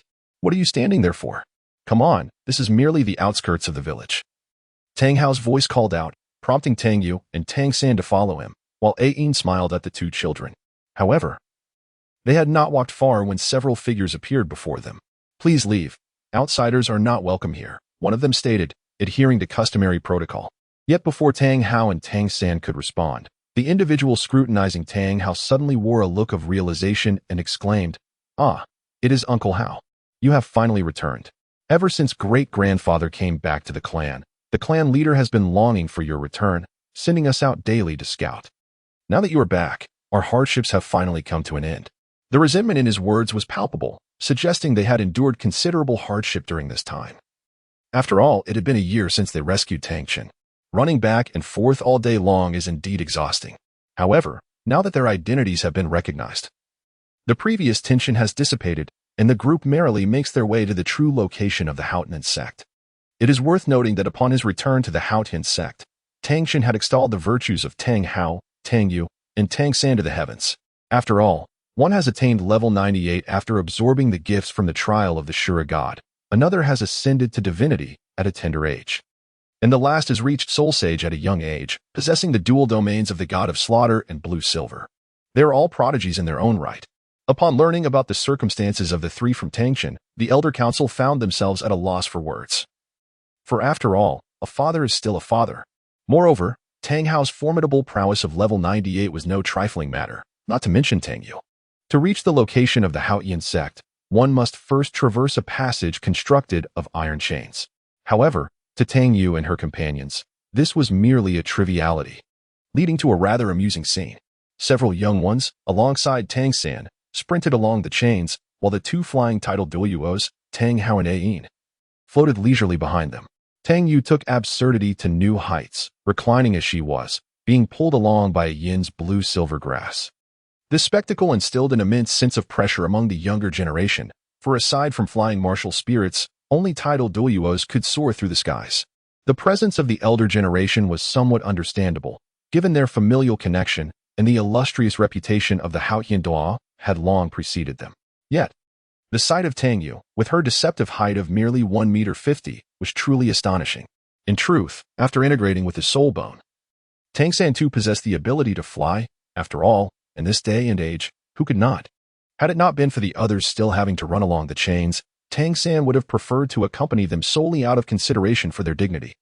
The journey progressed without peril, as the three individuals exuding an unmistakable aura of strength trailed behind, ensuring that no foolhardy soul dared to provoke them. Upon arriving at the grand entrance, with the assistance of two disciples from the Haotian sect, the gates gradually swung open. One must commend the decor of the Haotian sect. It was quite splendid, resonating with the essence of another realm. Upon entering the Haotian sect, the four were promptly brought before the sect master. Naturally, Tang Chun was fulfilling the role of the supreme elder. After all, what need had he to labor as the sect master? As the door opened, Tang Hao and Ayin came into view of Tang Xiao and Tang Yuehua. Tang Yuehua, having seen Tang Hao at least a year prior, managed to maintain her composure. But Tang Xiao was a different story. He had not seen Tang Hao in over a decade. And the fact that Tang Hao had brought Ayin back with him was beyond his wildest dreams. This was an unparalleled joy, causing him to forget all prepared lines. His mind rendered utterly blank. "Big brother, I have returned," uttered Tang Hao, his words piercing through Tang Xiao's faade. He rushed past the expansive conference table and enveloped Tang Hao in a tight embrace. "Xiaoge, it has indeed been a long time," Ayin greeted Tang Xiao, her words confirming to him that he was not dreaming, nor was he deluded. Overwhelmed with excitement, he found himself at a loss for words. "Big brother, this is all thanks to little San and Yuer," Tang Hao said, stepping aside to showcase Tang Yu and Tang San, his proud children. Albeit only one was his biological offspring. "Ah, splendid. Come, call me uncle," Tang Xiao exclaimed, his long-cherished dream materializing before him, leaving him in a euphoric state. "Uncle," echoed the two in unison. It could be said that at this moment, Tang Xiao was experiencing the pinnacle of his life. At this moment, Tang Yuehua stepped forward to envelop Tang Hao in a warm embrace, as it had indeed been a year since their last meeting. Observing Tang Hao now, radiant and vibrant, one could easily discern how much he had improved compared to a year prior. Chapter 49. A return to one's roots after a brief exchange of pleasantries with Tang Xiao. Tang Hao and Tang Yu settled down to discuss the changes within the Haotian sect, as well as the ancestral recognition ceremony scheduled for the following day. Come, Xiao-san, take a seat beside your aunt," Tang Yuehua warmly invited, guiding Tang Yu and Tang San to sit by her side. Having spent a year learning and playing alongside Tang Yuehua, the two were quite familiar with her and quickly engaged in conversation. "Aunt, could you share with us the current state of the sect?" Tang San inquired, his curiosity piqued by the present circumstances of the Haotian sect. Thus far, it appeared that the sect's attitude towards their family of four was remarkably positive. "Indeed, Xiao-san, it seems that the Haotian sect has truly returned to its former glory. One must remember that a year ago, the Haotian sect was not as it is now." Tang Yuehua's words prompted deep contemplation in Tang San. Listening to his aunt, it became evident that the Haotian sect had undergone significant changes, triggered by the events of the past year, specifically the return of their ancestor, Tang Chen, whom Tang Yu had rescued. "It appears you have grasped the concept." "Correct. Ever since grandfather's return to the Haotian sect a year ago, the previously divided sect has united under his influence, reaching a consensus. Your father was right. The disciples of Haotian sect ought to emulate your father's example. However, This has indeed posed challenges for your uncle, Tang Yuehua remarked with a smile as she mentioned Tang Xiao. Tang Yu and Tang San have just begun to understand the reasons behind their circumstances. After all, according to what Tang Yuehua had previously informed them, it was Tang Xiao who initially advocated for the closure of the Haotian clan's gates. Now that the formidable Tang Chun has returned, it is only natural that Tang Xiao should receive a stern reprimand. Well, tomorrow marks the ceremony for your recognition and return to the clan. Although everyone within the sect has consented to your reintegration, lingering resentment remains among many of the clansmen due to the previous tribulations inflicted by the Spirit Hall, resulting in the loss of numerous family members. Thus, it is essential that you conduct yourselves with utmost propriety during the event. After exchanging a few familial pleasantries, Tang Yuehua began to advise the two on the important matters for the following day. Conduct yourselves well. Both Tang Yu and Tang San echoed in confusion. What does it mean to perform during a ceremony? Naturally, it refers to a test of strength, she clarified. While I am confident in your abilities, as you are both unparalleled geniuses, I must emphasize that within the Haotian clan, power reigns supreme. The members of the Haotian clan respond to strength rather than gentleness. With this explanation, Tang Yu and Tang San grasped the essence of her words. In simpler terms, they were to adopt a more assertive demeanor. The more formidable they appeared, the more respect they would garner. On the other hand, the nostalgic reunion between Tang Xiao, Tang Hao, and Yin was drawing to a close. Xiao-san, you heir. After the ancestral recognition ceremony concludes tomorrow, you shall accompany me to pay homage to your grandfather. Tang Hao informed the two of them about the events to unfold the next day. By the way, there is a matter I have long wished to inquire about.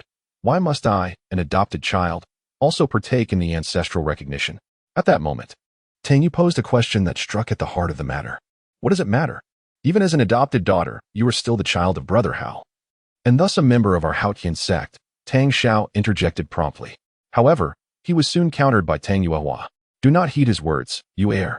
You must understand that when grandfather returned, he explicitly insisted you undergo the ancestral recognition, asserting that even if you are not his biological descendant, you must still be a part of the Haotian sect.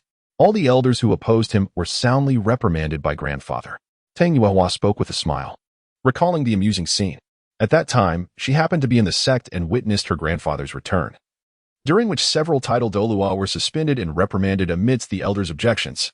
In summary, as Tang Hao's daughter, even as an adopted child, Tang Yu remains a member of the Haotian sect. After all, she possesses god-level combat prowess, making her an invaluable asset, regardless of the circumstances. Tang Yu herself was of little concern, for in this world, her deepest affections were reserved for her family, Tang San, Tang Hao, and Yin. Following closely were her friends, the Shrek 7 monsters, and the esteemed teachers of the academy. The next day arrived swiftly, and the assembly hall of the Haotian sect was bustling with individuals. Aside from a few diligent practitioners, most had gathered here, with Tang Xiao, the current sect master, already seated in the main position. Amidst the elder seats that were originally divided on either side, a more distinguished position had been conspicuously inserted, evidently that of the Grand Elder, Tang Chen. As the time drew near, Tang Chen entered the hall accompanied by a multitude of elders, taking their seats. Upon learning that Tang Yu was indeed a divine-level being, the elders, who had initially planned to make a grand entrance, no longer dared to keep any suspense. After all, once today was over, even if she was a divine-level powerhouse, she would be one of their own. It would be improper to withhold respect from a member of their own ranks. As the elders settled in, the crowd below began to murmur among themselves. What could be the reason for such an extravagant gathering? Even the Grand Elder had arrived, allowing the elders to take their places first. I have no idea. Let us wait and see, one remarked. The grand doors slowly opened, and Tang Yu and Tang San entered the hall, guided by Tang Hao and Yin. All eyes in attendance turned toward Tang Yu and Tang San. Their immediate impression was that they appeared rather frail, not quite aligning with the robust style of the Haotian sect. Indeed, after awakening the bloodline of the Blue-Silver Emperor, Tang San had inherited excellent genes from Yin, which completely overshadowed the rugged and bold traits of Tang Hao, rendering him elegantly refined. As for Tang Yu, being a denizen of the demon realm, her height of merely 1.50 m posed no remedy. She could hardly transform into Beiyana, although such a transformation would grant her height with her current strength. The moment she assumed Beiyana's form, the majority present would be left in prostration. Upon the arrival of Tang Chen at the main seat, he was met with the sight of Tang Yu and Tang San, particularly Tang Yu, who enthusiastically waved her hand in greeting. This scene captured the attention of the disciples of Haotian sect present, leaving them in awe. The ceremony for returning to one's roots was rather straightforward, commencing with an assessment of strength. However, what Tang Yu and her companions did not anticipate was that, while they initially intended to evaluate only Tang Yu and Tang San, Tang Yu unexpectedly resurrected Ain. Now, with Ain as a soul beast of 100,000 years, her insufficient strength could potentially pose challenges for Haotian sect. While there was no fear, an evaluation was still warranted. Ultimately, the outcome was undoubtedly a resounding success. The vibrant hues of yellow, purple, and black, along with the striking red of Ain's soul rings, indicated that the individual before him had attained the rank of title Douluo, ensuring their self-preservation was unequivocally secure. Tang San, adorned in a celestial configuration of yellow, purple, black, and crimson, exemplifies an extraordinary talent that transcends the ordinary. At such a tender age, having only just reached adulthood, he has already attained the formidable rank of Soul Sage. As for Tang Yu, her uniqueness is undeniable. The method remains straightforward. After she engaged in a battle with Tang Chun and emerged victorious, the onlookers were left speechless. Defeating an ultimate Douluo is no small feat in Chapter 50. The reunion of the 7 monsters, Tang Yu's combat prowess garnered the respect of all members of the Haotian sect. Indeed, if you possess the skill, then step forth. Following her demonstration of unparalleled strength against an ultimate Douluo, the path ahead became significantly clearer. Upon completing the ancestral recognition ceremony, as a direct descendant of the Haotian sect, the members participated in a clan meeting to deliberate on the sect's resurgence. Ultimately, after thorough discussions and the suggestions put forth by Tang Yu and Tang San, it was decided that the core of the Haotian sect would remain hidden. However, a reconstruction of the outer villages would take place, serving as the public faade of the Haotian sect. Additionally, elders from within the clan would be dispatched to consolidate alliances with the 4 prominent families that had previously pledged their loyalty to the Haotian sect. Under the steadfast support of Tang Yu, Tang San has been afforded the opportunity to reconstruct the Tang sect. He shall serve as the inaugural leader of the sect, which will be located at the outer gate of the Haotian sect. In essence, these 2 entities are intrinsically linked. The outer gate of the Haotian sect will encompass its direct disciples as well as talents recruited from outside, all of whom will fall under the jurisdiction of the Tang sect. Furthermore, members from the 4 great families involved in Haotian sect affairs will also join the Tang sect, which will oversee their management. As for the designation of the Tang sect, the members of Haotian sect express their unanimous agreement, as they all share the surname Tang, making the name quite fitting. The final event was the ancestral worship ceremony. After Tang Yu and Tang San accompanied Tang Hao and Ain in paying their respects to the previous sect master, they were granted their freedom. The 5-year pact that had been established is nearing its conclusion, prompting Tang Yu and Tang San to plan their return to Shrek Academy to fulfill their original commitment before embarking on a quest in the Douluo forest to search for Xiaowu. Sister, I wonder how Dai Lauda and the others are faring. On the journey, Tang San experienced a flicker of anxiety. Little San, you need not worry. With my legacy, their strength will undoubtedly soar, and such rapid advancement will surely lead them to a prosperous life. You can rest assured. Tang Yu felt confident in this, knowing that throughout the year of cultivation, Tang San had attained level 78, standing tall among his peers. A feat largely attributed to the generous support from the City of Slaughter. With the enhancement of Tang Yu's inherited mark, reaching level 70 within 5 years posed no challenge. In this year, Tang Yu's level has skyrocketed once again, now nearing level 89 and soon to attain level 90. Upon their arrival at the academy, Tang Yu and Tang San found that the other 5 had already assembled. It was a moment filled with lively conversation and camaraderie. The entrance of Tang Yu and Tang San astonished the 5, as they recognized them instantly. After all, 5 years had left them unchanged. In contrast, Tang San had undergone significant transformations. Naturally, after such a long separation, Dai Mubai and the others were eager to test Tang San's abilities. As for Tang Yu, they vividly recalled the unforgettable battle in Wuhuan City 5 years ago, where the formidable/ship blade was no trifling matter. In the span of these 5 years, the prowess of the individuals has surged remarkably. Tang Yu can distinctly sense that Dai Mubai's soul power has ascended to the formidable level of 75. A testament to his rapid advancement. It is noteworthy that they have not benefited from the soul power sponsorship of the capital of Slaughter. Meanwhile, Zhu Zhiqing has reached an impressive level of 71, and Ning Rongrong has attained 72. Oscar's level stands at 73, while Ma Hongjun also finds himself at 71. However, his aura appears somewhat unstable, suggesting that he may have recently achieved this breakthrough, perhaps to enhance his stature among peers, yet he remains in the lowest tier. The attainment of level 70 signifies that the majority of their skills have been unlocked. Oscar's combat style is evidently reminiscent of the ancient Apocalypse Knights. He skillfully activated the Holy Spirit Hammer right from the outset, indicating his understanding of the regulations of the Seven Treasures Glazed Tile School, having spent considerable time honing his combat abilities over the years. For this, Oscar is profoundly grateful to Tang Yu.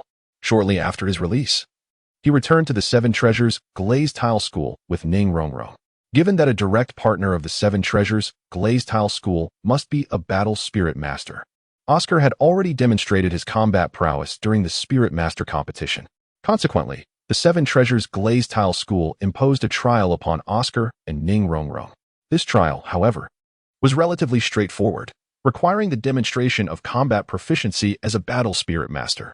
Over the course of 5 years, Oscar diligently trained his combat abilities while also developing his support skills. Practicing 2 sets of skills simultaneously proved to be quite exhausting for him, yet the outcome was rewarding. Oscar successfully passed the trial of the Seven Treasures Glazed Tile School and gained a wife. Thus, the relationship between Ning Rongrong and Oscar was officially established. Subsequently, the remarkable cultivation speed exhibited by Oscar has left Ning Fengji immensely satisfied with this son-in-law. Upon reaching the levels of 60 and 70, the hunts were led by the sword Douluo and the bone Douluo, respectively. Naturally, they were still accomplished by Oscar and Ning Rongrong as the 2 sons descended. Even the soul beast would suffer greatly. Upon returning to the entrance of the academy, Ning Rongrong produced a magnificent, colossal cross, leaping high to thrust it into the ground. A resplendent golden light illuminated the entire area, bestowing a substantial enhancement upon Dai Mubai, Zhu Shiqing, Oscar, and Ma Hongjun. The 4 immediately unleashed their awakened skills, directing their attacks towards Tang San. Tang San, endowed with extraordinary talent, has, under the guidance of Tang Yu, already mastered the ultimate secret technique of the Poison God. The forbidden skill, 10,000 Venomous Serpents. The second awakening truly lives up to its name, bolstered by dual domains. He astonishingly counters the joint assault of Dai Mubai and his quartet. However, it must be noted that they may have tempered their strength, otherwise it is uncertain whether anyone would emerge unscathed, and the gates of the academy would likely face ruin. After this move, everyone ceased their actions. Alas, Sangu remains as formidable as ever. Despite my relentless efforts over the past few years, I still find myself at the bottom. Not to mention you, Jia. After all these years, how is it that you have not grown taller? As Ma Hongjun finished, he began to grumble, unaware that he had inadvertently stepped on a landmine. Thus, the others witnessed Tang Yu with a radiant smile, effortlessly grasping the back of Ma Hongjun's collar and dragging him aside, followed by a series of anguished cries. Oh, this truly is a spectacle, fatty. Welcome back, San. Dai Mubai couldn't help but comment, reminiscing about the time when Tang Yu and Tang San first entered the academy. The commotion attracted the attention of the faculty within the academy, prompting them to emerge and behold the 7 individuals engaged in lively conversation at the entrance. Chapter 51. Return to Shrek Academy. Ah, my little ones have returned. Let me see, you've all grown taller. Zhao Wujia joyfully greeted the group, unaware that he had inadvertently crossed paths with Tang Yu, who shot him an exasperated glance, as he could have easily faced a reprimand from a former teacher. Haha, children. It has been a while. I trust your abilities have progressed remarkably, Yu Xiaojiang inquired eagerly. Teacher, Tang San exclaimed, filled with excitement. As their last meeting had been during the brief vacation of Yuxian, a time when they had hurriedly visited without truly enjoying their time together. All right, Xiao San. Everyone, let us move inside to converse, Lu Erlong beckoned. After a round of casual chatter, the teachers learned of the remarkable experiences each student had undergone during their time apart. I never anticipated such astonishing growth among you little prodigies. Each of you has surpassed level 70 at such a young age. Even the golden generation of the Spirit Hall was only at the Soul King level by your age. It appears you are the true golden generation. Yu Xiaojiang expressed his astonishment at their elevated levels. Of course, the most impressive was Tang Yu, who had achieved an astounding level of 89. Not to mention that this was not merely the level of a soul master. Her combat prowess likely surpassed that of many divine beings. By the way, Master, Dean Flander, what are your levels now? I recall providing you with some foundational marks a year ago. Tang Yu inquired, evidently more concerned about the teacher's strengths. Haha. Do our super prodigies still remember our levels? Flander responded with delight, clearly having experienced significant growth himself. Flander, level 90, a quasi-title Douluo, with the martial spirit of an owl. Indeed, after receiving the legacy mark from Tang Yu, the shackles were lifted, leading to a rapid ascent to level 90. He was now merely one soul ring away from officially becoming a titled Douluo, hence his evident pride. Zhao Wujia, level 88, a soul Douluo, with the martial spirit of a powerful golden bear. Zhao Wujia had also reached level 88 and appeared to be nearing level 90 in the near future. Xiao Xian, level 81, a soul Douluo, with the martial spirit of a jelly bean. Teacher Xiao Xian had become the first food-type soul master in the history of Douluo continent to attain the soul Douluo realm. Qin Ming, level 78, a soul saint, with the martial spirit of a blazing wolf. Qin Ming had also benefited from favorable circumstances and made remarkable progress at a young age. Li Yusong, level 79, a soul saint, with the martial spirit of a dragon pattern staff. Lu Qibin, level 81, a soul Douluo, with the martial spirit of a star chessboard. Li Yusong and Lu Qibin, the two esteemed teachers, have significantly enhanced their prowess, with Li Yusong on the brink of transcending to the level of a soul Douluo. Then there is Lu Erlong, a level 90 quasi-title Douluo, whose martial spirit is the fire dragon. Lu Erlong's situation mirrors that of Flander S. She too is merely one soul ring away from achieving the status of a true title Douluo. Initially, the two intended to venture forth to acquire soul rings. But having just made a breakthrough and coinciding with Tang Yu and the others returning to school, they decided to take a moment to pause. Wow! Dean Flander and Vice Dean Lu Erlong have both reached level 90, exclaimed Tang Yu. Have you acquired your soul rings? When they replied in the negative, she offered a suggestion. Tang Yu couldn't help but marvel at the remarkable advancement of her teachers. What suggestion? Flander and Lu Erlong inquired, puzzled. Could it be that? At that moment, Tang San seemed to recall something. Indeed, it is that. Esteemed teachers, during these 5 years, I spent a considerable time training in the City of Slaughter with Xiao San. Tang Yu began to elaborate. What? The City of Slaughter? Those present, familiar with the notorious location, were taken aback at the revelation that the two had ventured there for training. Let us not digress, Tang Yu asserted firmly, prompting silence among the crowd. In the City of Slaughter, we discovered the long-lost ancestor, Tang Chen. Her words left Yu Xiaojiang utterly astonished. Having once spent time in the Spirit Hall, he was fortunate enough to have knowledge of Tang Chen's existence. Subsequently, we learned that the City of Slaughter is, in fact, a place of divine trials. This revelation stirred excitement among the attendees, as a divine trial represents a chance to attain godhood. As the crowd buzzed with eagerness, Tang Yu raised her hands to signal for calm. There is no rush regarding the divine trial. Let us first discuss other matters. While in the City of Slaughter, I reached level 80 and completed my second awakening, fully mastering the powers of the Apostle. It was also there that I assisted Xiao San in condensing his 7th soul ring. As she spoke, Tang San showcased his soul rings. Yellow, yellow, purple, black, black, black, and red. The striking red ring astounded everyone present, radiating an unparalleled aura of authority. Upon acquiring knowledge from my ancestor regarding the divine trial, I fully learned how to use my apostle powers to condense divine bestowed soul rings. Now, who desires a soul ring? Tang Yu concluded, raising a hand to inquire of those gathered. Flander and Lu Erlong remained in a state of astonishment at Tang San's crimson 100,000-year soul ring. It was only upon Yu Xiaojiang's urging that they regained their composure. Yuer, will this soul ring condensation have any adverse effects on you? Although Lu Erlong yearned to possess a 100,000-year soul ring, she prioritized the safety of Tang Yu and the others. Vice Dean Lu, you need not worry. For me, it merely requires some effort and has no detrimental impact. A single vial of medicine will restore me completely. With this assurance, the two felt a sense of relief and resolved to accept Tang Yu's divine soul ring. The process unfolded seamlessly as 2 streams of golden energy encircled Tang Yu's hands, ultimately converging into 2 golden rings.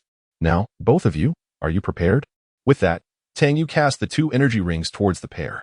Flander and Lu Erlong each accepted one of the energy rings, through which vibrant streams of energy flowed, coalescing around them to form a white soul ring. The color began to deepen rapidly, transforming into yellow and swiftly transitioning towards purple, and before long, it morphed into a deep purple, then began to darken. Once it turned black, the transformation of the soul ring's color began to slow slightly. as it approached the threshold of 100,000 years. The entire black soul ring took on a reddish hue, and suddenly, it transformed into two crimson soul rings of 100,000 years, with the years continuing to rise. Flanders halted at 170,000 years, while Lu Erlong fared slightly better at 180,000 years. Thus, Shrek Academy now boasted 4 title Douluo-level combatants. A thrilling prospect indeed. Chapter 52. Farewell, Xiao Wu. Having completed his ascension, Flander felt a surge of joy, for after all, these were soul rings of 100,000 years. Although since the generation of Tang San, such soul rings seemed almost commonplace, they remained a rarity nonetheless. In a buoyant mood, Flandre contemplated the prospect of extracting a bit more from several students. Thus, the exhibition match came into being. Of course, Tang Yu was barred from participating. Otherwise, what significance would it hold? Tang Yu would have undoubtedly triumphed in mere moments. The outcome of the battle was unmistakable. The side with 2 suns manifested their martial souls and immediately unleashed their awakening abilities, decisively incapacitating a title Douluo and a soul Douluo. Of course, they ultimately spared their instructor's dignity. In the original narrative, 3 members at the 60th rank and 2 at the 50th could contend with 2 at the 80th rank. I believe my enhanced 6 at the 70th rank should manage against 1 at the 90th and 1 at the 80th without issue. Subsequently, the group lingered at the academy for a few more days, during which time passed without incident. By the way, Master, where is Sister Bibi Dong? In the midst of their conversation, Tang Yu suddenly inquired of Yu Xiaojing. Donger is currently occupied with the task of liberating the Spirit Hall from Qian Douliu's grasp. Restoring it to its former state, Yu Xiaojing elucidated Bibidong's current plans. The former state? At the mention of this, the attendees were instantly roused from their lethargy. It seems you are all unaware. Allow me to enlighten you, Yu Xiaojing remarked, noticing their keen interest and intending to clarify Bibidong's current endeavors. Originally, the Spirit Hall was an organization aimed at aiding ordinary soul masters in their cultivation and growth, gathering those without familial support to assist one another. Despite its formidable appearance, it was also responsible for providing financial aid each month to every soul master yet to break through to the soul master rank, as the costs of cultivation are considerable. Furthermore, the eradication of evil soul masters was among the Spirit Hall's goals. As the group absorbed the master's introduction, they found the notion of such a Spirit Hall quite enchanting. Isn't it hard to believe? I feel the same way. However, the Spirit Hall has transformed. Since the Qian family ascended to the papacy, it has become a tool to facilitate their divine examinations. Although the strength and foundation have seen tremendous advancement, the essence of the Spirit Hall has entirely soured. The previously allocated funds have shifted to being sourced from the empire, which they then distribute.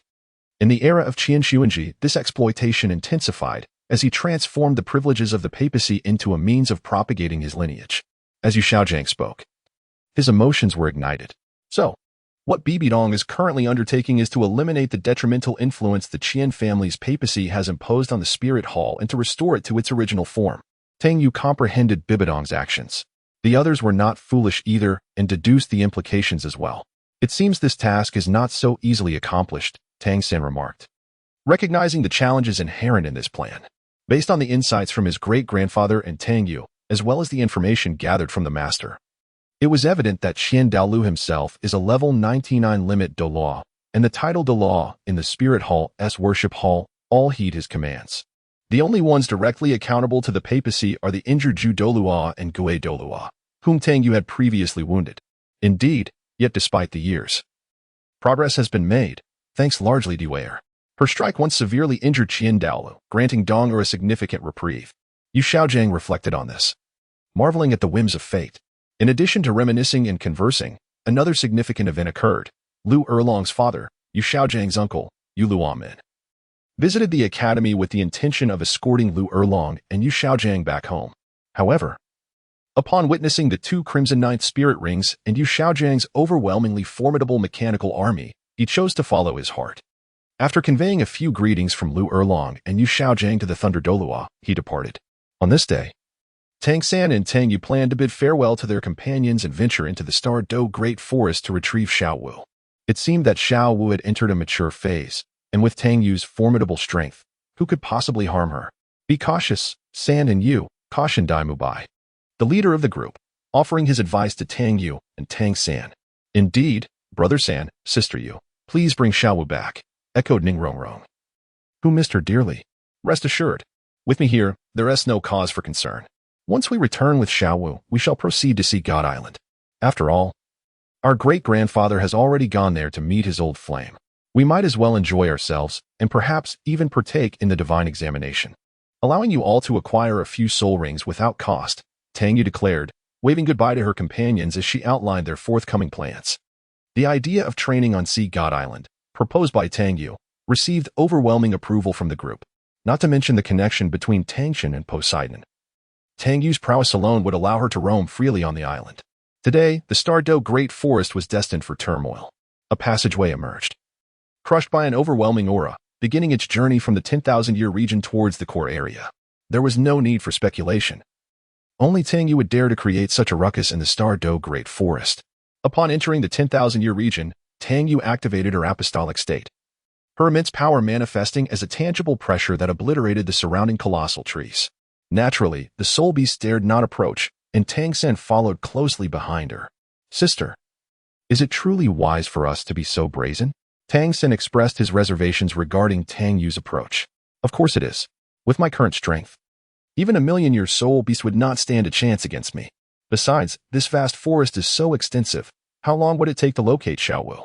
It's better for me to create some commotion and let Ming come directly to us, Tang Yu replied confidently, capable of dispatching even the ultimate Douluo with a single move. Ming? Tang San grasped the significance. Oh right, you're unaware. The Titan giant ape is Ming. A friend of Xiaowu, Tang Yu casually revealed, astonishing Tang San as they progressed. Sister, you seem to know everything. How could you all keep this from me? Tang San finally realized that he was the fool in this scenario, having been oblivious to so much. Soon, a tremendous sound approached from the distance, and both Tang Yu and Tang San sensed it. Before long, two forest destroyers met. The newcomer was none other than Titan Great Ape, Ming, with a striking young girl perched upon his shoulder, none other than Xiaowu. Sister Yu. Chapter 53. Destiny? Although Tang San had undergone significant changes, Tang Yu had remained entirely unchanged for 5 years. Xiaowu, resting on Ming's shoulder, recognized her at once.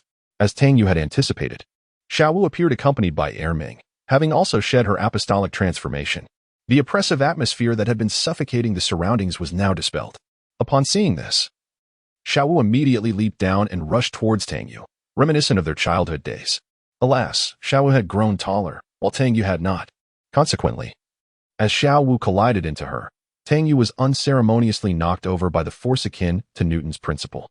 All right, Xiaowu, please get up, Tang San remarked, a satisfied smile gracing his lips as he extended his hand, intending to assist Xiaowu.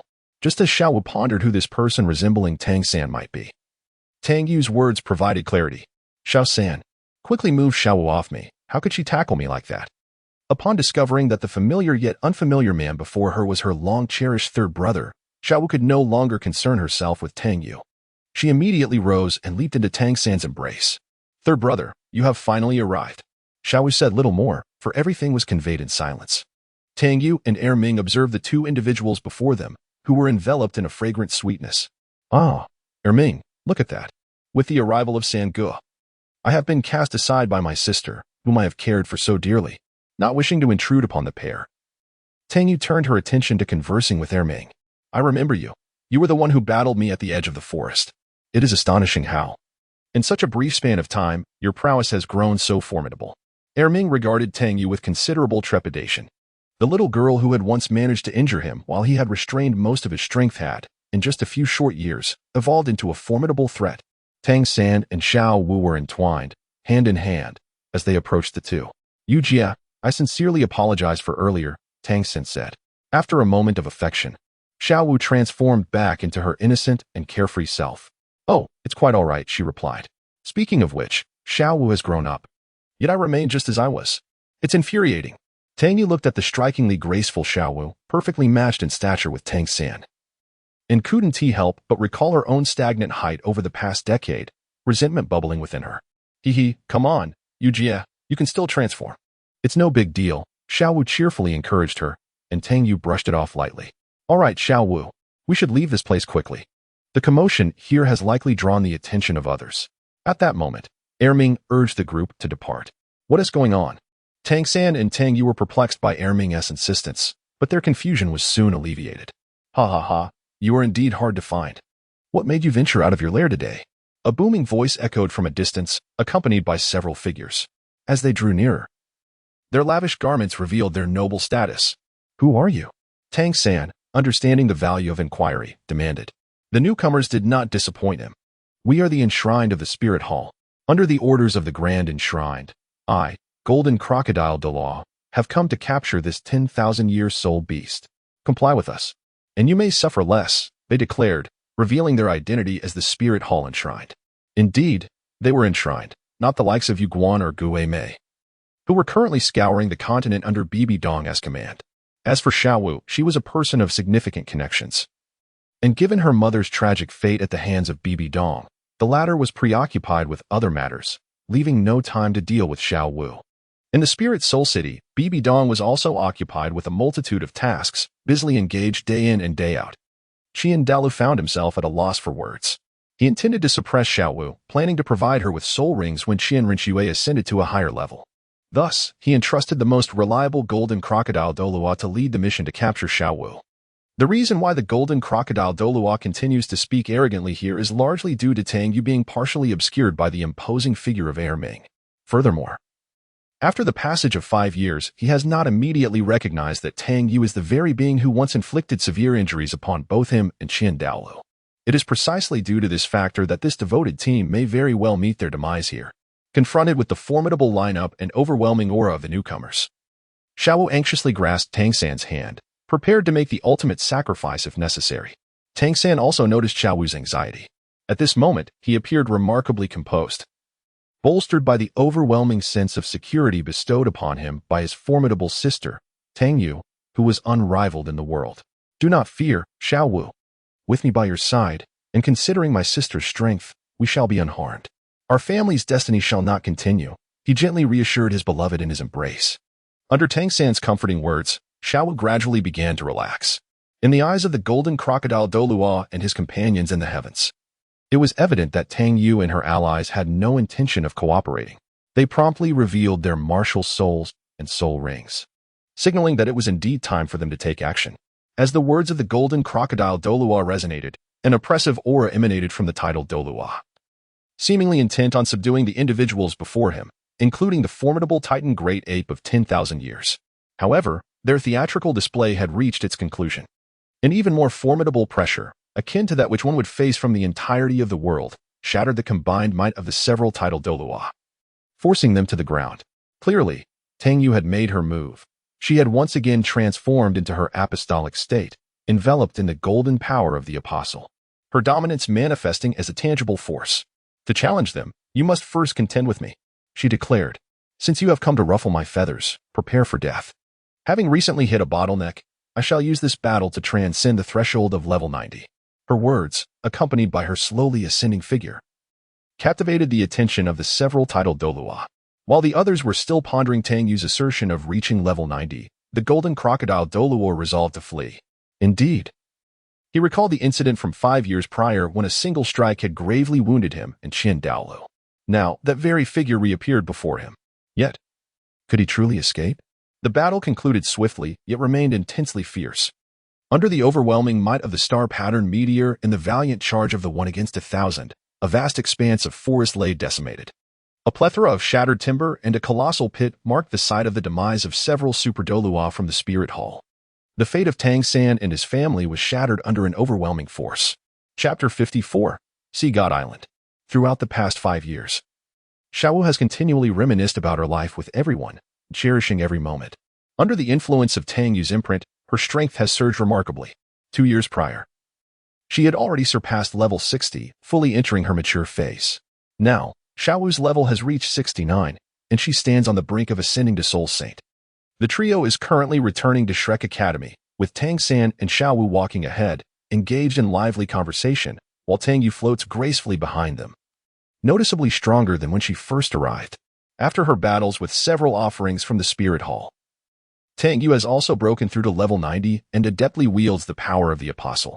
With their remarkable speed, they soon return to the academy, where Xiaowu is overjoyed to reunite with their companions, enjoying cheerful conversations with Ning Rongrong and Zhu Zhuqing.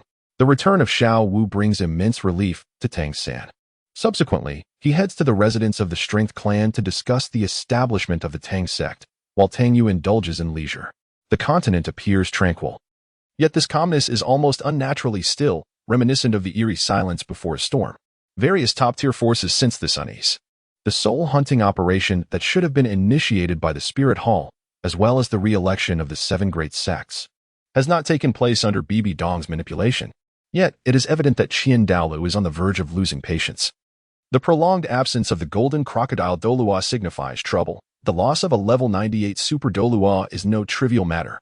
Later, Tang San accompanies the Titan to the gathering of the 4 great families, without the pressure of re-electing the 7 sects or the apologies from the Haotian clan. And bolstered by Tang San's impressive level 70 talent, he successfully unites the 4 great families to establish the new Tang sect. Tang San serves as the sect master, while Xiao Wu assumes the role of sect master's wife. Tang Yu is honored as an elder, primarily to facilitate future endeavors for the Tang sect, allowing Tang San to leverage her influence. The position of vice sect master is bestowed upon Ma Hongjun, fulfilling some of his aspirations. After attending to various affairs, the group plans to embark on a journey to see God Island for training under the guidance of Tang San and Tang Yu. After all, it is a sacred place for trials, and even if one cannot attain divinity, acquiring a few rewards is worthwhile. Thus, preparations are made for their voyage. The journey to see God Island proceeds smoothly, encountering no issues aside from the deep-sea demon whale king, which Tang Yu had previously vanquished. The group successfully arrives at Sea God Island. As outsiders, they must undergo the Sea God trials to remain on the island for an extended period. This requirement is well known to them, and all are aware of its significance. Their talents are commendable, each receiving the red-level trials, albeit with variations in the number of challenges, primarily between the 7th and 8th trials. However, the situation was quite different for Tang San and Tang Yu. Tang San was greatly favored by the Sea God, having received the Sea God's 9 trials. This event captured the attention of the Sea God Douluo Poseidon, who was reminiscing with Tang Chen at the time and was drawn to the occurrence of the divine trials. Tang Chen had followed, eager to discover which audacious scoundrel dared to interrupt his rendezvous with the goddess. Upon reaching their destination, he and Poseidon encountered Tang Yu and her companions. Tang Chen immediately recognized his 2 extraordinarily gifted great-grandchildren. "Ah, is that not Xiao San and Xiao Yu?" he exclaimed. "You've come to see God Island. Allow me to ascertain the level of your trials." As he moved forward to investigate, he was abruptly restrained by Poseidon. Approaching Tang San, Poseidon sensed that he was the one who had endured the 9 trials of the Sea God. "Child, you have indeed undertaken the 9 trials, have you not?" Her words were devoid of doubt, only affirmation. Yet, for Tang Chen, this pronouncement brought forth a wave of sorrow. On one hand lay the divine opportunity for his descendants, and on the other, the life of his goddess. Had he not pursued divinity with such fervor to secure leverage in negotiations with the Sea God? Turning his gaze to Tang Yu, curiosity gnawed at him. He wondered how someone of her immense power would fare in these trials. "Little Yu, what level of trial do you face?" Upon hearing Tang Chen's inquiry, Tang Yu scratched her head and replied, "Great-grandfather, I haven't taken it yet. Shall I attempt it now?" After exchanging glances with Poseidon and the guardian of the God Pillar, she extended her hand upon receiving Poseidon's nod. A brilliant crimson light enveloped everyone present, leaving the uninitiated to ponder the extravagance of such a display for merely a red-level trial. However, Tang Chen sensed something amiss. Why was it classified as red? At that moment, Poseidon, acting as the sea god's emissary, received a divine decree. In essence, it conveyed a singular message: let this esteemed one enjoy themselves. "Goodness!" Poseidon exclaimed, marveling at the reality of being addressed as your grace by a deity. Tang Yu's trial parameters then materialized. There was but one: to revel joyfully on Sea God Island. This assessment, rather than a true trial, resembled more of a tribute. The designation of red was assigned not merely as a challenge, but as a courtesy. For aside from divine trials, red was the highest level, merely to bestow honor. In the divine realm, the Sea God also felt an overwhelming sense of pressure. When did a divine king descend to the mortal world? And now, to participate in his divine examination? This is nothing short of a jest. Is he incognito? Upon learning of Tang Yu's trial content, Tang San and the others felt a sense of bewilderment, directing their gazes toward her. "What are you staring at?" "You are here for training. Naturally, the more trials there are, the more arduous they become, and the more effective they will be. I am already invincible. What issue could possibly arise from my presence here?" Upon hearing Tang Yu's words, the crowd initially sensed something amiss, yet upon further reflection, They found no fault in her reasoning. Indeed, Tang Yu had reached a level of unparalleled prowess in the current era, rendering further trials seemingly unnecessary. Moreover, the nature of the assessments appeared to carry an element of flattery. Thus, the trials for Tang San and the Shrek 7 monsters commenced on Sea God Island, encompassing challenges such as ascending staircases and swimming across the ocean. In any case, their experiences were richly fulfilling, while Tang Yu reclined on a beach chair, sipping on deliciously refreshing coconut water under the sun. Meanwhile, a vast expanse of deep-sea magic whales floated on the surface of the water, with several magic soul white sharks diligently attempting to land their strikes. As the king of the great white shark, Little White is fanning the sun. Chapter 55, The Return of the Title. Just as Tang Yu is delightfully savoring life on the beach of Sea God Island, Tang San and the others are undergoing the trials of the Sea God.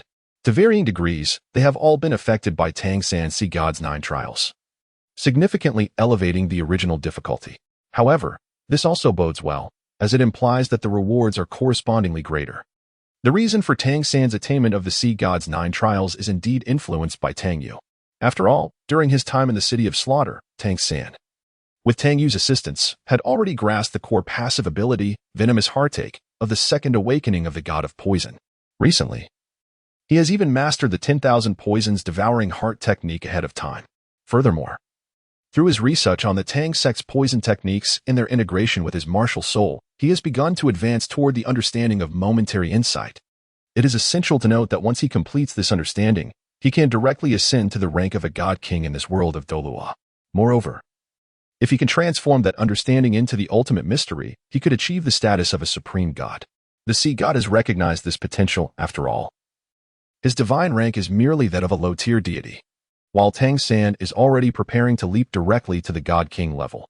What a delightful prospect to gain a god king level successor without effort. As for Tang Yu, devoid of the burdens of soul power, she can reach the level of a supreme god purely through her apostolic power. Furthermore, Tang Yu inherently possesses the understanding of momentary insight, with only the intensity of energy lacking. Once Tang Yu reaches level 100, which is when her apostolic power will advance, she will become an entity of the creator god caliber. Particularly now that Tang Yu has attained level 90, her energy intensity is already at the god king level, and her momentary insight has become an intrinsic part of her being, awaiting the transformation into the ultimate mystery at level 100. It can be said that every heritage bestowed by Tang Yu upon others is a legacy of divine significance. With sufficient effort, ascending to the heavens with one's entire family is surely achievable. Tang Yu remains indifferent. This power, as Wei Li once remarked, can be squandered at will. For in this world, only a select few family members, friends, and teachers are truly worthy. Sister, Tang Yu, basking in the sun, suddenly heard Tang San's call. She set down her coconut juice and turned to see Tang San approaching with 6 companions. It's little San. It seems your trials are progressing well. Tang Yu expressed her delight at their arrival. Despite the temptation to idle away the days, her nature is such that she cannot remain still. Otherwise, how could the deep-sea demon whale on the ocean surface be explained? Honestly, why are you all so slow? The flowers I'm waiting for are about to wither. Even in this leisurely setting, she had diligently cultivated her level to 95 through her training. This remark also reflects the long duration of Tang San and his companions' cultivation. Tang Yu, who would rather engage in battles with a horde of soul beasts, has achieved level 95 solely through her efforts. Well, we can't even begin to compare ourselves to you, can we, Boss Dai? Exclaimed the already not-so-chubby Ma Hongjun, lamenting. With Tang Yu setting such a high bar, their titles of genius seemed considerably diminished. Indeed, Dai Mubai could only agree. However, upon closer inspection, one could see that the spirits of the group were quite vibrant. Exactly. Sister Yu's training is not as slow as that of us ordinary folks, teased Ning Rongrong from the side. All right, tell me, what levels have you all reached? Have you completed your second awakening? Tang Yu was indeed quite curious about the circumstances of the others. Naturally, when we arrived, we had all already attained the level of 70 in Soul Sage, and now, benefiting from the Sea God trials and your legacy mark, our strengths have surged remarkably. Apart from Xiao San, we have all absorbed the 9th Spirit Ring and reached the rank of Title Douluo. Oscar expressed this with a notable pride, for he was the first food-type Title Douluo in history, capable of outmatching battle spirit masters. The elevation and levels of the group surprised Tang Yu. They had all increased by 20 levels. Quite impressive, isn't it? Xiao San, why is it that you alone have not become a Title Douluo? After complimenting the others, Tang Yu turned her attention to her promising younger brother. Oh, Sister Yu. It's because there is an assessment involving the hunt of the deep-sea demon whale king we encountered before as the ninth spirit ring. Which is why I haven't leveled up. Xiao San's defense was promptly supported by Xiao Wu before he could respond. Indeed, that spirit beast is nearly 1,000,000 years old. The others chimed in agreement. Well, that excuse is reasonable. Xiao San, since that is the case, do your best. You probably don't need assistance. Tang Yu's words puzzled the group, and they cast curious glances in her direction. Don't look at me like that. It's just that these days have been rather dull. And the Demon Whale King is the only one in the vast ocean that's worth battling repeatedly. I just fought it yesterday, so it's likely still recovering, she said, turning to blow a half-hearted whistle, attempting to feign innocence. S response left everyone feeling immensely awkward, as the target of the assessment was indeed rather grim. They lamented the tragic fate of the Abyssal Whale King, while harboring no doubts about its ability to defeat it, whether it was the initial onslaught upon arrival or its consistent performance. Faith in her prowess was unwavering. Well then, thank you so much, sister, expressed, feeling a sense of joy. Initially, when the mention of a challenge close to 1,000,000 years was made, everyone had deemed it insurmountable. However, now, with an opponent that was barely alive, it seemed feasible, especially considering it was likely that its trump cards had been exhausted. All right. Upon its call, a massive magic soul great white shark swiftly approached from afar. The sight of the shark brought a sense of familiarity to the group, as they had often interacted with it during the trials. Now, we'll guide you to that big fool. Give it your all. Once you become a titled Douluo, we can return to the Douluo continent. After saying this, stretched and set down 6 beach chairs beside her, reclining first, her intentions clear. The others, seeing her, exchanged encouraging glances with before comfortably lying down themselves. Finally, gave a loving embrace before settling into the spot left beside. Do your best. Observing the scene, had no choice but to set off alone to strive for success. It was anticipated that upon his return, everyone would be able to return to the Douluo continent as titled Douluos. Chapter 56. The shocking transformation of the Spirit Hall after an intense battle finally vanquished the Abyssal Whale King, acquiring a soul ring of nearly 1,000,000 years from it. His divine trial on Sea God Island had now reached its conclusion. The next step was to return to the Douluo continent to seek the Sea God's heart, which was to be paired with the newly acquired Sea God Trident. When returned to the shore, he was drenched in blood, startling everyone. Fortunately, it was merely the blood of the Abyssal Whale King, a natural consequence given the enormity of the creature. The group soon relaxed, but seized the opportunity to scold for a while, mainly due to his haste. After obtaining the soul ring, he had rushed back without cleaning the blood from himself in the pristine waters. All right, this time it was my oversight, repeatedly apologized to. Is there anything else on your mind? Feeling somewhat bored on Sea God Island, inquired. All tasks are complete, sister, everyone. I have finished the assessments on Sea God Island. Now we just need to return to the mainland to find the Sea God's heart. Felt a sense of relief, as it had been some time since they had left the continent. The Sea God's heart. The entire continent is vast. Where will you search? Upon hearing Tang San's assessment criteria, Ning Rongrong could not help but exclaim in astonishment. Indeed, searching for the elusive Sea God's heart across the entirety of the continent is no trivial endeavor. It may very well take an eternity. And by the time they achieve breakthroughs in their cultivation of Tang Yu's legacy, they might still be empty-handed. Well, thank you for your concern, Rongrong. We shall leave this matter to fate, he replied. Let us all devote ourselves to our training.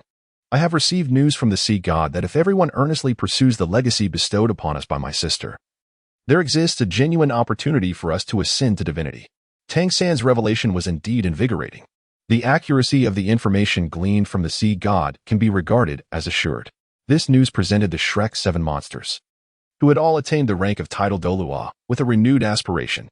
As long as they reached the pinnacle of level 99 and delved deeply into the teachings imparted by Tang Yu, they could harness their own strength to ascend to the divine realm at level 100. In truth, as individuals who had already comprehended their second awakening, their actual combat prowess had already reached the level of an ultimate Douluo. However, their current status as recently ascended titled Douluos had left their levels comparatively low.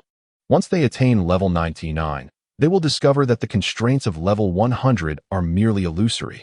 With rigorous cultivation, a direct breakthrough to level 100 becomes entirely feasible. At that juncture, they would ascend to the rank of a first-level deity. Indeed, a first-level deity.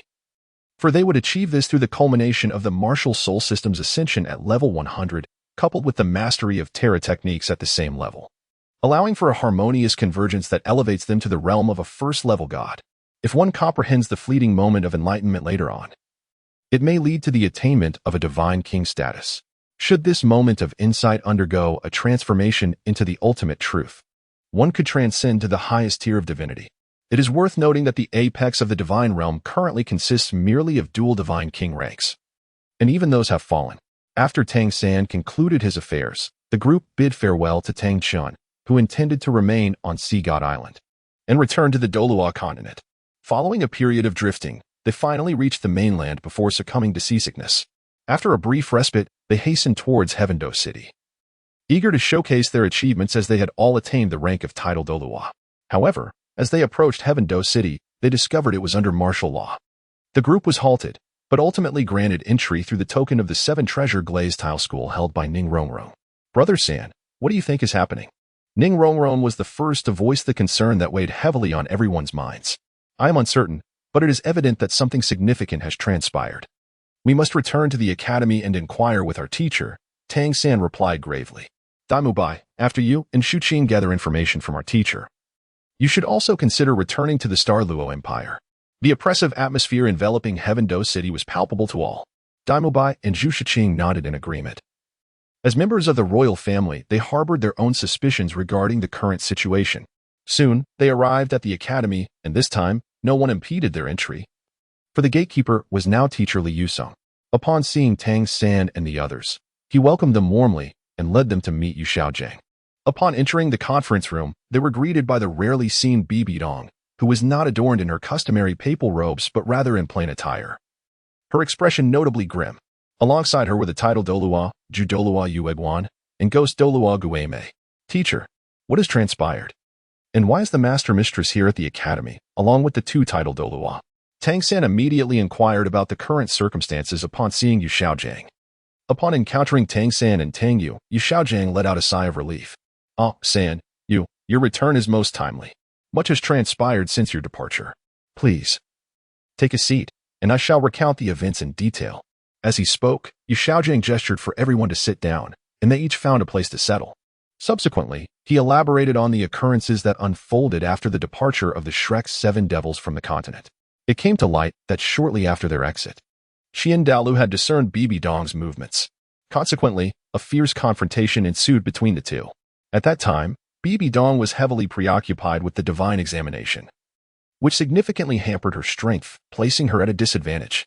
Although she received assistance from the 2 title Douluo, Yueguan and Ghost Shadow, who genuinely cared for the spirit hall of Ur, they still struggled against the formidable Qian Dalu, who had attained the pinnacle of rank 99.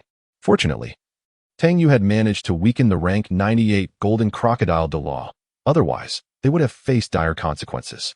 Ultimately, Bibi Dong, leveraging the backlash from the interrupted divine examination, temporarily regained her power and managed to escape from the spirit hall with the aid of the 3.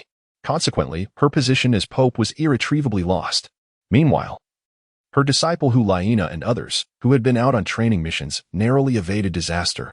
In the empire of Tiando, the toxin of the Snow Knight Emperor has erupted. As the Snow Knight Emperor lay on the brink of death, the eldest prince, Shuqinghe, mysteriously vanished.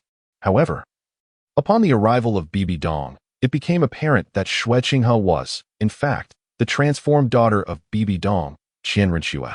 Currently, Qianrenxue is likely undergoing the divine examination set by Qian Daolu. Ultimately, the empire of Tiando witnessed an ascension to the throne by Xuebing. Following Qian Daolia's return to the position of pope, he has reignited the soul-hunting plan, intending to unite the strength of the entire continent to assist Qianrenxue in her divine trial. Although portions of the soul-hunting plan had been revoked by Bibi Dong, the 7 Treasure Glazed Tile School and the Blue Lightning Tyrant Dragon School have continued to face attacks, yet their losses have not been catastrophic, preserving their fighting strength. Nevertheless, the pressing concern lies with Bibi Dong, who now faces a predicament akin to that which Tang Chen once encountered, due to an abrupt interruption at a crucial moment. The overwhelming backlash has been relentlessly eroding Bibi Dong's body and will. It may not be long before she succumbs to the divine power of the Rakshasa god, transforming into a divine wandering soul. Chapter 57. The Peril of the Rakshasa God. Although Bibi Dong appears relatively unscathed, those present, most of whom are titled Douluos, easily discern that two distinct forces are clashing within her. One of these energies is evidently the divine power of the Rakshasa God, overpowering the other force within her. Xiao Gang, you need not concern yourselves with me.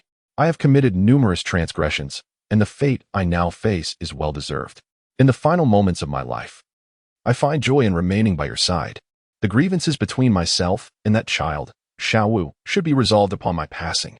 Bibi Dong speaks with a sense of acceptance. No, your holiness, how can you utter such despondent words? The nearby Ju Douluo, upon hearing Bibi Dong's sentiments, grew anxious. Yu Guan, I am no longer the Pope. As elders of the Spirit Hall, why must you persist in such reverence towards me? Bibi Dong questioned, puzzled as to why Yu Guan and Gue Mei chose to accompany her in departing from the Spirit Hall. Your holiness, in our hearts, you remain the true Pope. Since we were sheltered by the Spirit Hall and gradually ascended to the rank of title Douluo, we have witnessed the transformation of the Spirit Hall under the influence of the Grand Sacrifice, becoming a place where decisions are made unilaterally. The Spirit Hall, once a beacon of hope for the common soul masters, has lost its essence. Your recent actions have rekindled our hope for the Spirit Hall to return to its former glory. Please, do not abandon us. The words spoken by Yueguan resonate with profound truth, as it seems that the crowd is encountering the title Douluo, who once attacked them, for the very first time. Upon hearing Yueguan's remarks, Bibi Dong let out a self-deprecating laugh. Realizing that her past endeavors to obliterate the Spirit Hall have been entirely reversed by a series of measures that have led her back to the right path, she finds herself increasingly regretful of her former malevolence, and it is no wonder that she was chosen by the malevolent deity, the Rakshasa God.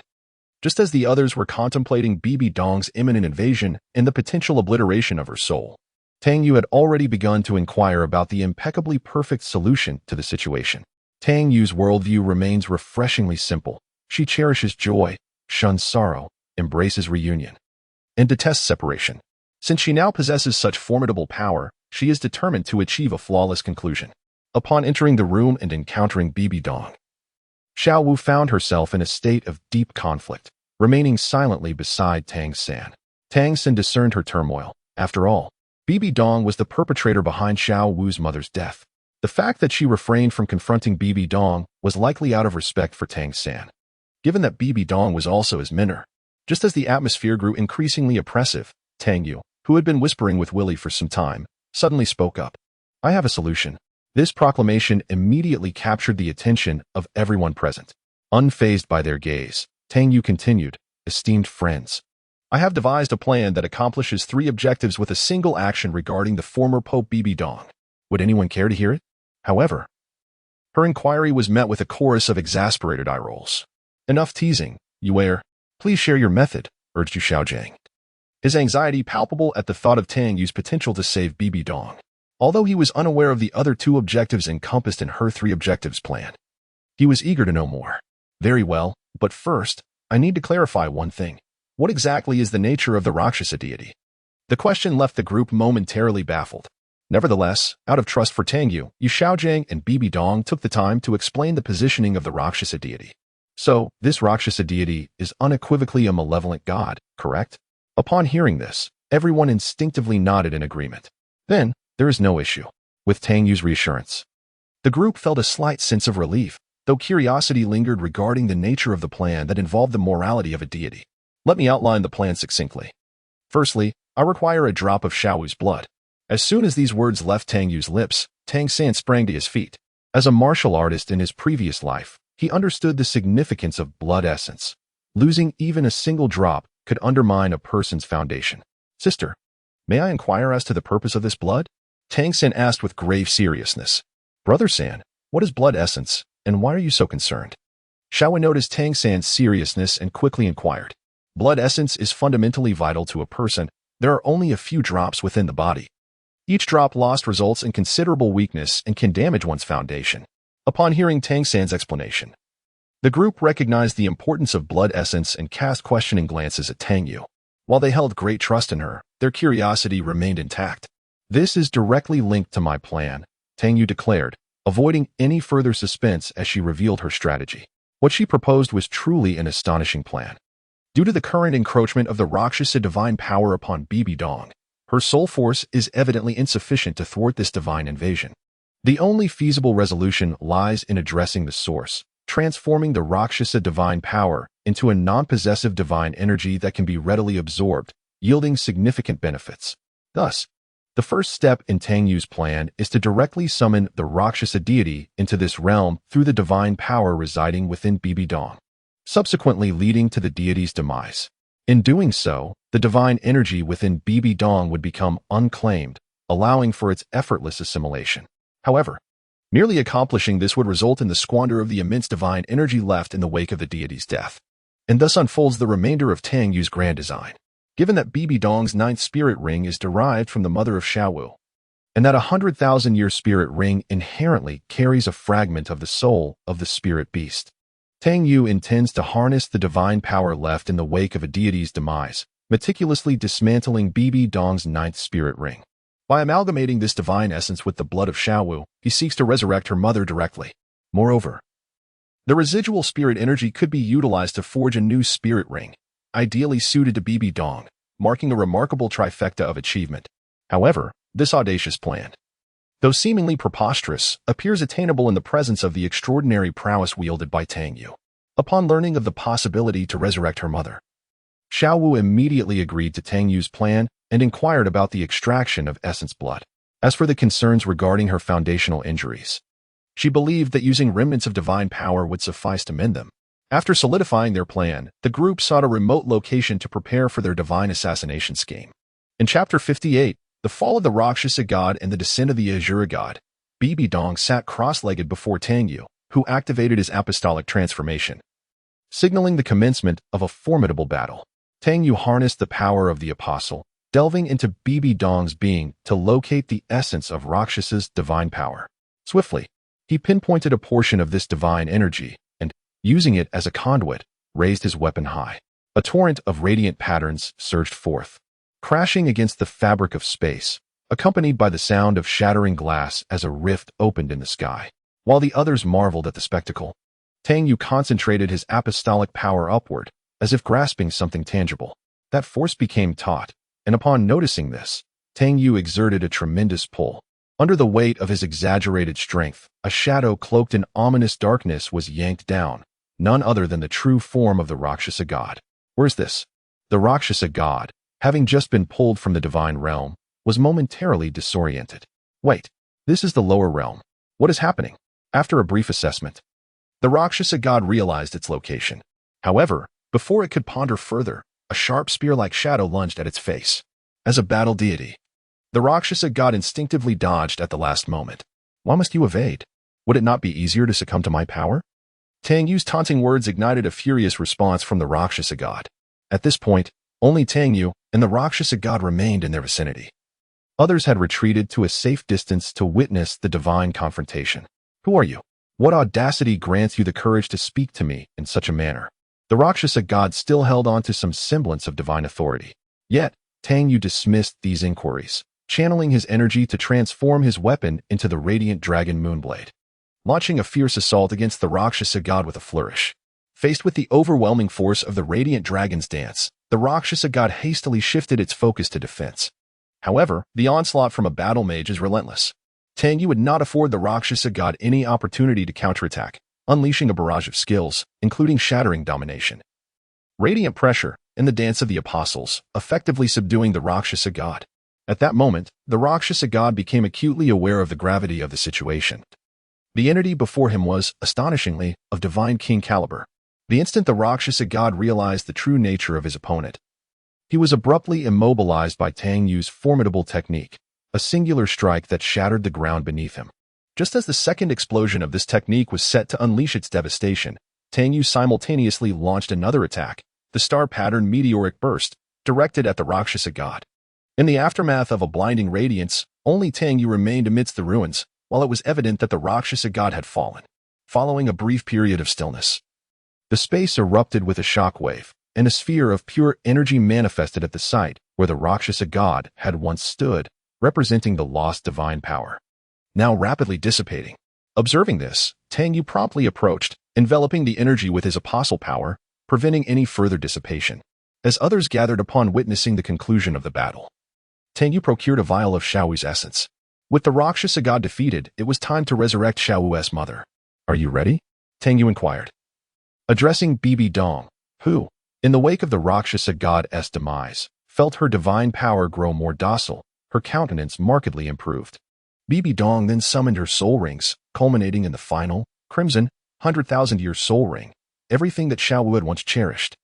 Upon witnessing Bibi Dong unveil her complete array of soul rings, Tang Yu enveloped his hands with apostle power and, with a remarkable display of strength, plucked the 100,000-year soul ring from its place, causing Bibi Dong's energy to significantly wane. Utilizing the divine power contained within the apostle power as a medium, Tang Yu, in conjunction with Xiaowu's essence, meticulously reconstructed a corporeal form.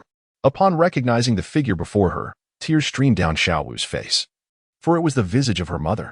Subsequently, with divine power, Tang Yu completed the soul within the soul ring, awakening and infusing it into the newly formed body, ultimately merging the two with divine energy.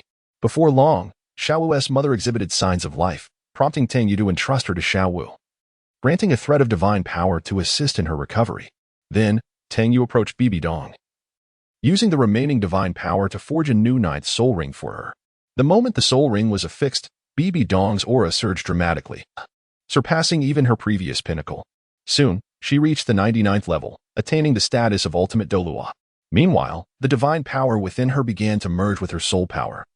And once this fusion was complete, she would ascend as a new deity.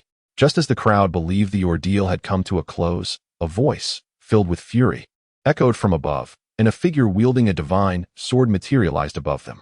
The keen-eyed Tang Xin immediately recognized the intricate patterns on the sword, identical to those on his own Haotian hammer. Previously, he learned from his great-grandfather, Tangchen, that the domain of the god of slaughter was essentially the ticket to the trial of the Azura god. Thus, the significance of this intricate pattern became abundantly clear. It represented another deity, the Azura god. The Azura god, too, sensed Tang Xin's domain of slaughter, indicating that he might be a potential successor.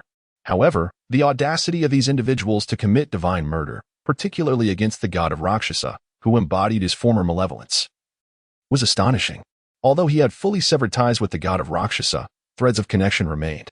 The demise of the god of Rakshasa at the hands of Tang Yu significantly impacted his own power. Had it not been for the ample strength absorbed during the divine war, he might have fallen from the realm of the god king by now. Thus, the Azura god was engulfed in fury, on the brink of witnessing years of effort dissolve into nothingness. Faced with these obstacles, he harbored no intention of sparing any of them. Just as the Azura god was gathering his strength to strike at the group, Tang Yu boldly stepped forward, preferring to eradicate threats to her family at their inception rather than remedying them later. Having just slain the god of Rakshasa, Tang Yu experienced another breakthrough, reaching the 97th level, fully restoring her state. Confronted by an entity whose strength was not markedly superior to her own, she felt no fear. Chapter 59, My World, 4,000-word chapter. Tang Yu's relentless offensive was a flurry of dazzling techniques and vibrant strikes directed at the Azura god. As the enforcer of the divine realm, the Azura god was undeniably a formidable warrior. The clash between them was fierce and reciprocal, the Azura god's sword clashing with her weapon, producing a symphony of metallic resonance. However, the Azura god soon sensed something amiss. With each contact between his sword and hers, the once formidable sword, capable of absorbing divine power, began to lose its potency. Instead, tiny fissures emerged with each exchange. Realizing the precariousness of his situation, the Azura god, having previously suffered a setback, hastily passed through a closing rift into the lower realm, initially intending merely to punish a moderately skilled mortal. To his dismay, he encountered a formidable foe. Now, escaping the battle seemed implausible, so he sought an opportunity for victory. In the midst of another clash, as they were forced apart by their mutual strikes, the Azura god seized the moment to unleash a surge of divine power toward Tang Xin, aiming to capture this potential successor as a means to secure his triumph. After all, this successor had been attentively observing her opponent since the onset of the battle, undoubtedly a figure of significance. However, this action incited Tang Yu's wrath. For in this world, nothing mattered more to her than her family. To her, the Azura god's attempt to strike at Tang Xin was nothing short of a death wish. In this moment of peril, Tang Yu unexpectedly grasped the new skill known as the Source of Radiance, Primal Divine Light. An immense force of the apostles converged at the spearhead, forming a colossal spear of light that pierced directly towards the Shura god. The massive shaft enveloped the Shura god entirely, inflicting a grievous wound in an instant. The divine power of the Shura god was forcibly dissipated in the air. Tang Yu soared to the injured Shura god, her tone chilling as she declared, "The gravest mistake you could make was to harm my family. Now I shall bestow upon you the most terrifying of nightmares." Sensing the Shura god's insatiable thirst for power, Tang Yu encased her left hand in apostolic energy and thrust it into the Shura god's chest, extracting a resplendent energy sphere adorned with 9 brilliant rings. The moment that sphere was drawn forth, the Shura god felt his power swiftly evaporating and realized what had just been taken from him. It was his divine position, the strength of his kingship, and all that defined him as the Shura god, unbelievably stripped away by a being from the lower realms. "My punishment for you is the loss of all your power. To spend the remainder of your days on the Douluo continent," she proclaimed coldly. As her words echoed, the energy sphere, now bearing the Shura god's diminished essence, soared towards an unknown destination. Tang Yu carefully stored the sphere, intending to present it to her father when the time was ripe, for it represented the divine status of a deity. The onlookers below were astounded by the consecutive divine battles. However, all of this has truly come to an end, and the rift has now sealed. Xiaowu's mother has awakened and, upon seeing her fully grown daughter, embraced her with tears of joy. As she is currently testing her son-in-law, Yu Xiu tightly embraced the recovering Bibi Dong, who was then playfully pinched at her waist by Lu Erlong, causing her to grimace in pain. Meanwhile, Bibi Dong exhaled a sigh of relief, accompanied by a gentle smile. The long-standing grievances between Bibi Dong and Xiaowu have, in a sense, been resolved, albeit at the cost of Xiaowu enduring the anguish of losing her mother for over a decade, a reality that cannot be altered. Upon their return to Tiando City, the group received news that the Spirit Hall had officially proclaimed the establishment of the Spirit Empire and declared war on the 2 great empires of Tiando and Shilua. With a formidable army advancing towards them, the newly enthroned Xuepeng summoned Tang San. Despite their past conflicts, the influence of Douluo allowed them to mend their differences. Furthermore, Xuepeng appointed Tang San as the national advisor, bestowing upon him the title of Baron of the Blue Sky, intending to bind Tang San to the chariot of the Tiando Empire. Ultimately, he presented a national treasure known to Tang San as the Vast Sea and Universe Shield. As for Tang Yu, following her battle with the Shura god, her strength has once again surged, reaching the pinnacle of level 99. Merely a step away from breaking through to level 100, and she sought a place of auspicious energy to facilitate her advancement, allowing her companions to refrain from disturbing her. Daimobai and Zhu Shuqing returned to the Starluo Empire, preparing to collaborate with the Heavendo Empire to launch a joint assault on the Spirit Empire. The current leader of the Spirit Empire is Qian Renxue. Although the relationship between Bibi Dong and Yu Xiaojiang has improved after their reconciliation, the mother-daughter bond remains tenuous at best. In Qian Renxue's eyes, Bibi Dong is a cold-blooded and unfeeling woman, the very one responsible for her father's demise. Only her grandfather truly cared for her, and just yesterday, he sacrificed himself to ensure her success in the divine examination, paving the way for her ascension. Now, she is destined to become the angel god and unify the continent. The war between the Spirit Empire and the 2 great empires has commenced.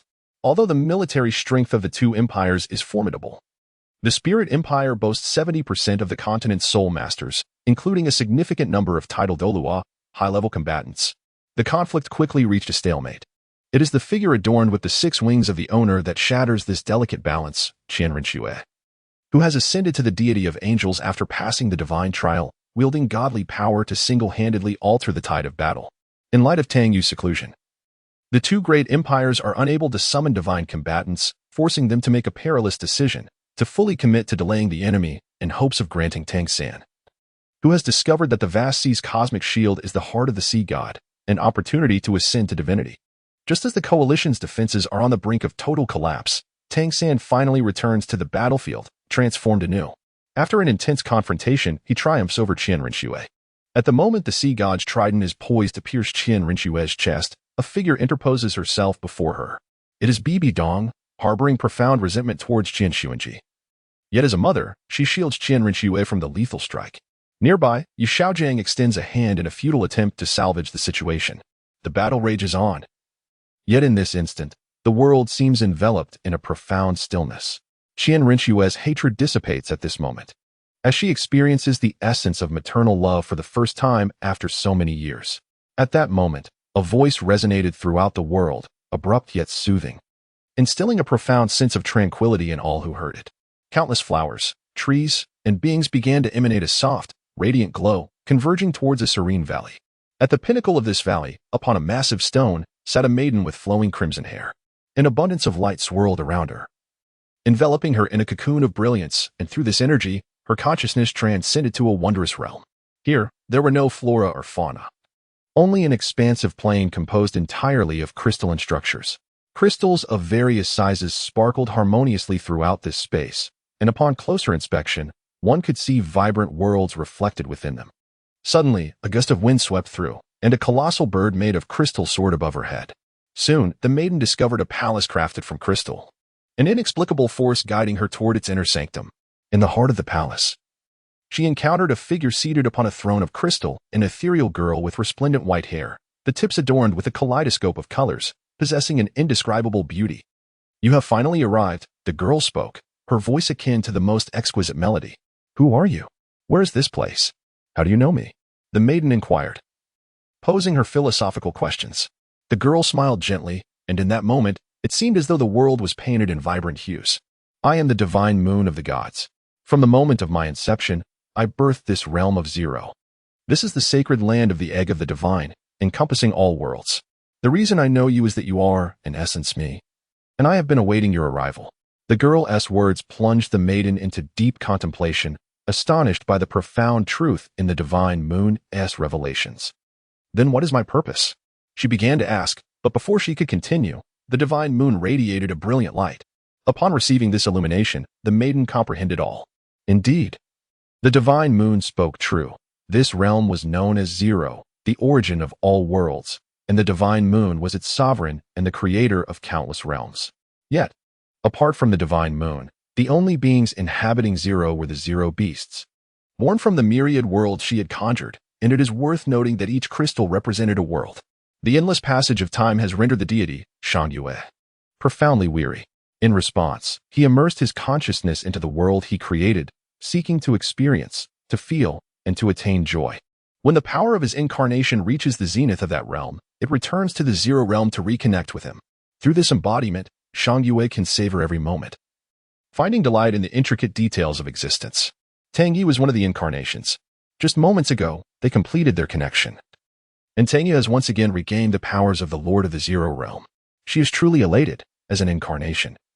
She possesses complete freedom and can experience the myriad facets of life within the world she has created, indulging in whatever her heart desires. After all, if the world becomes unmanageable, she can always create anew. As Tang Yu's consciousness returns, the radiant light that once enveloped her completely dissipates. At this moment, she has reached level 100 and has also mastered the ultimate arcane wisdom. The power of the apostle has evolved into the primordial force. However, to fully unleash her strength, she must journey to the source of this power, where she will completely liberate the forces of the Zero realm. Yet for now, Tangyi must first address the matters at hand. When she arrived on the battlefield, not much time had passed. Tangyi immediately spotted Tang San standing resolutely at the center of the battlefield and Qian Renxue, who was seated on the ground, cradling the barely conscious Bibi Dong. "Little San?" What transpired? However, Tang Yu's inquiry did not elicit the response she had anticipated. As Tang San gazed upon the curvaceous lady before him, clad in resplendent attire and wielding a magnificent spear, he felt a sense of perplexity. Why did the seemingly formidable elder sister address him in such an intimate manner? "Little San, why are you silent?" Tang Yu also sensed the oddity of the situation, only to suddenly recall that she had activated her ancient incarnation form, prompting her to promptly disengage. At this moment, Tang San finally recognized Tang Yu, and a flicker of surprise crossed his features. Subsequently, he recounted the events that had transpired during Tang Yu's seclusion. Upon grasping the situation, Tang Yu expressed her understanding. "Very well, I comprehend. Do not worry, little San. I shall ensure everything culminates in a splendid conclusion. After all, this is my world." Upon uttering these words, she summoned a radiant golden light, which was none other than the light of antiquity. A year had elapsed since the war erupted between the Spirit Empire and the two other great empires. The continent had once again returned to a state of peace. The Spirit Empire was abolished, and a new Spirit Hall was established, albeit this time under strict limitations, functioning solely as an organization to assist common spirit masters. The newly appointed Pope, Beiyana, with the guidance of the chrysanthemum Douluo and the ghost Douluo, managed the affairs of the Spirit Hall with impeccable order. The crown prince of the Starluo Empire, Dai Mubai, along with his wife, Zhu Qing, vanished from the empire, retreating to a remote village in the Heaven Do Empire known as Shanhan Village. Within a quaint farmhouse, a group of individuals was engaged in lively conversation and merriment. Now that you all have reached the divine rank, and with our father firmly established in the position of the Azure God, and our mother adapting to her role as the realm's sovereign, I have no lingering concerns. It is time for me to depart from this world, Tang Yu reflected, her expression serene as she gazed at her family and friends gathered around her. Among them were the already ascended Shrek 7 monsters, Tang Hao, A Yin, Bibi Dong, Lu Erlong, Yu Xiaojing, and Qianren Xue. Sister, worry not.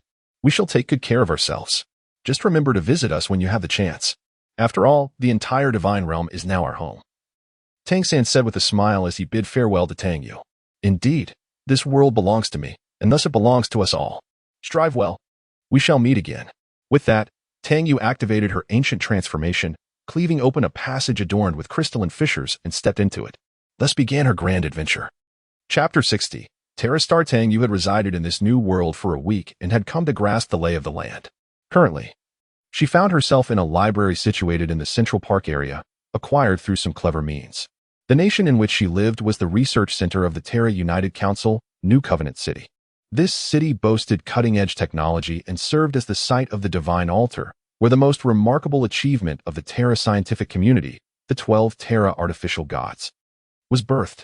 The primary reason for Tang Yu's decision to settle here was the lush greenery of the Central Park area, which reminded her of the splendid natural environment of Douluo continent. Naturally, upon entering this new world, she instinctively gravitated towards a location rich in greenery. However, the most significant reason was her faint sense of connection to the 12 artificial gods. Today, with Willie's assistance, Tang Yu finally comprehended the essence of the world she inhabited. She was standing in the birthplace of the 12 Beiyana divine bodies, the precursor to the demon realm, the origin of the 13 apostles, and the battleground where the primordial light clashed with the primordial darkness. She had arrived in Arad. Willie, pass me the wrench. Upon her command, Willie, floating nearby, approached the toolbox, clasping a wrench in his mouth and delivering it to Tang Yu, who was modifying a drilling machine. Not that one, the number 13 wrench. This is number 10. Without looking, Tang Yu snatched it, inspected it briefly, and tossed it back to Willie. He adeptly caught it before retrieving the correct number 13 wrench and handing it to her. Tang Yu accepted the wrench, tightened a nut, and casually tossed it aside, clapping her hands in satisfaction at a job well done. Subsequently, Willie hastened forward to catch the wrench, returning it to the toolbox. My lady, have you finally completed it? Willie inquired, his certainty wavering, for this marked Tang Yu's 5th attempt. Indeed, Willie. After your assistance through 5 trials, my frost drilling machine is finally complete. Today, I shall set forth to showcase it to those whimsical Beiyana. With that, Tang Yu seized Willie and boarded the vehicle, activating the power unit. She infused it with the essence of a frost snowman. Onward. This locale is the underground garage of Tang Yu's library, now transformed into a workshop. Nearby, a half-assembled pumpkin furnace and a massive mechanical owl stand as clear indicators of ongoing projects. As for how Tang Yu came to know the Beiyana 2 months prior, after acquiring information about this world, she pursued the connection sensed within. Transforming Willie into a broom, she sped towards a desolate area beyond the city, all the while being pursued by a multitude of traffic officers. As Tang Yu sped along the road, drawing closer to her destination, the tailing traffic police gradually receded, evidently aware of the nature of what lay ahead. As Tang approached, a formidable sound resonated from the distance. Willie, hurry. I can sense something I must see, Tang urged. Her intuition piqued. Miss, I am doing my utmost. I am not exactly accustomed to this line of work, Willie replied with exasperation.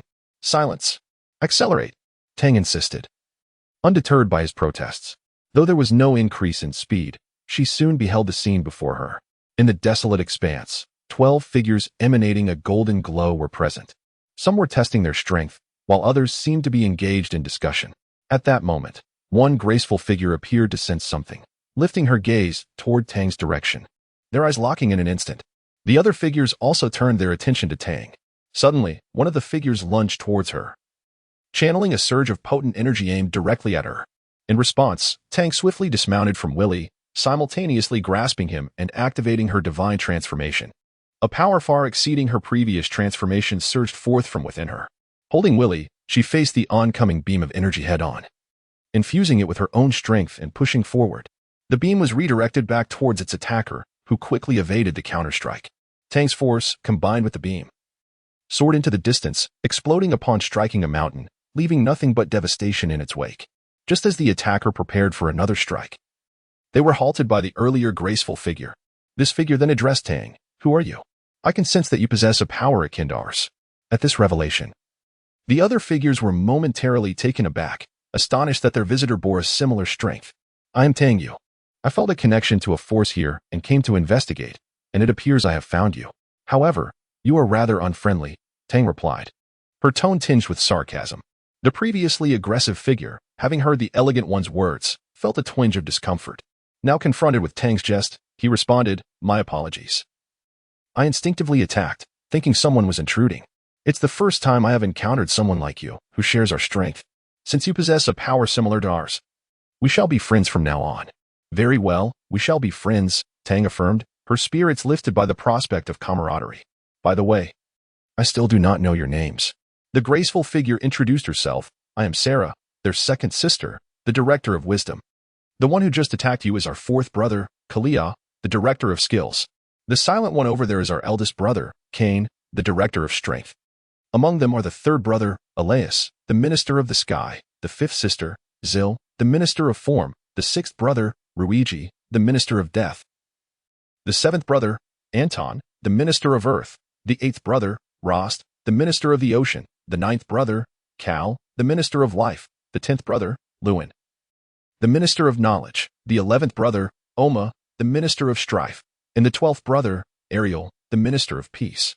Except for the introduction of the eldest brother, none of the others were introduced. They merely greeted or nodded to Tang Wei. These 12 figures before him are the 12 artificial deities of Terra, the future progenitors of the 13 apostles. Chapter 61, the 12 artificial deities of Terra. Since that day, when Tang Wei became acquainted with the 12 artificial deities of Terra, he often sought their company. Among them, he had the most rapport with Kalia and Sarah, followed by Cain, Elias, Zil, and Lewin. Indeed, Tang Wei shared a strong bond with the taciturn and icy eldest brother, for he was the only one capable of triumphing over Cain. Although Kalia and Elias also relished combat, they could not best Cain, the Minister of Strength. Only Tang Wei, upon transformation, seemed to possess the powers of all of them, effortlessly defeating Cain. Consequently, Cain would often seek out Tang Wei for sparring, and their relationship flourished. As the bearer of the power of wisdom, Sarah could always discern Tang Yue's desires and what he could offer her. She was also the first to engage him in conversation. Tang Wei cherished being close to Sarah, while Kalia, as the Minister of Skills, frequently sought Tang Wei for skillful exchanges.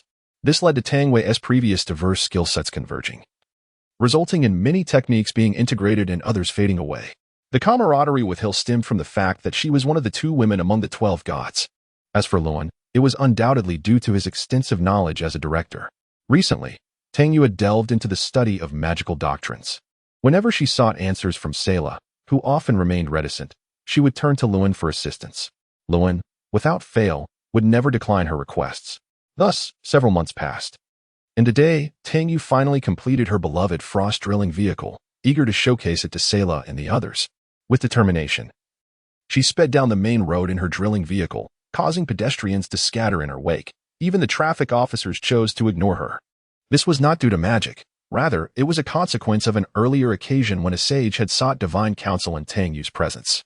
During that time, as she engaged in a spar with Kalia, the 12 gods' equal treatment of her had sent a message throughout the New Covenant city, heralding the arrival of a new deity.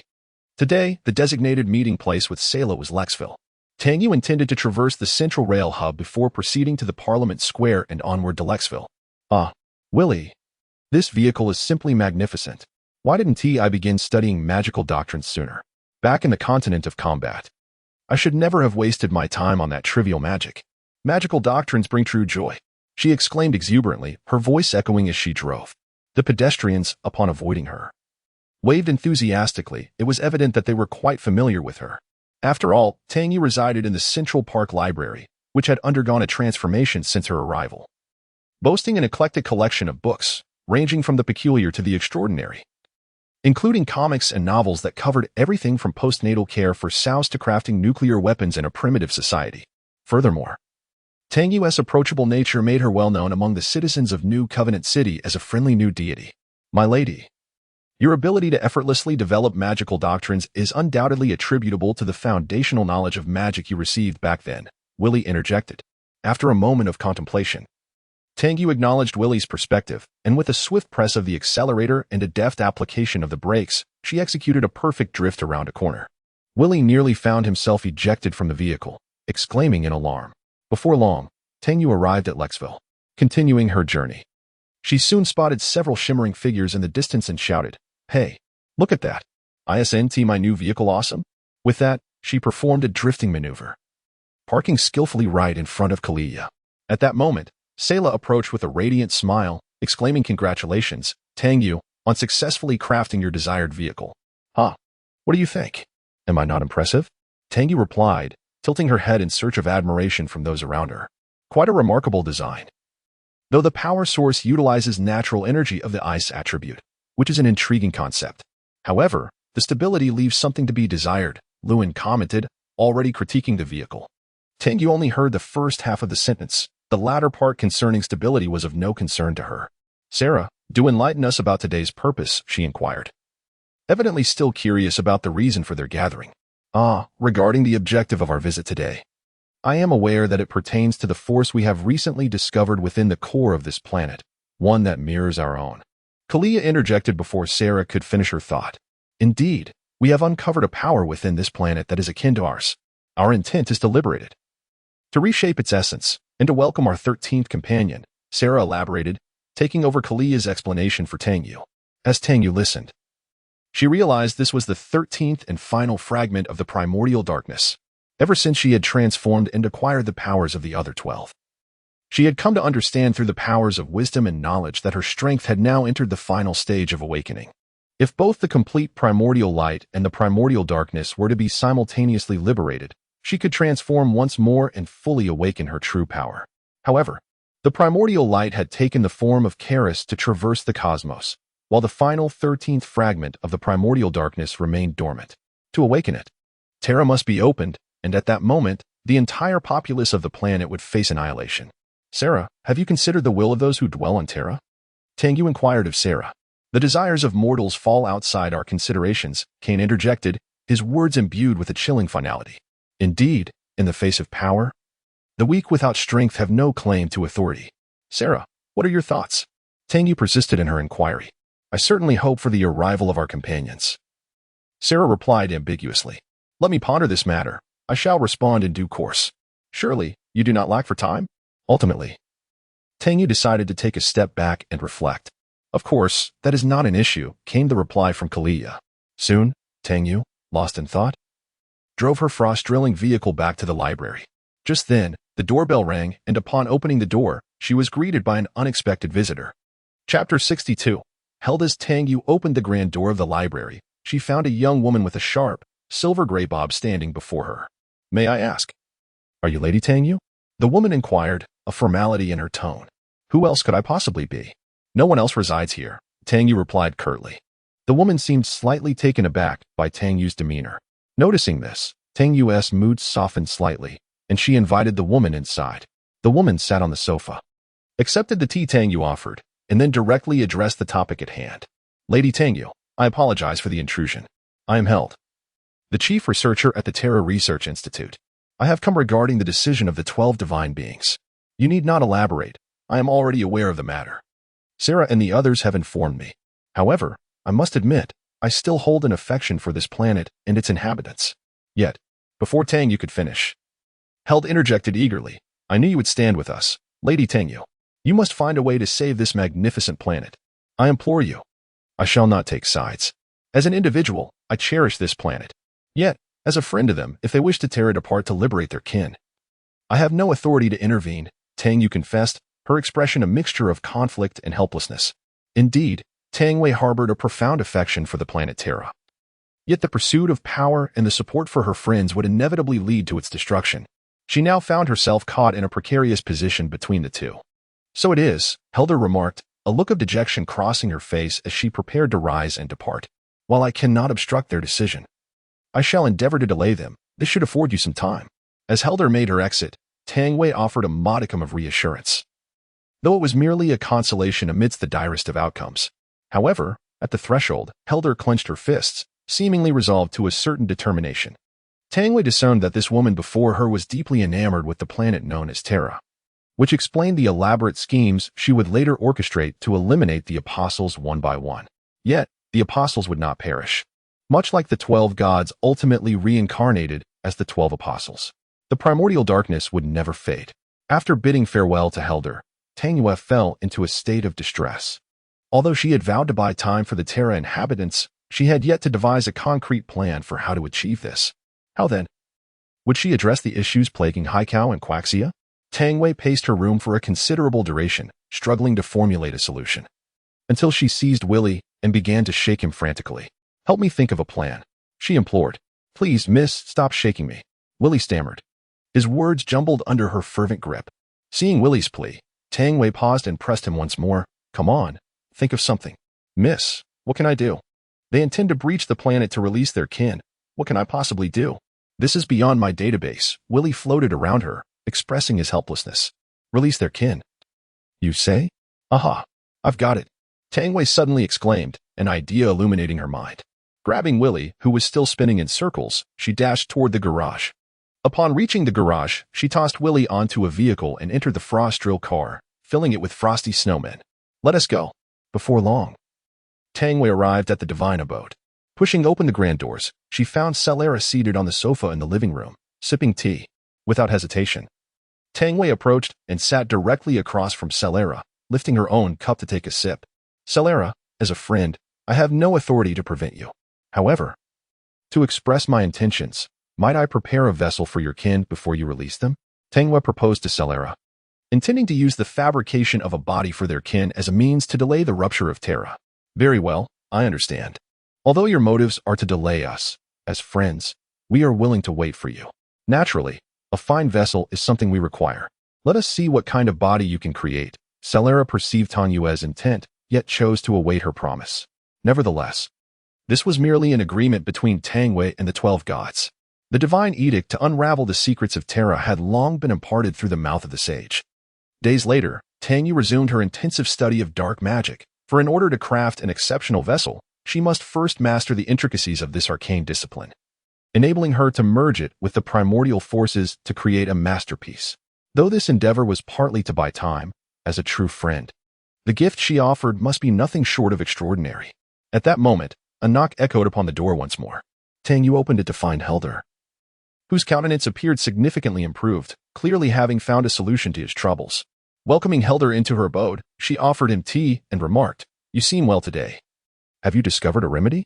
"Lady Tang Yu," Helder began, "first and foremost, I wish to express my gratitude for the precious time you have afforded us. I have come to convey my thanks, and to inform you that we have commenced construction on the Ark of Genesis for our escape. After this meeting, it may be a long while before we see each other again." "Ah, you have found a way. That is indeed good news. There will be opportunities in the future." "Will there not? Perhaps one day we shall rebuild Terra," Tang Yu reassured him over her tea. "Indeed. I firmly believe we shall restore Terra to its former glory one day. Now, I must take my leave." "Farewell, Lady Tang Yu," Helder said, bowing deeply before departing. Seated on her sofa, Tang Yu pondered, should I lend her a hand in the future? After all, life on Terra was quite joyous. Chapter 63, The Battle of Terra. Since that day she last saw Helder, Tang Yu had not encountered him again. However, this was of little concern to her, for she immersed herself daily in the rigorous study of dark magic. Willie, the component number 18, she called from beneath the expansive chassis of a colossal ring-like apparatus. Willie, her diligent assistant, floated over to the designated area, retrieving the marked piece and delivering it to Tang Yu. After she secured the component in place, she propelled herself out from the chassis with a gentle push on her skateboard. Rising to her feet, she covered the exterior with protective panels and tightened the reinforcements. With a satisfied clap of her hands, she beheld the Ouroboros ring, a symbol of her mastery in dark magic. "Let us tidy this place up," she instructed. No sooner had her words left her lips than 4 charming little beings emerged from the shadows, diligently collecting the scattered components and tools around them. These were the magical assistants known as homunculi, crafted through the alchemical principles of dark magic, enhanced by Tang Yu's primordial power. Their capabilities far surpassed those of ordinary homunculi. They were not only more intelligent, but also possessed spatio-temporal abilities, allowing them to conceal themselves in uncharted corners. Surveying her workshop, Tang Yu noted that it was now filled with a myriad of devices, both large and small, including a massive cabinet lined with numerous vials and jars. Bottles brimming with fiery crimson, resembling molten lava, or those ensconced in dense, swirling black smoke. These are the alchemical creations born of the arcane arts. Surrounding the scene were peculiar machines, including an electric collision device adorned with an eel's head, a mysterious contraption resembling a cat's visage, a boiler with a rotund pumpkin belly, a rabbit-shaped electroshock apparatus, and a snowman-like ice shaver, among others. However, the most striking of them all was a roller coaster. Prominently displayed and embodying nearly all the mechanical characteristics of its predecessors. Presently, Tang Yu has successfully completed her studies in the arcane arts, achieving an extraordinary level of proficiency. Furthermore, her cultivation within the Spiral Demon sect naturally reached new heights upon her arrival on Terra. Now, Tang Yu has fully unlocked all the powers within her.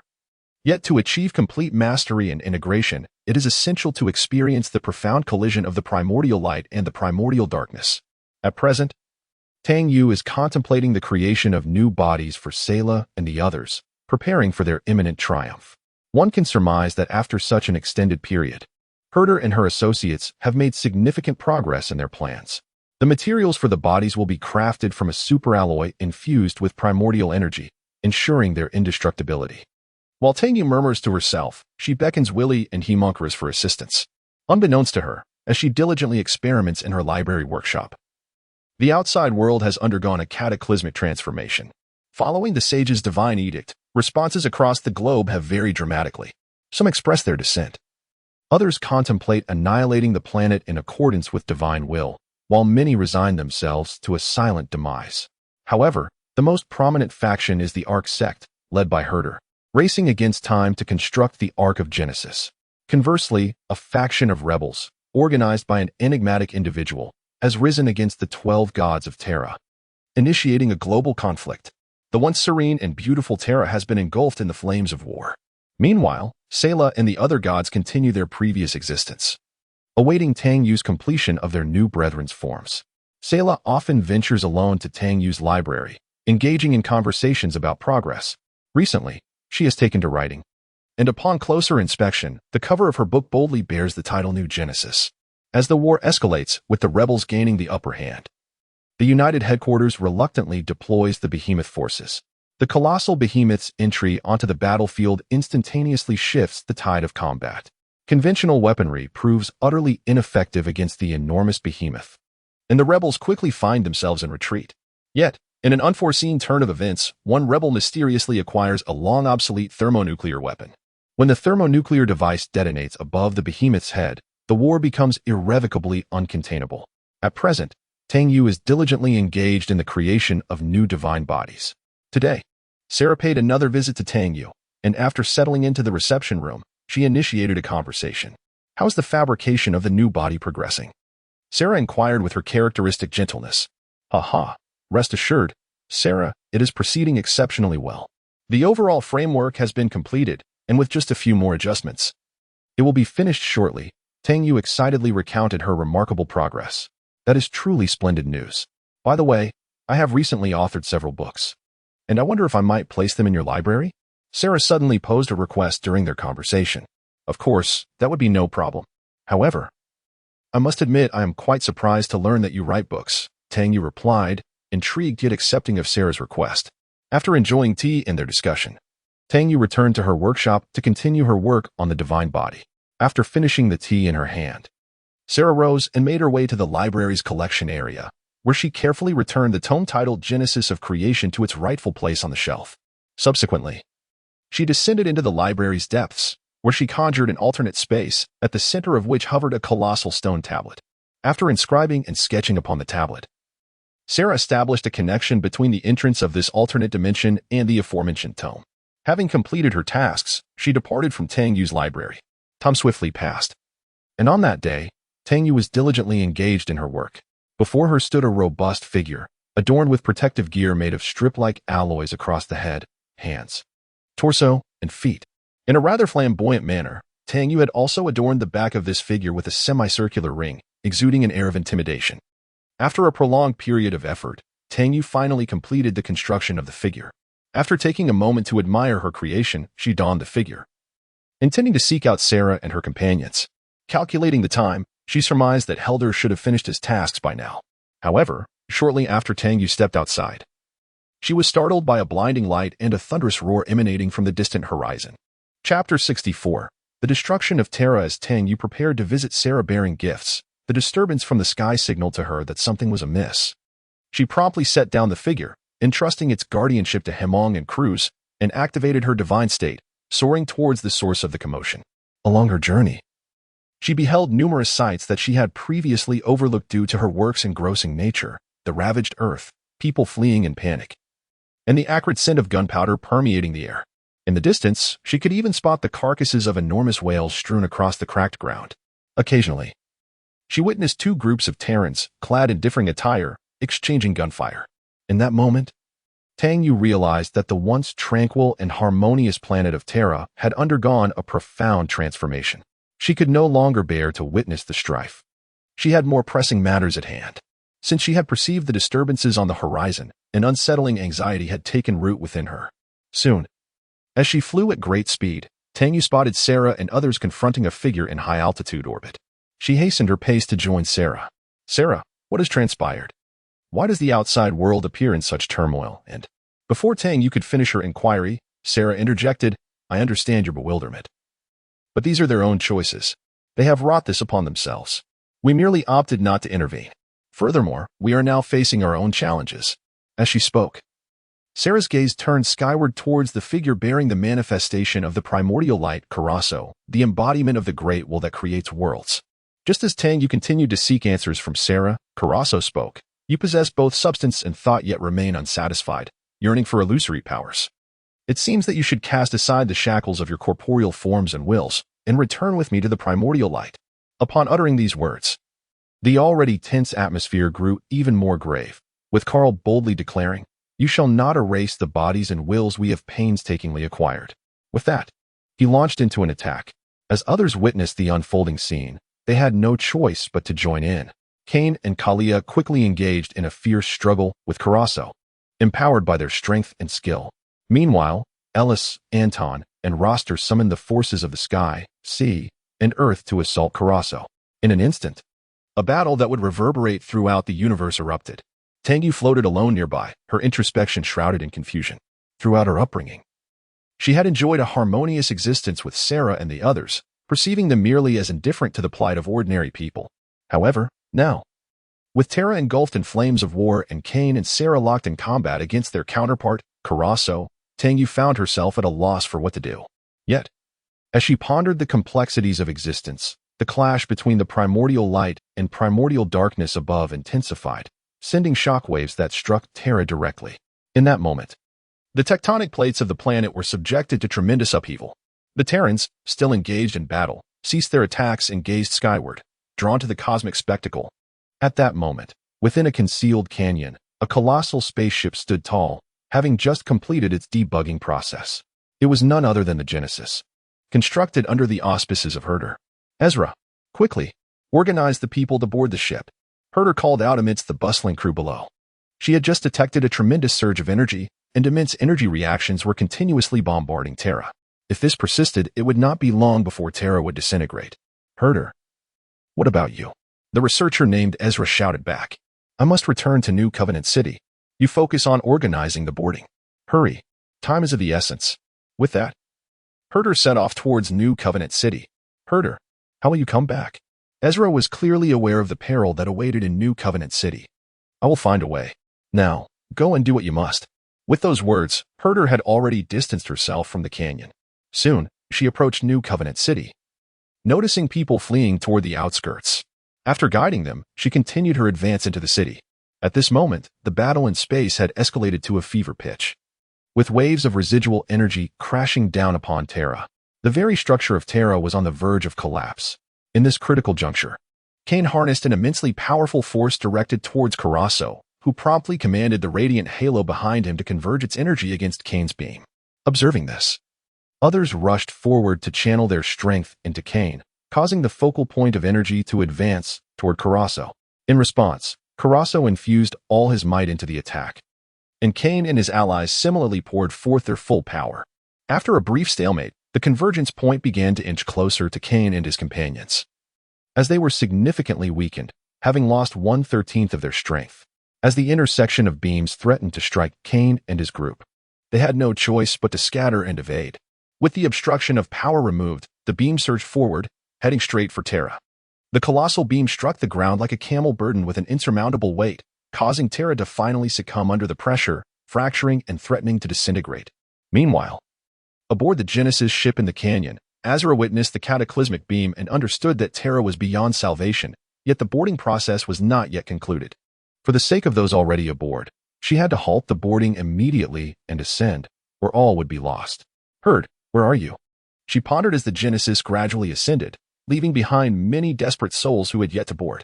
Not long after the Genesis departed, a tremendous roar echoed as Terra met its demise, shattering into countless fragments. Among these, the largest piece was New Covenant City, formed by the residual power lingering in Tang Yu's library. There, Herd, stationed before the library entrance, felt the immense tremor and comprehended the unfolding tragedy, shedding a solitary tear before succumbing to unconsciousness amid the violent shakes. Chapter 65. The Demon Realm and Arad with the explosion of Terra. The last remnants of the primordial darkness hidden within its core were unleashed. In that moment, the complete primordial light converged with the primordial darkness, fulfilling the necessary conditions. Tang Yu's power began to autonomously integrate, and just as Tang Yu lingered in confusion, an unexpected force roused her from her reverie. She beheld the spectacle of the exploding planet, an overwhelming guilt flooding her heart, when suddenly a wave of drowsiness washed over her, enveloping her in a cocoon of radiant light. Witnessing this scene, Sayla, still engaged in battle, glanced towards Tang Yu. This momentary distraction caused a fluctuation in the energy transfer, leaving Kane, Sayla, and the others severely wounded. Noticing this, Carasso intended to pursue, yet at that instant, Tang Yu's transformation was complete, remarkably swift. The surge of energy radiated power far exceeding that of the undifferentiated primordial force. Under the brilliance of this energy, Carasso and the 12 gods, positioned closest, were engulfed, their 13 bodies utterly incapable of withstanding such formidable might. The corporeal form continued to dissolve, and even the formidable Carollos, aware of his inability to contend, unleashed his strength in an attempt to escape, only to be seized by a hand, none other than Kane's. Soon, the radiance faded, leaving behind a singular figure emanating brilliance. It was Tang Yu. All other presences, including Carollos, had been shattered into essence, retreating into the depths of the cosmos for rejuvenation. Upon awakening, Tang Yu surveyed his surroundings, intent on locating Sayla and the others. At that moment, a wave of dark energy wafted through, conveying a will towards the sun. "I am Kane. Although we have all lost our forms due to your influence, it is preferable to being drawn back into the primordial void. I was on the periphery then, never fully losing consciousness. You need not feel guilt. As long as we have yet to return to the primordial state, we shall be reborn, and in that time, we shall reunite." Subsequently, the essence dissipated, seemingly in search of a new vessel. Meanwhile, the aura released during the cataclysm of Terra had now merged within a single individual. The one collapsed before the entrance of Tang Yu's library, held her. As Tang Yu completed her transformation, the radiant light that burst forth did not merely dissipate the 13 bodies, it also engulfed the New Covenant City and the Genesis. At that moment, a formidable energy tore through the fabric of time and space, opening a dimensional rift that drew both the New Covenant City and the Genesis into an alternate dimension. Tang Yu's appearance bore a striking resemblance to her divine state. Yet the essence of her power had undergone a profound metamorphosis. The energies she now wielded were no longer mere magic, apostolic power, or primordial force. Instead, they were of a superior caliber, transcending the realms of existence, the zero-bound power, the very source from which worlds are born. However, such exquisite energy was seldom needed. It sufficed to harness it as a high-level force. Gazing upon the fragments of Terra, Tang Yu fell into silence. After a long pause, she turned to Willie and inquired, "Willie, what should I do now? Should I find a place to wait for Sayla and the others to be reborn, or should I engage in other endeavors?" It was evident that Tang Yu was truly at a loss for what to do. After laboring tirelessly to prepare a gift for her friends, she had just completed her efforts, only to find that they were no longer around, and her home was lost. Everything was gone. My lady. Willie contemplated offering some words of comfort to Tang Yu. At that moment, Tang Yu seemed to have an epiphany. Since they wish for me to wait for their rebirth, I shall rebuild Terra. That way, when we reunite, we can once again revel together and hold gatherings. With that resolve, Tang Yu approached the fragments of Terra, and a formidable binding force emanated from her hands, enveloping the shattered pieces. She then began to traverse the cosmos with the fragments of Terra in tow. After an extensive search, Tang Yu finally discovered a suitable star system. Within the habitable zone lay a small planet, predominantly covered by oceans. However, its location was exceptionally advantageous. Descending to the depths of the planet's seas and after thorough exploration, Tang Yu resolutely decided to reconstruct Terra there. First, she summoned her immense power to raise the ocean, revealing the land beneath. Manipulating the primordial force, she formed a grand magical array that enveloped the elevated sea.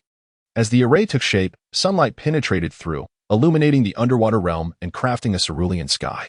Next, Tang Yu scattered seeds of life, and the barren land swiftly blossomed into lush forests. Fish and shrimp began to thrive within the remaining ocean, and new life emerged in abundance. Having accomplished this, Tang Yu ascended to the surface of the ocean, drawing the fragments of Terra towards her, encasing them within the raised sea to form several continents that basked in the warmth of the sun. She also sowed seeds of life across these new lands. Ultimately, Tang Yu constructed a small island amidst the continents, erecting a tower that led to the world beneath the elevated sea. With all her efforts realized, Tang Yu smiled with profound satisfaction. In time, this place would transform into a second Terra. As long as Tang Yu can retrieve the lost New Covenant city, all will be well.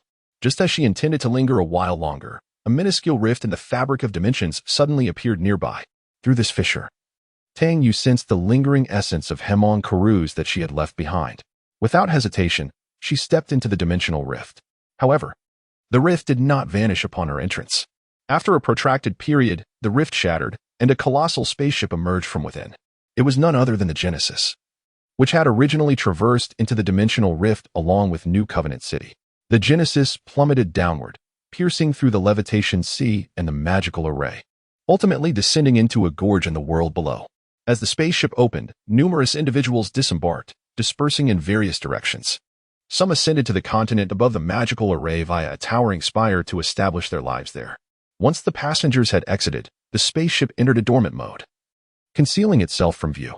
As time passed, the descendants of those who had emerged from the vessel thrived, giving rise to generations that eventually forgot their origins. They named their world the Land of Arad. Chapter 66. The Birth of the Demon Realm. Tang Yu found herself within the dimensional rift, a passage where the concepts of time and space held no sway. Yet, for Tang Yu, who had completed her final transformation, this had no bearing. Sensing the essence of Hemon Karuz, she hastened toward the source of the aura. Soon, she spotted a landmass floating within the dimensional passage. Upon approaching, she discerned an individual erecting a barrier to prevent the external dimensional energies from infiltrating the land. Tang Yu directly approached the person. "Who are you?" The individual, clearly aware of Tang Yu's presence, recognized her immediately. "Lady Tang Yu, it is I, Helder. Ever since the cataclysmic battle that led to the destruction of Terra, I have drifted to this place along with New Covenant City." Helder replied with evident joy, his tone indicating considerable fatigue. "Helder, weren't you a researcher?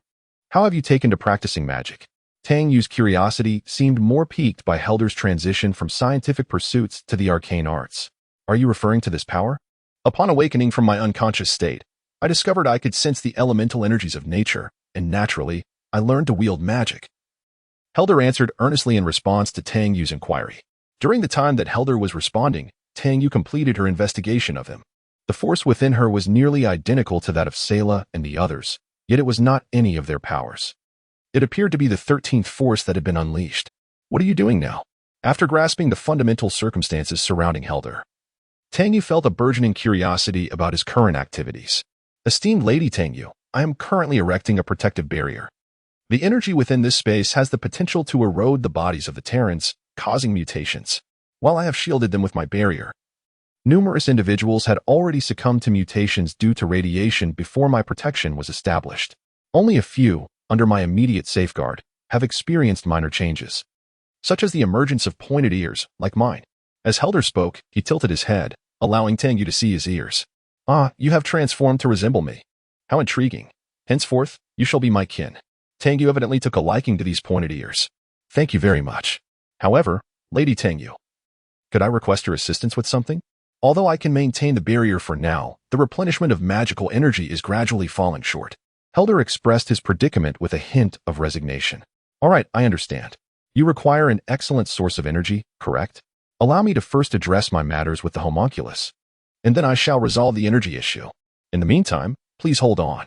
With that, Tangyu bid farewell to Helder, who stood atop the tallest skyscraper in New Covenant City, the Night Tower. Upon concluding their conversation, Tangyu leaped from the edge of the building, creating a significant crater upon landing. She felt the essence of the homunculus and swiftly advanced. As she approached them, the surroundings began to feel increasingly familiar. It dawned on her that she was heading toward the location of her residence on Terra, the library in Central Park. Before long, upon reaching her destination, her suspicions were confirmed. The homunculus had returned to the place of their origin, patiently awaiting their master's return. However, as Tangyu pushed open the door, for adorable, distressed voices greeted her. For diminutive figures rushed toward her, each embracing her and simultaneously exclaiming, "We are sorry, master. We lost your gift." After a round of explanations from the four homunculus, Tangyu came to understand their plight. The new divine body she had entrusted to them prior to departing for the battlefield had been swept into a dimensional rift during the explosion on Terra. Recently, they had been pulled back from the dimensional space by an unexpected fissure. The homunculus, having lost something of great importance, had been anxiously awaiting Tangyu's return. Never mind. Since it is lost, it is lost. It is of no use to us now. All right, you may return to your respective magical realms. We are about to embark on a journey. As Tangyu stored Himeng, Kaluzi, and the others into her personal space, she pondered how to find a powerful and stable energy source to support the barrier of New Covenant City. Miss, I believe I have a solution, Willie interjected. Oh. Do share, Tangyu replied, clearly intrigued. With your ultimate transformation, I have also evolved. I am now akin to the core processor of myriad realms, possessing information from all worlds. I can establish an information repository to receive data from the multiverse and filter it to identify the worlds you require, Willie explained calmly. Such a remarkable capability, why was I not aware of it? Tangyu expressed her surprise. Well, you never asked, Willie replied, somewhat aggrieved. Enough of that. Please assist me in locating something powerful and stable, preferably something that does not align with the Child of Fortune, making it easier for us to take. Tangyu promptly requested. Please hold on. I found it. The coordinates of the nearest world have been acquired, and we can proceed, Willie assured her, demonstrating his impressive abilities. After obtaining the coordinates from Willie, Tangyu entered a state of liberation. Her formidable power was evident, and wielding Willie, she deftly slashed to open the crystalline barrier between worlds. Before departing, Tangyu hastily asked, Willie, have you memorized the coordinates of this world? Of course, miss, he affirmed. That's good. I would not want to venture out only to be unable to return. Now, let us set forth. With that, Tangyu plunged into the portal. Chapter 67, Existence X. True to Willie's words, their destination was indeed a nearby world. They had not traveled far through the portal when Tangyu arrived at the periphery of this realm. Observing the exterior of this world, she found it intriguing. It resembled a gourd, and she sensed that although the larger universe appeared to be the primary world, its energy intensity paled in comparison to that of the smaller adjacent universe. At that moment, Willie spoke. Miss, I have received a signal. The Child of Fortune is located within that smaller universe. It is evident that our target is quite displeased with us. With Willie's alert, Tangyu locked onto the target and surged into the smaller space, reaching the outer shell, where she swung Willie to strike the surface. This action created a crystalline fissure. Inside the world, an aerial battle was underway, with the protagonist Tanya employing a locking technique to target enemy bombers. Suddenly, a massive rift opened in the sky, its crystalline edges underscoring its extraordinary nature. Tanya paused her incantation, gazing at the rift. Unfailingly captivating, Tangyu gracefully emerged from the rift. To her surprise, she found herself suspended in midair. She shielded her eyes from the radiant sunlight above. Just then, a magical projectile hurtled towards her. With a nonchalant flick of her right hand, she effortlessly dispelled the attack. How amusing it was to receive such a fervent welcome upon her arrival in this world. With an expression of bemusement, Tangyu remarked, Do not presume that I am unaware of your identity simply because I have made a different entrance, Existence X. It was evident that Tanya, the protagonist of this realm, had misjudged the situation. Existence X? What is that? I am not the entity you speak of, Tang Yu asserted with a serious countenance, seemingly intent on approaching Tanya for a closer inspection. At that moment, a squadron of bombers approached from behind, launching an assault on Tang Yu. Noticing this, she swiftly turned and unleashed a devastating strike, erasing the bomber squadron from existence. She then soared around Tanya, circling her once. Indeed, you are the child of fortune. How intriguing. Thus, the Existence X you mentioned must be your objective, Tang Yu teased with a light-hearted tone. What are you saying? Existence X, do you wish to deny your own existence? How pitiable. Tanya clearly remained oblivious to the unfolding circumstances. Suddenly, an enigmatic force descended, freezing time in the vicinity, rendering everything motionless. Ah, so this is Existence X? What is the matter? Does Existence X not control the body of the person before you? Tanya finally grasped that Tang Yu was not the Existence X she had referred to. Control my body? Does this Existence X require a vessel for communication? How quaint. Tang Yu recognized that this so-called Existence X relied on a corporeal form to convey its will. Consequently, she casually constructed a rudimentary puppet. As the puppet formed, Tang Yu relinquished her control over it. The puppet promptly spoke. Outsider, I have never encountered a being like you. What are you? And why have you come to this world? It appeared that even Existence X was unaware of Tang Yu's intentions. Oh, how delightful. There exists a being that even Existence X cannot contend with. Ha ha ha. Tanya found joy in Existence X's inability to handle Tang Yu. So you are Existence X? Allow me to see, Tang Yu declared, opening her world permissions and producing a pure white tome in her hand. As she perused the pages, it became evident that if anyone else were to glimpse the contents, they would discover that the book bore no inscriptions. In truth, this tome was the embodiment of the world's history, accessible only to one who held the highest authority over that realm. Oh, how fascinating. A breeding ground for faith. Interesting. Tang Yu mused, before closing the book and casually discarding it, watching as it vanished into the void. Having grasped the situation, she proceeded with her introduction. I am Tang Yu, a being from the Zero Realm, the current guardian of New Covenant City, and the architect of New Tyra. I have come to this place in search of a sufficiently powerful and stable source of energy. Now, the target has been determined. It is you. The entity known as X. With that, Tang Yu pointed towards the puppet controlled by Existence X, bold and reckless, showing no reverence for the divine. The puppet responded with words of fury. Such as you are, at best, a mere battery, a lowly being at the pinnacle of a primitive world.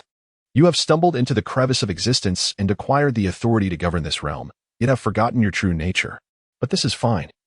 Since you are merely an empowered administrator, I can seize you at will. With that, Tang Yu thrust her spear, shattering the puppet, while simultaneously fracturing the fabric of time. Beside her, Tanya was left in shock, unable to fathom the existence of something beyond Existence X. While she remained in a daze, Tang Yu waved her hand, tearing apart the space before her, revealing a dazzling and resplendent realm. Without hesitation, Tang Yu plunged into it, unleashing a powerful star pattern that shattered the brilliance within that space. The scattered light began to converge towards the center. Tang Yu swiftly approached and grasped the core of the radiance, emanating a forceful pull from her hand.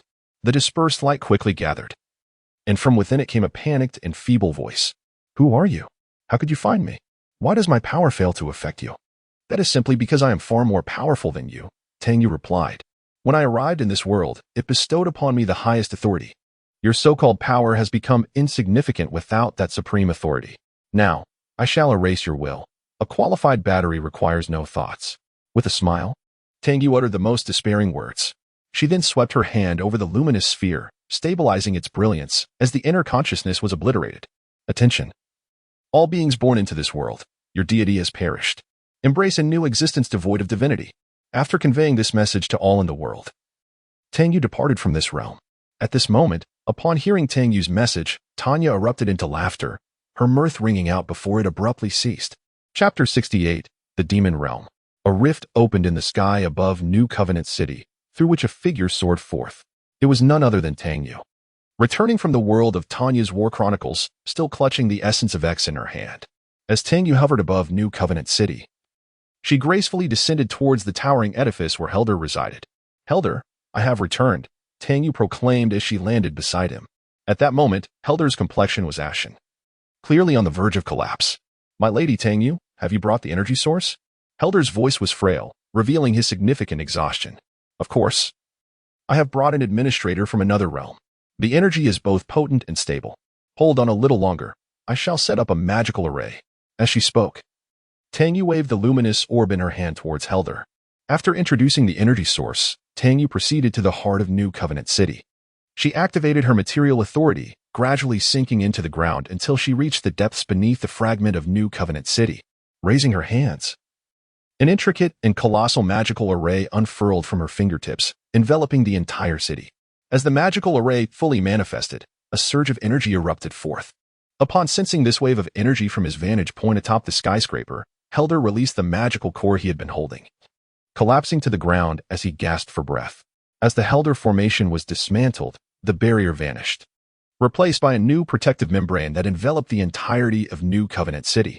Upon the complete disappearance of the original barrier and the full coverage of the new membrane, the ground of New Covenant City began to tremble violently. The earth then fragmented into 8 distinct sections, which gradually merged to encase Tangyu's current position, forming an octahedron. With the reconstitution of the New Covenant City, a void emerged at what was once the bottom, now the core. Tangyu placed the formation she held at the center of this void, subsequently positioning the existence X at the core. With the orb of light inserted, the formation acquired a stable and continuous source of energy. Following this, Tangyu installed a driving formation around the core framework, enabling the New Covenant City to navigate through the alternate dimensional space. Additionally, she incorporated a life support formation to generate stable gravity and atmosphere, along with a natural regulation system. She then connected subsystems to the core formation. Finally, Tangyu affixed a navigation module and a remote control module to the driving formation. Having completed these tasks, Tangyu wielded her material authority to return to the surface. What a hassle! Were it not for the extreme chaos of the alternate dimension, I could have simply traversed with a portal, she lamented as she made her way to Helder's location. Soon, she arrived at the skyscraper where Helder was situated. At this moment, Helder appeared significantly improved in demeanor compared to before. Helder, it's done. I have completed the transformation of New Covenant City.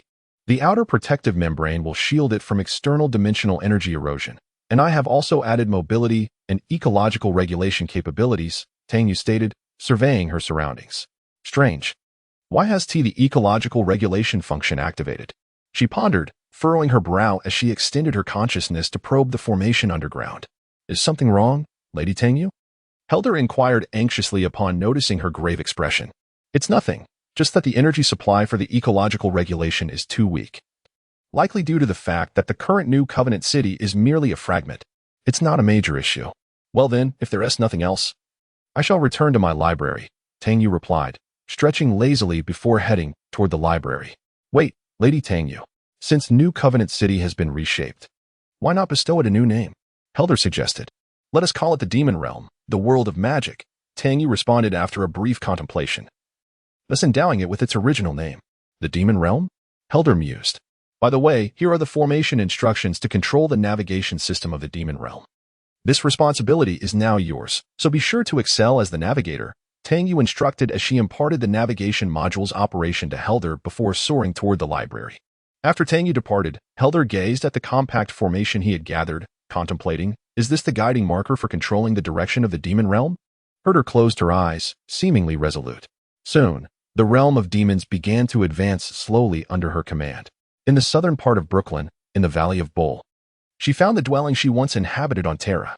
After a brief respite, she settled there. Not long after Tangwei found herself with some free time, Herder sought her out once more. My Lord Tangwei, I humbly apologize for the intrusion, Herder greeted respectfully as she sat before Tangwei. Very well, Herder. What brings you here today? Tangwei inquired, her expression one of curiosity. My Lord Tangwei, after you erected the protective barrier, I found myself at leisure. Thus, I began to investigate the environment of the entire demon realm.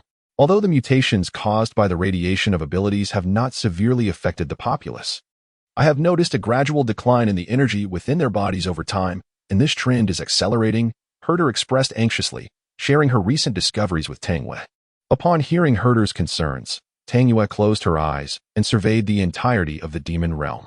She soon realized that the source of life energy was indeed diminishing, likely due to the inefficiency of the ecological regulation system. I have identified the cause. I will devise a solution and will come to find you when the time is right. Herder sighed in relief. Then I shall trouble you, my Lord Tangwei. I will take my leave for now. With a respectful bow, she departed. Herder, Herder, open the door. Tang Wen knocked frantically at Herder's door. Shortly, Herder opened it. And upon seeing Tang Wei, her face lit up.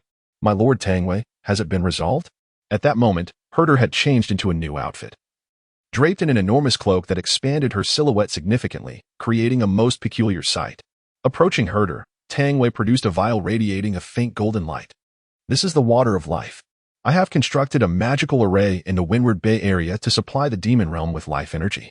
Just add a drop periodically. When it runs out, come find me again. She tossed the vial to Herder and departed, adding, this should last for several millennia. Thus, the situation in the demon realm stabilized. However, on that very day, the demon realm traversed an interdimensional rift and came upon a planet known as the World of Power. Grimblard. Chapter 69. The birth of the apostles. As the demon realm approached the orbit of Grimblard, influenced by the barriers of the demon realm, creatures began to traverse the skies and descend upon the lands of the demon realm. Countless enormous monsters invaded, wreaking havoc upon the inhabitants of the demon realm. Witnessing this chaos, Herder immediately stepped forward, employing her natural magical powers to vanquish a number of the beasts. Yet, the sheer number of monsters that descended upon the demon realm was overwhelming. Herder's efforts were but a drop in the ocean. At that moment, Tang Yu was engrossed in her research within the confines of her laboratory, diligently working on her latest invention. Having finally returned to her sanctuary, she was determined to immerse herself in her work. The commotion outside did not concern her. It was not a moment of crisis, and she had faith that Herder would manage everything adeptly. However, at that instant, she sensed the same stirring she had experienced upon her arrival on Terra. It was the unmistakable aura of kind Sarah and the others. Their rebirth was imminent. Without hesitation, Tang Yu set aside her tasks and hastened towards the battlefield. At that moment, in the place where the monsters descended, Herder was still valiantly battling. However, as his magical energy waned, he began to feel overwhelmed. Suddenly, a figure descended from the heavens, effortlessly vanquishing all invading foes with a single strike. The immense power of this individual evoked memories of the 12 gods from the planet Terra in Herder's mind. After vanquishing the adversaries from the realm of demons, the figure intended to depart. At that moment, Herder realized that the demon realm required the protection of such a formidable individual. However, how could she persuade him to stay? As Herder pondered deeply, she suddenly recalled the life water entrusted to her by Tang Yu, a treasure capable of transforming the life energy within an area, which should suffice to retain the powerful being before her. Yet, upon further reflection, she acknowledged that this life water was meant to sustain the demon realm. I cannot concern myself with that now. There is enough life water remaining, and given the urgency for the realm's safety, Lord Tang Yu would not hold it against me. With this resolve, Herder decided to ask him to remain. Herder produced the life water, intending to persuade the figure to stay, but to her astonishment, he was the first to inquire about its origin. Faced with the powerful being's question, Herder could only respond truthfully, stating that it had been entrusted to her by Lord Tang Yu. Upon hearing the name, the figure paused momentarily, then began to survey his surroundings, quickly realizing that the scene was remarkably familiar. At that moment, Tang Yu arrived in haste. When she beheld the figure before her, she was taken aback. This was none other than the divine body she had once entrusted to Himenkaras, which had subsequently gone missing. Without delay, Tang Yu sensed the power emanating from this divine form.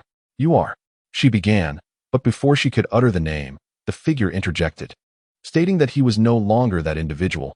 He was now Khan. Tang Yu was momentarily stunned, then turned to Herder, instructing her to tend to the injured residents of the demon realm, as she had matters to discuss privately with him. With that, she led Khan toward the night skyscraper. Khan offered no resistance as Tang Yu guided him to their destination. Khan, is that you? Haven't you already moved beyond such trivialities? You still possess your previous memories. And how did you come to be within the gift I prepared for you? Tang Yu bombarded him with a multitude of questions. Tang Yu, Khan has perished. He lost his corporeal form during that great battle. I am now Khan. Khan elucidated the events of the past to Tang Yu. It transpired that following the fierce confrontation between the 12 gods and Karaso, during which their forms were shattered by Tang Yu's transformative light, the severely injured others drifted throughout the cosmos. However, Khan retained fragments of memory and consciousness as he wandered the vast expanse of the universe. He eventually arrived at a planet teeming with formidable beings, Grimblard. Upon his arrival on this planet, Khan discovered a vast pit emanating immense heat. indicating that whatever had fallen into it had not long arrived.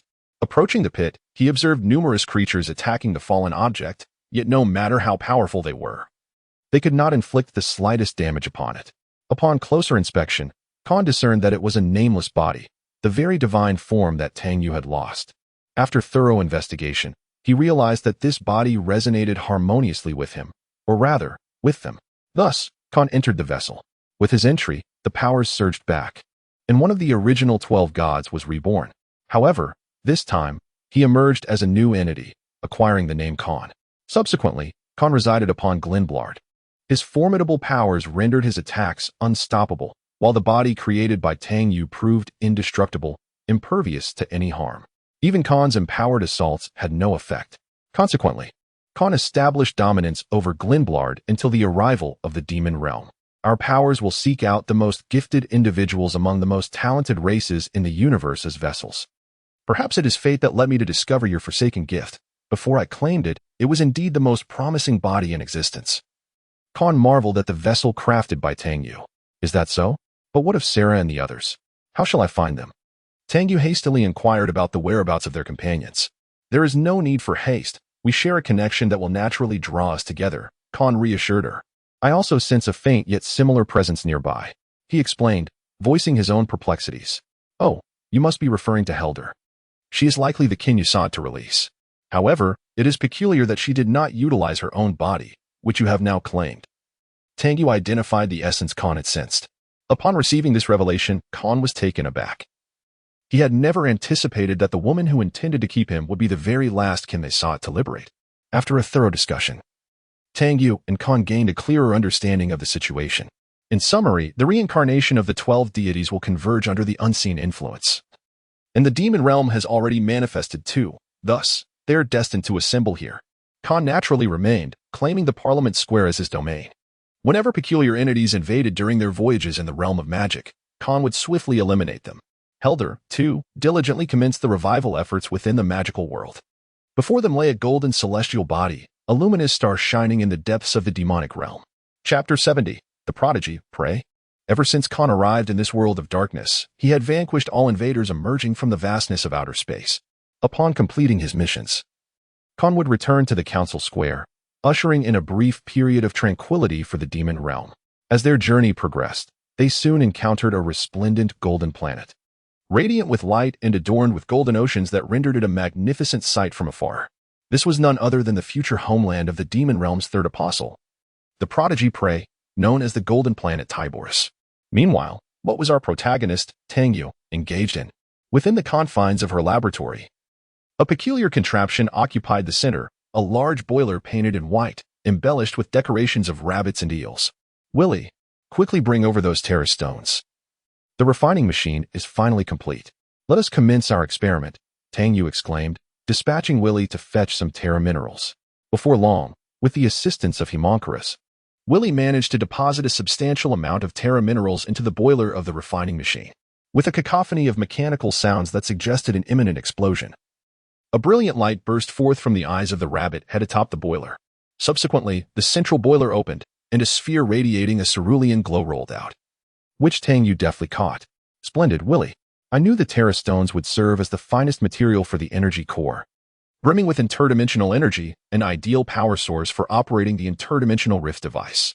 Come, let us find Helder. With this device, her navigation duties will become significantly easier. With that, Tang Yu set forth with Willie, the blue sphere cradled in her arms.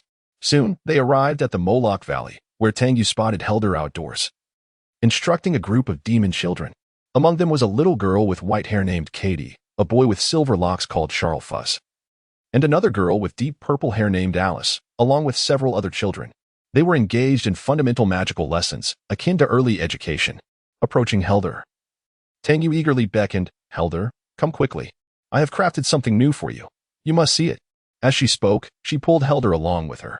Before leaving, Helder reminded the children, I must step away for a moment. Continue your training diligently. With that, she was led away by Tang Yu. The two soon arrived at St. Patrick's Cathedral, a place where the Tyra people once prayed to their deities. They entered the central courtyard of the cathedral, situated close to the forefront of the demon realm's advancing path.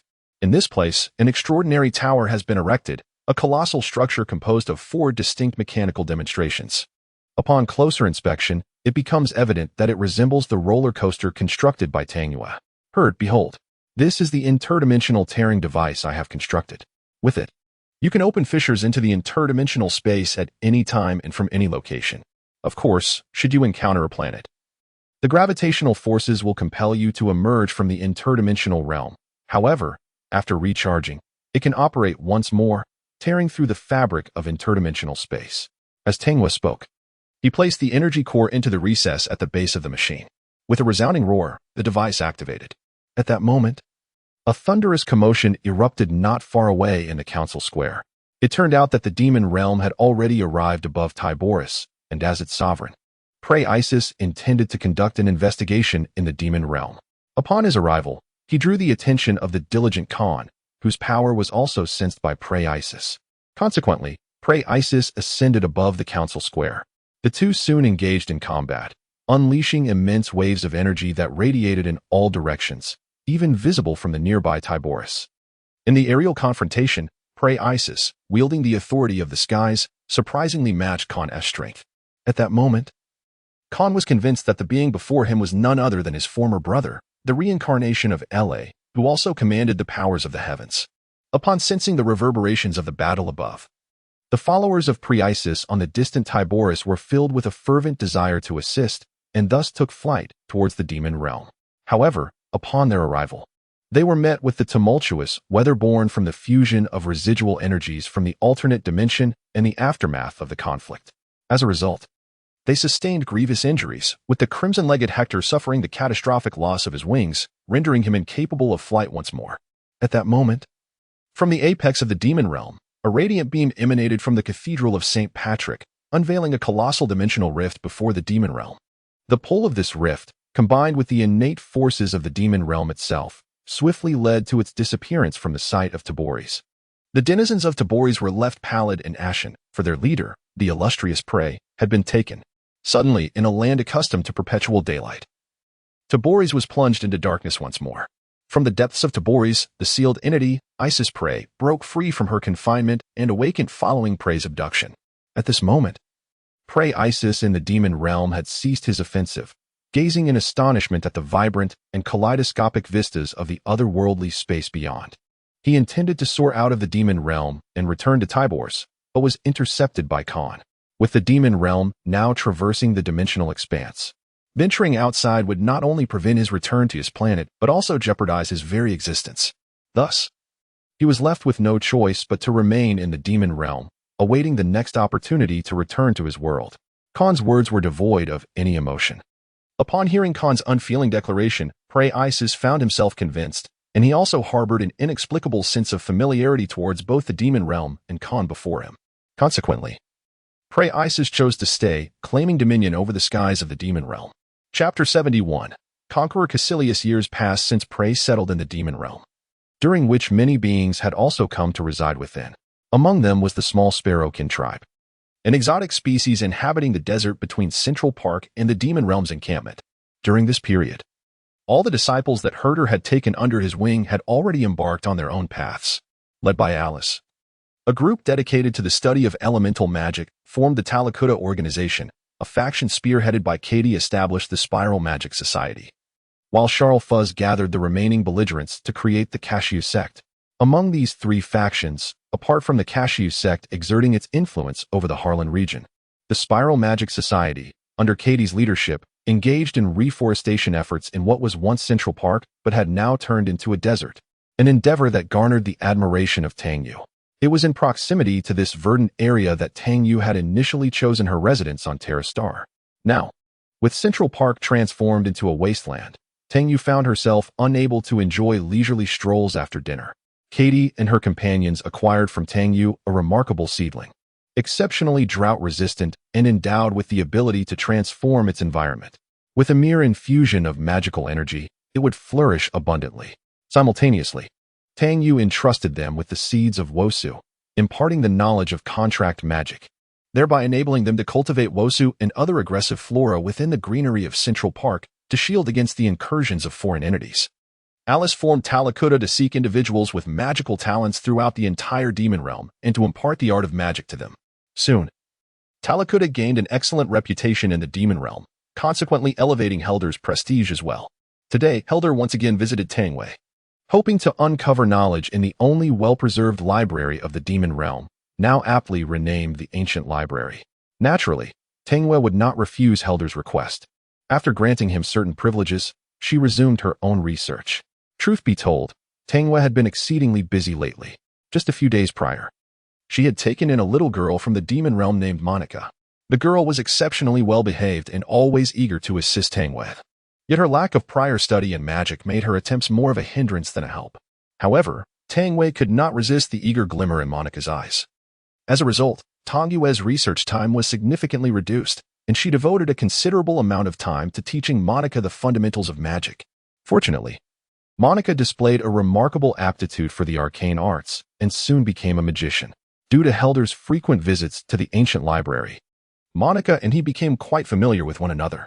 After her ascension to magician, Monica was appointed as the head of the ancient library. Even though it now housed only the two of them, time hastened by, and once again, the demon realm was drawn from an alternate dimension. Arriving beside a planet adorned in hues of yellow and green, this planet was the eternal battleground, Aiken. At that moment, on the surface of Aiken, Caecilius, having completed his rebellion, wandered aimlessly in search of a worthy opponent. Suddenly, the appearance of the demon realm captured his attention. Through his keen perception, he sensed the powerful aura emanating from the demon realm. Aware that there were adversaries capable of matching him, he rushed towards the demon realm. A move witnessed by his challengers, the moonlit wanderer Yassine and the demon sword Abello, who promptly followed suit. Thus, the future fourth apostle Caecilius arrived at the demon realm. Upon his arrival, he made a beeline for the council square, dispatching anyone who dared to obstruct his path with a single blow, not even sparing them a glance. Eventually, he reached the council square and encountered Khan. "You must be the strongest here. Accept my challenge or perish in humiliation," Caecilius declared before launching his attack. Khan, however, did not retaliate but instead guided Caecilius to an open area, for the council square was his domain, and he knew that in his previous battle with prey, the skies had not been affected much. However, the battle rages on, necessitating a change of venue.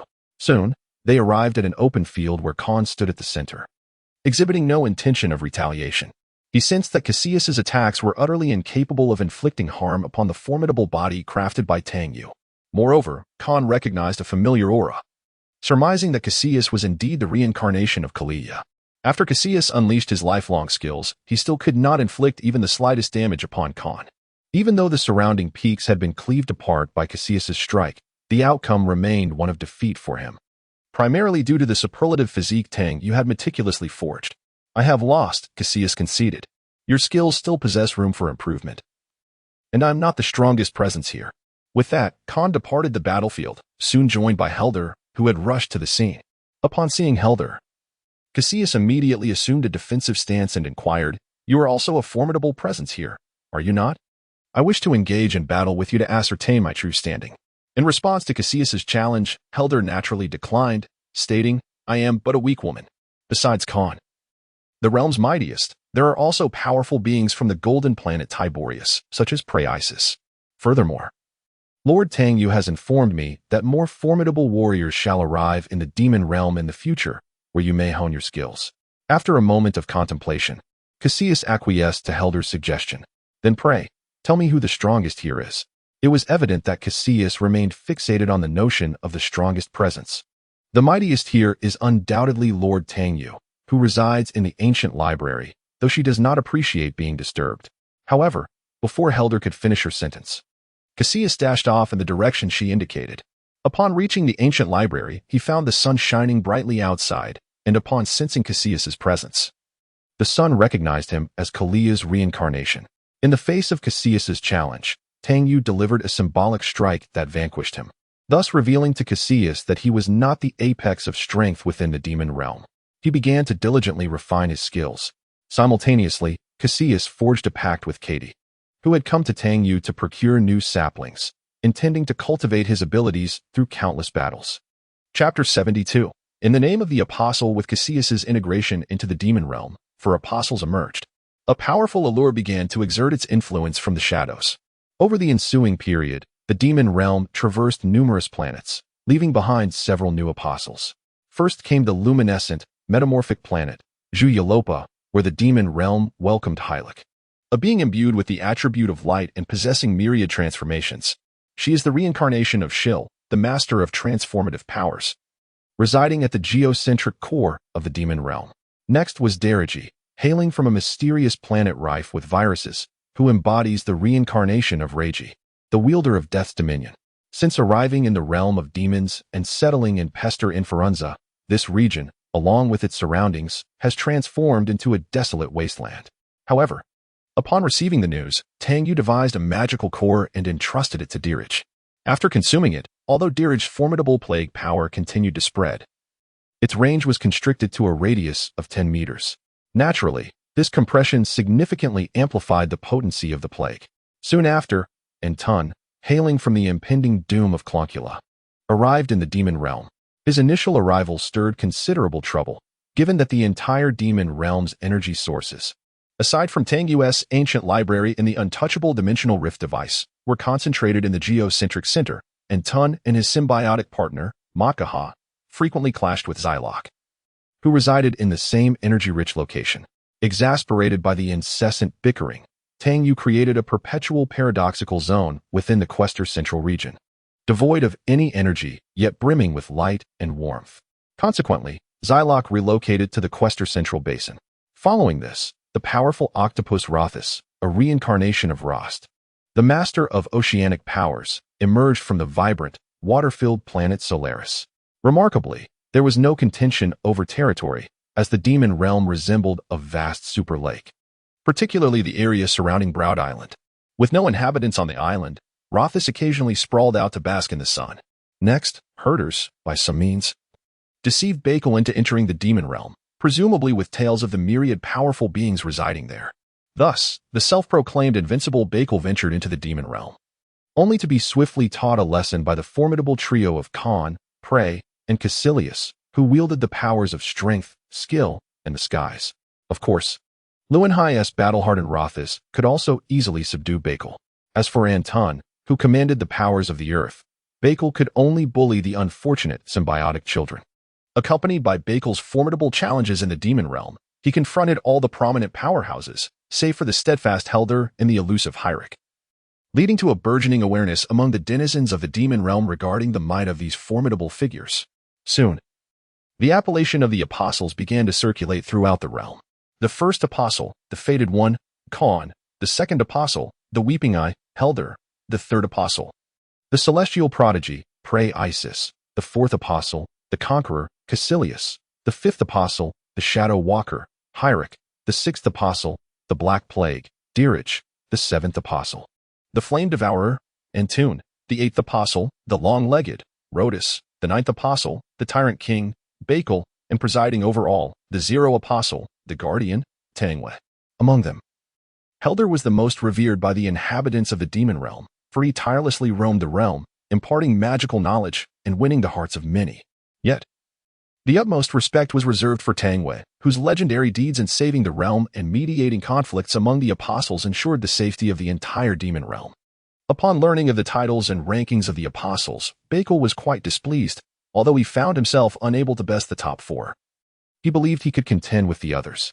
It was only upon discovering that the rankings were determined by the order of their arrival that he begrudgingly accepted it. Nevertheless, upon realizing Tang Yu's existence, Beiyana sought a confrontation. The incident unfolded when the Tyrant King boldly approached, only for Tang Yu to swiftly wield her newly replaced rending device, delivering a rather humiliating defeat to Beiyana. Following this encounter, Beiyana spent an entire month recuperating in bed. At that moment, Tang Yu was engrossed in her experiments within her laboratory. Assisted by Monica, who was accompanied by a young girl named Ichi, Monica's newly adopted disciple. Now grown, Monica had matured into a young woman, her studies in demonic arts having surpassed whimsical notions, and she had officially assumed the role of the library's director. Unbeknownst to Tang Yu, Helder, as was customary, perused the fateful tome, The Era of Creation, within the library.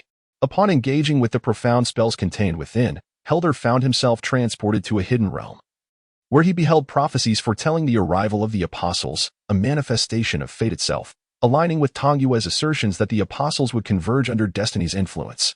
Helder discerned that portions of the stone tablet before him were missing, leaving only the first and fourth chapters intact. From these fragments, he surmised that the reconstruction of the planet Terra could only be achieved through the voluntary sacrifice of the powers of the 12 gods. Helder was resolutely convinced of this truth. Though others might remain oblivious, the essence of the power he inherited embodied the depth of emotion. Upon learning the means to restore Terra, Helder could no longer suppress the profound feelings he harbored for the bygone golden age of the planet. A plan began to brew within Helder's heart, yet the current demon realm held many attachments she could not easily relinquish, such as her exceptional disciple, Alice. Chapter 73. Helder's scheme. Upon discovering the tome of the Genesis of Creation, Helder acquired it from Tang Yu. At the time Helder mentioned the book, Tang Yu had completely forgotten about its existence, as the entire library was merely a fade, filled with volumes she had never personally perused. Shortly after obtaining the Genesis of Creation, Helder opened a portal leading to a serene continent.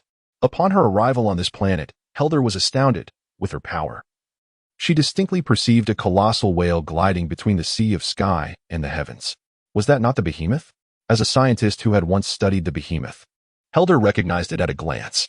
The place to which Helder had arrived was none other than Arad, which Tang Yu had constructed using an oceanic planet and fragments of Terra.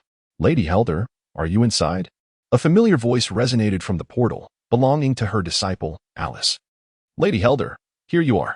I have just received a new batch of students and wish to present their names to you. As she spoke, Alice handed Helder a list. While Helder examined the list, Alice, after greeting her, intended to pass through the portal back to the demon realm. However, at that moment, an unexpected incident occurred. The portal suddenly trembled.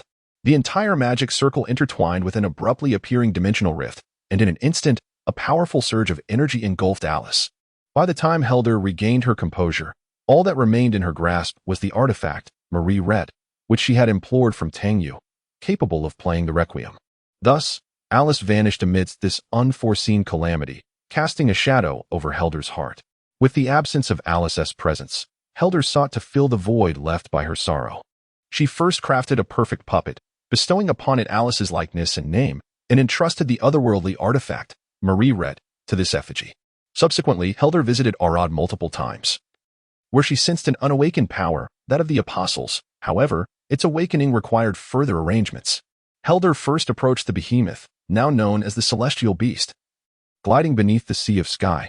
There, she conducted experiments with the followers of the goddess Venus, modifying a text that intertwined the biological sciences of Terra before entrusting it to her devotees.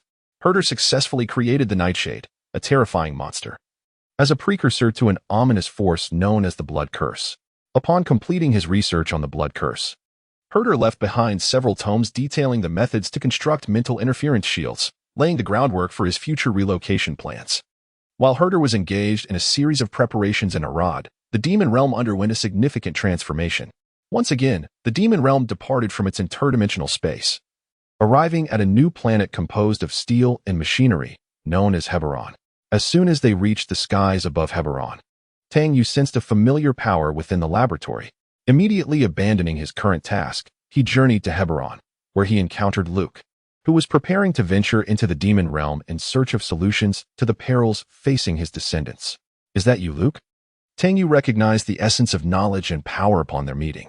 However, Luke appeared utterly perplexed, completely unaware of what Tang Yu was saying. I am Luke, the sovereign of Heberon, intending to travel to your world to find a resolution for my descendants' inability to coexist in light and darkness, he said, sensing Tang Yu's goodwill. Ah, so you're Luke. Very well then. I presume you must be an exceptional builder? Tang Yu seemed to have forgotten that Luke had long since passed, having spent recent years in idleness or tinkering with futile inventions. Naturally, he was elated to find a library filled with relevant professional resources. Ultimately, under Tang Yu's guidance, Luke arrived in the demon realm, where the two collaborated in the ancient library's laboratory to forge a powerful homunculus spec. Afterward, Luke returned to Heberon, unable to part with his creations. Not long after his return, Herder received news. Stealthily, he transferred Luke to the demon realm and then directed the realm toward Arad. Soon, Tang Yu discovered Luke within the demon realm, albeit he had regressed into an elderly figure due to his inability to absorb light and dark energy. Although Tang Yu was pleased that Luke could remain in the demon realm, They had already departed from Heberon, and thus it had to be accepted, driven by instinct. Luke began the restoration of the energy supply to the Geotrack Center. Although the center remained in prolonged darkness, there were moments of illumination during Anton's slumber. As Luke diligently worked on the construction, the Golden Jester made his appearance in the Demon Realm. With the assistance of the Golden Jester, Luke commenced the creation of Silent City. Meanwhile, Helder's plan was gradually unfolding, as a unified human empire had recently been established on the continent of Arad.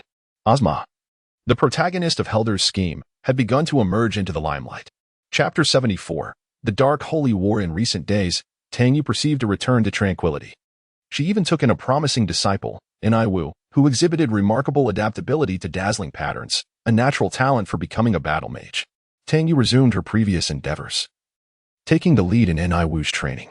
As for Monica, she discovered a well-preserved laboratory located within the Elden Memorial in the Harlan region. There, Monica established a magical scholarly faction under the name of the Ancient Library, and Beiqi was brought there to reside. Naturally, Beiqi frequently visited Tang Yu for companionship.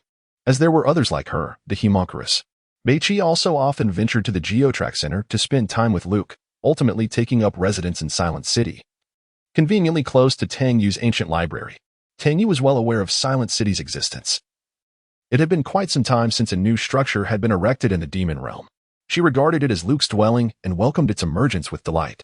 At this moment, the Demon Realm is steadily advancing towards the direction of Arad. Herder, on the other hand, has not made an appearance in the Demon Realm for quite some time. Were it not for Alice's ongoing activities in the Demon Realm, its inhabitants would have presumed that something had befallen Herder. In contrast to the original timeline, the presence of Tang Yu in the Demon Realm has led to the apostles largely fulfilling their needs, or, perhaps, being wary of Tang Yu's formidable power. Consequently, they tend to behave with restraint. Although the lives of the Demon Realm's denizens are not affluent, they are not in a state of utter turmoil. In Arad, the ominous prelude to a grand event has begun. The Empire's Archmage, Ozma, has been wrongfully imprisoned and subjected to torment. After enduring immense suffering, Helder intervened, bestowing upon Ozma the power of the blood curse. With this newfound strength, the dormant apostolic power within Ozma was awakened. Soon, the blood curse began to spread throughout the Empire, infiltrated by impostors. The populace, gripped by fear, faced a relentless onslaught of monstrous aberrations and the constant threat of their fellow beings transforming into beasts. The Empire's resistance proved to be woefully ineffective. Amidst the rampant spread of the blood curse, an angel descended, one named Michael, possessing the divine powers of an angel. Michael was endowed with the ability to see through the veils of deception. Under his guidance, the clerical order was established, where he imparted the divine martial arts to those deemed worthy. As the clerics, led by Michael, entered the fray, a monumental clash erupted between the forces of the blood curse and the clerics. With Michael at the helm, the impostors were swiftly eradicated, compelling Ozma to take the field personally, leading the Dark Four Kings into a fierce battle in the Chester region. In this cataclysmic confrontation, both sides suffered grievous injuries, and the very land itself was stained a deep shade of black. At this moment, the Demon Realm was drawing near to Arad. Tangwei, situated in the Demon Realm, was diligently training Niwu. However, today was evidently a day filled with busyness. She sensed that the Demon Realm had once again emerged from the alternate dimension, arriving at a cerulean planet. Upon catching sight of this planet, Tangwei recalled that after her return to the library, she had been so engrossed in the Demon Realm that she had forgotten another part of the Terra Star was still suspended in the cosmos. As the Demon Realm approached Arad, Tangwei, after calling Niwu to continue her training, rushed into the building. She hurriedly retrieved a colossal machine from the laboratory and made her way to the Geocentric Center. Upon arriving at the Geocentric Center, she encountered Becky, who was idly wandering about. "Ah, it's Lady Tangwei. Have you come here to play with me?" Becky exclaimed with excitement, bouncing towards her. "It's Becky. Is Luke home?"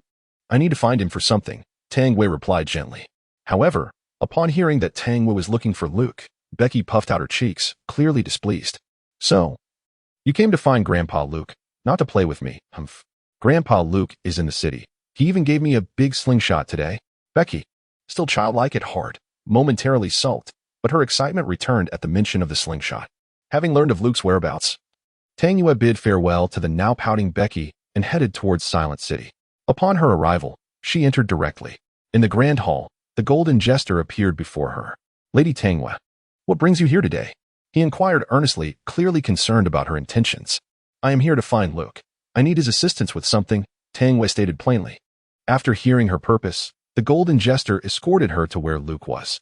At this moment, Luke was not the frail old man depicted in the original narrative, but rather maintained his peak form, thanks to Tang Wei. Upon realizing that Luke had remained in the demon realm and had deteriorated due to a lack of light and dark energy, Tang Wei had created a gem that provided the sustenance needed for him to maintain his form. While it could not restore his combat prowess to its zenith, it was sufficient to preserve his intellect. Tang Wei, what brings you here? Luke asked, directing Manus in the construction of Silent City while addressing her. I wish to install this interdimensional anchor device in Silent City, anchoring half of the demon realm to the world below, while the other half will directly penetrate the alternate dimension, allowing for continuous traversal between the worlds I have previously explored. Tang Wei articulated her request. After a moment of contemplation, Luke inquired, so one half of the demon realm will remain stationary, while the other half will continue onward, passing through Heberon again, correct? Isn't that obvious? Of course. It will. This is a super machine I constructed specifically for this purpose. Hurry, install it. This location in Silent City is perfect for the anchor point. Tang Yu persistently urged Luke to install the device she had brought into the Silent City. After a lengthy discussion, Luke finally acquiesced. Following the installation of the interdimensional anchor device, a colorless beam of light erupted as the demon realm approached Arad, shattering the space above. Subsequently, the movements of the demon realm came to a halt. However, on the other side, it could be observed that the demon realm had already penetrated the interdimensional space, with the scenery within it continuously shifting, as if the demon realm still pressed forward. Thus, the demon realm officially linked to the continent of Arad. Chapter 75. The Rebirth of Terra. While Tang Yu and Luke anchored the demon realm, what was Helder engaged in? Naturally, he was observing the Dark Holy War. The Dark Holy War had now reached its climax, unfolding upon the blackened earth with the fierce battle between Michelle and Ozma. The two were locked in combat, their powers of peace and discord clashing with each strike. However, as the battle progressed, both Helder and Michelle discerned a troubling issue. Neither apostle could bring harm to the other. Helder realized that her plan required modification, and thus the scheme known as transfer began to take shape. As Michelle sensed the predicament, realizing that neither side could vanquish the other, it became evident that this battle would endure indefinitely. Just as Helder intended to confine Ozma to another dimension, Tang Yu descended from the heavens. Upon arriving on the battlefield, Tang Yu swiftly transported Ozma, Michelle, and Helder to the demon realm. Once in the demon realm, Tang Yu inquired of Helder, what brings you to Arad? Helder articulated her purpose. This is to reconstruct Terra, yet she refrained from divulging the specifics of her plan. Reconstruct Terra? What is your interest in that? Just moments ago, Terra has completed its reconstruction, Tang Yu remarked, her gaze filled with confusion as she looked at Helder. Helder, taken aback by Tang Yu's words, was engulfed in disbelief. What? Terra has already been rebuilt? Helder was astonished, unable to fathom that her remaining aspiration had slipped away so effortlessly. What is there to be surprised about? Arad is merely a composite formed from the remnants of Terra, Tang Yu explained. Moreover, just a short while ago, I witnessed the Genesis ship hovering above Arad, suggesting that its inhabitants are indeed descendants of the Terrans, coupled with the recent anchoring of the demon realm. The reconstruction of Terra is complete both in terms of the planet and its people. As Tang Yu spoke, Helder's mind became increasingly disoriented. Then what have I done all this for? Alice is gone too. What significance do I have left? Helder began to question her own convictions. What? Alice is dead? Wasn't she quite active in the demon realm? Tang Yu exclaimed in surprise. Subsequently, Helder recounted her actions to Tang Yu, who felt a wave of embarrassment upon hearing Helder's tale. Do you truly place your faith in that tome, the Genesis of Creation? When you took it? I had not recalled, but now I remember, it was a novel penned by Sarah, kept in my possession. I never anticipated such a grand display, nor the creation of an independent space for it. Tang Yu couldn't help but lament the detrimental impact of juvenile fantasy literature. Upon uncovering the truth from Tang Yu, Helder's mental state grew even more tumultuous. By the way, where is Alice? Bring her to me. Perhaps there is a way. I recall that Marilet possessed the power of the soul. Hearing Tang Yu's words, Helder clung to this glimmer of hope and hastily departed. At this juncture, Tang Yu finally had the opportunity to manage the standoff between Ozma and Michelle. Stop glaring at each other. We are all on the same side. Tang Yu urged them with exasperation. On the same side. To me with him. Two, don't imitate me. two observing the unspoken camaraderie between them. Tang Yu reminisced about the days on Terra when the two frequently quarreled, their opposing powers clashing, unwilling to be silent like Darridge and his former self, thus leading to constant disputes. Enough of the bickering. You are all my former friends, the reincarnations of the 12 gods of Terra. Fundamentally, you share a common origin. Hence you cannot bring harm to one another. I have already prepared accommodations for you in the demon realm. As Tang Yu led Ozma and Michelle to their residence. Michelle was settled at St. Patrick's Cathedral, a fitting abode for an angel. Ozma, on the other hand, was placed in the Frisker Mountains of the Staten region. Thus, the demon realm had gathered all 12 apostles, with only the reincarnation of Sayla remaining unaccounted for. After arranging for Ozma and Michelle, Tang Yu returned to the ancient library. Hardly had she warmed the sofa when Helder burst in with Alice. Lord Tang Yu, I have brought Alice, Helder said anxiously, casting a worried glance towards Tang Yu. While Alice, still grappling with her nascent emotions as a doll, remained puzzled by Helder's urgency. Let me take a look, Tang Yu remarked, circling Alice. Noticing Helder's agitation, she decided against teasing him further. All right, there is nothing to worry about. Marilette preserved Alice's soul, and it is now slowly merging with this body. She simply needs to experience emotions. With Tang Yu's diagnosis, Helder felt a wave of relief wash over him. So, it means that by allowing Alice to experience more emotions, she will eventually be revived once her soul has fully merged? He inquired. Precisely. So there is nothing to fret about. Oh, and please inform Khan and all the apostles to gather at the council square tomorrow for a meeting. Those who cannot attend should receive this, Tang Yu instructed, tossing a few small devices to Helder. What are these? Helder asked as he caught the devices. Remote projection communication devices, just a little gadget. Remember not to be late, Tang Yu replied before sprawling back onto the sofa. Soon, the day of the meeting arrived. With Khan, who resided at the council square, being the first to arrive. All right, no more jokes. I have summoned you all for a significant matter. The demon realm has welcomed 12 apostles, yet the 13th remains elusive. Our goal is to find this 13th apostle. With Tang Yu's words, the first apostle meeting of the demon realm commenced. Shouldn't there be 13 present? Caecilius interjected bluntly, disregarding the atmosphere. Caecilius, I do not count as an apostle. Hence there are 12. Do you understand? Tang Yu retorted sharply. After being scolded, Caecilius fell silent. Tang Yu, is the remaining one indeed Sayla? Khan asked. Indeed, Khan. Do you know why? It should be that Sayla was closest to you at the time. Thus her situation is the most dire compared to ours, Khan reasoned. What shall we do about it? Luke, the knowledge bearer, inquired. At this moment, Tang Yu revealed the pivotal plan of the meeting. I have a strategy. We will utilize the sharpened blades of experience to allow them to grow together, ultimately achieving awakening. I shall refer to these blades as adventurers. Chapter 76, Masala. In the remote mining colony of Masala within the Terran Federation, a day of transformation has dawned. On this very day, Tang Yu traversed the world passage and arrived in this realm. As the preparations for the Demon Realm's Trial Blade project required additional time, Tang Yu seized the opportunity to take a brief respite. Masala is a desert planet, albeit rich in mineral resources, particularly renowned for its distinctive silicon ore, which shall henceforth be referred to as crystal ore.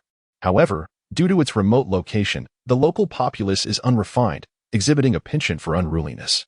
To contend with such ruffians, one must rely on notorious figures with a fierce reputation. Thus the sheriff of this place is a member of the infamous Heaven's Demons, a position that will soon be held by the infamous Jim Reno, master of the Shattered Star Revolver. At the Masala Tavern, a voice that seemed incongruous with this world resonated from outside. I would like a large glass of iced red tea. The sole patron within the tavern, Jim Reno, looked on in astonishment as the tavern door swung open. It was a rarity for anyone to visit the bar, let alone order iced red tea. Hey, a self-service bar. Yet it appears there is only a customer and no proprietor? As Tang Yu entered, she spotted Jim Reno seated at the bar. He, in turn, was captivated by the sight of this delicately crafted little girl, hardly 5 feet tall. Typically, such a lavishly dressed young lady would belong to a wealthy family within the Federation, residing in Tarsanis. Sir, it is rather impolite to stare at a lady so intently, she remarked. Ah, my apologies. But shouldn't a girl of your age be at home studying? What brings you to a place like Masala? Jim Reno's surprise was palpable, intermingled with curiosity, for such a scenario was incongruous with the behavior of the Federation's elite. What do you mean by your age? I am on the cusp of 100,000 years old. You young whippersnapper, I merely mature at a slower pace. Tang Yu retorted, a single tear of sorrow escaping her eye. Despite having spent nearly 100,000 years in the demon realm, she had not grown a single inch, while her disciples, Monica and Niwu, along with their apprentices, had all matured. What? 100,000? Young lady, please do not jest. Jim Reno initially responded with surprise, but upon reflection, dismissed it as mere banter. By the way, what is this iced red tea you mentioned? Evidently, after their brief exchange, Jim Reno had developed a modicum of fondness for Tang Yu, leading him to inquire further about her curious drink. Do you not have iced red tea here? How is that possible? Iced red tea is quite a renowned beverage back on Earth, Tang Yu exclaimed, retrieving an enormous bottle of chilled iced red tea from her spatial pouch. This display left Jim Reno utterly astounded. What is this? He exclaimed. Iced red tea. Tang Yu replied, looking at Jim Reno with confusion. No, I mean the portal you just opened. What is that? Jim Reno was evidently astonished by this extraordinary ability. In his worldview, the most remarkable entities were those telepathic ghost agents. This is personal space, a realm for storing objects, and due to my formidable power, it is particularly vast. Here, take this. After responding, Tang Yu tossed a ring towards Jim Reno. What is this? Jim Reno clearly did not perceive the item in his hand as an ordinary ring. This is a spatial ring functioning similarly to the portable space I just mentioned, though it is more convenient, albeit with a reduced and fixed capacity. I have granted you access. You can manipulate it simply by using your consciousness, Tang Yu explained, pouring herself a generous glass of iced red tea and settling beside Jim Reno to enjoy it. After some experimentation, Jim Reno learned to utilize the spatial ring. Feeling quite astonished. I am Jim Reno. What is your name, and who exactly are you? I am Tang Yu. I thought you wouldn't ask. I hail from another world, and I could be considered a god, albeit my existence surpasses that of a deity by countless magnitudes. Tang Yu replied with a peculiar smile in response to Jim Reno's inquiry. God? Another world? You? Jim Reno's astonishment was palpable, and he wished to inquire further, but Tang Yu interrupted, saying, why ask so many questions? We are friends now. Come, I'll treat you to iced red tea. Thus, after exchanging drinks, Tang Yu and Jim Reno became friends. Ultimately, it was Tang Yu's enchanting appearance, combined with her extraordinary charisma and the strange powers she had acquired since arriving in this world, that eased Reno's reservations. After all, how could a seasoned warrior easily trust a stranger? I must tell you, just recently, I assisted the governor of Masala in conducting a simulated exercise. Masala is not at peace. Many bizarre creatures have emerged from the wilderness, some as large as 3 dogs, looking quite fearsome. Jim Reno began to recount his recent encounters once he and Tang Yu became familiar with each other. However, their conversation was abruptly interrupted when a federal soldier burst into the bar, clad in combat gear. Sheriff Reno, the governor has reported that an outpost has lost contact and requests your assistance in investigating the matter. All right, it seems work calls. We shall continue our conversation another time. With that, Jim Reno prepared to bid farewell to Tang Yu and depart. Wait, how could such an intriguing event unfold without me? I want to go too, Tang Yu exclaimed excitedly, having felt stifled after her prolonged research in the demon realm. After all, she was a battle mage at heart. This young lady is? The soldier inquired, evidently unfamiliar with Tang Yu. This is my friend Tang Yu. Let her join us. I will ensure her safety, Reno replied, conceding to the request. Upon stepping outside the bar, Reno mounted his beloved vulture vehicle, but as he turned to showcase it, Tang Yu swiftly produced the Ouroboros ring and seated herself within. What are you standing there for? Lead the way, Tang Yu urged Jim Reno. Reluctantly, Jim Reno began to drive the small vulture vehicle ahead, marking the commencement of Tang Yu's adventure in the Copulu Star Zone. Chapter 77. The Deadwater Camp. As the vulture sped forward, Tang Yu, under Jim Reno's guidance, finally arrived at the frontline base. A contingent of troops awaited their arrival. Several Marines and fire bats saluted Jim Reno upon seeing him and promptly followed his orders. However, they were taken aback upon encountering Tang Yu's Ouroboros ring, which stood at least as tall as a later model of the Thor. It could easily crush a tank, much to the approval of the Apocalypse tank. Of course, Tang Yu had brought the Ouroboros ring to the front line merely to make a statement. It was not yet time to engage in battle. Jimmy, this must be the destination, Tang Yu declared as she stowed away the Ouroboros ring and began rummaging through her pockets. The sight of her putting away such an imposing device astonished the soldiers, who had never witnessed anything like it before. Yes, our objective is to scout the forward outpost. What are you digging for? Jim Reno inquired, unable to suppress his curiosity. However, Tang Yu soon answered his question through action. She pulled out an enormous drilling machine from her pocket, reminiscent of a whimsical invention from a certain well-known cartoon. This drilling machine was unlike the ordinary frost driller. Its rear wheels were equipped with tracks identical to the front wheels, and a large, multicolored gem was installed where the engine would typically be. The drill bit had been modified from a threaded design to a conical shape, featuring 4 square openings along its surface, suggesting that something was concealed within the cone. And at its tip sat a faceted crystal. "Behold, the prism beam vehicle," she proclaimed with flourish. "What is that?" inquired the inquisitive Reno. "Excellent question. This is the super upgraded version of the frost driller that I developed during my millennia of tedium. It transforms the drilling attack into a focused prism beam cannon while maintaining exceptional stability. Simultaneously, the gem atop can fire intercepting beams, inflicting significant damage on aerial enemies. When in siege mode, the focusing crystal opens for sustained fire. The assembled crowd, lacking in formal education, merely felt a sense of awe as they listened. Upon concluding her explanation, they began to applaud in unison. Once the flattery subsided, Tang Yu mounted the prism beam vehicle and charged ahead. Jim Reno and the others hastened to keep up with her pace. Under Tang Yu's leadership, the group soon approached the forward outpost. As they neared within 100 meters, a swarm of jump bugs erupted from the ground, lunging towards them. "Prism beam, fire." Upon witnessing the unfolding situation, Tang Yu promptly pressed a button, causing the crystalline tip to gather a radiant light, which was swiftly unleashed. The beam incinerated the first of the jumping insects upon contact. However, this was merely the beginning. As the beam struck the initial creature, it scattered, sending forth numerous smaller beams that inflicted minor damage upon the surrounding secondary targets. Action direction: Phantom Tank, Jim Reno, witnessing the onset of battle, immediately commanded the fire bats to form a front line to obstruct the oncoming horde, while the Marines provided support from the rear, ensuring that these monstrous beings did not encroach upon them. Simultaneously, Reno maneuvered his vulture vehicle into position, launching an offensive against the jumping insects. The fire bats positioned themselves at the forefront, targeting the creatures that the Marines were unable to eliminate in time. A wave of small creatures was swiftly eradicated, allowing Reno to call for a brief respite. It was evident that the situation was far from straightforward. During prior drills, these monsters had only been a small contingent. Yet now they had amassed into a formidable force. Jim Reno took a moment to analyze the predicament. Indeed, it had been some time since contact was lost with the forward outpost, and all personnel within had perished at the hands of these creatures. As one of the Marines responded, their brief pause was soon over, and the group pressed onward, quickly arriving at the interior of the forward outpost.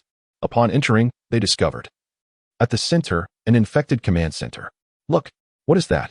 a Marine exclaimed, pointing at the tainted structure. "That's the command center. How could it be like this? It seems to have been taken over by something. We must destroy it," Jim Reno ordered upon assessing the situation. However, the task was evidently not so simple. Just as they were preparing to act, several acid-spitting spitters surged forth from behind the infected command center, targeting Jim Reno and his team. "What kind of monstrosity is this?" Jim Reno cried out in astonishment. Yet, while Jim and his group remained in shock, Tang Yu had already readied the prism beam vehicle.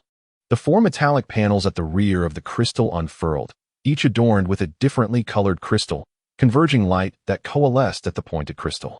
A robust beam was then directed towards the infected command center. The beam advanced relentlessly, obliterating the newly emerged jumping insects and spitters along its path, reducing them to ashes. Ultimately, the target, the infected command center, rapidly disintegrated under the beam's intensity, culminating in a resounding explosion that scattered its remnants. "What were you just about to do?" Tang Yu emerged from the vehicle, addressing Jim Reno. The spectacle before them finally elucidated the immense power of the vehicle that the young girl had spoken of, as it had effortlessly dispatched all foes in a single strike. Task accomplished, Tang Yu followed Jim Reno to meet the governor, naturally in the prism vehicle, as the Ouroboros ring was conspicuously noticeable. However, just as Jim Reno began to report to the governor, a communication interruption occurred. "This is Duke. The command center you destroyed is federal property. In the name of the Federation, you are under arrest." "What?" At that moment, Reno was evidently taken aback. And just as he was about to retort, Duke severed the communication. Tang Yu, observing the situation, remarked, "Could it be that Duke is not just a fool?" "Indeed. The Federation is quite antiquated," Jim Reno concurred. Chapter 78. Departure from Masala before long. Individuals arrived with the intent to apprehend Jim Renault and Tang Yu. However, Tang Yu was not about to allow these imbeciles to imprison her. She promptly summoned Sandel and dispatched the capturing squad. After those apprehending forces returned, they planned to send more troops to execute their mission. Yet, Duke's forces were also facing difficulties. The insect hive at Masala had already been established and was launching a ferocious assault on Duke's base. Duke found himself overwhelmed.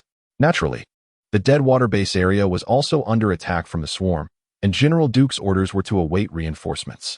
However, the forces at the Deadwater base were insufficient to repel the onslaught of the swarm.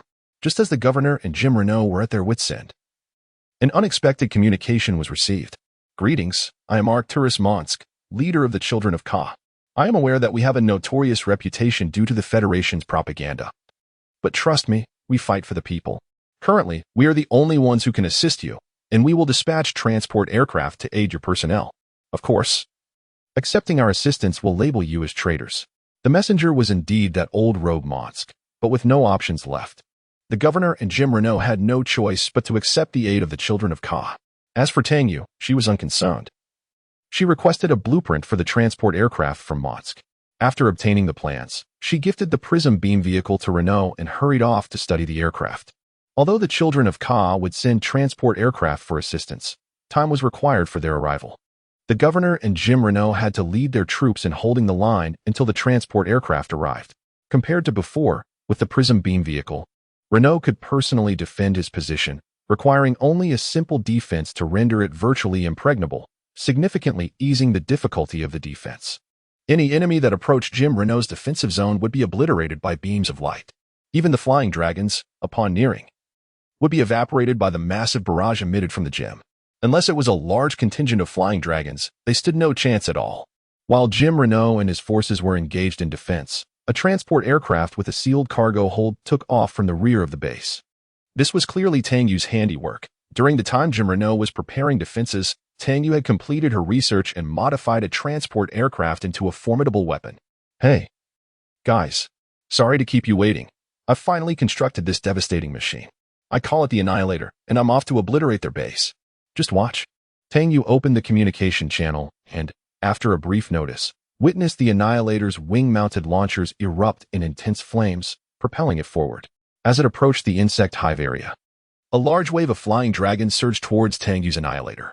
The fuselage of the Annihilator revealed spherical devices on either side, which opened to emit 3 radiant beams each, totaling 6 luminous arcs that swiftly traversed the sky, filled with flying dragons.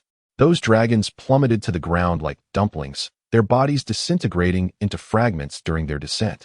This formidable weapon of the Annihilator was the interdimensional cutting beam. As it hovered above the base, the Serpentine and Spore turrets commenced their assault on Tang Yu. In response to the ground offensive, a protective shield enveloped the Annihilator, deflecting all incoming attacks. Shortly thereafter, a swirling vortex reappeared beneath the cockpit, unveiling a massive crystal surrounded by numerous smaller energy crystals. Subsequently, all the smaller crystals began to charge, emitting beams that converged upon the central crystal. After a moment of energy accumulation, a colossal beam erupted from the crystal, directed downward. Tang Yu piloted the Annihilator through the hive cluster, plowing the ground as she advanced. With each movement, beams of light scorched the earth, leaving nothing to grow in its wake. Truly deserving of the title Annihilator. This scene was witnessed not only by Jim Raynor at the Deadwater base, but also sensed by the Protoss fleet in orbit above Marcera. A report was made, indicating the detection of high-energy reactions akin to psionic energy. A Protoss operator informed Tassadar of the findings. Such a potent psionic reaction could not possibly emanate from humanity. Based on our extensive observations, humans lack the psionic adaptability to produce individuals with such formidable psionic power. Tassadar mused. First, we shall initiate a cleansing operation. I will personally investigate the matter.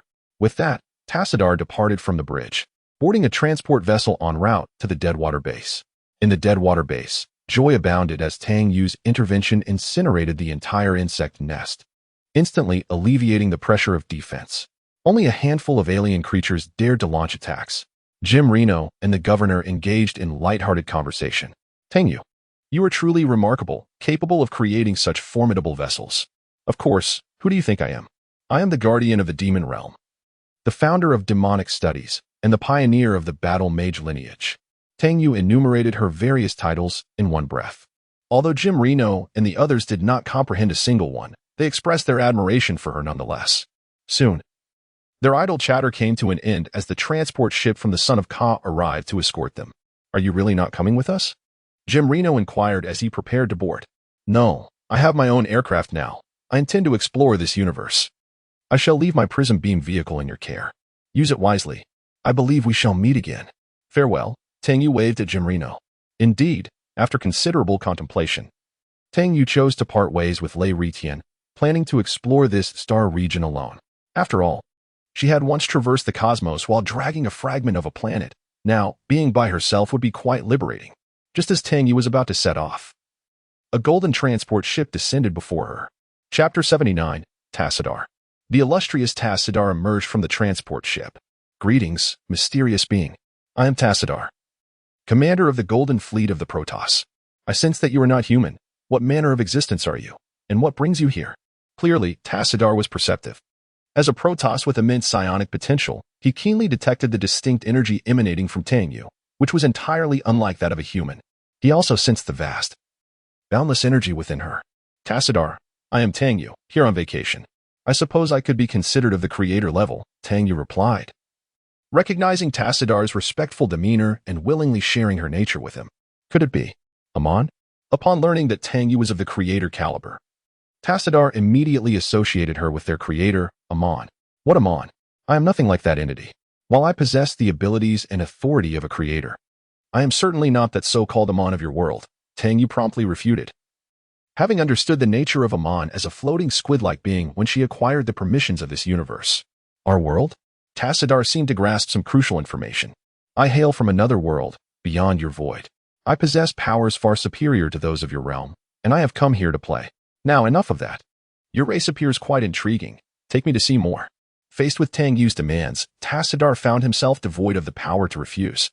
If indeed everything Tang Yu stated bore truth, she would be akin to another Zeradol from a different realm, undoubtedly beneficial to the development of the Protoss. Thus, Tang Yu boarded Tassadar's transport vessel, arriving aboard the Star Weaver. "Goodness, your taste is truly unique. Everything is resplendent in gold, simply extravagant." Upon her arrival, Tang Yu began to critique the Protoss aesthetic. The Protoss passing by cast puzzled glances in her direction, but upon spotting Tassadar, they hastily returned to their duties. "My lady Tang Yu, this is merely the natural hue of our Protoss alloy, beyond our control," Tassadar quickly clarified, sensing her apparent misapprehension regarding their artistic sensibilities. "Ah, I see. Well, that's rather dull," she replied, continuing her forward march. She soon reached the bridge, where the cleanup operation on Mars Sera was nearing completion, with only the final touches remaining. As she gazed out the viewport, she observed the scorched remnants scattered across Mars Sera, indicating the eradication of the alien infestation. "Fleet, prepare to set sail towards the next target," Tassadar commanded, commencing his tasks. "Tassadar, since there is nothing pressing, I shall visit your laboratory. Farewell," Tang Yu declared before dashing out of the bridge. Months swiftly passed, during which Tassadar's fleet became thoroughly acquainted with the formidable presence of Tang Yu. Ever since her visit to the laboratory, she had concocted an exceedingly elaborate set of armor. This armor boasted an incredibly potent psionic blade generator, capable of producing a light blade of a meter in length with ease, and under the amplification of Tang Yu's exaggerated energy intensity, could even unleash blades extending up to 40 meters, utterly absurd. Moreover, this armor was equipped with a shield that automatically siphoned energy from the void. Minor attacks barely affected the shield's integrity, as its recovery rate outstripped any damage sustained, while formidable assaults were significantly mitigated by a unique defense known as the resilient shield. The only method to counter such a shield was through sustained powerful attacks, akin to using a cannon to swat a mosquito, an endeavor one could not afford to ignore. In addition, Tang Yu constructed a sleek fighter craft aboard the Star Weaver, meticulously designed to align with Protoss aesthetics. The craft featured a forward-swept wing design, augmented by 2 additional thrusters at the wing's leading edge, allowing for 360-degree maneuverability and assault, complemented by a gravitational propulsion system. The weapon system employed is the Void Annihilation Ray, utilizing void energy for its assaults, which possesses an erosive effect. Ever since acquiring her own aircraft, Tang Yu frequently pilots the craft, aptly named the Wings of the Sky, soaring alongside the Golden Fleet, which, notably, cannot match its speed. Tassadar, have we arrived yet? I just equipped my Wings of the Sky with a storm energy convergence device yesterday and am eager to test it. Tang Yu inquired over the communications channel, her tone brimming with excitement, revealing her eagerness to experience the potency of her new weapon. Lady Tang Yu, we will soon reach Tarsanis. According to the information relayed by our detectors, the Zerg have already occupied a significant portion of the planet, and we are about to face a formidable battle. Indeed. While Tang Yu accompanied Tassadar in incinerating Zerg across the Star region, Jim Raynor's sons of Korhal had already secured a psionic launcher and were plotting against the federal capital. Tarsanis. Upon Tang Yu and Tassadar's arrival at Tarsanis, the vanguard forces encountered obstacles, failing to eliminate the Zerg in their early stages, suggesting interference from outside forces. Tassadar. What should we do now? Shall we glass the planet?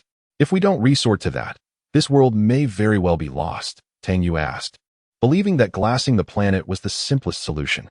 She sensed that a portion of the Zerg on this planet had already departed, far fewer than initially detected, indicating that if they had any objectives, they had likely been accomplished. Then let us proceed with the cleanup. However, the current circumstances make thorough eradication exceedingly troublesome. Clearly, in the face of a planet fully occupied, the Golden Fleet found itself somewhat overwhelmed. Thus, after completing the basic cleanup, the Golden Fleet, under Tang Yu's guidance, followed the coordinates for spatial transmission to Char. Chapter 80. The adventure on Char under Tang Yu's leadership, after traversing numerous temporal and spatial pathways. She and Tassadar finally reached the Zerg homeworld in the copperless sector, the lava planet Char. Before them lay the terminus of the temporal fluctuations. Whatever the Zerg had acquired was transported here. Stretching her limbs, Tang Yu remarked to Tassadar, having led the way in her Wings of the Sky. The Wings of the Sky now rested in the hangar of the Star Runner, where phase engineers were conducting research on it. After their conversation, Tang Yu retreated to her quarters aboard the Star Runner for some rest. Meanwhile, Tassadar could not afford to rest. He had to organize personnel to investigate the planet Char and uncover the Zerg schemes. Following a night of recuperation, Tang Yu returned to the bridge, brimming with vitality. Tassadar, have you made any discoveries? Lady Tang Yu, the reconnaissance team reports that human forces have been detected on the planet's surface. Currently engaged in combat with the Zerg in a valley, Tassadar relayed without hesitation. As Tang Yu slumbered, the phase engineers studying the Wings of the Sky reaped immense benefits. After slight modifications, they developed gravitational wave technology. The current Star Shuttle had been equipped with new apparatus capable of launching gravitational rays, creating a vortex at the target point to draw surrounding enemies toward its center, the vortex of the Walla Zone. With this in mind, Tang Yu decided to take a leisurely stroll around their vicinity. Thus, she made her way to the Ganaku, piloting the Wings of the Sky toward the combat zone below. It is noteworthy that thus far, the Golden Fleet had not been obliterated by the massive swarm of explosive mosquitoes, as Tang Yu had modified the Arbiter, enabling it to become cloaked while deploying a hidden stance. As Tang Yu soared through the atmosphere in the Wings of the Sky, she soon spotted a large swarm of explosive mosquitoes and flying dragons charging toward her. What a delightful welcome, she exclaimed, promptly adjusting her thrusters to reverse mode. She deftly maneuvered, evading the oncoming horde of flying dragons and explosive mosquitoes with ease. The impressive agility of the Wings of the Sky rendered her untouchable, while the void rays continued to be unleashed, steadily diminishing the ranks of her adversaries. Just as Tang Yu executed her thunderous aerial maneuvers, another massive wave of explosive mosquitoes and flying dragons surged forth from a nearby nest, preparing to flank her. What a joke! Can one truly be cornered in a 360-degree assault? With a swift drift in reverse, she effortlessly separated the two enemy factions, continuing her evasive tactics. As time passed, the flying dragons and explosive mosquitoes converged in greater numbers, soon forming a vast sea of insects. What an opportune moment. Let me test my new equipment. Storm Cannon, activate. A multitude of psychic energy arcs converged at the Wings of the Sky, coalescing into a tempestuous energy sphere. With a swift whoosh, the energy sphere surged into the heart of the insect swarm, exploding in a brilliant flash and instantly vaporizing the insects in the center. The resulting explosion unleashed a vast storm of psychic energy across the sky, electrocuting the remaining foes. Alas, one strike, all down. After obliterating this wave of insects, Tang Yu continued her flight toward the canyon. In the core region of the Char insect nest, SAS exclaimed, What was that? It annihilated such a colossal swarm with merely one strike. Daigle replied, I am uncertain, but it appears to resemble the style of our arch-nemesis, the Protoss. You need not concern yourselves with this matter. I have my own plans. A resonant voice interjected into their conversation. Yes, master. It was evident that two Cerebrates were in awe of Tang Yu's formidable creation. Returning to Tang Yu, once she arrived at the Grand Canyon, she flew above the human stronghold, luring a substantial wave of anti-air missiles, then artfully maneuvered through them until they lost propulsion and fell to the ground. After completing all of this, Tang Yu soared once more above the Imperial armies, inciting considerable irritation in Duke, the leader of the human forces, whom she recognized as the very individual who once sought to imprison her in Masara. To vex him further, she circled the area. Once her display of missiles was concluded, Tang Yu directed her flight towards the lair of the alien insects. At the heart of the nest, she discovered a peculiar cocoon, emanating a unique and formidable energy that she could distinctly sense. Enchanted by the prospect, Tang Yu resolved to manipulate this cocoon. Suspending her vessel, the wing of the sky, high above, she activated its advanced cloaking device. Rising from her seat, she entered the cockpit, which appeared modest from the outside but contained boundless potential within.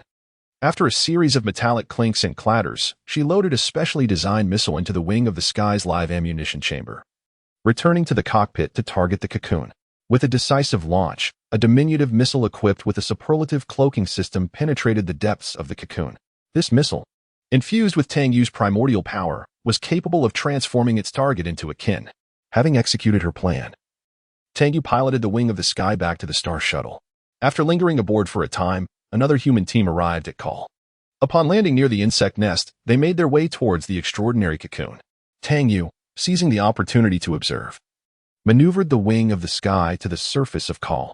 As she descended, the newly arrived human forces were being pursued and attacked by an alien creature resembling a human, Sarah Kerrigan, in pursuit of Jim Raynor. Oh, look who it is! Tang Yu exclaimed, materializing before Raynor, startling him and his companions. You are Tang Yu. How did you come to be here? Hurry. Sarah has been infected and is now hunting us. Jim Raynor, initially elated to see her, quickly remembered their perilous situation and urged Tang Yu to flee with them. Where are you heading, Jim?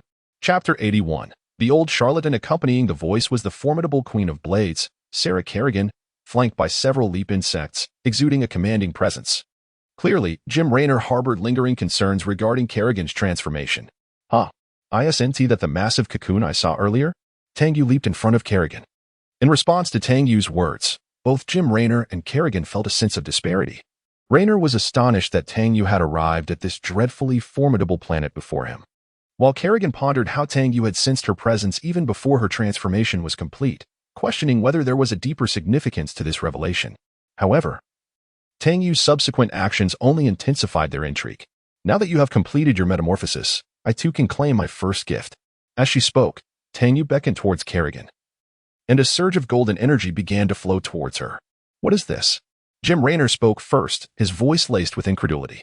This is the genetic code of the Zerg species. With this, I could create something entirely new.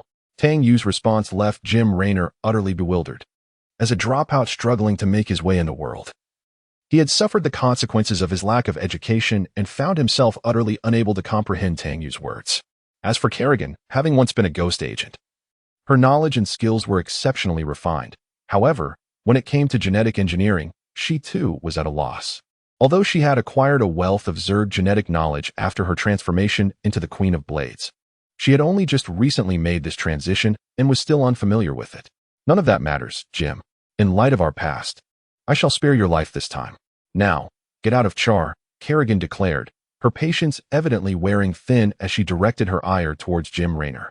Meanwhile, Tang Yu and the Zerg sensed that Tang Yu was not to be trifled with. Sarah. Jim Raynor seemed poised to say more, but a small hand seized his own, pulling him away. Let us go. Ignore this arrogant fool who has no grasp of the situation.